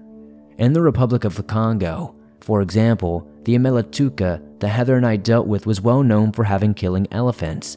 We also saw it run off a whole group of hippos, which is something amazing because hippos are no joke. What would make a cryptid come close to a residential area or closer to humans in general? Well, it's the same as any animal. If what a monster would gain from being nearer to humans is worth the associated risk, then they'll pretty much do it. Usually this means increased food resources from sources like trash, livestock, or rarely even humans themselves. You can see my Chupacabra letter for a closer look into this situation. We had a pack of Chupacabra actively hunting in the suburbs of a large city. You can definitely see what goes on, but usually monsters favor smaller towns and villages when they encroach onto human-inhabited areas. There are fewer people there, and thus less risk of danger. There have been multiple occasions where small towns around the world have had cryptids come dangerously close to them, and sometimes flat out into them. What do I think of TV shows like Mountain Monsters? This is a pretty amusing question to me because my nephew unironically loves that show. He thinks it's the funniest thing and he tells me that there are some good messages of camaraderie and brotherhood every so often. I haven't seen much of it at all, although there was one episode that we watched that was just wildly racist. I remember that it was just a bunch of white people dressing up in traditional native clothing and bastardizing different aspects of the whole bunch of the indigenous culture. So that was a big mark against the show for both of us, and otherwise I think it's pretty ridiculous. It's a lot of screaming and older men and camera crews in the middle of the night in the woods, catching and filming a whole lot of nothing, which is both amusing and sad at the same time. Again, I've only seen a little bit of the show, and it was entertaining enough, but it also seems like it might be a little old after a while, to be honest. But my nephew really gets a kick out of it, for what it's worth. Do I speak Cherokee? A small amount, yes. Language is obviously an important part of any culture, and so I put a lot of value on it. I didn't grow up speaking the Cherokee language at home, except sometimes around my grandparents, who would be around frequently. But even they only spoke it about 30 to 40% of the time. So I had some exposure from a young age, but I've never taken any formal classes or anything, which I think I would need to do in order to become proficient. And I do feel a bit guilty because this is a dying language. My sister Erica has been learning it for quite some time though, and although I don't think she's completely fluent, she's definitely better than I and the rest of our siblings. When I retire, I'll have to start taking some classes. Then I guess I'll also be able to teach it to Rain. She's obviously not Cherokee by blood, but I don't entirely know how that membership for our branch of the nation works for adopted children, but she can still keep the language alive if she's interested. Alright, that was a lot, but I think I'll wrap up the questions about assorted topics there. I think I've covered all the major ones that I saw. Now, we'll end the letter with 2 sections that you guys seemed interested in. First, I'll talk about specific monsters that you asked about, and then about specific places and regions. I'll start with a few monsters that I've talked about in the past, but which I'll briefly go over again here. First up, Mothman. Here's what I've said before. To tell you the truth, I don't know much about the Mothman and neither do the hunters. There are only a few recorded sightings in our files and never any close encounters.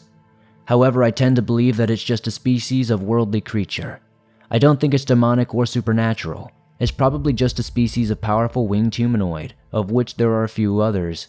Maybe it's related to owls somehow, but who knows? In any case, it's definitely a weird and interesting cryptid, but since it doesn't appear to be actively dangerous, our organization isn't terribly interested in it. Now, I will say that if we find a more concrete way to track it and research it, we would be very eager to seize that opportunity. As I've said before, the hunters put more focus on the ones that pose a significant threat, but we work with all cryptids. And if we can figure out more about the Mothman, we would love to. And although I believe it's nothing demonic or supernatural in the origin, that doesn't mean that it doesn't have abilities that resemble those things, like fairies. Next, Goatman, because that's also a huge mystery. Again, here's what I said before. Well, first we should probably start by saying goat men, because they are likely a species. Among the hunters, we call them goatmen, and they are quite poorly understood. There are reports of these creatures from several places all over the United States, and although a lot of the stories are just urban legends and nonsense, hunters have indeed run into these monsters before. This has all been in recent years. Accounts and encounters of goatmen are almost all from the 1950s forward, including among the hunters. Unlike Sasquatch or Wolfmen, there has been no long-standing interaction between humans and goatmen in North America, at least none that I know of. So interactions with these cryptids are not every day, and they're not very well researched or well known. Unfortunately, that means I don't have much info on them, but they have been aggressive in the past, so you probably want to avoid them. How about griffins? Have I ever seen one of those? No, because, unfortunately, griffins don't exist. No animals such as a complete hybrid between a mammal and a bird are on the record anywhere. This brings up an opportunity to talk about another exciting quirk of biology. When it comes to vertebrates, aka things that have a spine or backbone, virtually all of them throughout history have had 4 limbs, 2 front ones, 2 back ones. But a griffin would have 6, 4 legs and 2 wings, and if they were real, they would be the only creature with this configuration. This would also be the case with classic depictions of dragons with 4 legs and 2 wings. Even Ale have 2 legs and 2 wings, so for a creature like a griffin to exist, it would just be out of the scientific fundamental structure. And the Jersey Devil. This one's also not real, and also would be subject to the whole 6 limbs thing, at least based on the most popular depiction of it. There are other cryptids in New Jersey, but not this one. What do I know about Siwanaba, aka La Segua? This is an interesting one. La Segua is a cryptid from traditions in Mexico and multiple regions of Central America. She is usually portrayed as a woman who attracts men before revealing that she either has a horribly mangled face or a horse's head, usually as a precursor to killing them. La Segua is usually a real monster, but she, or maybe I should say it, is not exactly as the legends portray. I don't know if anyone is entirely sure whether they're male or female because we've never seen more than one at a time, and we don't know how they reproduce. However, I see no reason why they wouldn't reproduce like any other animal. So I assume that there are both males and females out there. Appearance-wise, La Segua take the form of deformed beings, slightly smaller than a pony, that can move either bipedally or quadrupedally and usually hide under bridges or on the sides of roads. Much like the crocuta or wendigo, seguas are disturbingly talented mimics and are able to perfectly imitate the human voice. But seguas may be more intelligent than any other of those monsters, or maybe they're just better at imitating the natural style of a human speech because they're known to speak in fairly coherent and varied phrases and sentences. Much like skinwalkers, there also seems to be a strong psychological effect to the voice of the segua, because surviving victims or those who have resisted the voice report having difficulty ignoring or walking away from it. Men are the primary victims of seguas, but women are also known to have been targeted. Seguas lure their victims to kill and eat them. They're somewhat successful at this, but H hunters have killed quite a few by intentionally placing themselves and getting lured, only to kill the cryptids when they got close. The voice of seguas only persuades the victim to approach and doesn't prevent them from fighting back once they're trapped. On the topic of Mexican monsters, what do I know about La Lechuza? The Lechuza is a type of shapeshifter from some Mexican legends. She's sometimes called the Owl Witch, as she's usually portrayed as a woman who can take form of an owl. And this is the case. Mexico is home to cryptids such as Nahuals, who resemble the skinwalkers of the US Southwest. Nahuals can change shape into various animals including owls, which is the source of the more specific Lechuza story. Have I met a drop bear? Oh yes, indeed, it was terrifying. They're certainly not fake. Not at all. Not at all. A couple of times I have been asked about the black shuck, aka the barghest. These are a type of fairy, but they're considered dangerous and relatively animalistic by both H hunters and most of the Danashi. They appear exclusively at night, and although some fairies say that they can teleport, others say that they're just incredibly fast. Black shucks appear as large black hounds, usually with glowing green eyes, yellow or red. They can illuminate from within their eyes, giving them a more creepy appearance. They frequent the sides of roads or hiking trails, often attacking lone travelers, killing them and or dragging them off to somewhere different. Like other fairies, they can be repelled by iron and salt, but they're evidently very hard to kill. No hunter has ever shot one and just killed it like that. Black shucks hardly even leave footprints, and they're one of the monsters that have noticeably paranormal or so-called magical qualities to them. They're scary, but not particularly dangerous unless you're out at night, alone, and unprepared. Is there any truth to the legends of the Mishipeshu, aka the water panther? Multiple native groups of North America, mainly the Great Lakes and Northeast Indian groups, have tales of the water panther. These were supposedly great cats that lived underwater, and usually, but not always, represented evil and the underworld. Many stories talk of them as being the force of nature that is opposed to the thunderbirds and goes to war with them, representing the earth rather than the sky. Much like the thunderbird, some of the stories of the underwater panthers may be exaggerated, but it is possible that they were real creatures at some point. To explain this, I'm going to refer back to what I said about a related cryptid in a previous letter. South America is home to the water cat. Water cats are sometimes called water tigers, but since they aren't actually tigers at all, the former name is the one used by the hunters. They also have several local names, such as Epa or Yakaru. Water cats are members of a large semi-aquatic feline species that is somewhat like the jaguar. Water cats don't have spots though, and their tails end in tassels, so they're able to be distinguished from jaguars by sight alone. They also have long fangs that almost resemble the canine teeth of a saber-toothed cat. Like most cat species, water cats are rare and elusive, but they have populations all over South America. Although I don't know how likely it is possible that a population of water cat could be living in America, and this is where these tales could come from. But I'm not really sure how much water it might hold. How about shadow people? Yeah, these are a bizarre thing. Here's what I said about them before. I once saw a shadow person at my school when I was a teenager. Nothing very exciting though. It was just a human-shaped adult-sized shadow that walked across a room from one side to the other. However, I know that shadow people are quite commonly seen and hunters don't typically deal with them. It's hard to deal with something intangible, and since shadow people don't seem seriously harmful to humans on a large scale, we tend to focus our efforts on more physical beings. However, there are some hunters who specialize in dealing with intangible creatures. I've never really been involved with that side of our organization, so I don't know much about it, but I can certainly reach out and try to get some more information. A lot of people asked about the tatzelworm. The tatzelworm is a legendary creature from Germany and Switzerland, resembling a long serpent with 4 legs and weirdly enough a cat's face. Well, if tatzelworms had 2 wings in addition to 4 legs, I'd point you back to the section on 6-legged creatures that I have earlier. But the tatzelworm usually doesn't have wings in most depictions, so only having 4 legs would make it more realistic. Even so, there doesn't seem to be a whole lot of truth to the legends. However, there is another monster that might have an explanation if we looked a bit further afield.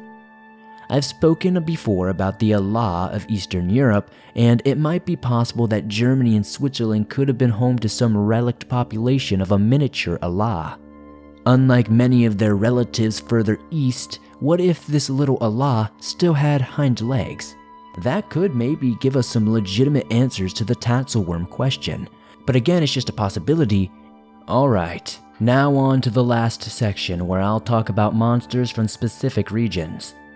There were a whole lot of places that were asked about, and we'd be here forever if I covered all of them, especially if I went state by state for everyone who asked about locations in the US.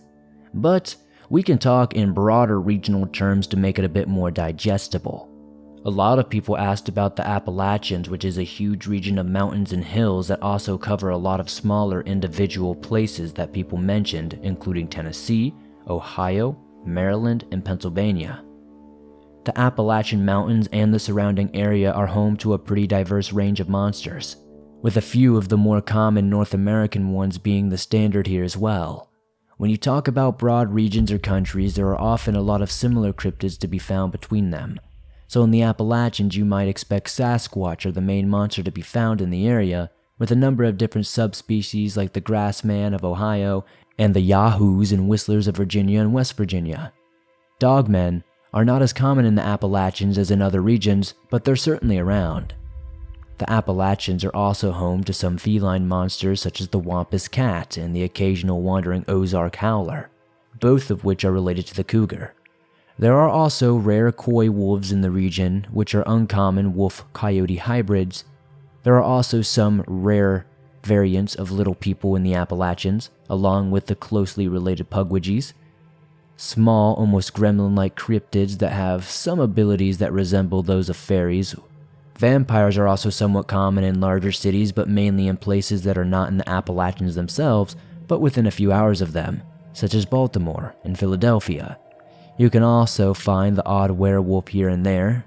That about covers the main monsters in the Appalachians, I think. Somebody also asked about Louisiana, and the monsters there are pretty similar. As I was saying before, you've got your usual variants of Sasquatch, like the notorious Honey Island swamp monster. The hunters have adopted that name, but we usually just shorten it to Swampies. No relation to our dear reader here. There are not too many little people in Louisiana, but there are a few. Much more common for some reason are wolfmen and vampires. Note that I mean dogmen, not werewolves. There are some werewolves in Louisiana, sure, but there's a ton of dogmen, many of which have this weird supernatural quality of being seemingly impervious to gunfire, at least from small arms. This is almost unquestionably the source of the famous Rougarou legends. There are also a lot of vampires in the urban areas of the state. Further afield, by which I mean halfway across the world, a couple of people have asked about the Philippines. Despite being islands, the Philippines are quite big, and there are multiple unique species of monsters that live in the area. Probably the most famous would be the aswang. Nocturnal humanoids that prey on humans frequently and very dangerously, presenting one of the major threats that Filipino monsters have to deal with.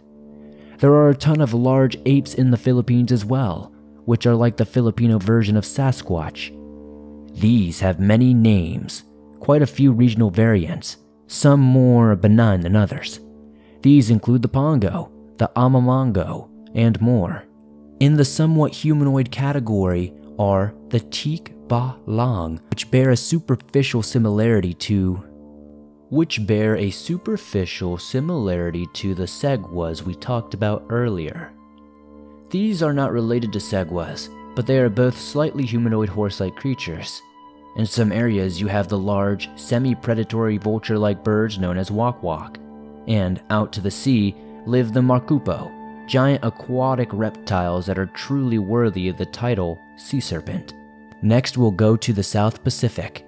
This is a huge region that covers Australia and all sorts of islands beside. I have covered New Zealand before, so here's what I said about that place. The most dangerous there are the Maero, who are similar to Sasquatch. You can find them in upland alpine regions, but they're quite rare. There are also similar monsters called Patupaiarehe. These are like little fairies or goblins, but they are also very rarely seen and not incredibly dangerous.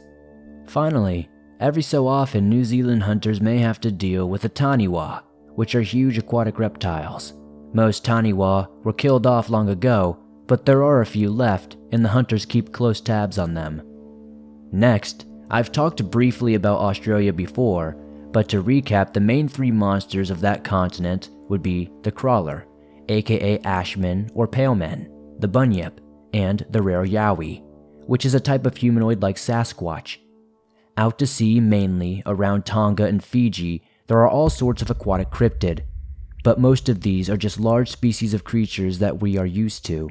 Giant sharks, jellyfish, and serpents can be found in the South Pacific Ocean, and they all go by all sorts of different names depending on where you are. Finally, let's switch back to the Americas because there were a few requests of different islands in the Caribbean. We'll just cover the region as a whole. Like a lot of island areas, there are fairly unique monsters on many of the individual islands, but I'll go over just a few. First, the Chupacabra, which I have a whole letter about. They look a little different than the picture for that one, but I give a detailed description of them, so hopefully you can come to a mental picture. Chupacabra are believed to have originated in Puerto Rico before spreading to the mainland, potentially as stowaways on boats. I've mentioned the Lusca before, which is a form of freakishly large octopus.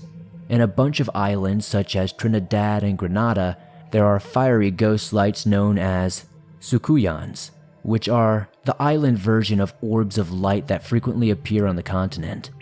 Then in many places, particularly Haiti, you have werewolves and vampires. There are very, very few dogmen in the Caribbean, but the ones that do live there are very concentrated in the island of Hispaniola, which is divided between Haiti and the Dominican Republic. There are also a few more mundane animal cryptids, mainly some unusual species of bat, owl, and possum. The capital H hunters have introduced many of these to mainstream science, but they're still poorly understood.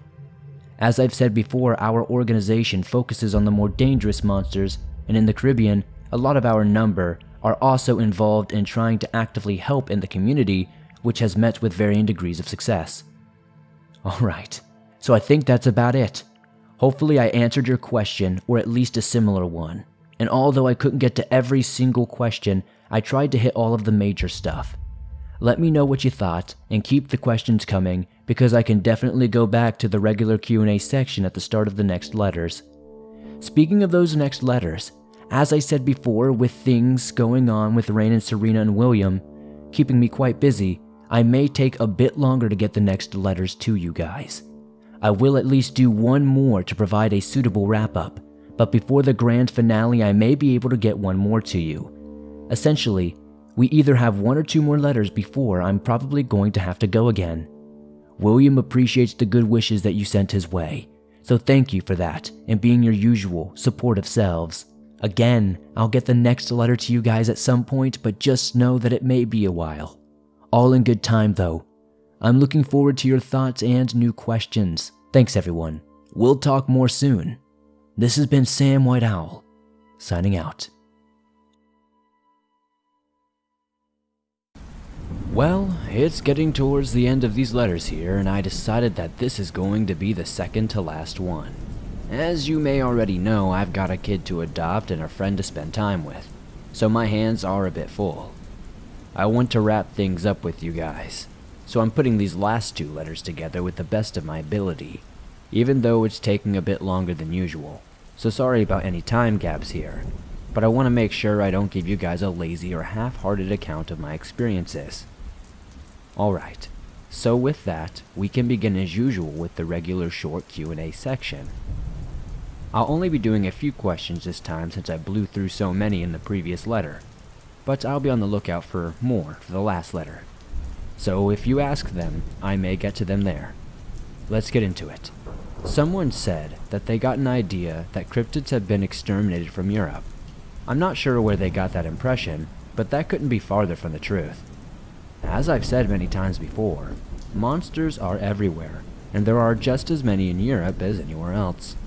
Europe has plenty of big cities where you can find fairies, vampires, and more, and plenty of wilderness areas where you can find thriving populations of trolls, almas, Colchedra, and more. On top of this, although the Hunters as an organization have been responsible for at least partially driving a cryptid species to extinction a very few times, yes, this has only been in distant times, and certainly never on the scale of an entire continent. That's simply not our goal, and in fact, it runs quite counter to our mission, at least nowadays. Am I sending these letters in as physical paper letters? Goodness no. I'm old-fashioned, but not that old-fashioned. I send these in via email, but as I may have mentioned before, I've essentially hijacked my nephew's email for this purpose, because I don't have one that I really use. Don't laugh at me. Can monsters be imagined into reality? This is a concept known as tulpa, where something can be thought or imagined into being. The way we think about this idea today is a relatively new philosophy, but there's a decent amount of research that has been done into it. None of it shows that tulpas can be manifested into physical reality like this. However, people are genuinely affected by making efforts to do so. For my part, I highly doubt that any sort of literal monsters can be created just by imagining or thinking them up. I'm not going to flat out say no because anything is theoretically possible, but there's no evidence for it. They can be as real as you want in your mind, though, and isn't that also worth it in the end? Why do cryptids seem to be unable to get into houses? This is a great question, with an answer that's weird and unclear. There are countless stories of people running into monsters that don't break through doors or windows. For some reason, even though physically speaking, they could do so very easily, there are a lot of different theories as to why this happens, but as usual, I tend to lean towards the simpler ones. I personally think the main thing is that many creatures, cryptids included, are pretty thrown off by man-made structures and objects. It's very rare for any animal to willingly enter buildings unless they're familiar with them. It's an unknown space that's known as the den of humans, which can be dangerous creatures when armed. Besides, most monsters don't necessarily want to kill you as much as run you off. So if you leave the area and go inside, then they probably feel that they've accomplished that goal. There's really no reason to break into an unknown structure unless it's truly worth the effort, which it doesn't really seem to be most of the time. I can't think of any reasons besides seriously wanting to kill someone that a monster would break into a building to go after them. And even then, there are very few monsters that would ever actually want in that badly. It just doesn't seem worth the effort or the potential danger. This is also why cryptids and larger animals hardly ever break into people's houses for food or shelter unless they're desperate. Humans are more vulnerable when we're alone and away from our dens, so to speak, but it's a different story when we're indoors and potentially have other people and weapons. That's why I'm a big advocate for traveling in groups. So that's my best guess as to why monsters don't really break into houses, although the real reason may be something totally different. For certain cryptids like fairies, though, you can safeguard a house by ringing it with salt or iron, or by putting these materials around doorways, chimneys, windows, and other entry points. I think I mentioned that Heather's family in Ireland has to do this every so often, so when their farmstead has been haunted by different malevolent or dangerous fairies and other things, they are protected. Space werewolves from the future.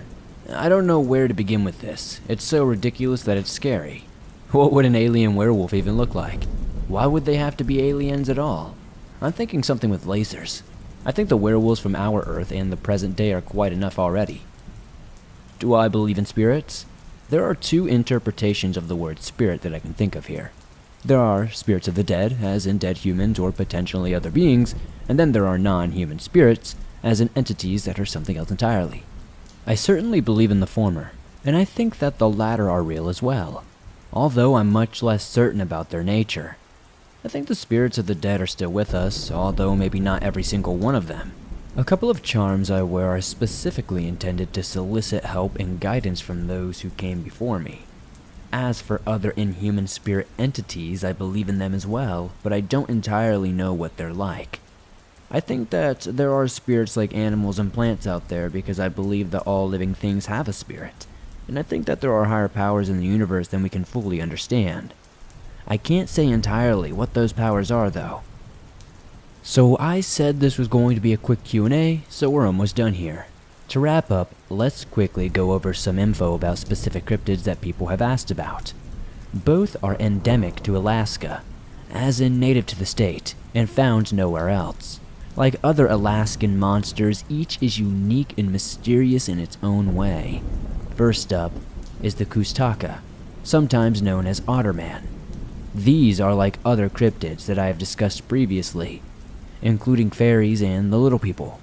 They are known to few subarctic Indian groups, mainly the Tlingit. Chupacabra are shapeshifters with two forms, that of a human and that of an otter. There are two regional variants of these subspecies, coastal and inland. aka ocean and river. The former has the sea otter as their otter form, and the latter has the river otter as theirs. They can shift between these shapes at will, although even in their human forms, they will still have strangely otter-like eyes and longer, fur-like hair on different parts of their body. They are talented mimics and illusionists, able to imitate human voices and even project limited images to people of their choosing. Chupacabras are fickle, and some are aggressive while others are more benevolent. They are notorious for luring people into rivers and the sea with voices or images of loved ones, and for killing or attempting to kill them afterward.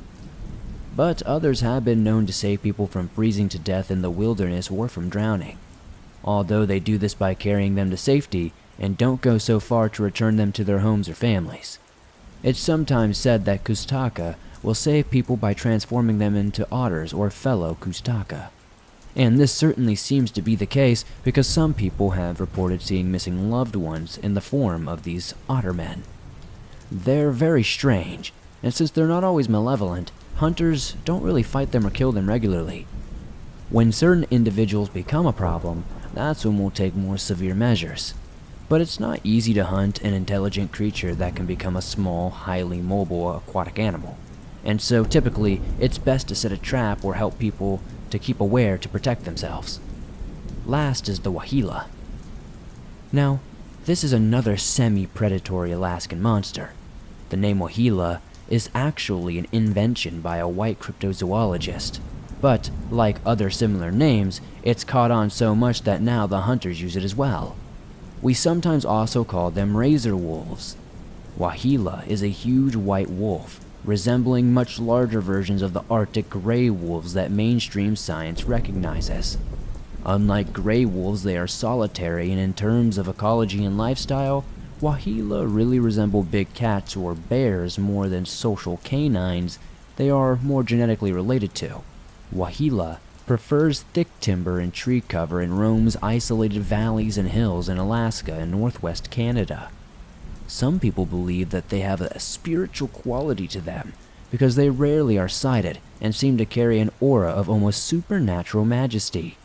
It's not entirely known how common wahila is, but they appear to be quite rare, and when they attack people, it's usually in self-defense. Some have become unusually aggressive and started to range further and further into more populated areas. But generally, razor wolves keep to themselves and aren't much of a danger to humans. Alright, so that's it for the Q&A, and now I'm going to turn your attention to a place that's a whole lot hotter. For this letter, I will tell you about my hunt that I went on for the dingonek, another rare and mysterious monster. I realize that in this second round of letters, I've been telling you guys more than the first round about when I encountered strange and more unique cryptids, and the dingonek fits the description very well.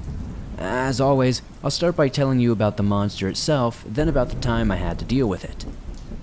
The name, dingonek, like the word wendigo, deer, or salmon, is both the singular and plural version of the word. There's no S's at the end when there's more than one, so it's one dingonek, four dingonek, etc. The name comes from the Maasai and Kikuyu, peoples of Kenya and Tanzania, who used to have a few other terms to refer to the creature as well. Once again, I find myself having a hard time describing the appearance of a cryptid, but here's the best I can do. Dingonek honestly look like dinosaurs in a lot of ways, and a bit like bunyips if you heard my letter on that, so that might help you get a better picture. They are huge with long bodies, at least 10 feet long, not including the tail, which can add up to another 8 feet on top of that. So in total, from nose tip to tail tip, full-grown dingonek are usually about 15 feet long, with most being a good deal bigger than that. They have 4 shortish legs, a bit like crocodiles, just proportionally a bit longer and not set quite as far out to the sides. Each leg ends in a paw, and these have short claws that are a bit sharper and more curved than crocodilian claws. Dingonek have long necks, at least a couple of feet in length, ending in boxy, almost cat-like heads. Also, like some extinct cats, dingonek have pair of long, slightly curved canines which are very much like saber-toothed cats. Between dingonek and bunyip, that's two water-dwelling cryptids that have developed these saber teeth. It's a nice example of what's called convergent evolution, where two mostly unrelated creatures evolved separately to have similar traits. However, bunyips are mammals and dingonek are reptiles, so rather than fur, dingonek bodies are entirely covered in thick black, gray, green, and brown scales, with bumpy scutes along their back and sides like crocodilians to provide additional protection and armor. These scales are usually slightly mottled with scattered, darker, and lighter patterns, and this coloration provides extra camouflage. Again, dingonek are reptiles, but unlike most any other reptile, they have little raised bumps on the side of their head, providing tiny external ears. Dingonek lives in eastern Africa, primarily in Kenya and Tanzania, but also range into Uganda and the easternmost reaches of the Congo area. They inhabit waterways of all sorts but have been most encountered in major bodies like Lake Victoria and large rivers. Ecology-wise, dingonek has a lifestyle that's like a hybrid between jaguars of South America and crocodiles. They are large, powerful, solitary animals only meeting to mate. Even during mating season, and especially outside of that time, dingonek are usually hostile towards each other, which is likely one reason why their population is so low in number, like other solitary and reclusive cryptids. They are territorial and have stretches of river or areas of lakes that they defend fiercely. For their diet, it seems dingonek primarily goes after fish, but the main theory for why they possess their distinctive saber fangs is that they use these teeth to pierce through hide and muscle.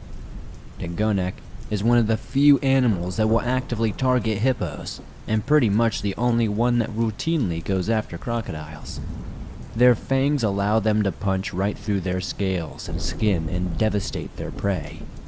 But despite their telltale saber teeth, dingonek are not entirely carnivorous and will feed on a certain river plant or two if they have to. However, their large size and power can make them dangerous to just about anything that crosses their path. This includes watercraft, and dingonek have a disturbing habit of rearing up their tails to come surging out of the water and smashing down onto fishing boats. Very much like the Alaskan pauraiuk that I talked about in my letter where I retold the Namahage account. Speaking of that letter, if you've listened to it and or some of my previous ones where I talked about Heather, you may remember that part of her specialties was in researching and dealing with aquatic cryptids.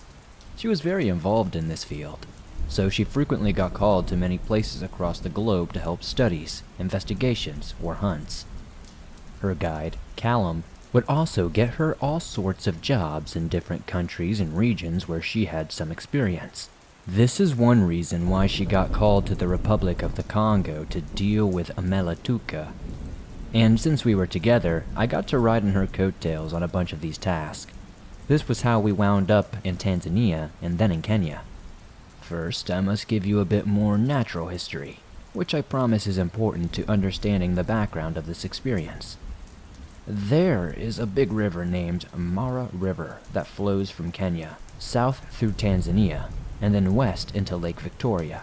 As I mentioned before, all these water areas are prime dingonek habitats.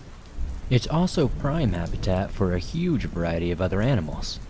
You probably haven't heard of the Masai Mara, but the name Serengeti might be familiar, and these are two regions through which the Mara River flows. Most of these areas are the classic African savanna you see in documentaries: sparse trees, tall grass, and vast plains that seem to go on forever. It's home to elephants, antelope, zebras, rhinos, hippos, giraffes, and practically all the other big-name African wildlife. Every year there's an event called the Great Migration where millions of wildebeest, zebras, gazelles, and other antelope species make a long trek. Over many months, they follow the rains to find fresh plants and watering holes. As you might imagine, Having such a huge concentration of prey animals in one area makes the migration season an absolute field day for predators. Lions, cheetahs, leopards, hyenas, crocodiles, and more are all able to score relatively easy meals by going after herds, particularly the old, weak, and young animals, and or the ones that have fallen behind. It brings a ton of animals together in one main area, and so it's a great time for safaris, tourists, filmmakers, and researchers. There's a lot of life and death that happens during the Great Migration, and everything is competing for resources and survival. During it all, there are rare packs of African wild dogs that can be found. Now, I've spoken briefly about these animals in my letter that included a Namahage account, where I told you about a time when I saw a closely related species known as the Ajoule. While I was in Libya, African wild dogs live to the south of sub-Saharan Africa, and they are a lot like wolves, living in highly social packs. They have beautiful spotted coats and are often called painted dogs because of it. I highly recommend searching Google images of African wild dogs because they have some of the most gorgeous fur patterns in the mammal class, and even in the wild kingdom overall. They are endangered, with one big reason being that they frequently get outcompeted for prey, and even flat out killed by larger and stronger predators, especially lions. So African wild dogs are a species that benefit from protection from humans, especially in regions where they are becoming increasingly rare. Lions are also vulnerable, and since you might be wondering what could threaten lions besides humans, the answer is Dagonek. The number of herbivores that go on the Great Migration numbers in the millions, and they must cross multiple bodies of water, and the Mara River on their journey. In and around the water are key spots for predators to strike, and since Dagonek are aquatic, they are very, very good at attacking in these areas. Lions and African wild dogs don't usually go diving entirely into the water, but they often get close to it, and this can bring them into contact with Dagonek. In these situations, it rarely goes well for the mammals. This is not to mention that there are safari camps and research bases along the rivers, and the Mara has quite a few of these, mainly in Kenya. There are also groups of Maasai and Kikuyu people who live and travel around some parts of the region. The last thing anyone wants to happen is to be herding their animals on a nice vacation or gathering data and get attacked by a giant, territorial reptile that's bigger than a crocodile, can run quicker than a human on land, and swim even faster in the water, and has a set of saber teeth and a nasty disposition. One summer, Heather's guide, Callum, contacted her about a job request that had been put out by a Tanzanian hunter named Benson. He worked in many places across the country, and Tanzania is a big place, because most maps try to put the spherical shape of the planet onto a flat rectangle. The size of Africa is always distorted, so it's always looked way smaller than it actually is. Tanzania has a bunch of different regions, and Benson spent much of his time around the biggest city in the country, Dar es Salaam. But he also worked further north, and he had contacts among many of the rangers, researchers, and drivers in the Serengeti. During the Great Migration, monsters can show up along with the animals that we're more familiar with, so Benson liked to keep an eye out during this time especially. As it happened, one of the safari drivers that Benson knows got in touch with him to report some unusual events. All the drivers and tour guides, lowercase g, communicate with each other, often sharing info about where the animals are and thus where the good spots to take tourists are. One of the drivers, who we'll call James, reported that while going to pick up a tour group in the early morning, he had found a pair of dead lions near the bank of the Mara River. These were two bachelor males roaming without pride of their own. It's a rare sight that lions will get killed like this, and especially not two at the same time. James had analyzed the bodies and found that although they'd been partially scavenged, there was enough of the corpses left intact to see that their necks had been slashed. According to James, it could have been possible that a hippo or rhino could have done this, but that was very unlikely for a whole bunch of reasons.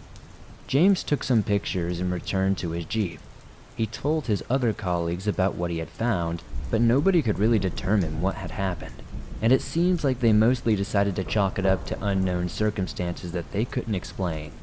A few days later, while driving along the river to a crossing site for the migration, another tour group had seen something in the water lying on a large rock.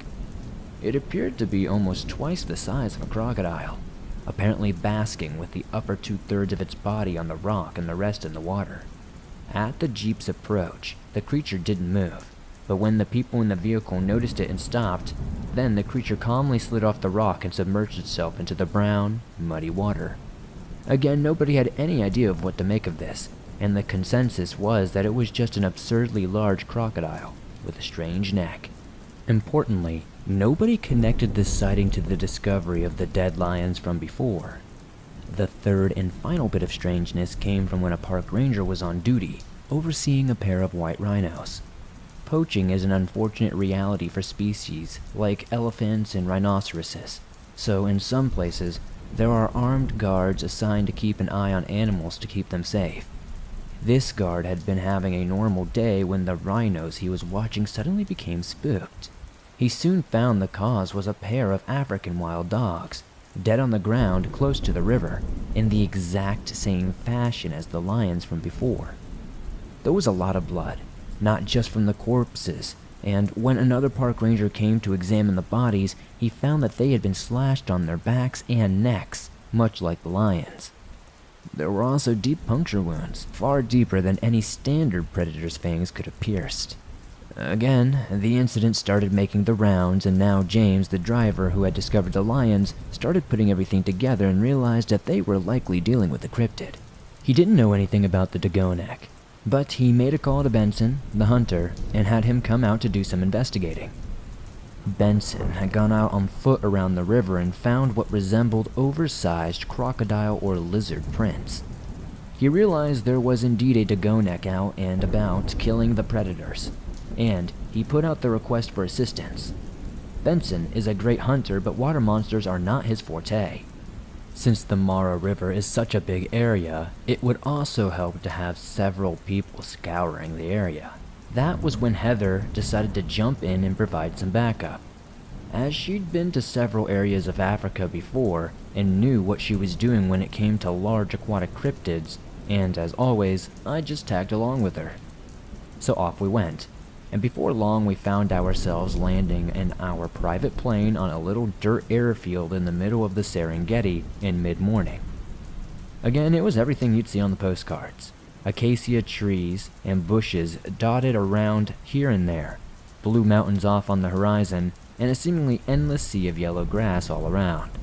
It was almost surreal to be there, and it's so cool to think that one branch of my ancestors and ultimately all of our ancestors came from such a place. Waiting for us on the airstrip was a big green safari-style Jeep and Benson himself.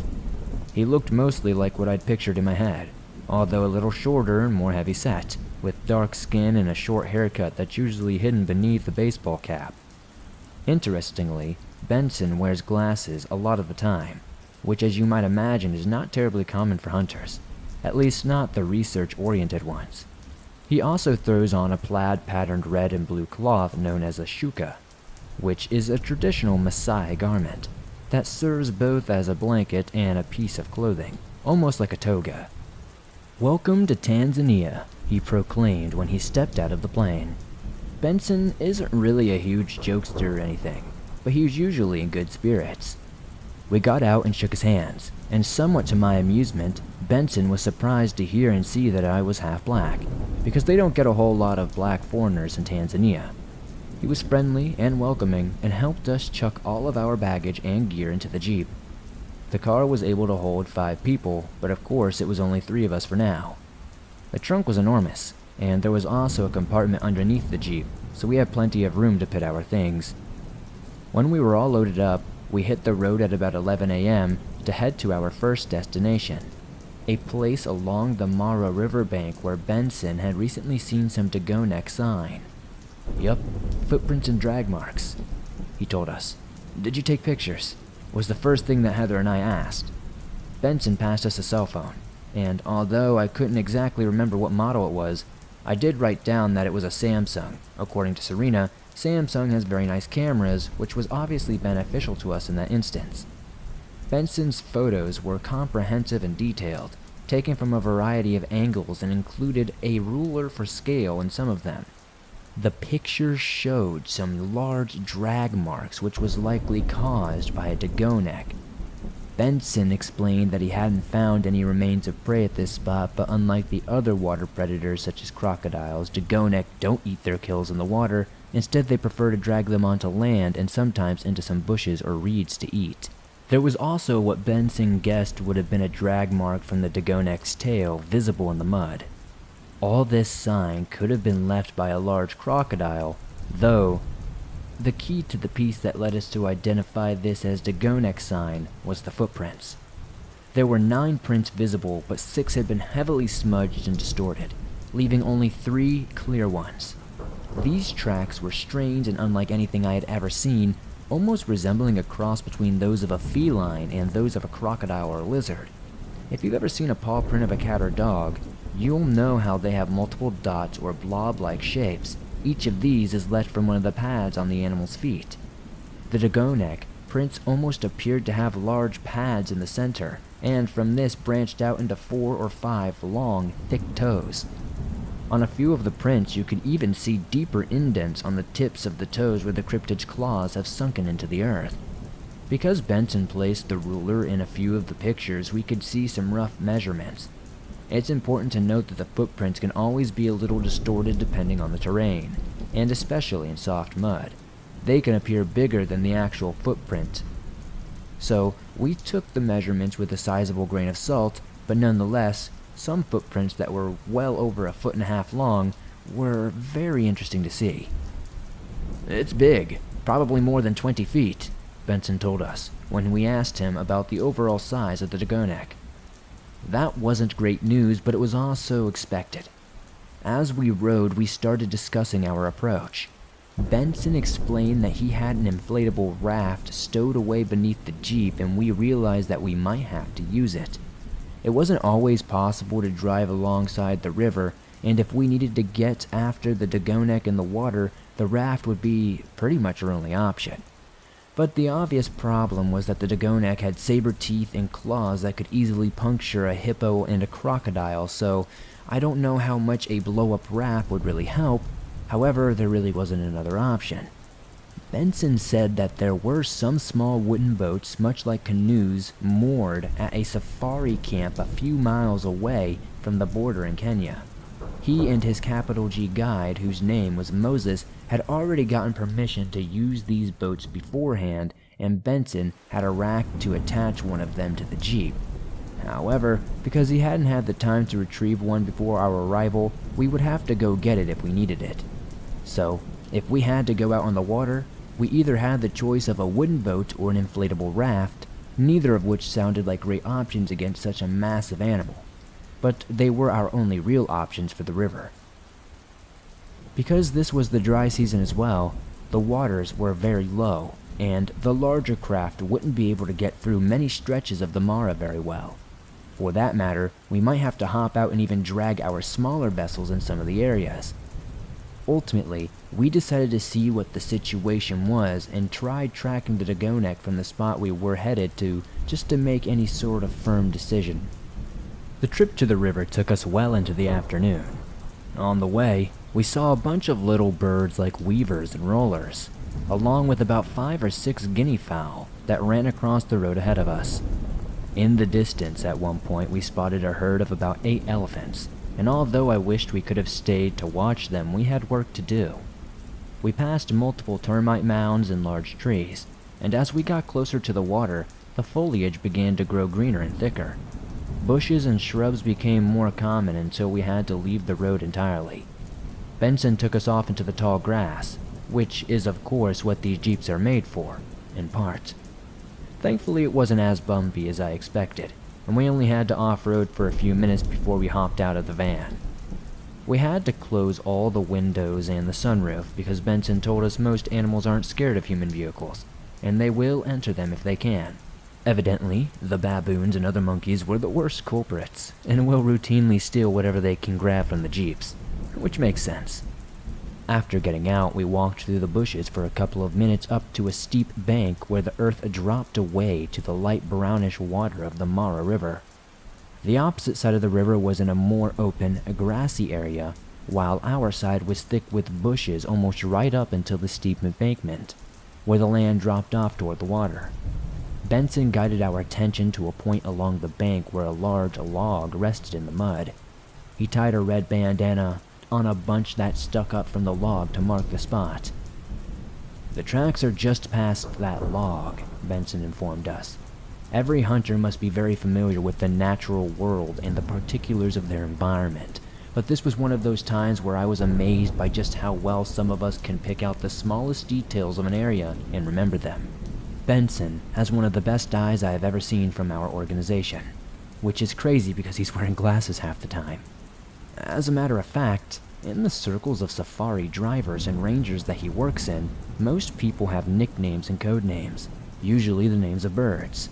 There's a driver who goes by Secretary, short for Secretary Bird, another who goes by Marshal, short for Marshal Eagle, and so on.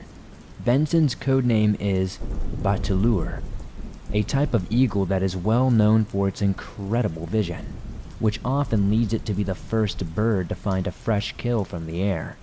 So by these highly trained and highly experienced guides and trackers who make their living by using their sight to find things are calling Benson by that name, which should give you an idea of how good the guy's eyes are. Anyway, we picked our way carefully down the embankment by using rocks and roots for our foot and handholds, and just by sliding where that wasn't an option. It wasn't too far, so we made it down to the river fairly easily. We walked downstream to where the log was, and further, beyond that, and we came across an area where Benson had taken the photos. Unfortunately, we were all in for a big letdown.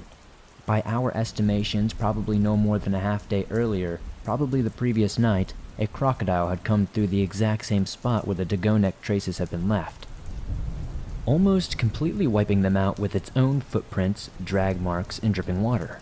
The only real sign of the Dagonek that was left behind was half of a footprint.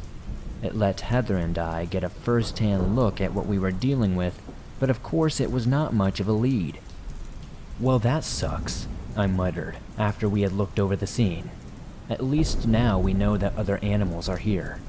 The Dagonek couldn't have driven all the crocodiles out of the area if one came here this recently," Heather said. "Yes, or maybe they came back precisely because the Dagonek left," Benson said. "Possibly, if they'd be bold enough to come back so soon. Whatever the reason is, the Dagonek isn't here anymore," Heather said. "What would make any crocodiles want to come back to this area rather than just move on to another one? Is there anything particularly worthwhile here?" I asked. Crocodiles need waters where there is prey, and this area does have some. A pride of lions also lives here, and we know that the Dagonek has killed these animals before," Benson said.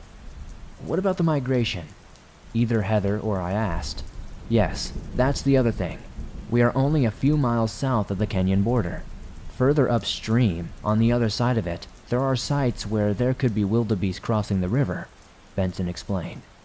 "Could the Dagonek be making its way there?" I asked. "Oh no, I just thought of something that's a bit strange," Benson admitted.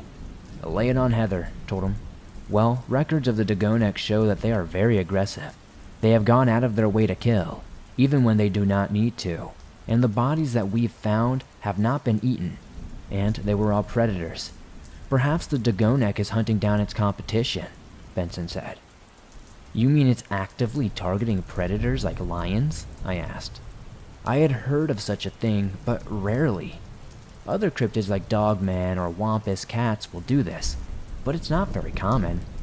"I suppose it's possible," Heather said, "but I wonder why it would do that during a season like the migration. There's so much prey to go around, so the competition would be much less right now," I asked. "Well, perhaps this Dagonek has learned more than the others in the past.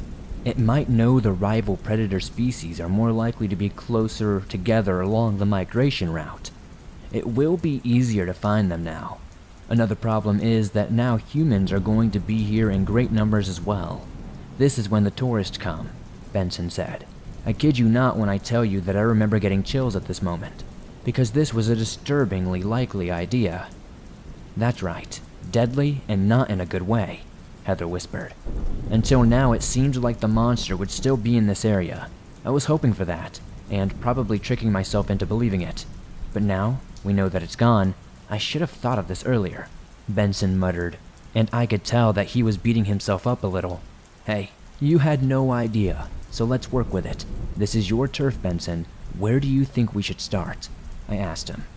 Maybe it's the whole glasses equal intelligence stereotype, but I vividly recall practically seeing the gears turning in Benson's head as he thought.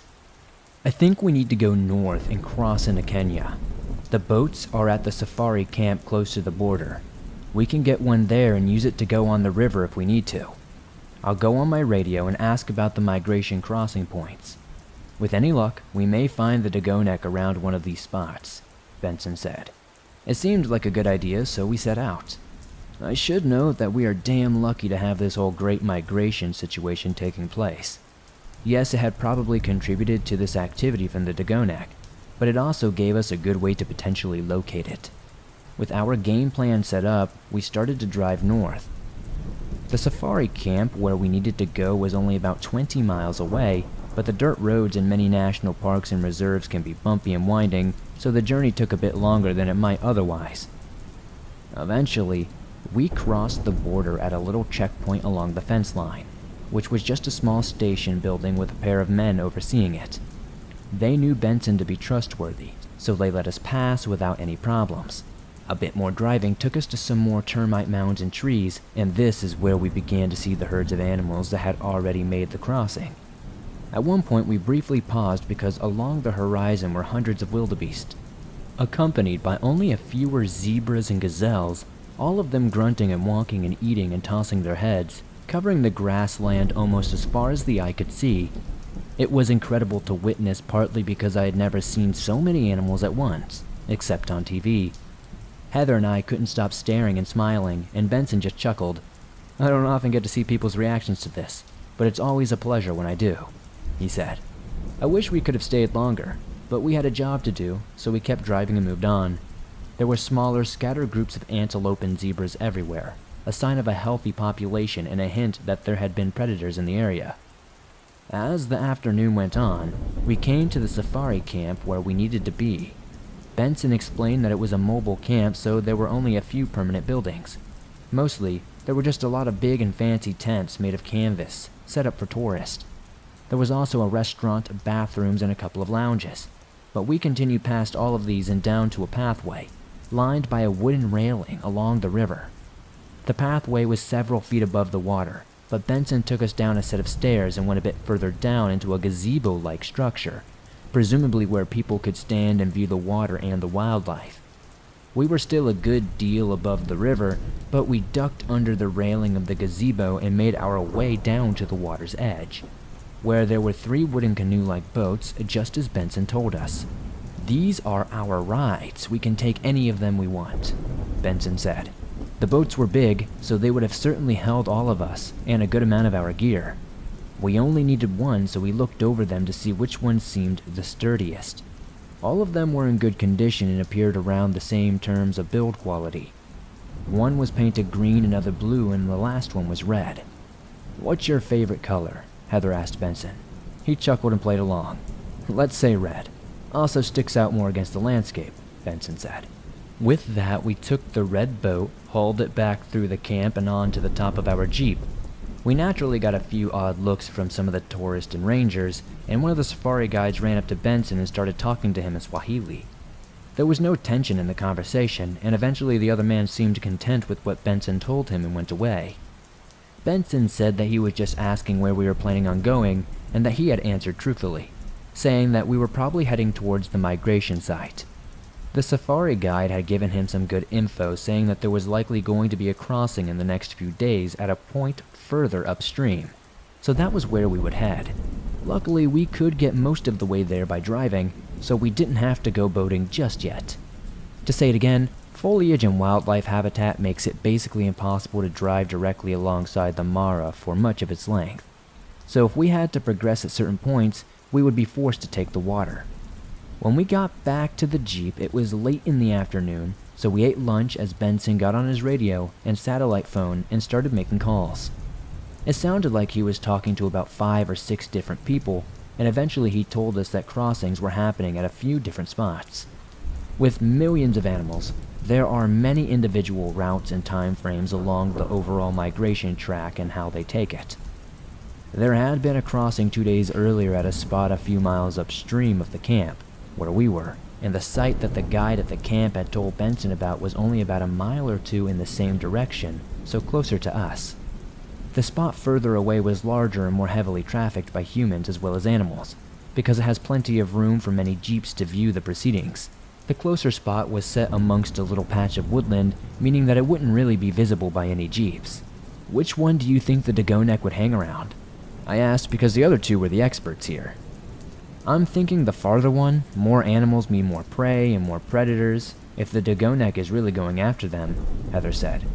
Your reasoning is right, Heather, but I'm not sure about the result. We almost never see Dagonek, which means they're stealthy and likely stay away from vehicles and humans. The farther spot has both. Downstream would have a little to none, Benson said. Then it comes down to a matter of priority. What's more important to the Dagonek? Killing off potential rivals and scoring prey, or staying hidden from potential predators like us?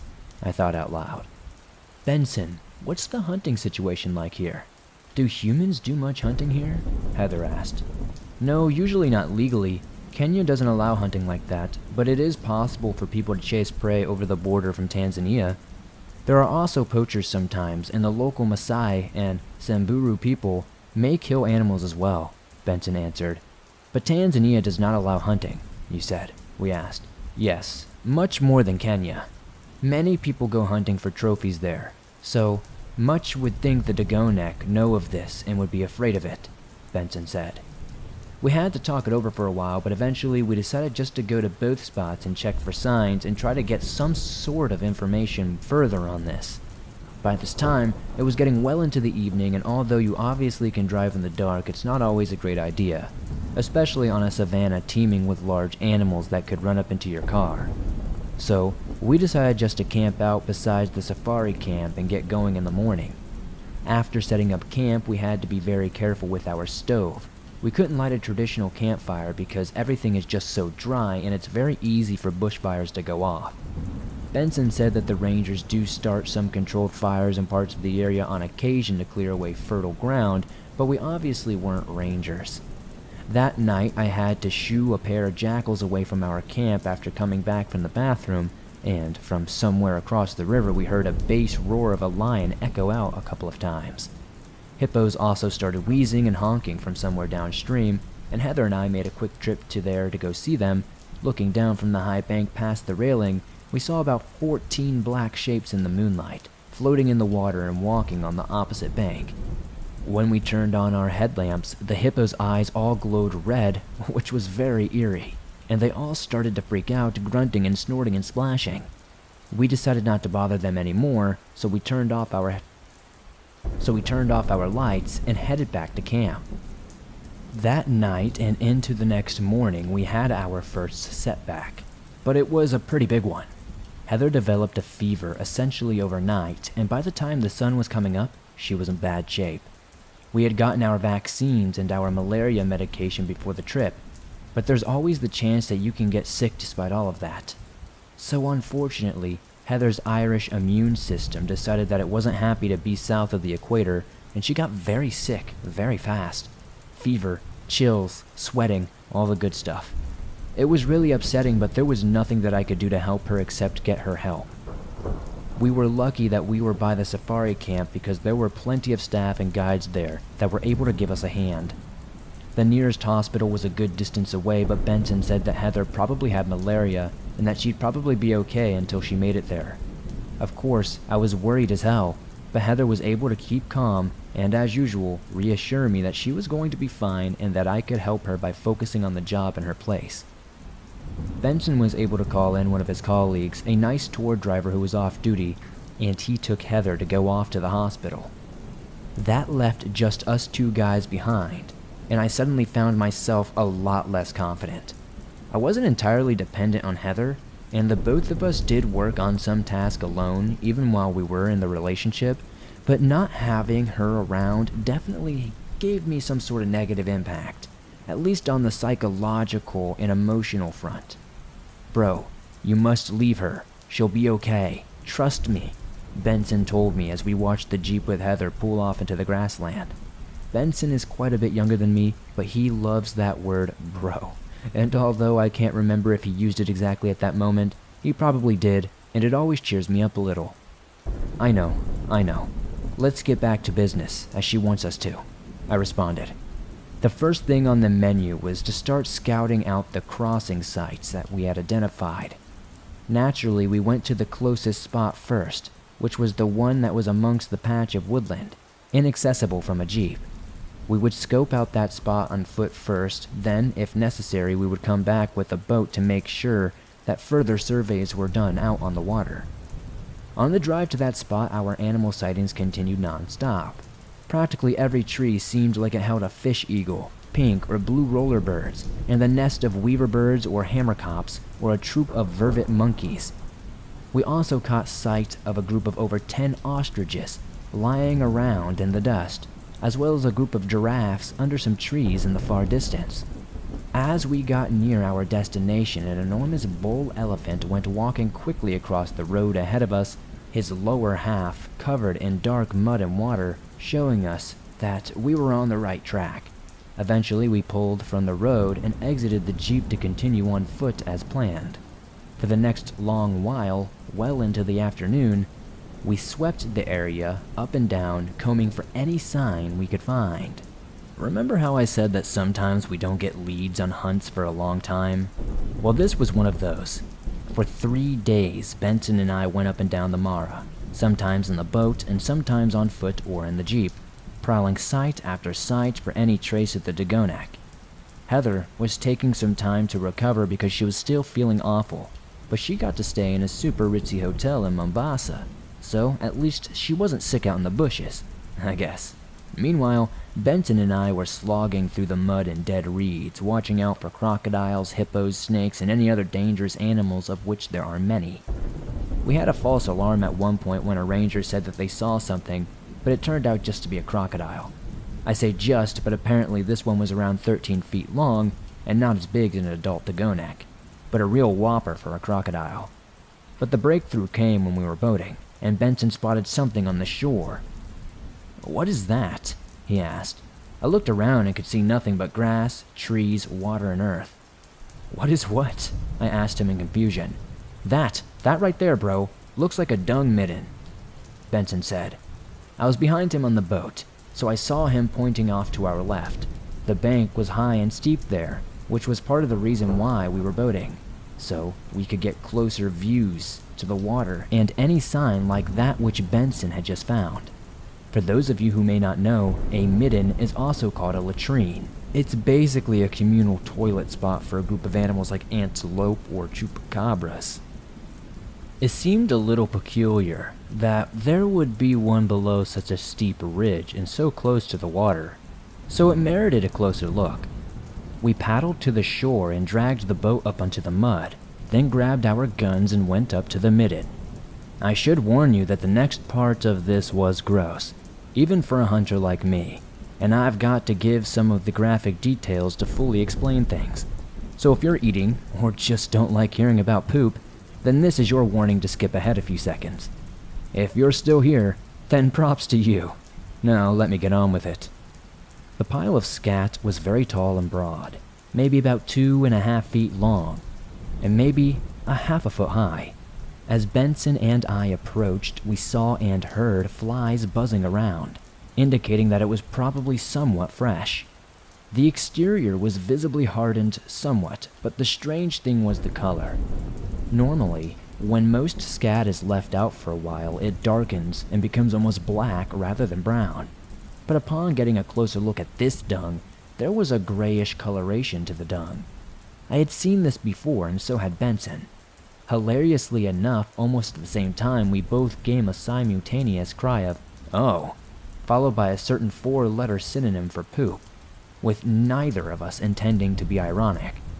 Naturally, this made us laugh a bit, but our find was still the most important thing here. This scat is almost white. This happens with hyenas, Benson commented. I've heard, yeah. Also happens with dogmen sometimes, I replied. Poop can change colors depending on what's been eaten, of course, but white poop is especially common in predatory or scavenging animals, which can be a sign of high levels of calcium. This large amount of calcium comes from one major source, which is consuming bones.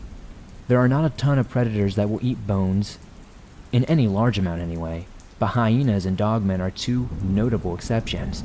But this is no hyena, Benson said, shaking his head. Too big for a crocodile, right? I asked. Definitely, and crocodiles usually excrete their waste in the water. This is no midden. I think this is the dugonek, Benson said. I was inclined to agree, and there was one way to get the suffice evidence that we need.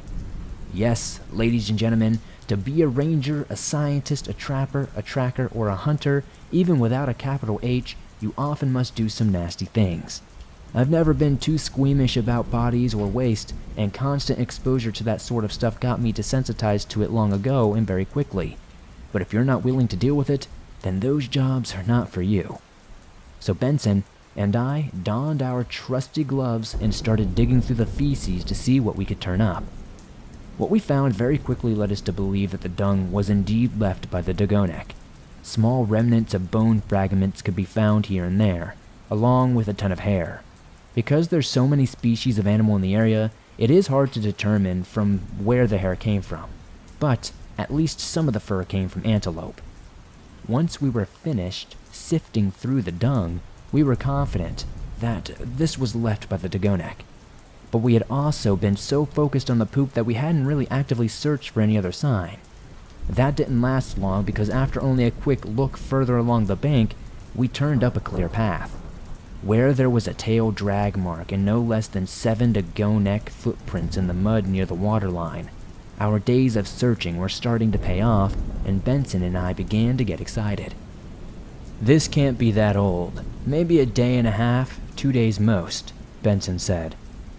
As we assessed our findings further, I obviously didn't know the environment as well as he, but from my own general knowledge and experience, he seemed correct. Agreed. I think we need to radio your friends and ask about any nearby crossings or predator sightings. Do you think the dugonek has gone far? I asked him. No, not after eating as it has. I'll contact my colleagues and see what the situation is, Benson said. We briefly discussed the possibility of setting bait for the dugonek in the form of a carcass, but quickly decided that might not be much of a help given the dugonek could have moved on, and there were so many other potential targets in the area. We sat on the shore and ate lunch, while Benson made some calls over the radio and satellite phone. He and his colleagues usually spoke almost entirely in Swahili, but after spending so much time around hearing it, I started to pick up on certain code names and phrases. Even though I didn't know entirely what they meant, Benson had been giving me some very basic vocabulary lessons, so I knew a few things like the words for certain animals and the numbers 1 through 10. Sometimes this was enough for me to have a decent guess at what was being said, based on the few words I recognized combined with context clues. So it wasn't too much of a surprise when Benson told me that he was getting news of lion sightings in the area. Looks like there may be a crossing in the next couple of days, a few miles up the river. We should keep an eye on the lions until then. Then we can watch the crossing to see if the dugonek strikes there, Benson stated. This is exactly what we did. By noon the next day we had triangulated the location of the lions by communicating with Benson's colleagues, and Benson and I followed them from a long distance away, usually at just several hundred yards. Our concern was not that the lions would get spooked. Like many other national parks and reserves, the animals here are so habituated to vehicles and other stuff like that they don't really pay them much attention, and they've been known to even climb onto or go inside them. Remember how I had to tell you that we had to close the roof earlier? Instead, we were more conscious of the fact that the dugonek might be put off by our jeep. We didn't know where or when the cryptid might strike, so we had to be vigilant constantly.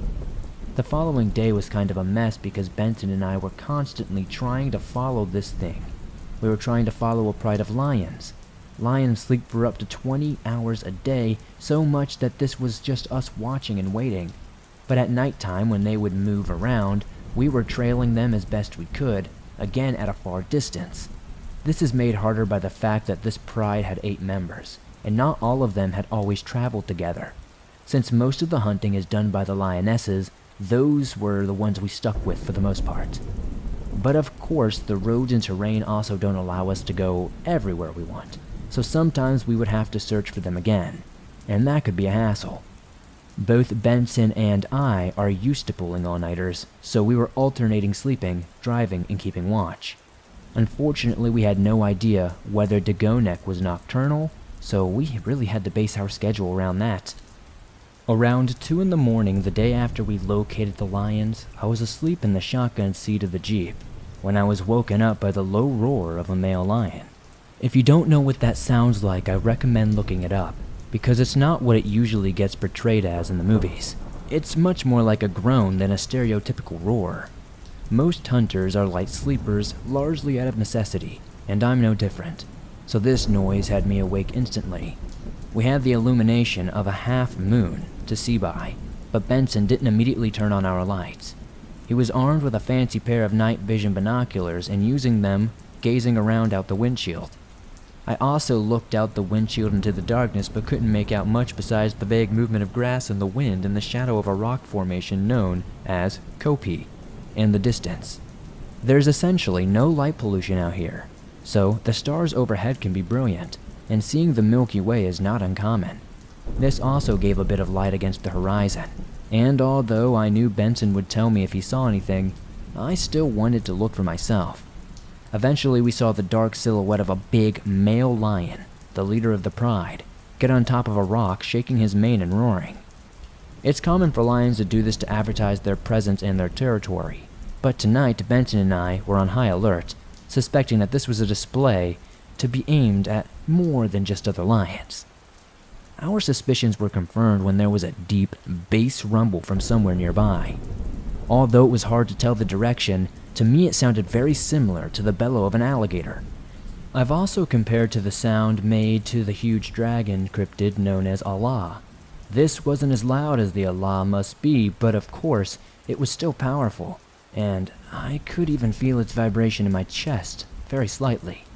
It almost sounded like the engine of my truck idling, and just as much force, so whatever was making the sound had to have been big and powerful. Of course, it was the Dagonek, but we couldn't see it. We were about half a mile away from the river, so the monster had clearly gone out of its way to get here. It looked like our theory about it hunting other predators may have been very well correct. Benson and I grabbed our guns and opened the huge sunroof to look out from the top of the Jeep. "I see something off by the Kopi," Benson said. The Kopi was considerably farther away than the rock that the male lion was standing on, but now the lion had stopped roaring. "What's the male lion doing? And where are the others?" I asked, still unable to see much of anything. Wait. Damn, bro, there it is. My god, it's huge," Benson said, hissing a whisper so that he wouldn't be heard. I desperately wanted to see it, but I had a feeling Benson wasn't going to abandon the binoculars now that we had gotten our first sighting of our target. "Damn it, Benson, tell me what's happening," I hissed to him. Sorry, bro, the Dagonek just walked past this side of the Kopi. It's big, and it's very big, but it can hide very well in the grass by crouching down, like big cats do. I can barely see it now, and it's far away. The big lion is off the rock now, disappeared into the grass, but I still see some others creeping up. A bunch of the females. They're very on guard, of course. They're standing still. I can't see the Dagonek anymore. I don't know where it's gone," Benson narrated. Things were quiet for maybe a minute or two with Benson passing me the binoculars. I could just barely see the lions lurking in the grass, and only because of our elevated post on the Jeep.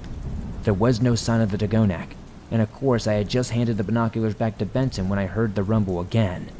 The grass started rustling violently, presumably as all the lions erupted into movement. Benson said something like, "Whoa," and I raised my rifle thinking that something was about to happen. Benson didn't say anything else, or at least I couldn't hear it if he did, because all of the lions were snarling before long. I assumed the Dagonek made a loud rattling call, and then there was just the sound of grass rustling before everything went silent. After a moment, Benson handed me the binoculars and dropped down into the driver's seat, speaking 1,000,000 miles a minute. The lions pushed the Dagonek back. It ran off towards our 11 o'clock. I'm going to try to follow it, and I need your help looking out for it. Turn the spotlight on, Benson said quickly, getting the Jeep in gear and gunning it. Benson had a spotlight mounted on the top of the Jeep, and thankfully it was standard stuff, so I had no trouble turning it on and off, aiming it in the direction he told me. At first, I saw nothing, but as we sped forward, I caught the sight of thick greenish-gray tail swinging away in the grass. I called it out and raised my rifle as we approached. I saw a shadow move just out of the beam in the spotlight into some bushes. It was thick bush, but we weren't going to be able to get in there with the Jeep, so we stopped just short of the foliage. Do we go in on foot? I asked Benson, letting him make the call. I'm not sure that's a good idea. We've already pressed it a lot, and it will be tough to catch it now that it knows we're onto it. We run the risk of pushing after it so much that it won't return. I think we should back off, Benson said. It didn't feel right to have to pull back after getting so close for the first time, but we both hoped that there would be more opportunities. The crossing was likely going to happen later that day, probably quite near to our current location, and that could be our next best chance to catch the Dagonek.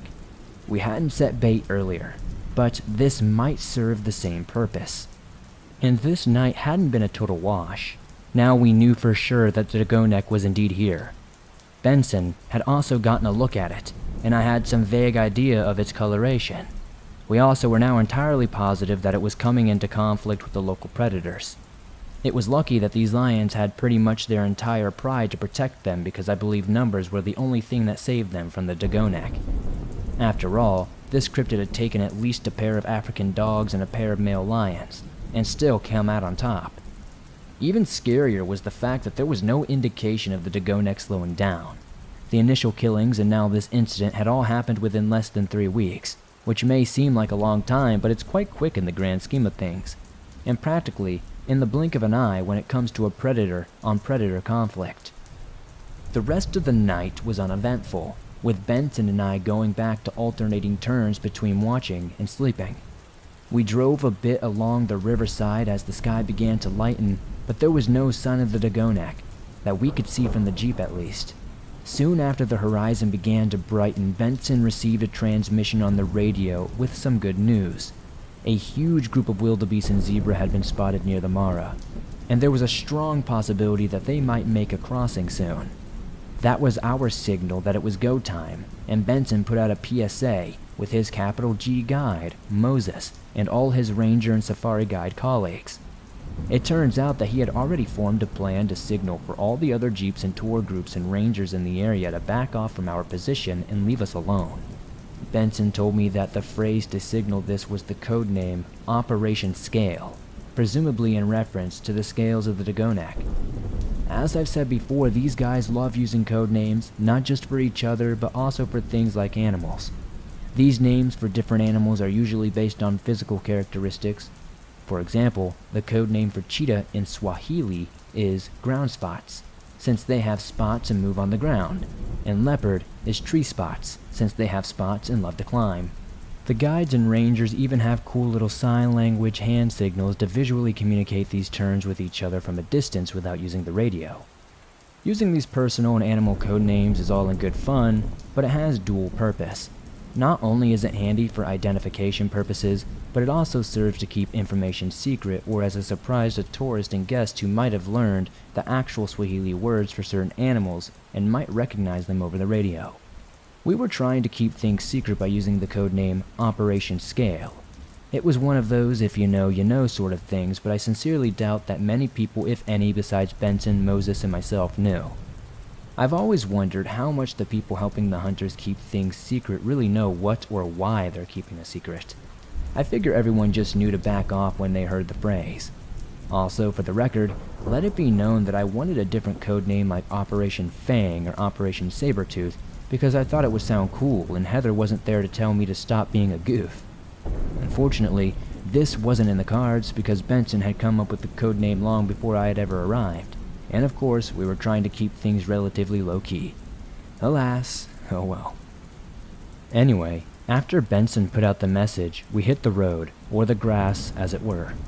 On the way we scarfed down a hasty breakfast. Between this and all the previous days we had been in the Jeep unable to make a proper ground camp, we were chewing into our stores of food that didn't need to be cooked.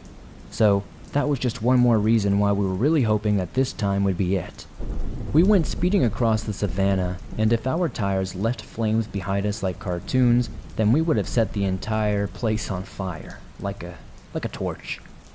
Okay, I'm exaggerating because we maybe hit 45 an hour max, but that's still very fast for off-roading through the bush. At that pace, it took us no time before we found the animals we were looking for. Hundreds of wildebeest, zebras, and everything else covered the plains, all starting to awaken and stand up, nibbling at what little edible vegetation there was. By the time the sun had fully crested the horizon, the herds were beginning to get on the move. Some animals were moving alone, other in pairs or trios, and many more as small groups or larger individual herds. The wildebeest took the lead, and Benson explained that this was always the case. Wildebeest seemed to be able to sense the trajectory of the range and act as guides for the rest of the animals over the course of the migration.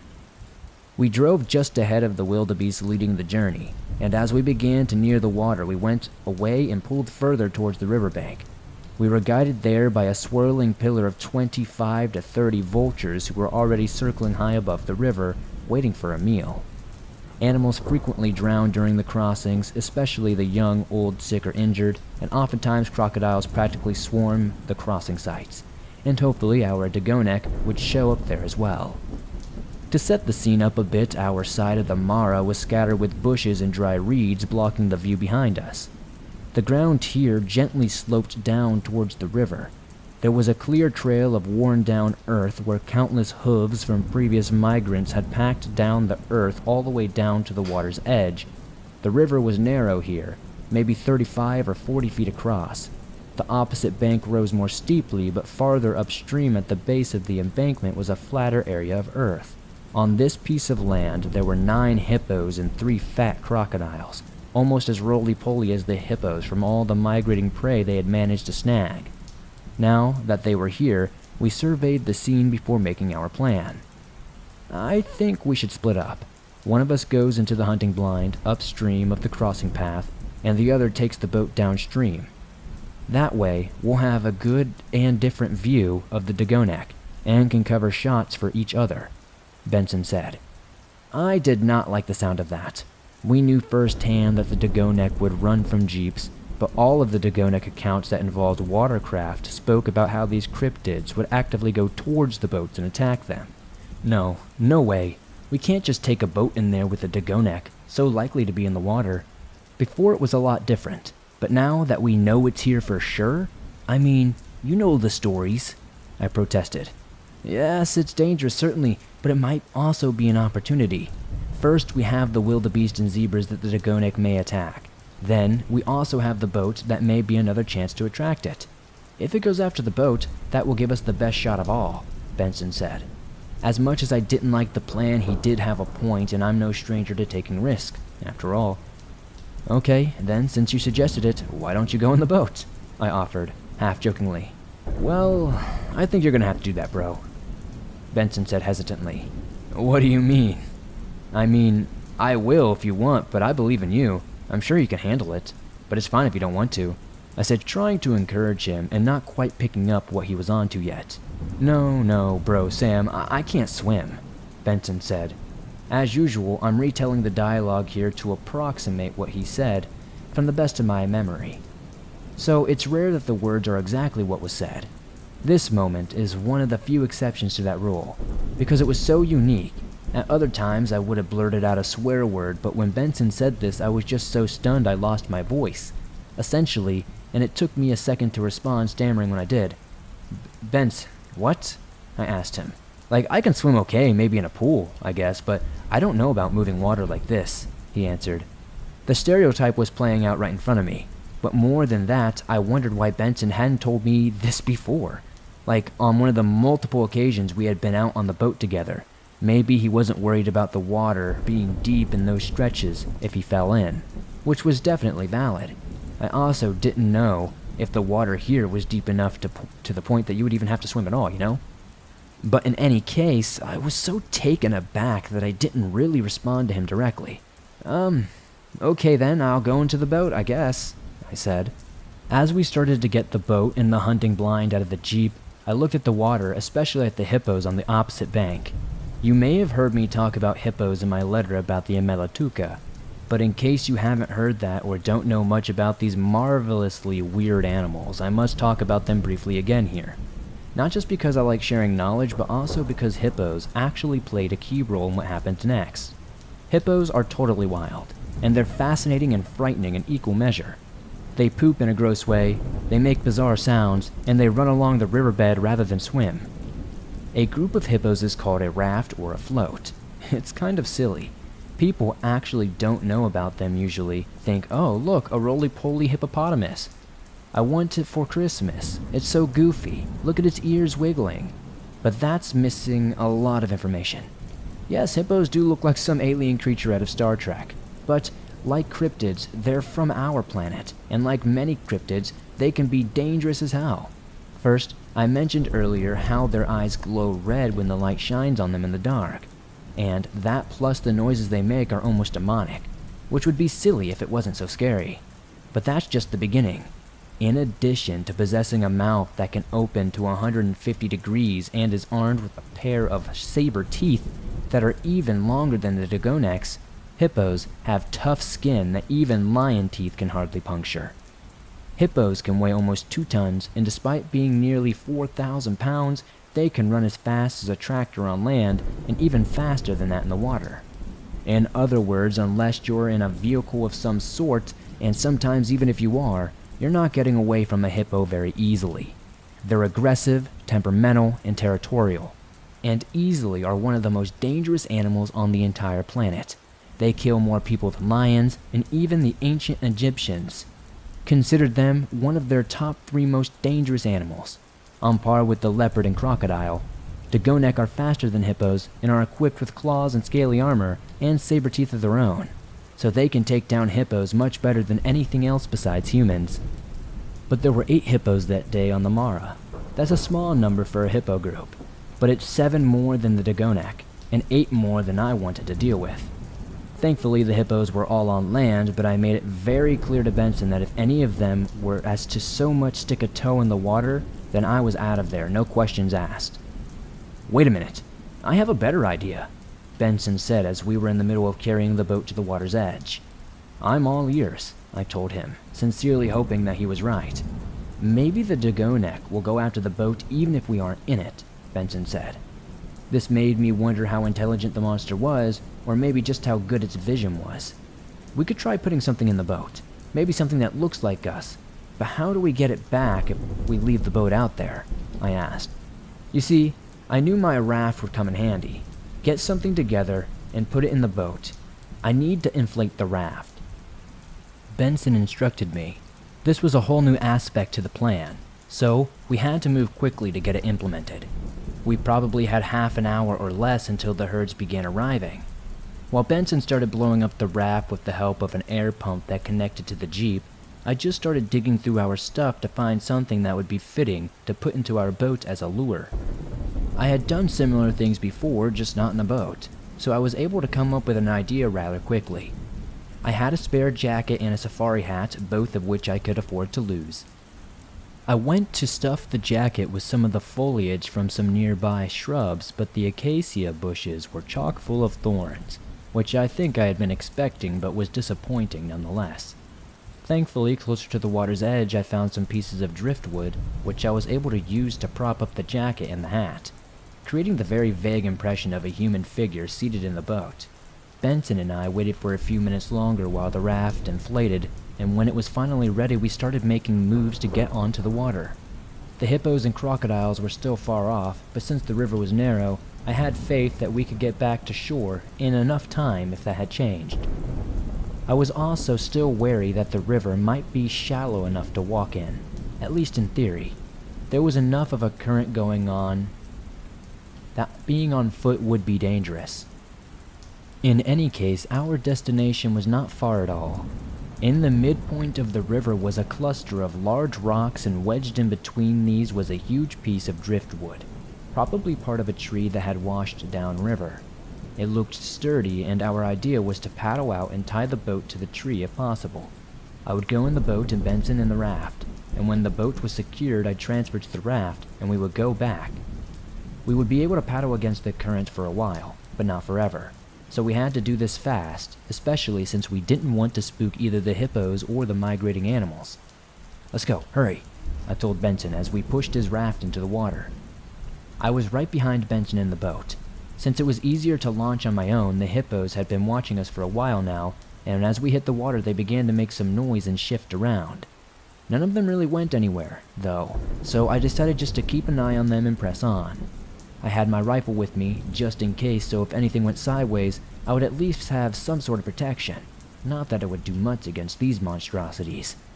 As Benson and I started paddling hard toward the rocks and the tree, there was a lot of honking and crying from behind us.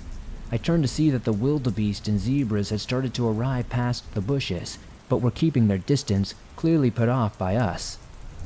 I was really hoping that we could have gotten this done before they arrived, because there was even less of a chance of them crossing now, and that they had spotted humans moving around and being active, but we could worry about that later. Right now, we were steady, out on the water, and trying to make sure we finished what we started. We were about halfway to our destination at the midpoint of the river when I saw and heard splashes downstream. It sounded like something was moving. Immediately, I dropped my paddle and whipped my rifle around in that direction. "You saw that, right?" I asked Benson. I started getting scared. The water is this monster's element. "Yeah, bro, I think this might be it," he said, and I was really hoping against that he was wrong. But of course, we weren't going to be so lucky. The water began to ripple as whatever had began to move was coming toward us, and although we couldn't see it, Benson and I opened onto it. There's a big difference between your instincts and your fear telling you something. But I know for myself in that instance, it was truly my instincts telling me that this was the Dagonek. I must tell both my and Benson's side of the story at the same time here, so bear with me. Our initial long-distance shots must have landed because a moment later the green-gray back of the cryptid came up above the surface for a split second, and I saw parts of its scaly hide chip away. Before it disappeared again, my boat was probably about 3 to 5 feet apart from Benson's raft at this point, and it was a very good thing that we weren't closer because of what happened next. As the Dagonek submerged again, I saw its huge, dark shadow dart through the water very quickly. I later realized that this may have been it pushing from the riverbed to gain speed, much like a hippo. The speed caught me by surprise and I lost my aim on it. This was a big problem, because that was when it closed in right on top of us. The Dagonek swam right between the raft and the boat, and I almost lost my balance as it knocked into my vessel, coming close to capsizing it. I had gotten lucky, but Benson was not so much, because the Dagonek hit his raft much harder, knocking it up and almost completely out of the water. This rattled Benson, and he fell backwards, but still maintained to hold his gun. The Dagonek surged to the surface, rearing up on its tail like a gigantic crocodile, saber teeth and claws bared as probably around 15 feet of it stood up above the river in a spray of water. It made a hissing rattle as it emerged, and it stayed in its reared-up position for just long enough for Benson and I both to be able to hit it squarely. I think in its neck, which means it must have gotten hit in the chest, because blood sprayed from the whitish-yellow scales lining both places as our rounds bit into the cryptid. The Dagonek reeled back with a squealing shriek and didn't smash down forwards and right on top of Benson as it probably intended to do. Instead, it fell more to the side and collapsed into the water near Benson's raft at an angle. Part of the monster's body, maybe a leg, hit the raft as it came down, and this time it was enough to flip Benson over the side and into the water. I could see and hear Benson splashing, obviously, but the Dagonek seemed to have vanished beneath the surface. Blood began to turn the water red, and even though I wasn't sure if we had killed the Dagonek, we certainly heard it, potentially enough to drive it off. I made the call to put my gun down and grab the paddle, rowing ferociously towards Benson. He was trying to grab the edge of the raft, grabbing for the ropes that lined its side, and just before I got there he managed to grip one. Able to keep his head above water now, I was a little less worried, and as I got closer I stretched out my paddle to him. He was able to get a hold of it, and together we pulled him up into the boat. breathing hard but relieved. "Are you okay?" I asked him. He was obviously completely drenched and he didn't look injured. "I'm fine, I lost my gun. Where's the Dagonek?" he answered. "I don't know, can you paddle?" I asked him. He said yes, so I gave him the paddle and told him to take us back upstream to assess the situation. We had drifted away down the river, but we got back near the crossing site quickly. I'm grateful to Benson for paddling even after such a shock, and all the while I was on the lookout with my rifle. As we approached, I started seeing more blood in the water, and I was starting to wonder if the Dagonek had died underwater and somehow sunk into the bottom. That was part of why we had been forced to kill it rather than tranquilize it and relocate it. If we tranked it and it went under, then it could drown, which would be a horrific and tragic circumstance. If we really had to kill it, the least we could do was try to do it as humanely as possible within our means. Turns out my fears were incorrect, though, because a moment later we saw Dagonek haul itself out of the water onto the bank opposite the one we were on. I tried to scramble up the side of the steep embankment, and I let out multiple shots loosely, and it hissed and tumbled back into the water.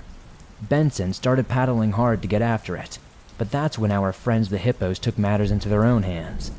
You see, when the shooting had started, the hippos had apparently all taken to the water and down to the bottom of the river. And they were still there because from a distance, we suddenly saw the water go wild, frothing and splashing as the Dagonek swam right into the hippos in its panicked escape.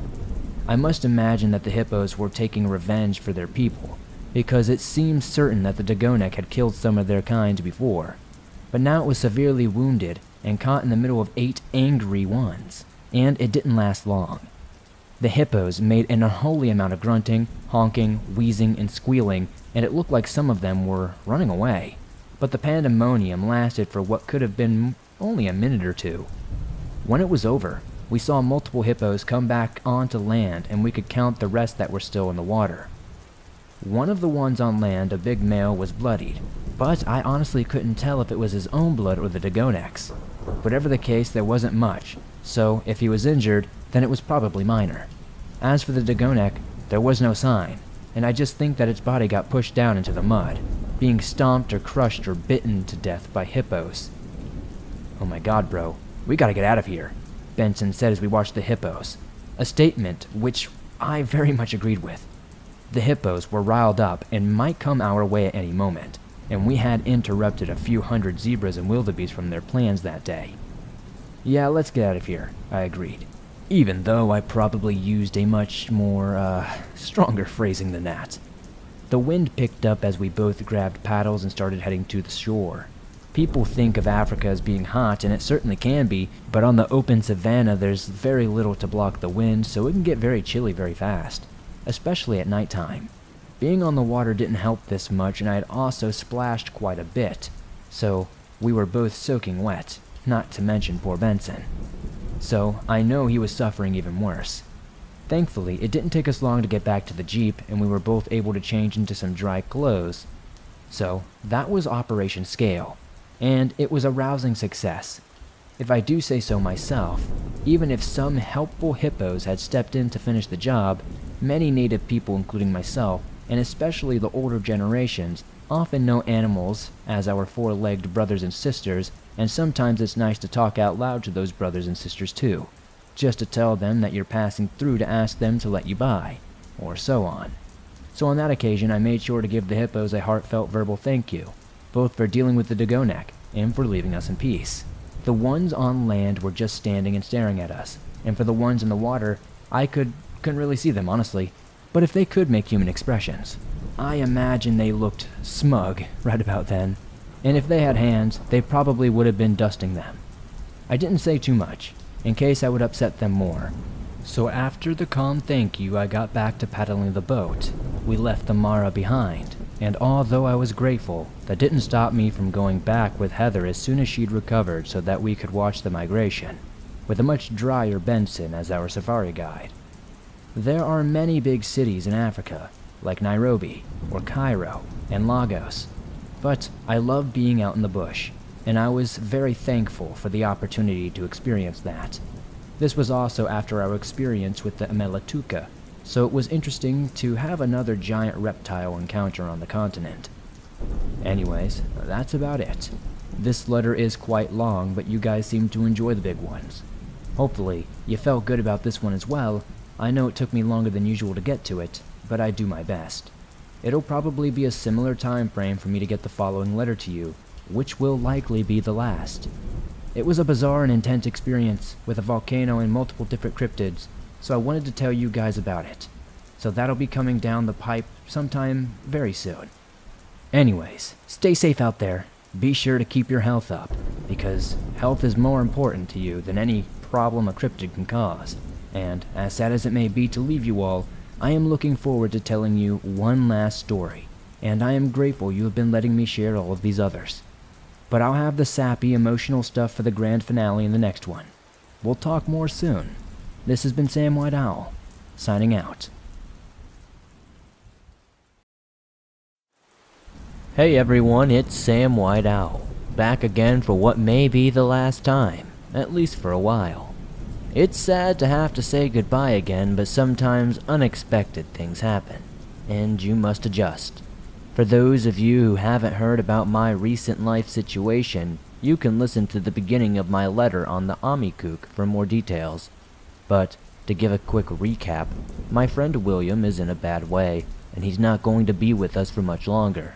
He has a daughter named Rain, and her mother passed away earlier as well, meaning that without William she won't have either of her parents. So my girlfriend, Serena, and I have decided to adopt Rain, and we've been in Australia for the last long while, spending time with both William and Rain, getting things all set up. It's been very busy, and now that we're taking in a little girl, I'm going to put my focus on being a good adopted parent. I'm also probably going to retire here soon, or at least transition to a less active combat role, because things are just very different when you have a kid around, plus the fact that I'm getting too old for that anyways. Again, the beginning of my Amikook letter gives a little more info on this whole situation, but that's the basic lowdown on things, and hopefully it helps you understand why I must go away again. Not to mention that it is not as if writing these letters is a job that's making me money, so it takes a lot of time and effort, and I also want to put that towards my remaining career as a hunter, and being there for Serena, Rain, and all of our different animal friends. A lot of people want my nephew or mom to write letters of their own, but I doubt they will. For that matter, I don't expect any other capital H hunter to write in. So this is pretty much it, unless I get a chance to come back, which I may be able to do here and there. It's been a wonderful ride though, and I'm grateful for it. So I'll have more to say later. But for now, I'll get right into the final Q&A section. As usual, I obviously can't get to everything, but I'll try to hit a few of the ones that I've seen the most. What's the best melee weapon to fight against cryptids? Honestly, this is a tough one. Honestly, I would say nothing, because you never want to really get in that close to combat with a monster. It's very much the last resort. But of course, things often don't work out the way we want. I can't really give a best choice of melee weapon, because it often comes down to personal preference and skill, as well as the cryptid you'd be engaging. Records from the old days talk about how hunters and our predecessors used to use pretty much anything they could. Maces, axes, swords, spears, hammers, and more. These guys would often work in large groups, and when they did, polearms like spears or pikes were a common choice. Probably because you could form a ring or a wall around these weapons and push back a monster effectively that way. With modern guns, melee weapons are much less common, but every hunter that I know carries at least one knife, and usually more. Knives are just a useful tool in general outside of combat, but they are handy for melee because they are easy to use and can strike quickly. For my part, I always carry multiple knives and frequently use my combat tomahawk. Again, the tomahawk is a useful tool outside of a fight, and in combat it offers a lot of power. But honestly, it mostly comes down to the individual hunter's preference and abilities. Have the hunters ever encountered any created monsters? If you're talking about things that have been bioengineered or cooked up in a lab, then no. I don't really know how you would even determine that to be the origin of a monster, but maybe I'm missing something. In any case, no, all the cryptids that we deal with were not made by humans in any way, as far as we know. Have I ever thought about writing a book under a pen name or pseudonym? Not really, but it is an idea.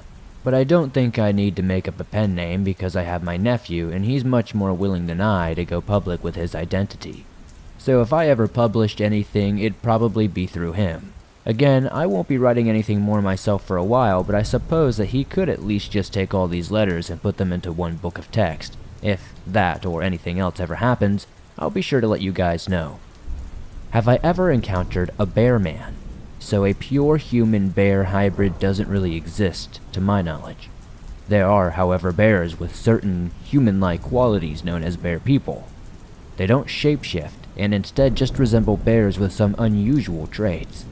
These include the ability to walk upright for long distances, a limited capacity for speech, and a disturbingly common habit of carrying off young human children.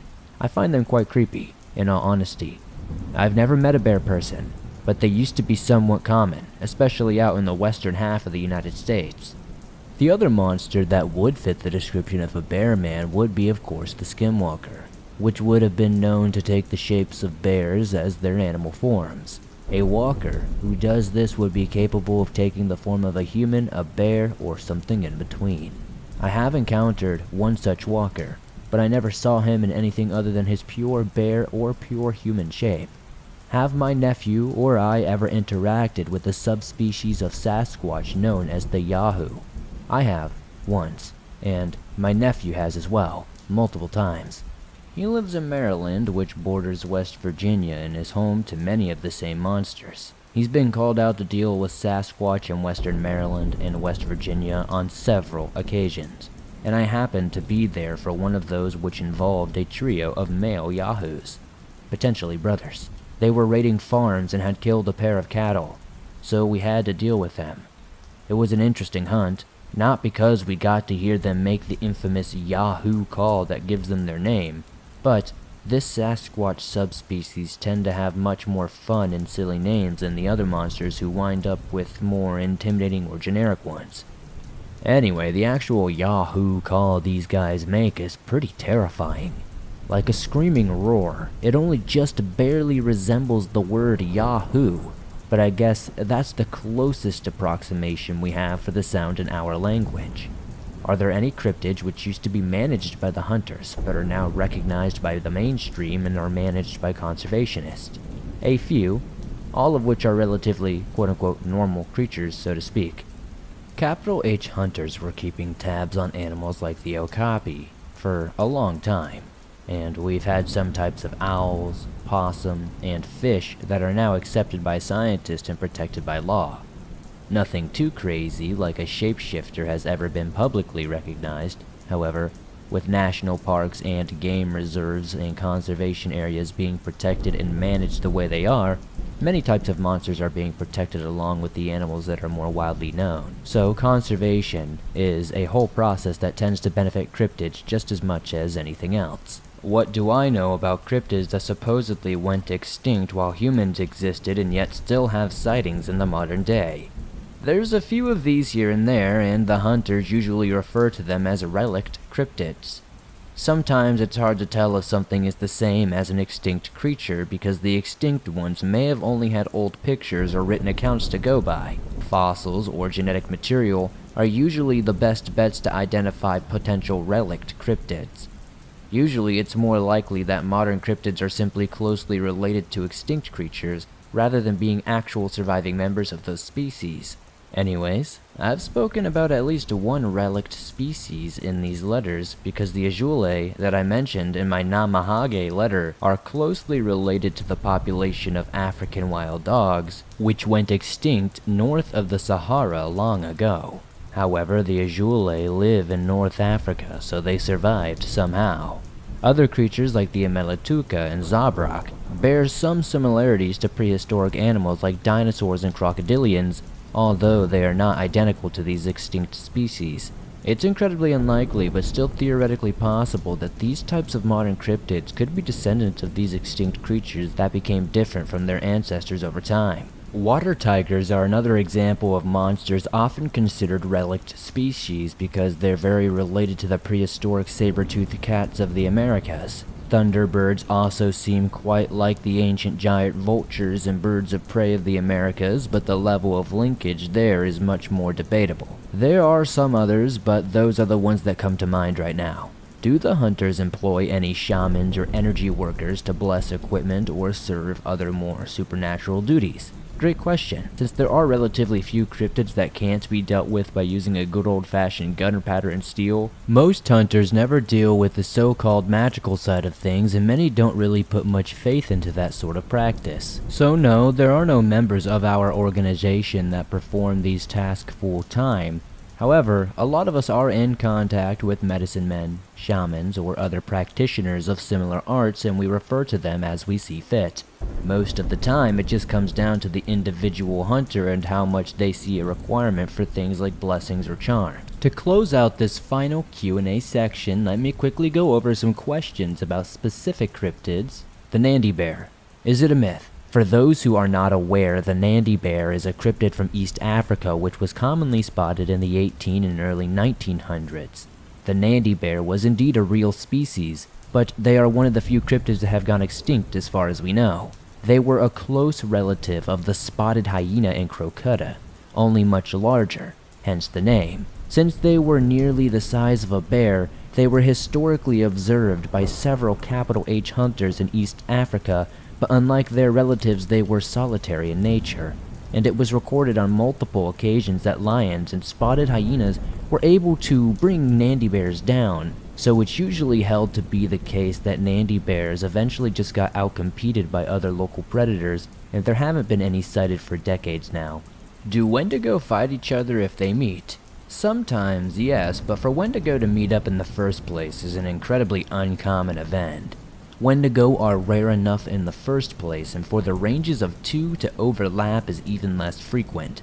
It has been observed on very few occasions, however, with differing results. A fight between two Wendigo has never been directly witnessed by any capital H hunter, but it's been overheard and obvious traces of the clash were found later. On one disturbing but isolated occasion, a hunter actually found that two Wendigo were collectively carrying humans off into a cave system where they then found them force-feeding the meat from other humans to turn them into Wendigo. It's completely unknown why this happened or why the Wendigo was working together, but both of them and their so-called converts were destroyed, so they may never have answers. Have I ever hunted any cryptids from India? No, although I have been to the country. If you listen to my letter about the bunyip, I talk about the experience I had where I tracked down a macara in the Indian Ocean. On that occasion, there were multiple Indian sailors and a hunter from the country named Dak. And after that hunt, I visited the mainland. India was great, but that was the only time I've ever been there for any extended period, and I would love to go back. I have been on a hunt in the neighboring Pakistan, however, which you can hear about in my Zabrak letter. But that's really the closest I've come to hunting monsters in India. And alright, everyone, that's where I'm going to end the Q&A. It's always a pleasure to hear all the different questions you guys ask and things you want to know about, and it's just as great being able to share some knowledge. I've also said before that I'd love the chance to interact with you more personally in this way. And of course, I also love sharing my experiences with you. So that's what I'm going to do for one last time with this letter. This was a crazy and unusual experience, with a volcano, a rogue hunter, and no less than 2 different cryptids, and it's one of the strangest and most incredible things that I've ever had the fortune, or misfortune, to live through.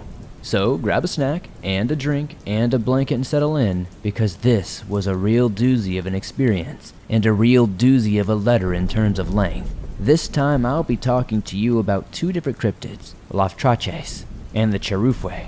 Both cryptids come from the country of Chile, where the native group called the Mapuche have known them for at least several centuries, and probably far more than that. The Mapuche are an interesting people because they are genetically and linguistically very different from the other native groups, even their neighbors, and they have a unique culture. The Mapuche language is called Mapudungun. This will become important later. As for Chile, it's a very big country that stretches something like halfway down the western coast of South America. It's located on the Pacific Ring of Fire, which is a region where things are very tectonically and volcanically intense. In other words, Chile has a lot of earthquakes and volcanoes, hundreds of which are active. This is something to remember for later. But on to the monsters. First up, the Loftraches. A lot of English-speaking hunters find the name difficult to pronounce, so they often just shorten it to Lafes for short. If you've heard me talk about the North American little people, then you'll already have a good idea of what Lafe is, because they're similar in many ways. Lafes take the form of small humans that look just like miniature versions of the various native peoples of Western and Southern South America. They look just like these people, only much smaller, between a foot or two in size. Lafes live in a lot of different environments, but they prefer the forest and woodlands, where they often hide among the trees. Personality-wise, Lafes are usually quite indifferent to humans and usually don't care all that much about us and our affairs. However, there are times when human settlements encroach into the lands where Lafes live, and this can sometimes provoke them into becoming aggressive. Usually, this isn't anything very large scale. Often they'll do things like disturb crops and livestock or sabotage machinery and appliances. Lafes don't have any serious magical abilities, so to speak, and they're mainly just small and quick. However, they do have friendly relationships with other supernatural and dangerous cryptids, and that plays a key part in the event I'm about to explain. This brings us to the Shurufwe. Now, I've spoken a lot about mysterious and poorly known cryptids, and the Shurufwe may be one of the most prominent in this category. I usually start off by giving a description of a monster's appearance, but for the Shurufwe, I can't really even do that. Nobody in the modern day has ever even seen one in its entirety, and the few modern sightings of this cryptid have all been very brief. Shurufwe also come from Chile, and the Mapuche myths speak of them being made from stone, magma, fire, crystals, and lava. While this does seem very implausible, it may have more truth to it than you might initially think, as I'll get to later on in the story. Chile has multiple active volcanoes, and the legends say that the Shurufwe live inside of or underneath them, causing earthquakes, landslides, and eruptions. Have you ever heard of the story of throwing a virgin into a volcano to appease it and stave off an eruption? Well, the Shurufwe is where that idea comes from. Although it's mostly just part of the story, people probably don't sacrifice young maidens like this, but Shurufwe supposedly hunger for human flesh, and they are destructive and volatile creatures. Whether or not it's truly responsible for the natural disasters I talked about is up for debate, but after what happened to me, I believe that it might be at least partially possible. Shurufwe are very reclusive, and apparently they stay in their subterranean habitats most of the time. It's rare for one of them to surface for any long period, and again, even the capital H hunters don't know much about them. All that can be said definitively is that they are large, powerful, and intelligent. Both they and Lafes can speak human languages, as you'll see. This experience happened quite recently while I was in South America, where I had been visiting my friend Ray in his home of Brazil. You might remember him from my letter on Camazots, where I spoke about the time the two of us tangled with a group of these cryptids. It was a harrowing experience, but it brought us closer together, and we've kept in close contact ever since. Back in that letter, I mentioned how that was my first time I went to Brazil, because I've been back there a couple of times since, mainly to visit Ray and the Yanomami natives he's friends with. After the scrap with the Camazots that I spoke about, Ray and I not only realized that we made a pretty good team, but we also got on the radar of the South American hunters. Taking out 9 Camazots had been no joke, and the story soon started making the rounds. First in Brazil, then to the other countries. For one thing, like many Latino and Native communities, the Central and South American hunters are a tight-knit group. For another, Camazots range across these regions, so many of the hunters there are at least somewhat familiar with them. So Ray had friends from Peru and Paraguay, and some of them started reaching out to him for backup when they needed him. He's not some legendary hero, but he's reliable and tough, and that counts for a whole lot in our line of work. That was how he met our friend, Isa, and why she called us for help. In 2015, I'd already been planning to visit Ray over the summer. I had intended to head down there in the late May time, and stayed through the first half of June, but I wound up going out about a month earlier than that because of the request that Isa put into Ray. which he in turn offered for me to come down early to help with. Isa is short for Isabella. She's a Chilean hunter around Ray's age, which is a little younger than myself, and she mainly works in the central and southern portions of her home country. She is closely involved with many of the Mapuche people there as well as other indigenous groups. Although Isa's work covers a broad area, she spends a lot of time in the different communities she works with, so she's quite well integrated into many of them, and at least known by a lot of people. She has a couple of favorite spots, and one of these was a little town that I'm not going to name. It's far in the south of Chile, up in the mountains in the forest. This town is near a sizable coastal city that I also won't name, and more importantly for the story, it's also near an active volcano that I will name. Calbuco is one of those volcanoes in Chile that I was talking about earlier, and Isa knows it in the surrounding area very well. Again, this volcano is located close to a pretty large city, which is one of the most prominent in the region, so Isa has had many cases in and around that place. The hills and woodland around Calbuco are home to many lafes, and since the town is very small, like I mentioned, it's very rural compared to the neighboring city. Its residents have had their fair share of interactions with the little guys, even if the people don't know or acknowledge it. There is a lot of wildlife in the area, and Isa suspects the people might mistake and or write off lafes as being possums or wild cats, because there are no wild monkeys there, and like possums and wild cat species, lafes are quick, active at night, and often move on four legs while climbing. It's important to remember that lafes and shurufwe are creatures that most people often think as mythological and might not think that they're real. If they're not Mapuche or otherwise culturally native, they may be naive. Isa had recently been visiting the town and doing some routine passes through the nearby woods when she had noticed that something seemed off. There are some things that we just don't have words for, and she was feeling one of these. Ray was describing it to me, and since English isn't his primary language, he had even more trouble explaining it, although he had also found it tough in Spanish and Portuguese. It seemed like Isa got a deep sense of unease, and it was something about the world of the forest was very different than normal, in a scary and problematic way. There was a sense of dread, and she felt like the woods were afraid of her, but also that she was off-put by the woods, which is not normal for her at all. Things seemed more quiet than usual. Isa noticed fewer animals, and even the bird song was dampened. She looked at the volcano at one point, and when her eyes landed on it, she also got the sudden sense that something was going to happen. She did not necessarily get the feeling that an eruption was incoming, but she had a very clear, very specific, and very bizarre thought. Something in or around the volcano was moving. Understandably confused and disturbed, Isa thought that this may be a shurufwe. Accounts from capital H hunters of the monster do exist, and they're very vague, mostly involving the hunters in question just getting out of the area as fast as possible. Isa was not sure if that was what she was dealing with, but the feeling was getting so strong that she wanted to make sure.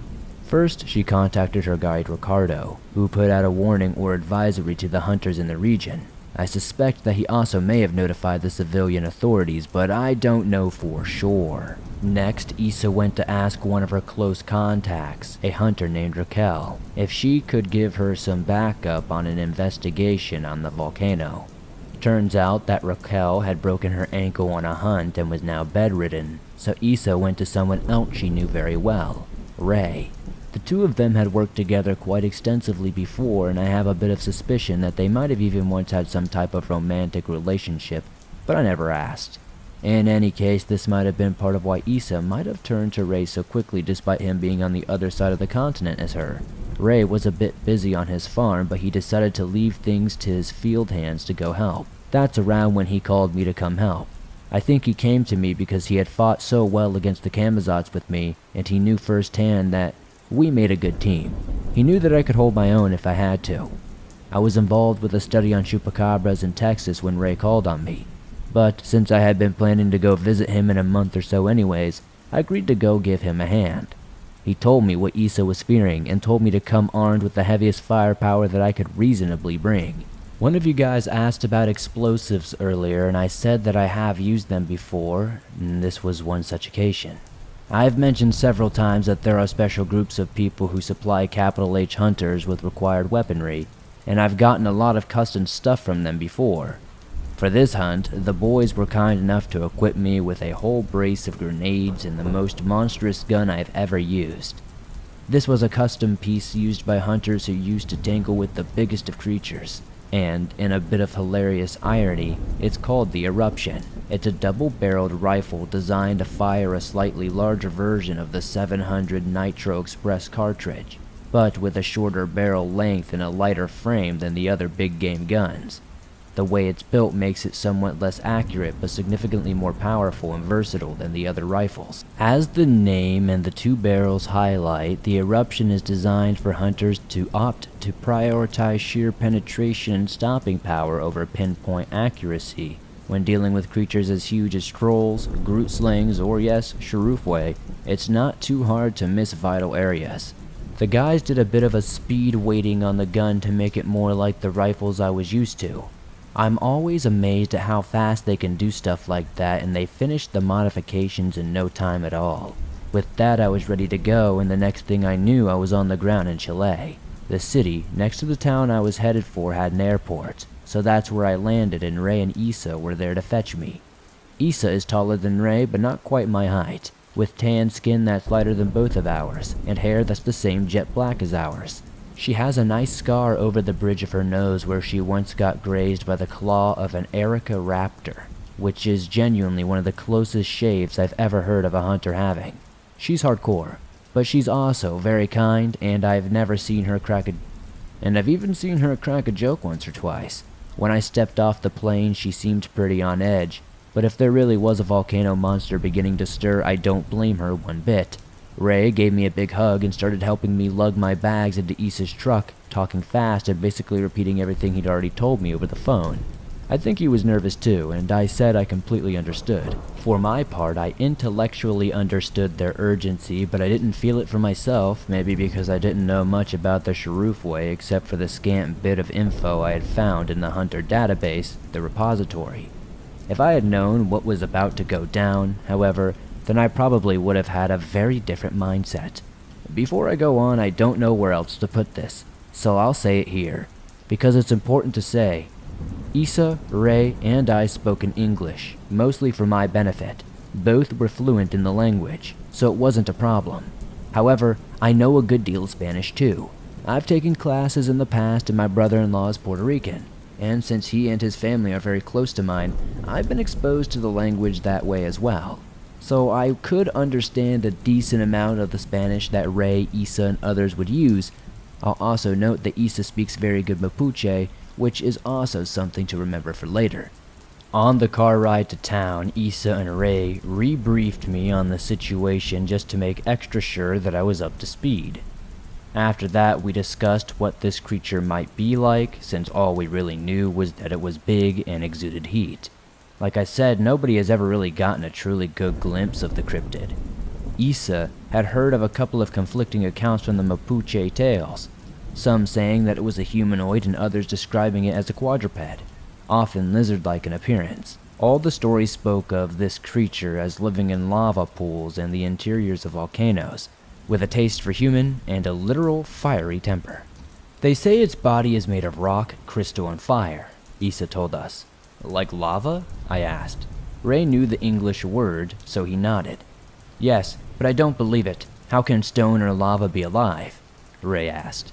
It was an obvious question, but just as obviously a sensible one. For my part, I wasn't convinced of it either, but I knew that the description had to come from somewhere. It's like magic, I think.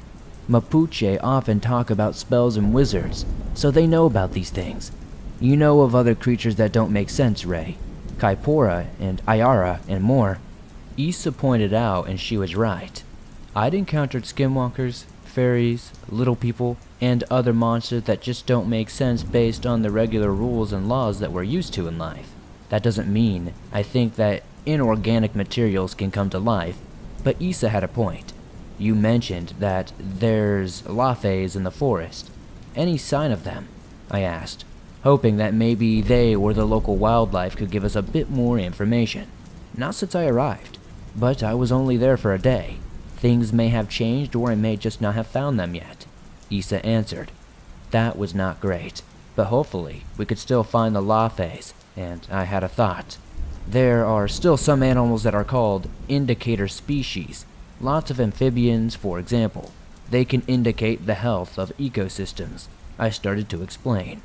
Oh yes, and many cryptids can act as indicators for each other's status. Either Ray or Issa responded. I think it was Issa.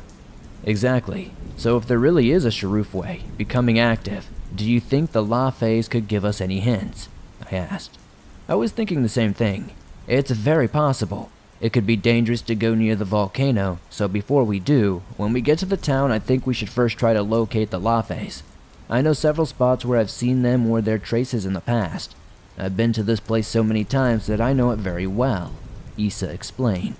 It sounded like a solid plan, and this was another one of those times where I was very grateful to be in contact with someone who already knew about our target and their location, because that's always going to save us precious time and energy. We got to town in a few hours, and it was about what I was expecting. All the buildings were clustered around one main central road, and there were some shops, a bunch of houses, a soccer field, and other usual fixtures of any small community. Issa drove us past all this, up into the woodland that surrounded the town.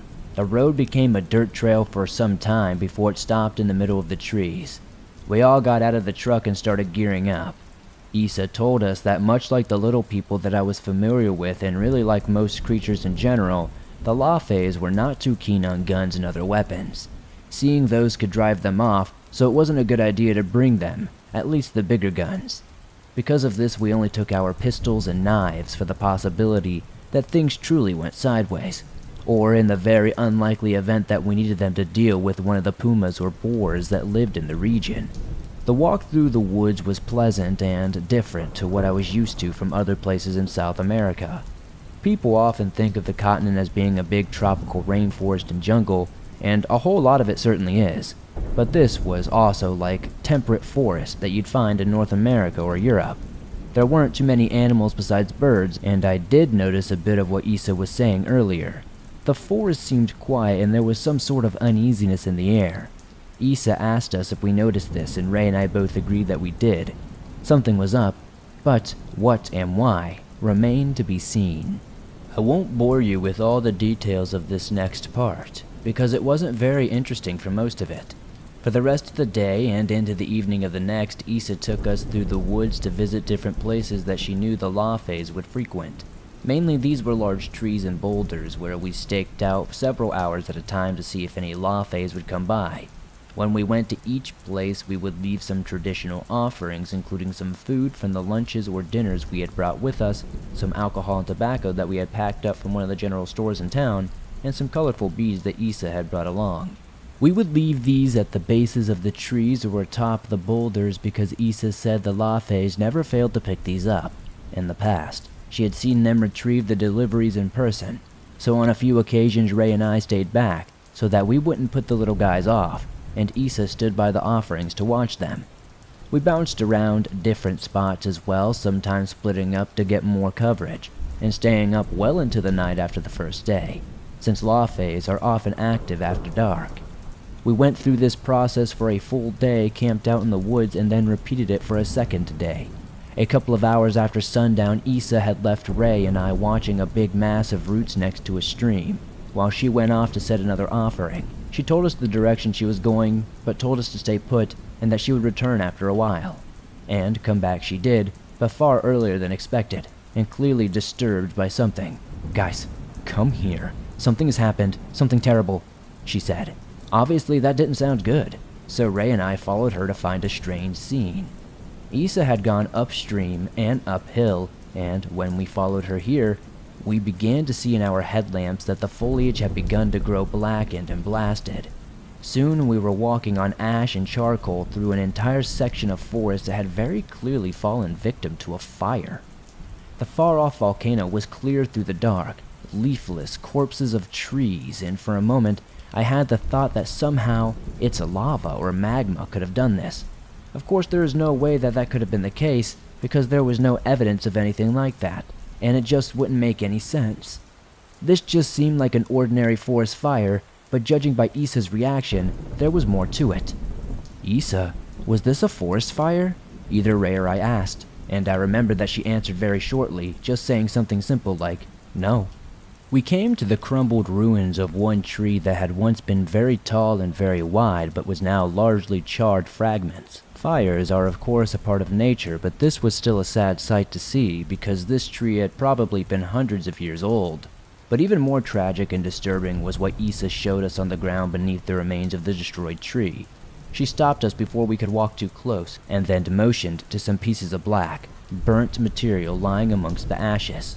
At first I thought they were just pieces of wood from the tree, and if I had just been walking by, I don't think I would have taken much notice of them had Issa not specifically pointed them out. Some of them were bigger than others, but most of them were 1.5 to 2 feet long.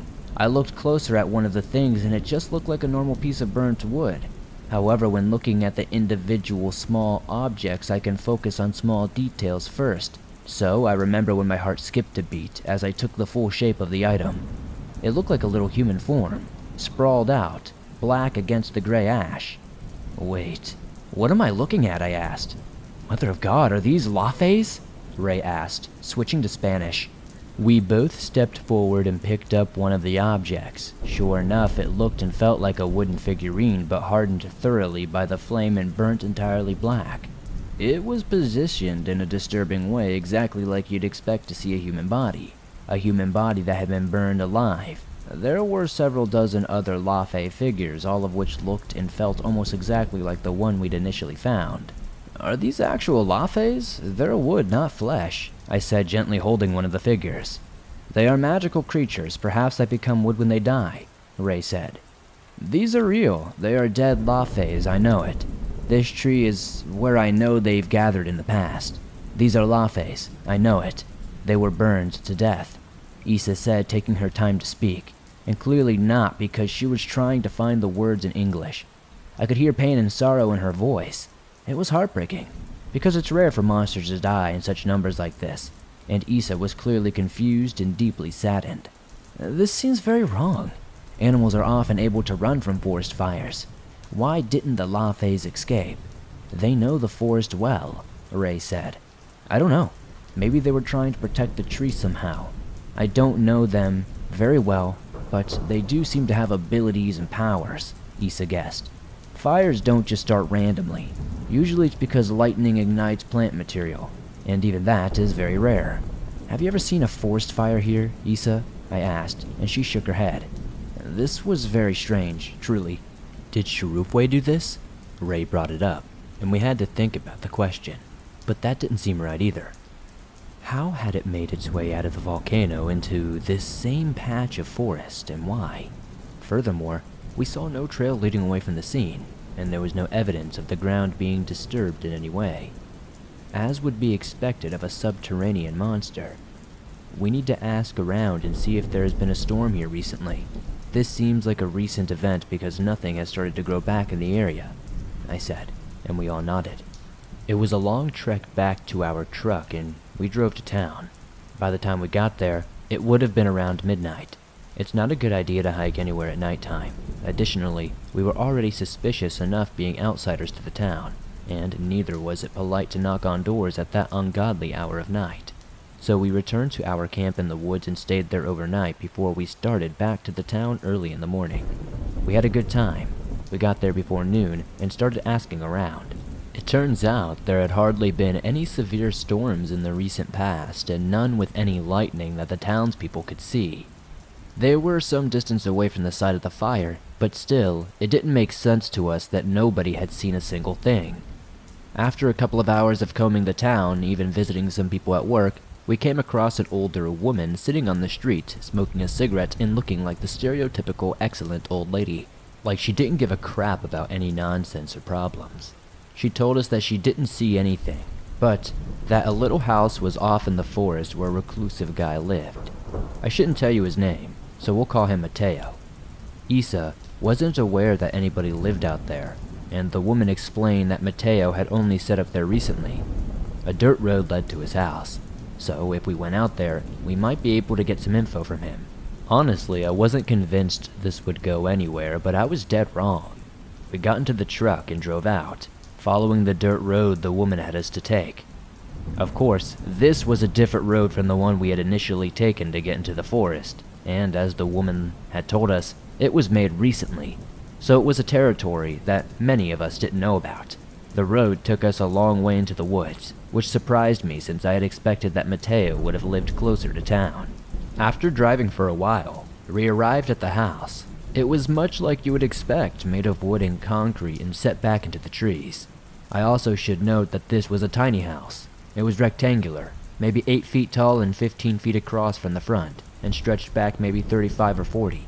Although we did not take exact measurements, these sizes will become important later to you to give you a better picture of what we saw. Anyways, as capital H hunters often do when working in groups, we did not all go up to the house at once in order not to spook the residents or resident. To this end, Ray and I stayed in the truck while Issa went to the door since Mateo might know of her. In the car, we watched as Issa knocked on the door, but there was no answer because she came back to the car, shaking her head. "No answer. We need to go in there," she said, sounding very determined. I don't know the laws in Chile, or how they apply locally to capital H hunters, but maybe it's because I'm from the United States where you need a search warrant, but this seemed very wrong. "No way, that's got to be illegal," I said, but Issa looked very determined, to the point to where I could tell I wasn't going to stop her. We do plenty of things that would be illegal if it wasn't for our job. Listen, both of you, just like I said, I have a bad feeling about Calbuco. I'm getting that feeling about this house. I know this has to do with the fire and those dead leaves. Actually, I don't think so. I know so, she said, and I looked at Ray, who sighed and had a blank look on his face. I don't know about this, I said, again knowing that I wouldn't be able to hold her back. Then you can stay here. I'm going in, Issa told me firmly. That guy Mateo could be in there. I don't want her getting hurt if he is, Ray said, exiting the truck.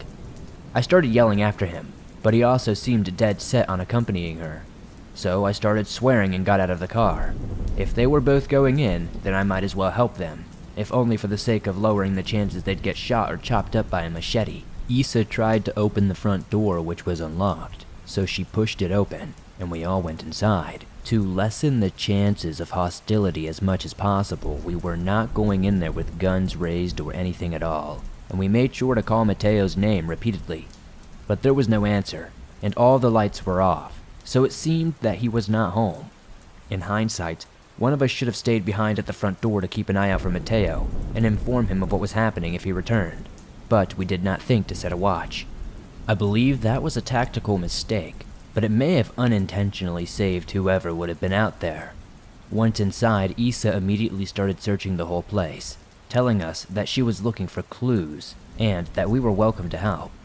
I still felt terrible doing this, but I started to assist her, although half-heartedly. We found nothing until Ray went into a back room and hissed out a curse in Spanish. "Guys, come over here, look," he said. Issa and I went over to find him at the entrance to a storage room. There were various tools on the walls and a bench, but Ray was pointing to the corner of the room where there were several red containers with yellow pipes on top. You may have seen these, and I'm not sure if they have a specific name, but they hold gasoline or other fuel. Gas or fuel would be very convenient for starting a fire. "I knew it. I knew something was wrong here," Issa said. "Come on, the guy's just got some gas in his house. Plenty of people do," I said, although I understood where her thoughts were going. "Wouldn't the Lafayes see him if he was pouring gas around their tree?" Ray asked. None of us had a decent answer, and I think we were starting to think of one when there was the slight jingle of metal tapping metal around us. We all looked around, but nothing seemed amiss for a moment until I started to notice that the ground had begun to vibrate as well. Now the jangling sound grew louder, and we realized it was because the tools on the walls were starting to shake. My first thought may be silly to you, but I immediately remembered the scene in the first Jurassic Park movie where the T-Rex is approaching, and the glass of water on the dashboard starts to ripple as its footsteps get closer. I think I was probably anticipating another huge creature coming towards us, this time the Sharufway. But there was another possibility that I voiced. "The volcano?"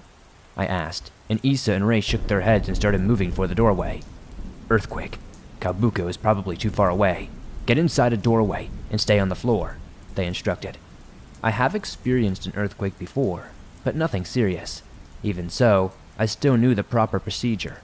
So I exited the storage room and went to a nearby doorway leading to a bathroom and crouched down on the floor. Ray remained in the doorway of the storage room and Issa went in the opposite direction of me to a doorway that led to some place that I can't remember and didn't write down. It probably only took us a minute or less to get to these positions, but the earthquake had intensified dramatically even in that short time. I could hear things falling, probably from shelves and tables, and I saw one pot come off a table and shatter on the floor. From outside there was also the sound of foliage crashing, likely from a falling tree or two. There was a loud rumbling noise throughout all of this, like being next to a jet turbine, and soon my vision was beginning to blur with the number of tremors that I was undergoing. I could feel the shaking rattling my entire body, until suddenly it tapered off, vanishing completely in maybe 10 or 20 seconds. Everything suddenly went back to normal, as if nothing had ever happened. I looked at Issa and Ray, who told me to stay down in case of aftershocks. "That was very strong," Issa said, when things had calmed down. Ray started to respond, but he was cut off when the front half of the house suddenly vanished. And when I say vanished, I mean the entire front of the house just separated completely from the rest of the structure, sending stone and wood crumbling down and falling in all directions. After this, we couldn't entirely determine if that part of the house was pulled away or simply just crushed flat into the ground. I threw myself to the ground and covered my head with my hands, so I didn't see what happened next, but from what I had caught sight of, it genuinely seemed like the hand of God just swooped in and removed the whole front of the house. And it turns out that this analogy isn't too far off, because as all this happened, a wave of heat came rushing into the now open back half of the house. It had been warm outside, but not like this. Imagine leaving a hot shower running for 10 minutes and then stepping into the bathroom. And that was what we were feeling. It wasn't blazing, but it was very noticeable. But the open front half of the house was filled with something, which we all realized was the source of the heat. To this day, I genuinely have difficulty describing or conveying what we saw, and the level of utter smallness and frailty that it made me feel. It seems too unbelievable to be true, but believe me, it makes as little sense to me as it will to you. I sometimes think that it was a dream, or maybe that my memories were exaggerated, but Ray and Issa saw it too. It is possible that we had a mass hallucination, maybe even one brought on by a cryptid, but it was so real that I know it wasn't purely imagination. Taking up much of the opening in the house was what looked like a wall of stone, craggy and primarily black and gray with streaks of yellow, overlaid by patches of moss, pebbles, and shiny crystalline rocks. It almost seemed as if an enormous volcanic boulder had smashed the front of the house away, except that this boulder was exuding heat and still moving. As we watched, it receded from the opening, and at some point around there, I made out 3 black pillars on the rock face, which later I realized were claws or talons. The ground practically fell away from the front of the house as the rock pulled away, and then the lowest and most blood-curdling growl I have ever heard shook the house and produced the sound that we had heard before. I flung my hands up to cover my ears, but that was like spitting into a storm. It essentially did nothing, and the sound made tears run down my face as my body was racked by tremors. I felt paralyzed suddenly. I don't know if this was shock or something external. In any case, I could only watch as things unfolded. The wall of stone had not taken up the entire opening, but certainly most of it, and I think it was around there that I realized that this was not some huge rock.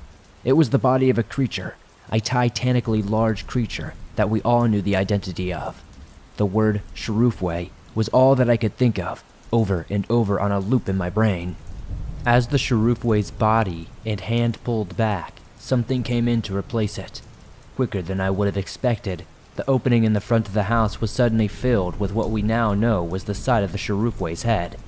We couldn't see the whole head, but from what we could see it seemed long and pointed, with a sort of overhanging eyebrow. This was all the same texture as the paw or whatever that part was that had destroyed the house earlier, except now I could clearly see defined scales or scutes, much like a crocodile or a lizard. Even in this moment of absolute terror, I still remember that detail, and it makes me wonder how detail-oriented brains like mine can hold on to small and seemingly irrelevant things even during highly distressing experiences. Most pressing, however, was the single gargantuan eye that stared in at us. Ray, Issa, and I can't agree on exactly how big the eye was, but it had to have been at least a couple of feet across. It might have been larger than even an Allah's eye, and it was well over the size of a troll or even a blue whale's eye. Although blue whales have tiny eyes relative to their body size, so this wasn't necessarily a great indicator of the cryptid's overall size. The eye was not red or bloodshot but amber, the color of honey, with a circular black pupil. It was haunting and beautiful and terrifying, and I strongly believe that the gaze had a hypnotic effect because when it came to me, my whole body instantly went limp. I don't think that was purely a shock or fear response, although those feelings were certainly present. If my bladder had not been empty, I can assure you that I would have wet my pants right then and there. I couldn't look away from the eye, which darted and rolled as it scanned the room and looked at Issa, Ray, and me one by one. That was when the Shurufoi began to speak. For this part, I must rely largely on Issa and Ray's translations, because not only was I too shaken to focus on most of what the Shurufoi's words were, but I was also not able to understand much of what was being said. I couldn't see a mouth on the creature, mainly because of a couch was partially blocking my view, but Issa later said that she could see a jagged line that was probably part of the Shurufoi's jaw. However, she said that the mouth hardly moved as the creature spoke, even though we all heard it audibly and plain as day. It was a rumbling sound, and I could hear shifting rocks and falling dust as it spoke. Even though I could not register the words, the voice was clear and firm. Not evil or malicious, but more like a parent speaking sternly to a child. And all three of us did feel very much like children at the moment. Issa tells me that it first began speaking in the Mapuche language, very clearly stating the phrase, "You are not him." before asking, "Where is he?" Of course, Issa is the only one who understood it, and although it paused to give her a chance to answer, she was silent. The Shurufoi switched to Spanish because Ray says that he also understood it now, as did I. Although I wasn't fully processing it, the Shurufoi repeated the question, asking, "Where is he?" This time Issa did speak up, simply replying, "Who?" The response was cryptic. "The blind one." Issa ventured to ask if this was a person who lived in the town, and the Shurufoi responded in saying, "In this place." presumably referring to the little house that it had just torn in half. Ray spoke up, saying that Mateo was not there, and that we were looking for him. This seemed to get the Shurufoi interested, because its eye seemed to visibly widen, rolling around with what may have been agitation or excitement, and the heat coming into the house intensified. Clearly the monster was feeling some emotion quite strongly. Outside we heard the rubble of the house creaking and groaning, likely as the cryptid moved it around. Then it spoke a pair of sentences that are the last thing that you'd want to hear if you were Mateo. "He hurt my friends. I will hurt him." I don't think any of us put anything together at that moment, and I'm sure that Issa and Ray responded out of fear, but they again assured the Shurufoi that we were looking for Mateo, and that we intended to find him. The Shurufoi seemed somewhat satisfied, and this was because it eventually gave a deep, thrumming sound, a bit like a breath, and simply said, "Find him. I will hurt him." And on that nightmarish note, everything was over, just like that. It was like I blinked and the Shurufoi just disappeared. I don't remember it saying anything else or it even moving. At first, I thought that this may be my mind trying to blot out part of my memory. But when I talked to Issa and Ray, they both said the same thing had happened to them. Neither of them remembers the Shurufoi leaving, and it just seemed like it had vanished. There was no second earthquake or immense sound or really anything to indicate it leaving, but the front half of the house was still crumbled into the earth, with splintered wood and pieces of concrete scattered around like toothpicks and breadcrumbs. When we left the house, there was also an obvious streak of fallen trees and destroyed earth where it looked like a fissure had been opened and then partially closed.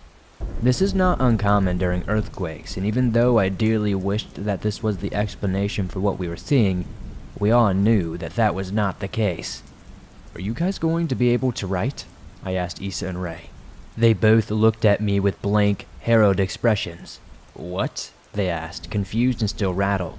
I want us all to write down what just happened, what we just saw and heard. Write it separately from one another. I need to know if we all just experienced the same thing," I told them. They both seemed to agree that this was a fine idea, so I tore some pieces of paper out of my journal and gave them some extra writing utensils. We all crowded around the hood of the truck, leaning on it for support in writing, with still shaking hands. I don't know why I had suggested this exercise, but it's something I often have witnesses do with each other, just so that they can get their facts straight and validate each other's experience.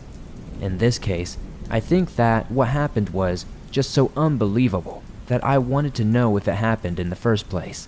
And like I said, it may have just been a mass hallucination or shared waking dream, but I believe it truly took place, both because of what later took place and because of Ray, and because Ray, Issa, and I all wrote down the same things. We had all seen the house collapse, and we had all seen the paw and part of the body and the head, and we had all heard the ancient rocky voice. Ray and Issa both took care to write down the words and phrases that they had heard from the Sharufway, and their translations were almost identical and matched up with a few bits that I had caught as well. It seemed that we had all experienced the same thing, and now we were left to figure out what to do about it. "I think Mateo started the fire. I think he killed the Lafes," Issa said straight out after the long silence. I think Ray and I looked at each other and then back at her, but I don't remember picking anything up from Ray's expression. "Issa, we don't know," Ray said, but I stepped in because I was leaning more towards Issa's side of things now. "Wait, Ray, we've got evidence, man," I said. "Think of what that Sharufway said. It said that the person who lived there hurt their friends, and we found gasoline in Mateo's house. Quite a bit of it. I think the Lafes were these friends, and I think the Sharufway is out for revenge," Issa said, voicing exactly what I had been thinking. "So then what do we do? We're just going to turn Mateo into a giant volcano monster?" Ray asked. He had a point, and I honestly didn't know what to do. "I think we should track him down and hear him out.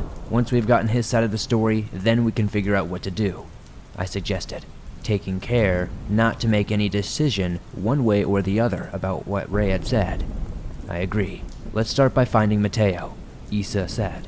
We already had a very helpful clue from the Sharufway, because it had identified Mateo as El Ciego. I did not recognize the second word, but Ray and Issa translated the phrase to me as the blind one. So we were looking for a blind man, presumably, which narrowed things down a whole lot. However, the description did call into question how Mateo could have located the Lafayette trees and set it on fire. How had he have known about the trees' location and the importance in the first place? He had help, I think Ray put forth, which I also had been thinking. Maybe. That sounds quite likely. But who and why? I asked. Nobody had an answer, so we just decided to go back to town and ask around. It turned out that hardly anybody knew anything, just like they hadn't been aware of the fire. Even more surprisingly, the town had only experienced very slight tremors. Some people hadn't even been aware that the earth shaking had even taken place. That made no sense to us because the Sharufway's approach to the house had been so intense. How could anybody not have heard what went down?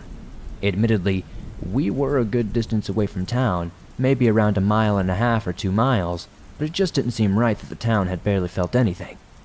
Some people had noticed it, but nobody took too much note.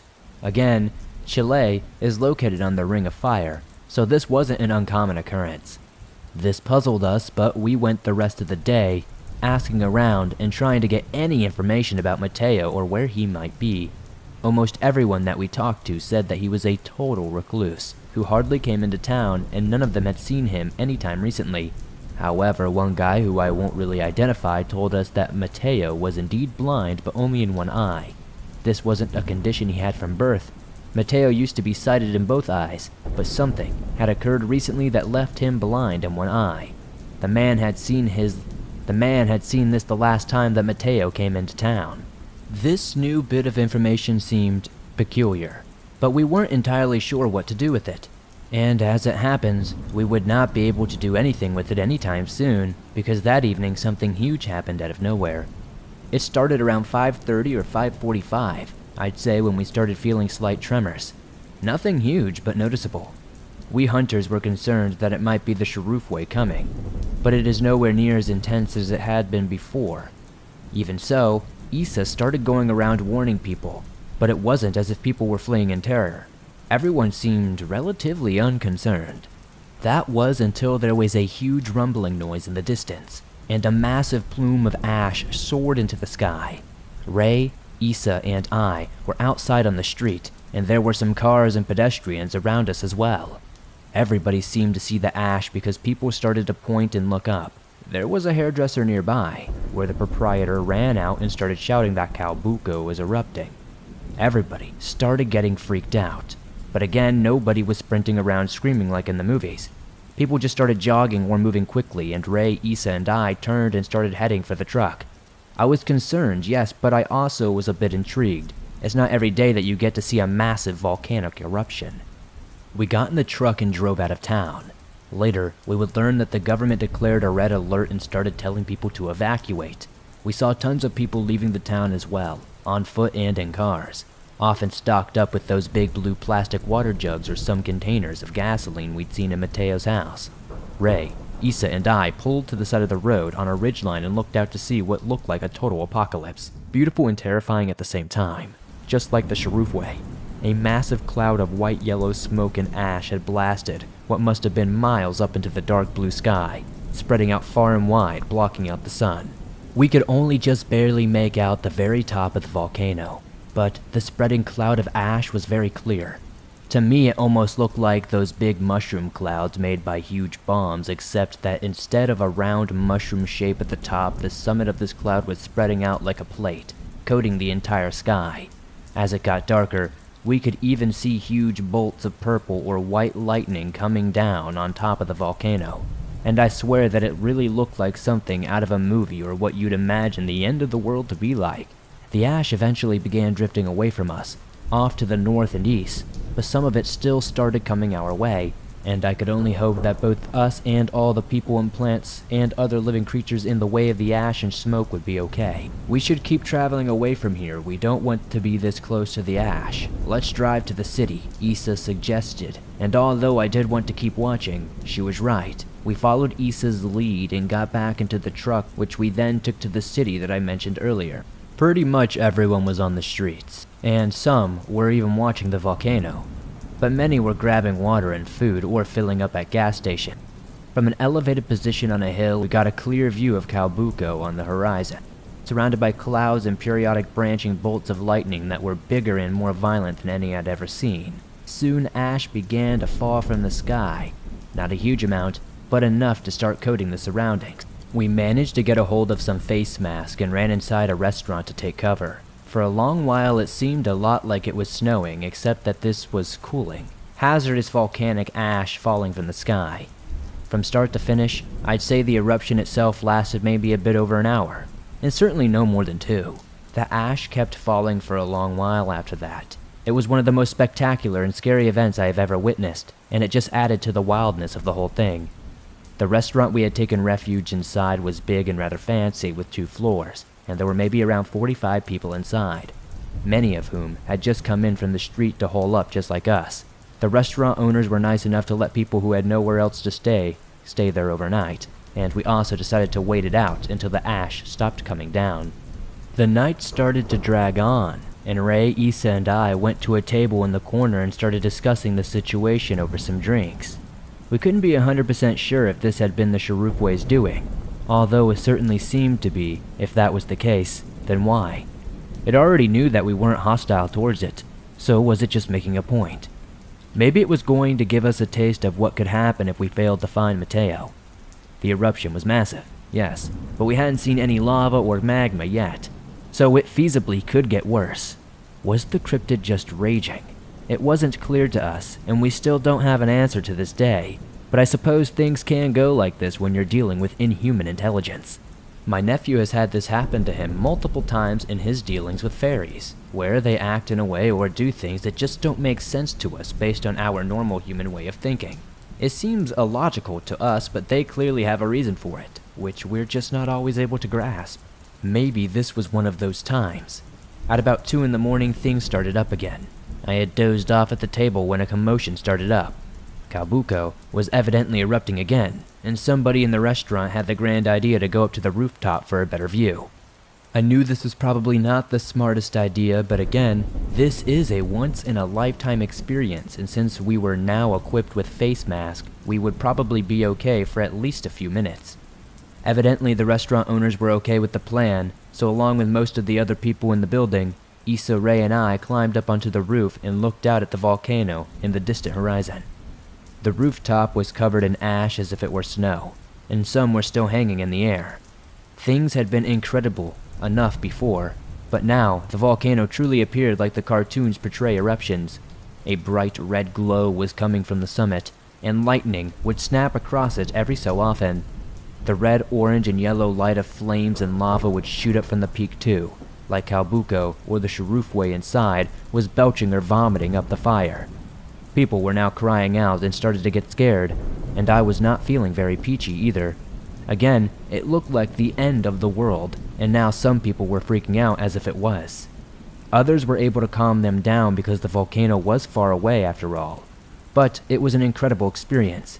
Even with that level of fear, the level of what we were witnessing was just unbelievable. Lava and molten rock had been coming down all around the volcano, not to mention the ash and smoke. There was no way that anything close to the base of Calbuco was surviving that destruction. Luckily, there are no towns directly at the base of the volcano, and I think most people had already evacuated other nearby areas anyways. It was one of the most intense experiences I have ever been through, and it didn't end there. The eruptions and explosions continued for a whole entire week, but slowly began to die down as time went on. Eventually people started moving back home, and when we returned there alongside a group of them, things genuinely looked like another world. Ash covered everything, white and gray like snow, carpeting every surface in sight. One of the roads was blocked off because the ash had made crossing a bridge impossible, and back in town, one house had been crushed under the weight of it. We saw its residents arrive crying and starting to bring out what little they could salvage from the wreckage. Other townspeople were giving them a hand, and we pitched in as well, helping them load their stuff into their cars so that they could take it to a hotel or somewhere else they went. It was a grim and tough scene all around, and I could see that Issa was already deeply saddened by the destruction. We went back to the truck so we wouldn't be out in the air. Ray gave Issa a hug and sat with her while I jotted down notes and tried to think of what to do next. As we sat there in the truck, somebody came up to us. It was a tall, stocky man in a dark jacket, with his hood up and white surgeon's mask over his face like the ones we had gotten for ourselves. He knocked on the window and we let it down. He asked a question in Spanish, his voice quiet but firm, and I deferred to Issa and Ray because I couldn't understand him between the mask and the speed that he was speaking. Ray and Issa both looked a bit taken back by the question, but they answered him. They only exchanged a couple more sentences before the man pointed down the street and walked off. "What was that all about?" I asked. "That was strange. He asked if we were the ones looking for Mateo, and when we said yes, he told us to meet him in a place nearby so he could tell us some information," Ray explained. That sounded very fishy to me, which I pointed out, but Issa didn't seem as put off as me. "I think it's okay. Crime here is not a problem, and there are 3 of us with guns. I doubt he's trying to do anything bad," she said. "Do you know him?" I asked, and she shook her head. That also wasn't a great sign, but I figured that a lead is a lead, and since she knew the place and people far better than me, I decided to follow Issa's lead. We went into the building cautiously armed like we had been at Mateo's house. The building to which we were headed was a barber shop, of all places, but when we arrived we found it almost completely empty. Apparently the proprietors had yet to return after evacuating. The only person inside was our mystery man sitting in one of the chairs, looking a bit uptight. He had taken his mask off, and we saw that he had a thick black beard and dark circles under his eyes, like he had not slept in days. Even while seated, it was obvious that he was tall, and he looked like a gnarly guy who had been through the ringer and came out stronger for it. The front of the barber shop had 2 big windows that allowed a clear view inside from the street, and even though there were very few people out and about for obvious reasons, we still felt that, with this level of visibility, we would not be very safe. We stopped outside and discussed the situation once more, and eventually decided to just go for it and enter. When we went in, I made sure to stay close to the door in case we had to make a quick exit for whatever reason. while Ray and Issa went closer to the guy to talk. As always, I understood a decent bit of it, but I also used Ray and Issa's help to translate the summarize accurately. So this retelling is my recollection combined with what I was told. "Thanks for coming. Are you Issa?" the man asked, which made us all feel a little bit more on edge. It made sense that he knew her name because many people in the town did, but why was he asking for her specifically in such a secretive way? "Yes, I am. Who are you?" Issa asked cautiously. "My name is Javier.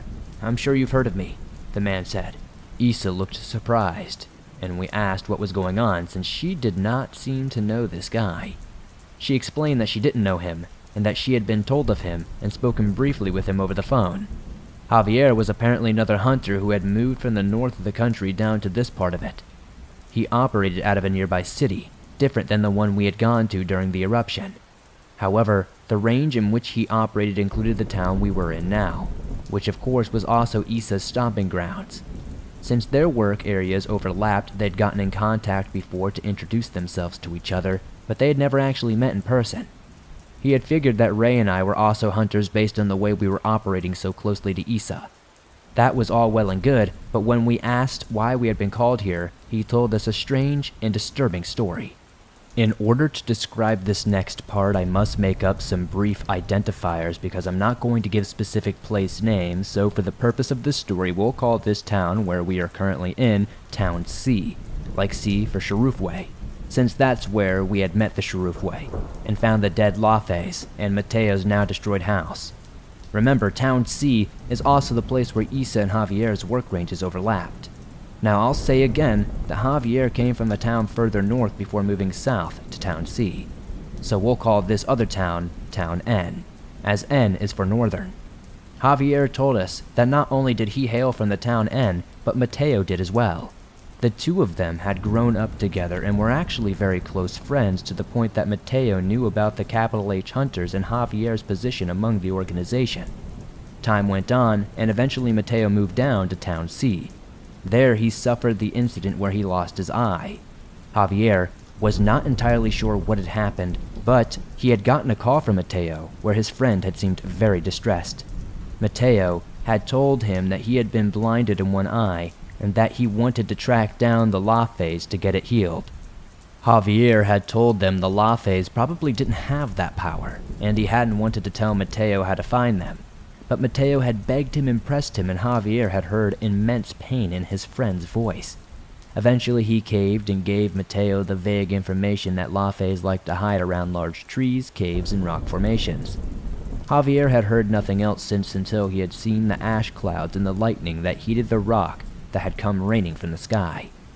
Also fearing that the Sharufway might have been disturbed, he headed down to the area and heard of our presence there, and that we were looking for Mateo. Javier feared that his friend might have done something terrible, and he had come down to Town C, where he had heard of our presence. Now everything started coming together. Whatever had happened to Mateo's eye may have had something to do with the Lafes. We told Javier how we discovered the burnt patch of forest with the dead Lafes and their gathering tree, and how we had learned about Mateo and found the fuel containers in his house, and how we had encountered the Sharufway up close right afterward. We could all connect the dots now. Mateo started the fire and killed the Lafes, and in doing so had probably triggered the Sharufway's activity. Holy Mother of God, what have I done? Javier whispered when he heard all of this. Here's the thing you need to know. As I've said in previous letter, Capital H Hunters are not required to sign any sort of NDA or swear ourselves to secrecy. After all, if we were, I wouldn't be writing this. We get to tell people about our work and our organization at our own discretion. However, most hunters keep very secret anyways, only letting close friends or family in on our knowledge. We hardly ever tell anyone super specific information, like where cryptids live. However, this is exactly the sort of thing that Javier had told Mateo.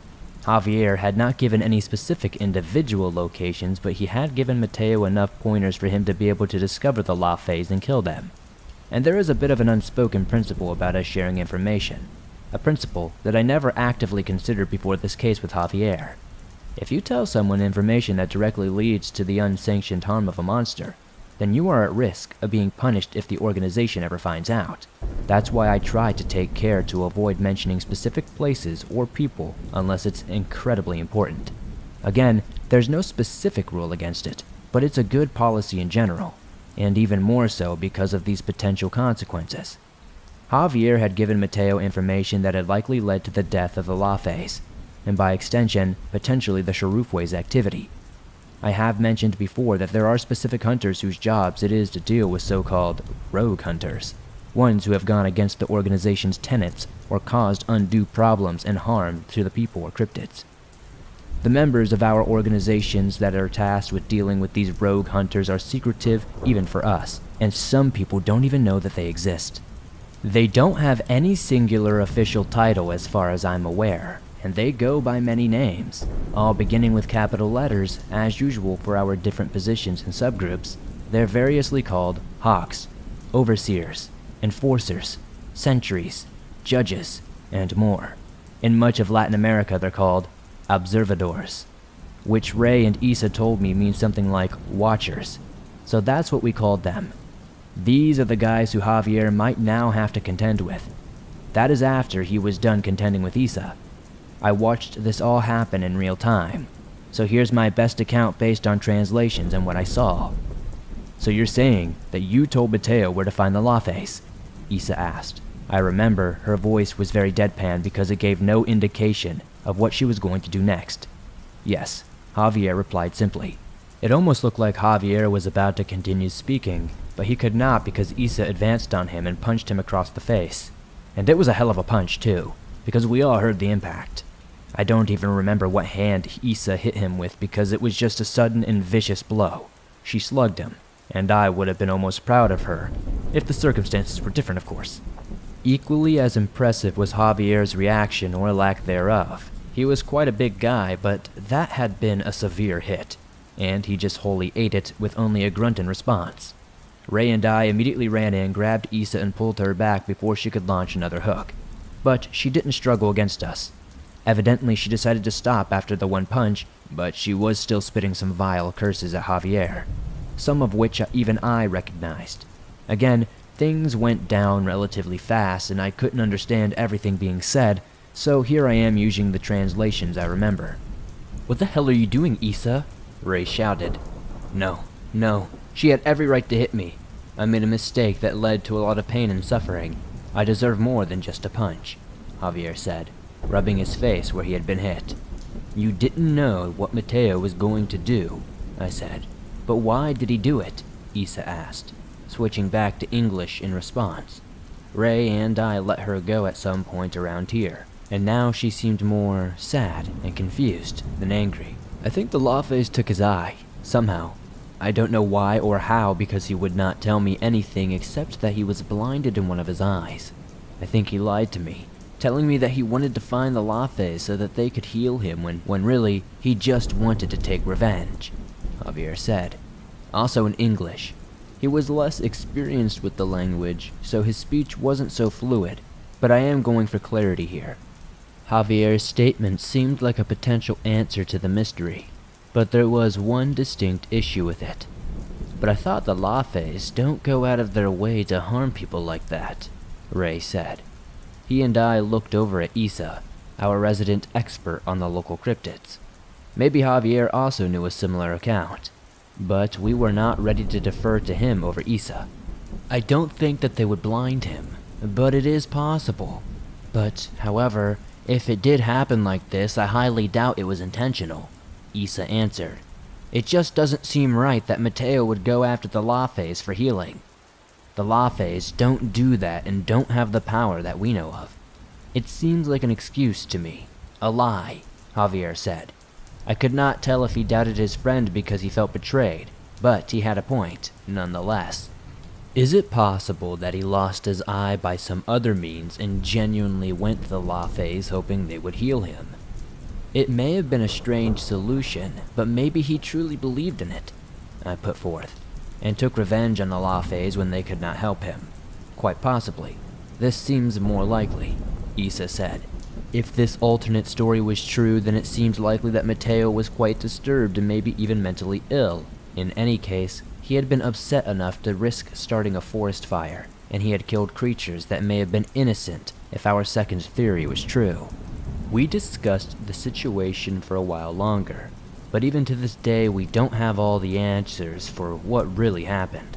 We still didn't know why the Chupacabra had set off the eruption if it indeed had. And another big question was why the Chupacabra decided to make a move when it did. Why hadn't it always come after humans before, when they were building and changing the Lafay's habitat and encroaching onto their home areas? We don't have an exact answer, but we were almost entirely sure that Mateo had intentionally started the fire and killed the Lafay's. It was possible that this was not true, but we had overwhelming evidence. So our best guess is that things got personal for the Chupacabra when Mateo was actively targeting the Lafay's. Maybe the Chupacabra was responding to his explicitly malicious and violent intentions. It also seemed like it may have been waiting to move until it could figure out who attacked the Lafay's and where this attacker lived. After all, it had explicitly called out Mateo. We also have no answer as to why the Lafay's didn't just run away from the fire instead of burning inside of it. Perhaps Mateo had snuck up on them enough to catch them off guard, but that seemed unlikely because Lafay's are very sensitive and observant monsters. Our best hypothesis is what Issa had suggested at the murder scene. Maybe the Lafay's were seeking to guard or protect the tree somehow, and they ultimately failed and perished alongside of it. Regardless of our outstanding questions, we still had a job to do. We had to track down Mateo. We didn't know what to do with him when we found him. At the very least, we wanted to hear if he had anything to say, and then we could make a plan from there. Javier and Issa both seemed very much in favor of a severe punishment, and Issa suggested that maybe we could turn him into the Watchers, which wasn't a bad idea. None of us had any protocol for a situation like this, especially when an angry volcano monster was involved. Whatever we wound up doing, we had to contact the Chupacabra again, if only to tell it that we had found Mateo and we were going to deal with him ourselves. After all, the cryptid had made it very clear that it would not give Mateo a fair trial. But to do any of this, we first had to find Mateo. He wasn't at his house or anywhere around here, we told Javier. I think I know where he may have gone. Mateo's mother lived a short distance from here, up the road from town. Part of why he moved here was to be closer to her in her old age. She passed away not too long ago, and I believe he now owns her house. He built his own, the one you went to, because he found it too painful to stay in his mother's old house. Mateo has never been rich, as you can guess from his house. He's never been social, so now that his own house is gone, he probably has nowhere to stay except for his old house of his mother's. I think we'll likely find him there, Javier explained. Issa, Ray, and I thought it was a good idea, so we agreed to go with Javier to the house belonging to Mateo's mother. Before we set off, Javier gave us a severe warning. Mateo was determined, if we hadn't realized that by now. When he set his mind on something, he would do it, and he also wasn't dumb or unaware of the consequences of his actions. We could not be sure whether he knew about the Chupacabra and its actions and connections to what he did. But even if he did not, he might be expecting Javier to come after him. He knew about Javier's position as a hunter, and someone who had a positive relationship with the Lafay's. It stood to reason that after committing the act, he would be on guard for potential repercussions. Hell, even if Javier didn't come after him, someone else might if they discovered that he had burned down a chunk of forest. Because of this, Javier explained that he would approach and try to talk to Mateo into coming with us. The rest of us would have to remain hidden and be ready to intercept Mateo if he tried to break for it or do anything else. Is there a back door to the house? We asked Javier, and he took a long moment to close his eyes, probably trying to recreate the layout of the place in his mind as best as he could, before eventually shrugging. I can't remember, but I guess maybe there probably is. This place is bigger than Mateo's house that the Chupacabra destroyed, and it doesn't have a side or back door. It almost certainly has windows, Javier answered. This may sound strange, but how paranoid do you think Mateo is? Do you think he would have taken extra security measures against you coming to find him? I asked. I remember expecting Javier to laugh or scoff at the question, but he didn't. Instead, he just looked angry. Although, to be fair, that might have just been a combination of his beard and his stern expression. I don't know. He's never been very predictable. I would never have thought him capable of burning Lafay's and their home, but it looks like he did just that. I cannot trust him or tell you what he would do anymore. But I would think that he's scared of me. How scared? I don't know, Javier responded. With little idea of what we were up against but few choices, we decided to head out for Mateo's mother's old house that night. We would go loaded with small arms, and I also decided to bring my tomahawk just in case. I had no idea what exactly I was going to do with it, but it's a trusty friend that's always gotten me through countless scrapes, and I had a feeling that it would come in handy. My instincts at this point had been put through the ringer over the past 4 decades, so I have a lot of faith in them, and they didn't let me down on that occasion. We also hoped that the ash might provide some level of cushioning so we could approach the house a little bit more quiet, but we all were very accustomed to sneaking through the woods, so this likely wouldn't be too different. Well, after sunset, we got into Issa's truck and Javier got into his Jeep. With all of our luggage and gear in Issa's car, there wasn't room for all 4 of us in there, not to mention Mateo, and we weren't going to risk leaving all of our supplies in a town unprotected. Javier drives ahead, leading us up the road out of the town. It was in a different direction than Mateo's destroyed house, but it wasn't very far, and we passed a few more rural houses and farmsteads. Once we had gone a couple of more miles, Javier pulled off into the grass on the side of the road, and we followed him. All of us hopped out and started checking our gear, which there wasn't much beside our pistols and knives. The house is a bit further up this road. He won't see us if we approach on foot, but we'll need to split up as we get closer. 2 of you go around the left of the house, the other on the right. I'll go towards the front door and try to talk to him like we said. If you hear things becoming problematic, get in the house and grab him, Javier said. As before, I knew this idea was incredibly illegal, but we all did. Usually, this was not a problem for me, but I guess it's a different situation when dealing with humans because they have more legal rights than wildlife and monsters. Hell, humans have legal rights in the first place. But this was our plan, and I could only hope our guides would be able to bail us out if something happened. I think all of us were uncomfortable with the whole thing, except for maybe Javier.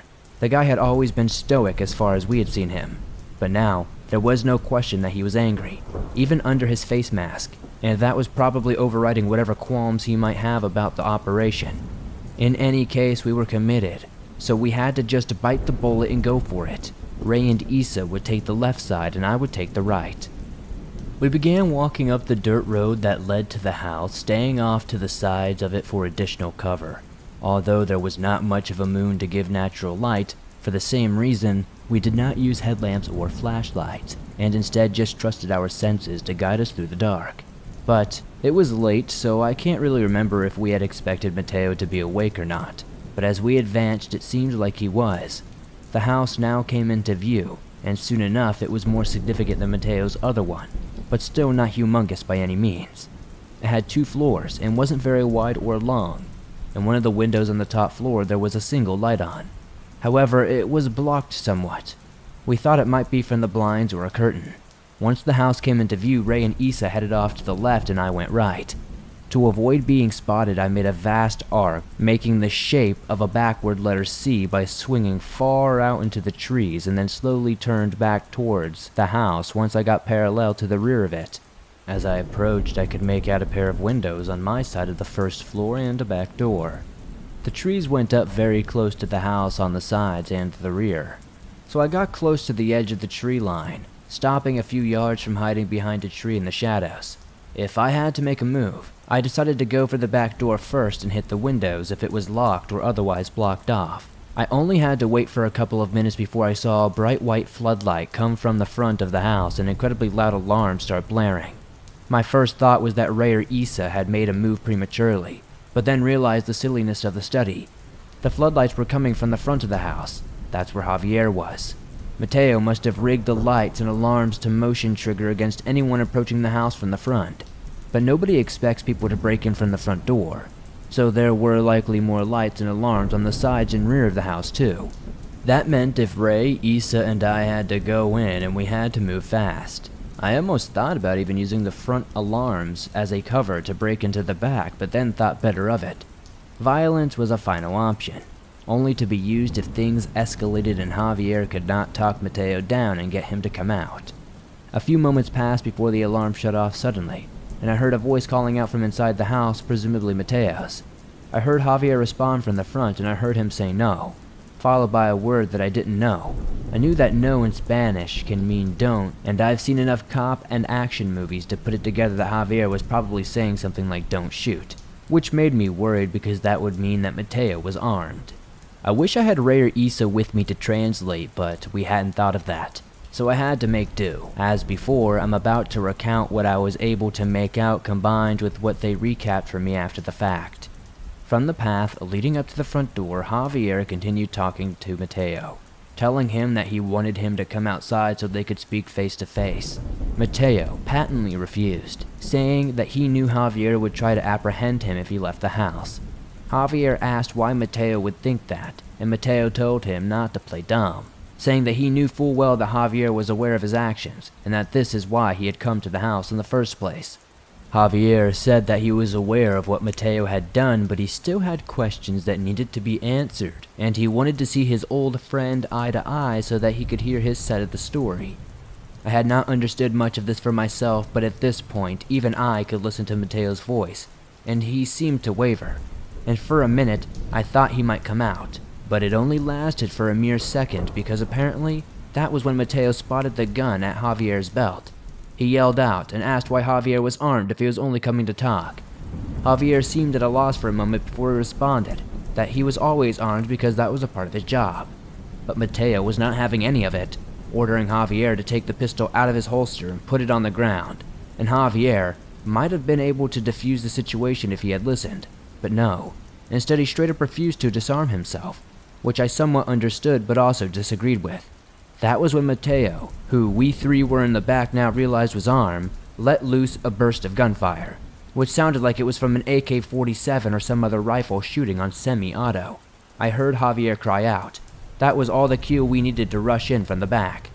As we ran up to the house, more blinding white floodlights in the rear activated and the alarms began to blare again. Just as I predicted, but that was fine. The sound gave us additional cover, so Mateo might not know what angle we'd come in from.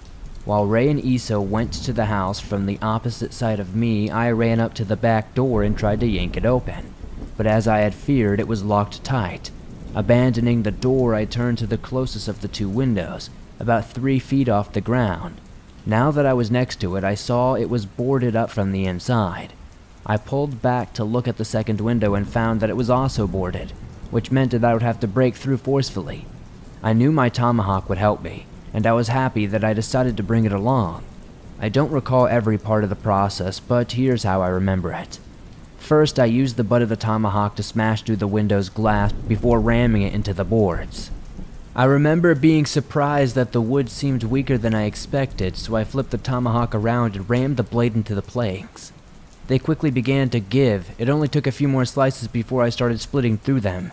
Using the butt of the tomahawk again, I was able to ram and splinter the remaining planks that I had already weakened, and eventually, I'd gotten through enough of them to make an entry gap. I don't think I got rid of every plank, but again, that wasn't really the issue. Throughout this process, more gunfire was coming from out the front, and the alarm showed no signs of stopping, which made me hope Mateo was distracted enough to put less attention on me. In all honesty, this experience was like an action movie rather than the horror we often must deal with, but it wasn't fun or relaxed. It was just necessary, tense, and scary. My wheelhouse is coping with things that go bump in the night, not with armed arsonists. I scraped aside as much of the broken glass as quickly as possible with the haft of my tomahawk. I clambered, jumped into the window, and dragged myself through. I said in my letter on Trolls that the experience in Norway was the first time I'd ever been shot at, and while that was still true, I also very much was concerned about it on this occasion. I half expected Mateo to be waiting at the window with his gun raised to give me a full face of lead, but he wasn't. I had landed in a laundry room with a sink, washer, and dryer, as well as a bunch of towels, sheets, and linens. No sign of Mateo, but I could still hear his gunshots coming from the front of the house, and it sounded like he was on the ground floor. I cautiously grabbed my pistol and edged forward to peek around out of the room. Directly across from me was a bathroom where I could see Issa and Ray working on getting through the boards of the window. I didn't rush to find Mateo and ran to the bathroom window to help Ray and Issa get in. I guess now I figured more assistance would be better. Working together, we managed to get those boards out of the way quicker than the first ones, and I helped Ray pull Issa into the house. We all drew out our pistols and started edging forward down the hall. Ahead of us was a living room area with a TV, couches, and a coffee table where there were multiple windows and a door that appeared to be the front entrance to the house. The windows and door were boarded up from the inside as well, and most of the furniture was dragged up to the door, blocking it off. There was no sign of Mateo, even though earlier it seemed like gunshots had been coming from the front door. We were there, and we didn't see him anywhere. The alarms were still going off, but there was no more gunfire until I heard multiple shots from outside. There was a horrendous noise as the bullet smashed into the front door, rattling it. I realized Javier must still have been active outside, and he might have been trying to lay down cover fire for us. That was when we saw Mateo. He ran up to one of the windows where there was a little loophole that he could fire out from. He was carrying an AK-47, and we watched as he approached the window and started firing outwards from it. Realizing now this was our chance, Issa, Ray, and I jumped forward at Mateo. He couldn't turn around in time to face us, and maybe he didn't even know exactly where we were, because it seemed like we took him completely by surprise. I could grab him in a headlock while Issa tried to pinion his arms. He began to struggle, but Ray managed to seize his gun and tear it out of his hands while I put as much force onto his head and neck as possible to bring him down. I think Issa somehow kicked the back of his knees out from under him because he dropped suddenly, allowing Ray and Issa to get on top of him and pin him down. He tried for a moment to escape, but there were 3 people on top of him, not to mention well-trained combat hunters. There was no way he was getting out, and eventually he stopped struggling altogether. Somebody called out to Javier that we had Mateo and that he could come through the windows in the back. Mateo asked if we could at least let him stand up, which was quite reasonable, given that he was underneath several hundred pounds of pressure. Ray picked up the AK and stepped back, and Issa and I hauled Mateo to his feet, with me locking his arms in place behind him. Javier came in a moment later with some thick cords that he brought in to restrain Mateo with. We bound his hands securely behind him. Throughout all of this, he did not resist one time, and eventually we released him and stepped back, weapon still in hand, and ready, but satisfied that we had defused the situation for the moment. Now it was time to talk. What I'm about to retell is greatly sanitized because I know Swamp Dweller has rules about that, and Mateo and Javier both swear a lot. It also is going to be much cleaner in terms of understandability because not only did I not understand most of it, but we had to talk over the still howling alarms, and people were raising their voices and talking over one another for half of it. So it was a bit of a mess. "We know what you did, Mateo," Javier told him flatly. Now that things had calmed down, I could get a better look at Mateo. He was lanky and not too tall, clean-shaven with numerous scars across his face, and dressed in wrinkled clothing. In other words, he was physically very much the opposite of Javier. He wore a black patch over his left eye, confirming everything we had learned. "What did I do? You came after me, broke into my house with these cops," Mateo shouted. "We're not cops," Ray told me is what he said, but he was ignored. "You shot at us and burned down a whole tract of the woods. We didn't start this," Javier said, and I remember him being very firm, as quiet as he could be. He was also making himself heard over the alarms. However, he was still obviously furious, like he was holding himself back, exploding into a rage. "And I didn't start it either. Those damn Lafayes did when they took my eye," Mateo said. "What happened?" Issa asked. "I was cutting wood out of my house and the hatchet shattered. It blew up in a million pieces and flew into my face. Did you see these scars? One of the pieces went right into my eye. The doctors had to remove it. I was lucky I did not die," Mateo said. "How do you know the Lafayes did it?" one of us asked. "Because hatchets don't just explode. And a few days before I saw one of those damn little monkey things, looking down from the branches and laughing at me. They screw with machinery and tools and appliances all the time. I know they did this," Mateo answered, getting increasingly loud and erratic as he tried to get us to believe him. I wasn't entirely sure what to make of the story, but I think now that he might have been telling the truth, or at least his version of it. Whether or not the Lafayes had somehow sabotaged his hatchet, I can't say for sure, but it's not out of the question. I believed Mateo had indeed experienced the things he had because he had the scars to prove it, at least the hatchet part. Mateo, you killed them. You could have burnt down an entire forest. Isis shouted. You woke up a goddamn Sharufway, and that's why Calbuco erupted, Ray yelled. Those are kids' stories. I did not set off a volcano. Why would you even think I wanted to do that? Mateo responded. There was a bunch more shouting back and forth that none of us remember or could understand, but it was all brought to an abrupt halt when Javier walked forward with a pistol in hand and slammed the butt of the gun into Mateo's temple so hard that we could hear the thump as the blow hit.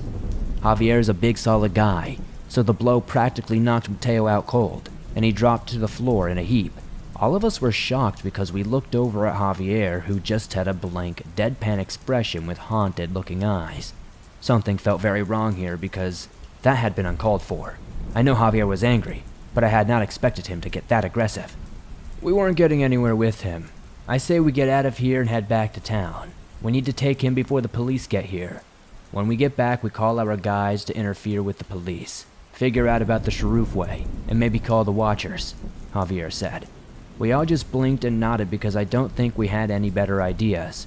The police were bound to be here eventually, maybe sooner rather than later. Although this was a relatively rural area, we need to search the house for any additional evidence in case Mateo does not testify. Javier, you should take him out to your truck and keep an eye on him. Please wait for us so we can go back to town together. The rest of us will quickly sweep the house, Ray said. This sounded like a fine idea, although we had to move quickly. We removed the boards from the front door and Javier hauled Mateo over his shoulder to take him to the truck.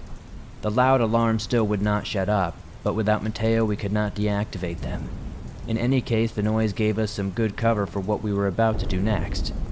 After Javier left, Ray told Issa and me to hang on for a minute before closing the front door and turning to us. Listen, I feel like we have an obligation right now. We need to report Javier to the Watchers, and we need to do it quickly so that he won't catch on or get away, Ray said. I was surprised that it was him and not Issa suggesting this, but I think Ray was more concerned about the ethical principles and rules, since he wasn't as personally connected to this case as Issa.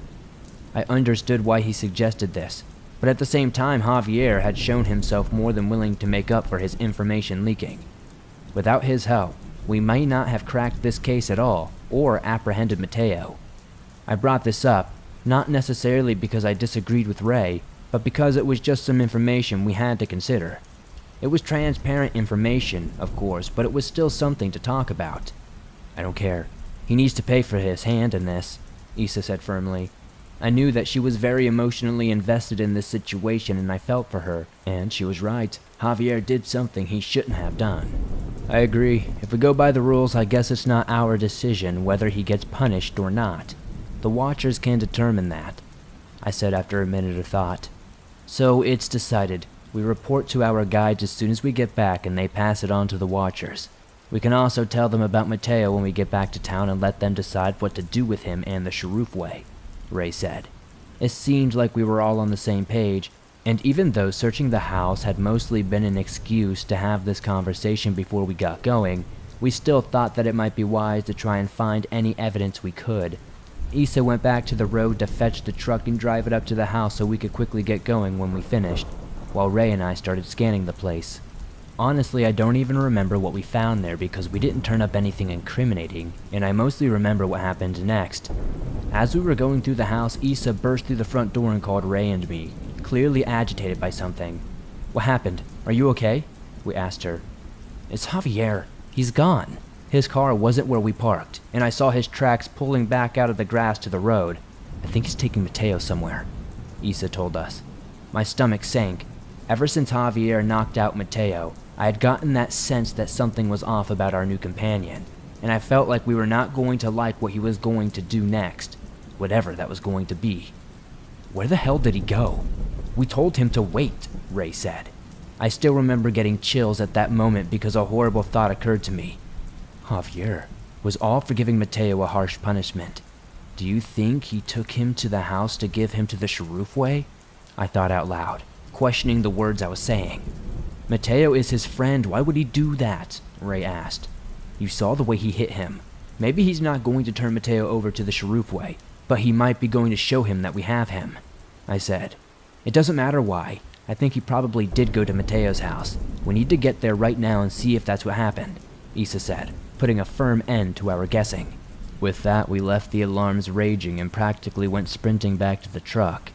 In hindsight, I'm grateful that Javier had not thought to sabotage the vehicle for whatever reason. At the least, he could have slashed the tires, and why he didn't remains a mystery to us. We jumped into Issa's truck and floored it back down the road, and thankfully we remembered how to get back to Mateo's house where we had met the Shurufway. As we drove, we debated whether we should go in with guns drawn and ultimately determined to have them ready and see what Javier would do. I remember hoping that we'd made the right call, that Javier and Mateo were at the house. The other likely option was that maybe he had gone back to the fire scene, but we had made our choice. Like before, we pulled up right beside the house where we indeed found Javier's truck parked. It was still completely dark, and in the headlights we could see through the ruined exterior of the front house of the house. We investigated what I guess was the remains of the kitchen, where Javier and Mateo both sat in chairs. Javier looked stern and angry as before, and Mateo looked downcast and depressed, although I don't know how much of that was due to him waking up from being knocked out. "What are you doing, Javier?" Issa asked as we got out of the truck, ready to draw our guns just in case. I couldn't see whether Javier's pistol was in his holster, but both of his hands were empty. Even so, I didn't step too far away from the side of the house so that I could duck behind it and take cover if it became necessary. "Take a guess," he said, although I didn't understand this at the time. I was primarily focused on assessing the parts of the situation that weren't spoken dialogue. "Are you three hunters too? Are you as crazy as Javier? Do you believe that there is such thing as a real-life Shurufway? I told you, that stuff is for kids, old Indian stories," Mateo said, clutching his head and speaking unsteadily, likely because he must have been concussed. "That's what people say about Lafes, but you still burned a whole group of them to death," Issa hissed. And believe it or not, that was all about what we could say, because just then, the fissure in the earth opened once more. This time there was no warning like there had been before. There was no earthquake, rattling, or loud warning sound. The ground suddenly split apart, recreating the chasm that had appeared a week earlier. The earth bucked and heaved, rising and falling simultaneously until the heat raced across the area in a crevice that had appeared almost horizontally. The rolling amber eye of the Shurufway opened to stare at us again as before. We were all petrified, but the fear was not quite as overwhelmingly intense as before, for me, although it certainly wasn't weak. Only now did the ground start vibrating, the rumbling hum of the Shurufway's low growl. The monster's eye was self-illuminated by an absurdly bright, casting spotlight over everything it gazed upon. Why that hadn't been noticeable in the daytime before, I can't say. But now it was like a miniature sun, panning back and forth over the scene like the eye of Sauron from Lord of the Rings. I can't remember who it looked at in what order, but I know it took a second for it to see Mateo. When it did, its growl became a full-on roar like nothing I had ever heard before. I can only compare the sound to something like an avalanche, a rock slide, or fittingly enough, a volcanic eruption. Both Ray and Issa tell me that they heard one word amongst the sound, the Shurufway roaring, "Murderer!" I never heard it say this myself, but I take their word for it. From the trees came a lot of chatter, as if birds were shouting and crying out. I can only guess that these were Lafes, maybe egging on the Shurufway. They were probably more than happy with what happened next if that's what they were doing. The ground almost directly beneath the house cracked open, and some part of the Shurufway, probably its claws, split out of the dirt and sunk into Mateo's bottom half and the chair he sat in. He didn't even scream, but I saw the look of abject terror on his face just before he was yanked downwards through the house floor and into the earth. He disappeared into the fissure, and I don't think he even tried to grab the edge or anything. It just happened so fast that he and the rest of us were stunned. It was over in seconds, and there wasn't even a blood stain left behind. Javier had panicked and fallen back onto the floor, but the Shurufway didn't care about him. It had gotten what it came for. Its eye whirled around and settled onto Ray, Issa, and myself, and I heard it say one last thing which Issa later said was spoken in the Mapuche language. Thank you. Then the eye closed, and unlike before, everything suddenly seemed to be back as it was. Like our previous encounter with the cryptid, we didn't see the Shurufway leave, and there was no more smashing of foliage or shaking of the ground. It was over, with only fissures in the background, and no Mateo to show for it. We were all shaken, and I don't know what to think. I had somewhat expected the Shurufway to grab Mateo, but it had appeared out of nowhere, and I had wanted to try to give him a fair trial and sentencing by the Watchers, but you don't always get what you want. I also felt distinctly uncomfortable later when Issa told me the Shurufway's last words. I don't know if I wanted it to be thanking us like that, and we had been trying to defuse the situation. But I guess there are much worse things to be mistaken for, and I was glad that the Shurufway had at least struck with the precision only to hit Mateo. Of course, I would not say I liked that he was gone like that, but I was grateful that nobody else had been hurt in the process. "Is everyone okay?" Issa asked, after things had passed. We all nodded, a bit shell-shocked. "Holy Mother of God! Holy Mother of God!" Javier kept repeating, still on the floor. God damn you, you stay right where you are," Issa growled. It was hands down the most openly angry and aggressive I had seen her throughout this whole hunt, and it was both terrifying and awesome at the same time. Issa advanced on the house and climbed into it. I thought she was going to slug Javier again, and Ray and I ran after her. I don't even think we made it into the house because instead of hitting Javier, Issa stood over him for a moment and stared at him. I very much remember that he could not meet her eyes for more than a second or two, and then Issa stuck out her hand to help Javier to his feet. This considerable guy looked nervous, apprehensive, and all of the above about taking her hand, but eventually he slowly reached out to do so, and she helped haul him to a standing position. Between the darkness and his beard, I could see Javier's expression clearly, but from his posture and what I could make out, he looked worn out, and I could practically see the shame and guilt in his entire body. To this day, I still have mixed thoughts about Javier. His initial leaking of information was not prohibited, but it had led to a horrible consequence. He was entirely willing to help rectify his mistake, but almost too keen because he sacrificed Mateo to the Shurufway. How close were Javier and Mateo really? Why would one friend do that to another? It was evident that Javier was a very aggressive and almost vengeful type of... It was evident that Javier was very aggressive and almost vengeful towards Mateo. He had to feel incredibly betrayed, and as I had said before, he was being eaten alive by shame, guilt, and regret, but he was almost troubled beyond that because his response had been so ruthless.